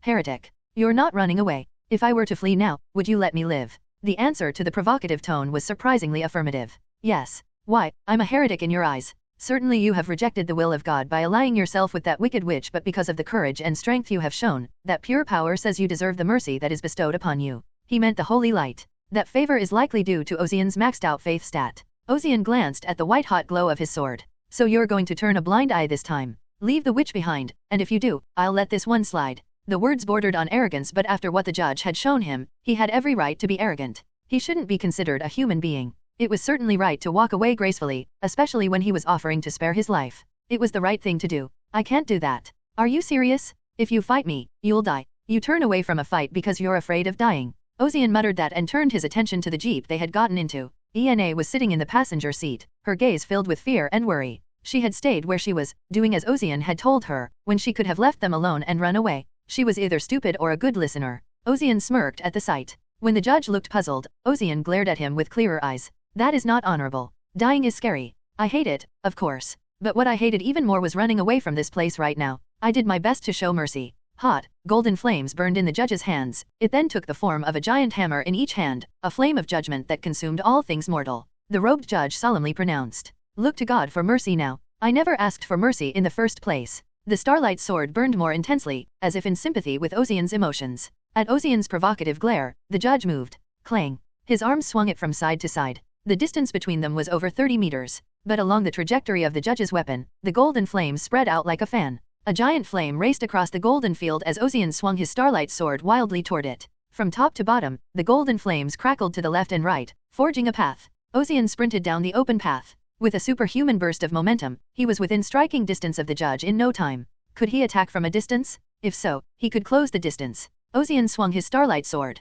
The holy light sword was certainly a versatile technique. but in terms of power density and cutting power, the Starlight Sword was superior. The judge recognized this and parried Ozian's attack with two crossed weapons. The golden hammer shook violently as the golden flames flared. The judge closed his eyes as he entered into the struggle. Ozian didn't accuse him of insanity for closing his eyes in the midst of battle, since it was the paladin's way of praying. I believe. Holy Father, grant me the glory that is yours. A short and simple prayer, but a faithful one nonetheless. As it was recited, a golden sigil hovered over the judge's back like a halo. Boundless gold. The most powerful buff available to the paladin class. A hand-to-hand combat is not possible in this condition. If so, change the approach. Ozian immediately withdrew his sword. Naturally, the judge's body was forced to turn toward him. The judge tried to regain his stance, but Ozian seized the moment. In that brief moment, as the judge attempted to correct his stance, Ozian's sword curved fluidly. Two massive battle hammers followed the movement of the sword and a gaping hole appeared in the judge's body. Ozian retracted his sword from its wild spin and plunged the Starlight Sword into the judge's throat. It was a blow that stabbed right through the gap created by his opponent's heavy buffs. It was said that even if you cut off a limb, it would regenerate, but would he do so if you struck him in the neck? However, Ozian's expression quickly hardened. The tip of the incandescent Starlight Sword was stuck right in front of the judge's throat, and he didn't move. The Great Father favors me. In the meantime, the judge had used a new prayer. This is crazy. He's deploying Bastion of Light this quickly. The Bastion of Light was the highest level prayer in the Holy Rule of Divine Protection. The effect was simple, 3-second invulnerability. For 3 seconds, the paladin would be immune to all physical and magical damage. In the game, even max-level paladins required a minimum casting time of 2 seconds to use it. Even then, he had to ramp up his mentality stat to 99, reducing his casting speed as much as possible, but this monster unfurled in less than a fraction of a second. Oh no. He was so shaken up by the blocked attack that the gap on the other side was exposed. The judge held out his hand toward Ozian. Purify. Immediately, a golden torch radiated toward Ozian, engulfing his body. Ozian reflexively covered his face with his arms, but he didn't feel the heat of the flames against his skin. To his dismay, neither did the judge. The golden fire that should have burned him had suddenly snuffed out. Someone had interfered with the divine power. How dare you? The judge's voice was angry and he glared at one side. At the end of his gaze was the witch he wished to kill. Ena groaned. She stepped out of the jeep and stood with a match in her hand. The head of the match she held blazed with golden fire. My, how dare you use fire in my presence? Ena's eyes were still filled with fear as she turned to face the judge. She spoke with bravado, but she couldn't hide the tremor in her voice. Did you think I'd let you get away with it? But Ena didn't run away. For the same reason as the knight in front of her, Ozian. Underscore underscore underscore underscore underscore underscore underscore underscore underscore underscore underscore underscore underscore underscore underscore underscore. Alive. Or so Ozian thought as he looked at Ena grunt. She had unintentionally helped him. Then Ena's gaze met Ozian's. You owe me your life for this, so you must win. Ozian chuckled at her bravado. Gladly. The judge frowned, as if offended by the sight. You dare. The divine power emanating from his body grew stronger. How dare a heretic mock the will of God? Cock. Ena screamed. The flames of the match burning at her fingertips grew stronger, and before she knew it, it had consumed the entire match. Ena reflexively let go of the match, and the sealed flame was reinserted into the judge's body, but that brief moment was enough for Ozian to close the distance. The judge ignored Ozian and reached for Ena. His purpose was to kill the witch in the first place, so he didn't need to waste time playing games with Ozian. Ena hurriedly pulled a fresh match from her matchbox, but the judge's flames were faster. The golden flame spewed out in a radial motion, rushing toward her like wildfire, but it was instantly sliced in half by the Starlight Sword. Seeing the hot golden light scattering to the left and right, Ena stared at Ozian's back with a trembling gaze. Ozian ignored her reaction and continued to stare at the judge. This guy was strong, and not just strong, he was a monster. Even he, with most of his stats maxed out, was no match for that monster. He'd be outmatched by sheer strength, so it was only right to give up and retreat from this fight. Ozian may call himself a knight, but at his core, he's just a small-time office worker who loves to play games. It was natural for him to prioritize the calculations in his head over the courage of his body, but he didn't run away because his body was screaming at the top of his lungs.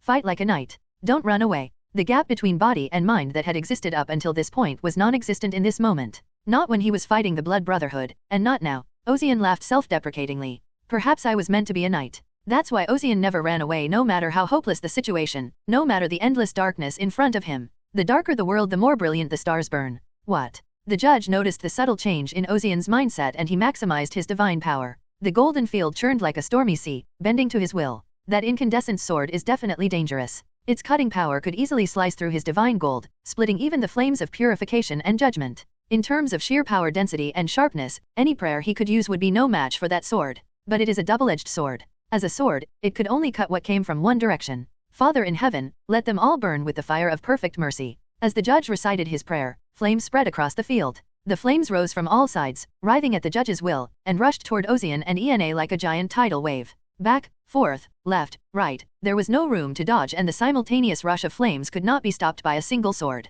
It is finished. The flames engulfed Ozian and Ena at the same time as the judge's declaration. They were reduced to golden ashes, purified. As the judge thought this, he looked up to see a glimmer of light in the golden flames. The flames are pushed back. The all-consuming golden flames seemed to be held back by something. The flames, exhausted, slowly subsided and quieted, revealing the power that sustained it. It was a pure white sphere. It looked like what it would look like if you took a twinkling star in the sky and brought it to Earth. At that moment, the white sphere split from the crown and unfolded like a flower petal. Like a magnolia bud opening into full bloom for spring, the light spread out in all directions, and then took on the form of a man's body. It was a cloak. The cloak, which seemed to be made of fabric cut from brilliant starlight, fluttered without wind. Around its neck and shoulders, the pure white feathers glistened. Nebula silk, one of the skills of the Wandering Knight, was a self-buff skill that envelopes the user in a cloak of starlight power, increasing all resistance, defense, and movement speed. Wrapped in the cloak of starlight, Ozian stared at the judge with a more subdued gaze. Now, the starlight sword still burned hot in the slit in his cloak.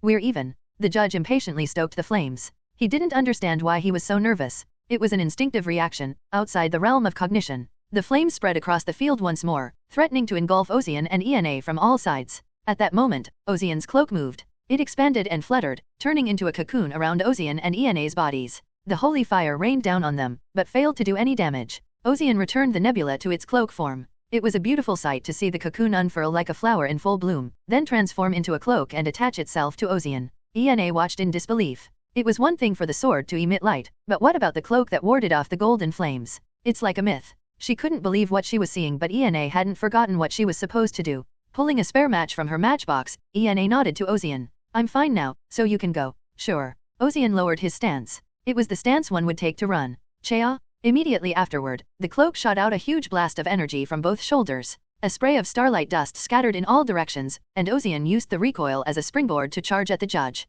The golden field between Ozian and the judge split in half, as if the world was splitting apart. The judge instinctively formed 3 shields of divine power. This was the first time he had ever made so many shields.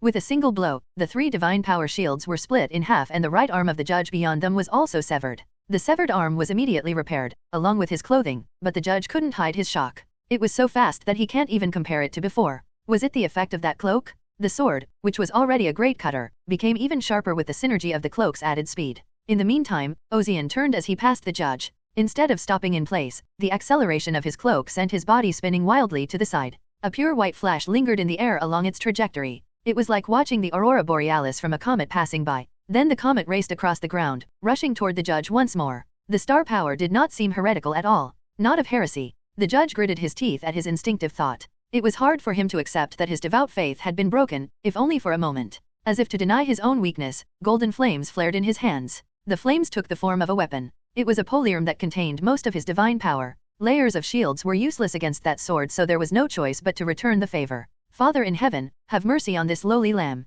The judge prayed fervently and sincerely. His faithful conviction gave him courage and strength as he ran full speed ahead. His hands glowed with gold as he gripped the great polearm, more than 5 meters long. And that wasn't all, as a ring of gold formed on the top of his head, creating a halo. The halo's shape resembled a crown of thorns jutting outward. I believe, he said, that in my hands is glorious victory. Emotion flashed across the judge's otherwise expressionless face. It was more than frustration, more than anger at the current situation, it was a refusal to lose to Ozian. And so, I will give it to my father. Ozian could see his expression clearly as he charged toward the judge. A good look. The mutterings were inaudible to his opponent, but he must have gotten the hint, for the animosity burned stronger in his direction. The judge took a stance. He was about to swing his golden polearm, channeling all of his divine power, when Ozian approached. His body had been buffed to the max, and his weapon, which contained the maximum amount of divine power, was ready. He was going all out, but Ozian did not shy away from the confrontation. The stardust from the cloak on his back became clearer and more intense. Ozian became a blur of light, closing in on the judge. The judge swung his polearm as if waiting. The starlight sword and the golden polearm clashed. The clash of forces caused a great flash of light. The light condensed into a point, then slowly expanded in size. The golden field touched by the golden light scattered like powder. Even Ena, who had been watching anxiously from a distance, could only shield her eyes with her hands. What's going on? When she realized that the light had slowly subsided, she lowered her shielded arms. She stared wide-eyed at the center of the explosion. A large crater had formed where the golden field had disappeared. Did you win? It was Ozian who stood upright, and it was the judge who fell. In the end, Ozian had won. On the ground, the judge looked up at the sky in a daze. The sky was clear and pristine, incongruous with the tumult on the ground. It was as if it was completely disconnected from the rest of the world. How long has it been since I've looked up at the sky like this? Although his father was said to be up there, he always put his hands together and bowed his head to pray. He looked down, not up, and swung his bloody mace at the heretics and wicked. He believed it was right, but for the first time, he was defeated. Chuck. Ozian's blade pointed under the judge's chin. The eternal starlight was no longer there, but given his current condition, even without that starlight, it would be over the moment he slit his throat. The end. Just as the judge was thinking that, Ozian opened his mouth. You, what is your name? Why do you ask that out of the blue? Was he going to insult him right before he killed him? But the judge quickly dismissed the idea. From what he'd seen of Ozian during the fight, he would never insult someone. He asked because he really wanted to know my name. Martinez. The judge didn't understand why he answered with a name. Ozian mulled over the name a few times, as if it were quite a curiosity, before sheathing his sword. Ozian. You mean, you won't kill? Yes. Why? Ozian said nonchalantly. Because you have shown me mercy once and it is only right that I do the same. It wasn't a lie. In fact, Ozian was quite pleased with the way things were going. Not only had he won the fight, but he was now able to use a new skill. It felt like I was PvPing with a paladin again, and it brought back memories. The fight with Martinez was nostalgic enough, so he tried to be merciful. The order will not tolerate your presence. Well, then you can come back as many times as you want. Ozian was rather pleased with the news. Fighting such a powerhouse would surely allow him to use new traits. Martinez was speechless at Ozian's delight. And you look so young, don't tell me you've seen the world already. With that, Ozian retrieved his sword and put it back in its scabbard. Martinez looked at him with an unreadable gaze and opened his mouth. Bang! A jeep slammed into Martinez as he was about to speak. Martinez was sent flying and landed in the dirt, and Ozian stared at him, dumbfounded. Just then, the driver's side window of the vehicle opened and Ena spoke up, her face beaming. Come on, let's go. Underscore underscore underscore underscore underscore underscore underscore underscore underscore underscore underscore underscore underscore underscore underscore underscore. Ozian looked at Ena in disbelief. He never thought she would suddenly hit the judge with a car even though the fight was over. She was angrier than he thought, considering she had yelled at him earlier while suppressing the golden fire. Ozian immediately climbed into the passenger seat. Ena immediately stomped on the jeep's accelerator and took off at full speed. Now that Martinez was down, the gold fields were disappearing, and the jeep sped along without a hitch. Is it okay to leave it like that? The judge, it's a monster that was hit by a steam train and melted it down, so what's a little jeep going to do? He can reattach a severed arm like a lizard's tail, so there's no way he's going to die from being hit like that. He's still tired after the fight, but he'll recover quickly. Even knowing that, Ena's punch was the result of a tantrum against the man she had been chasing all this time. I'm surprised you even know how to drive. Trying to make a living, I ended up doing all sorts of odd jobs. A witch. What does that mean? Did you think a witch would make a lot of money playing witchcraft? I didn't. Ena gave me a bitter look. Of course, I've made some money doing it, but not exactly for the money, and I did it out of the goodness of my heart. That ability to show illusions. It's not just an illusion, I can show you anything you desire, even touch it, not even a complete illusion. Based on that, Ena was paid to show people the illusions they wanted. At first, she thought it was the right thing to do. By showing it to someone who had lost a loved one, she could help them heal their wounds. The world condemned witchcraft, but Ena thought differently. Even witch power, if used in the right way, could help someone. It was a vain wish, she says, because the world isn't so easy. Most memorable was the vision of a child. In this world, children also work to earn money.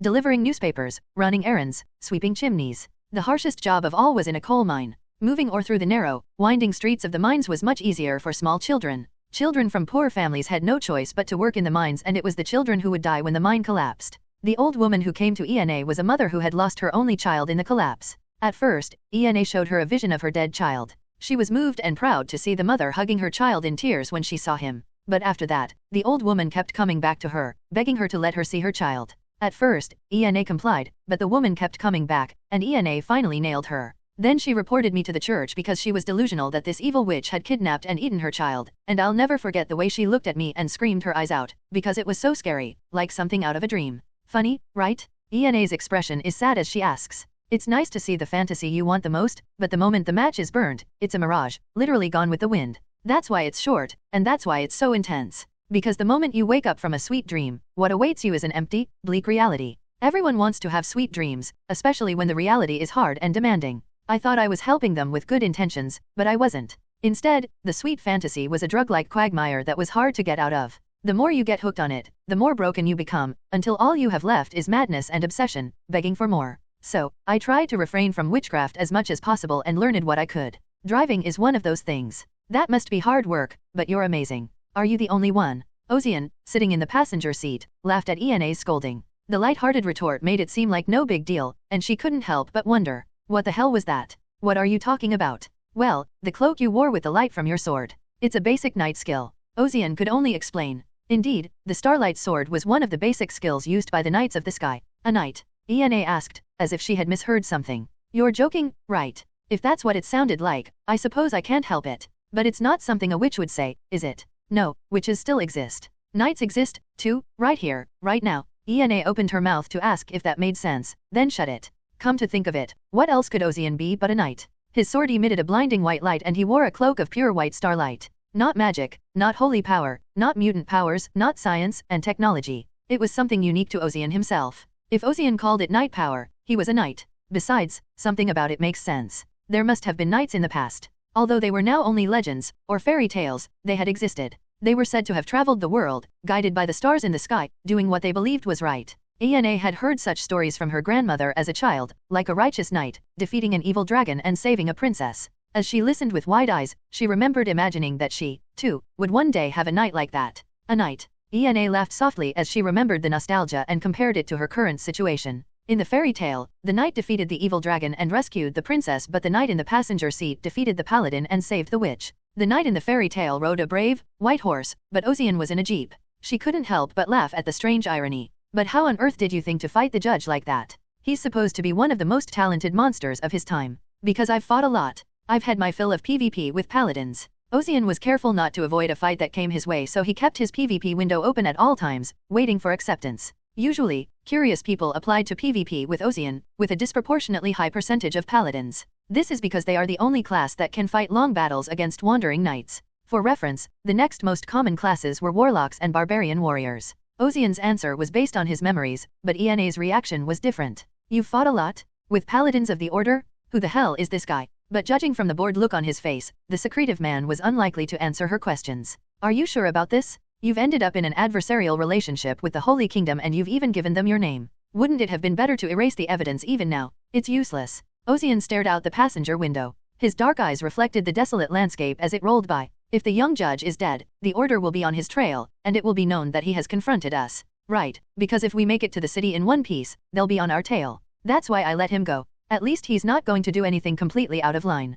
Of course, this was just an excuse that came to mind. If he had to guess, it was more like mercy for a good fight. It also allowed him to use the nebula silk. I'm tired. I need to get some sleep. What? Drive safe, please. Despite his outward appearance, Ozian was on the verge of passing out. It was a good thing he'd gotten to use the nebula silk, but it was the first time he'd used it, and it had taken a huge mental toll. If only he hadn't used it so casually. He used his first skill at full power and ran non-stop to deal with the judge. The recoil came like a tide now that the fight was over and the tension was gone. Ozian immediately closed his eyes and drifted into a quiet sleep. Behind the wheel, Ena's eyes widened in disbelief at the sight. Really? He's actually sleeping here? No, of course it was a struggle, but he managed to win against the judge. What about that starry sword? It was a sword of such high firepower that it could cut through the judge's boasted divine power. No, could it even be called a sword? It's actually a mass of calories, just in the form of a sword. Fighting with it would have consumed an incredible amount of energy. Still, the situation has changed. She is the client, who asked for help, so why is she suddenly acting as the driver of the fixer?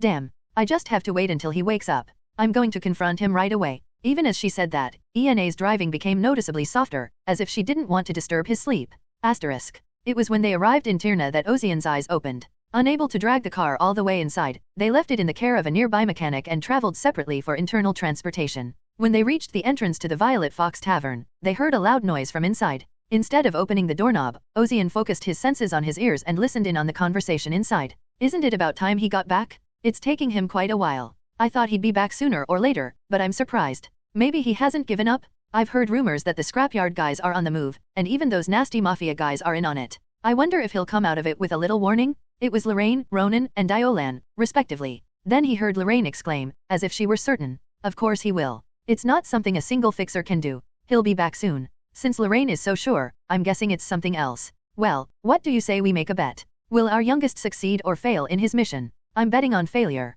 Thinking that they were having a good time talking while he was gone, Ozian opened the door and stepped inside the tavern. The three sitting around the table, talking incoherently, looked at him and shut up at the same time. Ronan was the first to wake up, and he greeted Ozian with his usual suspicious smile. Hoo. Welcome, Mr. Ozian. You're a little late. I was taking care of some business, so I'm late. Well, you shouldn't feel too bad. Being a fixer isn't always about success, is it? Sometimes you fail, and we don't mind. What are you talking about? I never said I failed. What? What does that mean? Instead of answering, Ozian moved to the side. Then, from behind Ozian's back, Ena Grund appeared. The three's expressions changed when they saw her. Ronan's smile vanished from his face, and his narrowed eyes grew longer. Diolan looked bewildered, and Lorraine's expression was the most telling. It was a look of horror, like the sky was falling. This is our client, Ena Grund. I brought her back safely, Ozian said, glaring at the three of them, especially at Lorraine, the one who had said that he was sure to fail.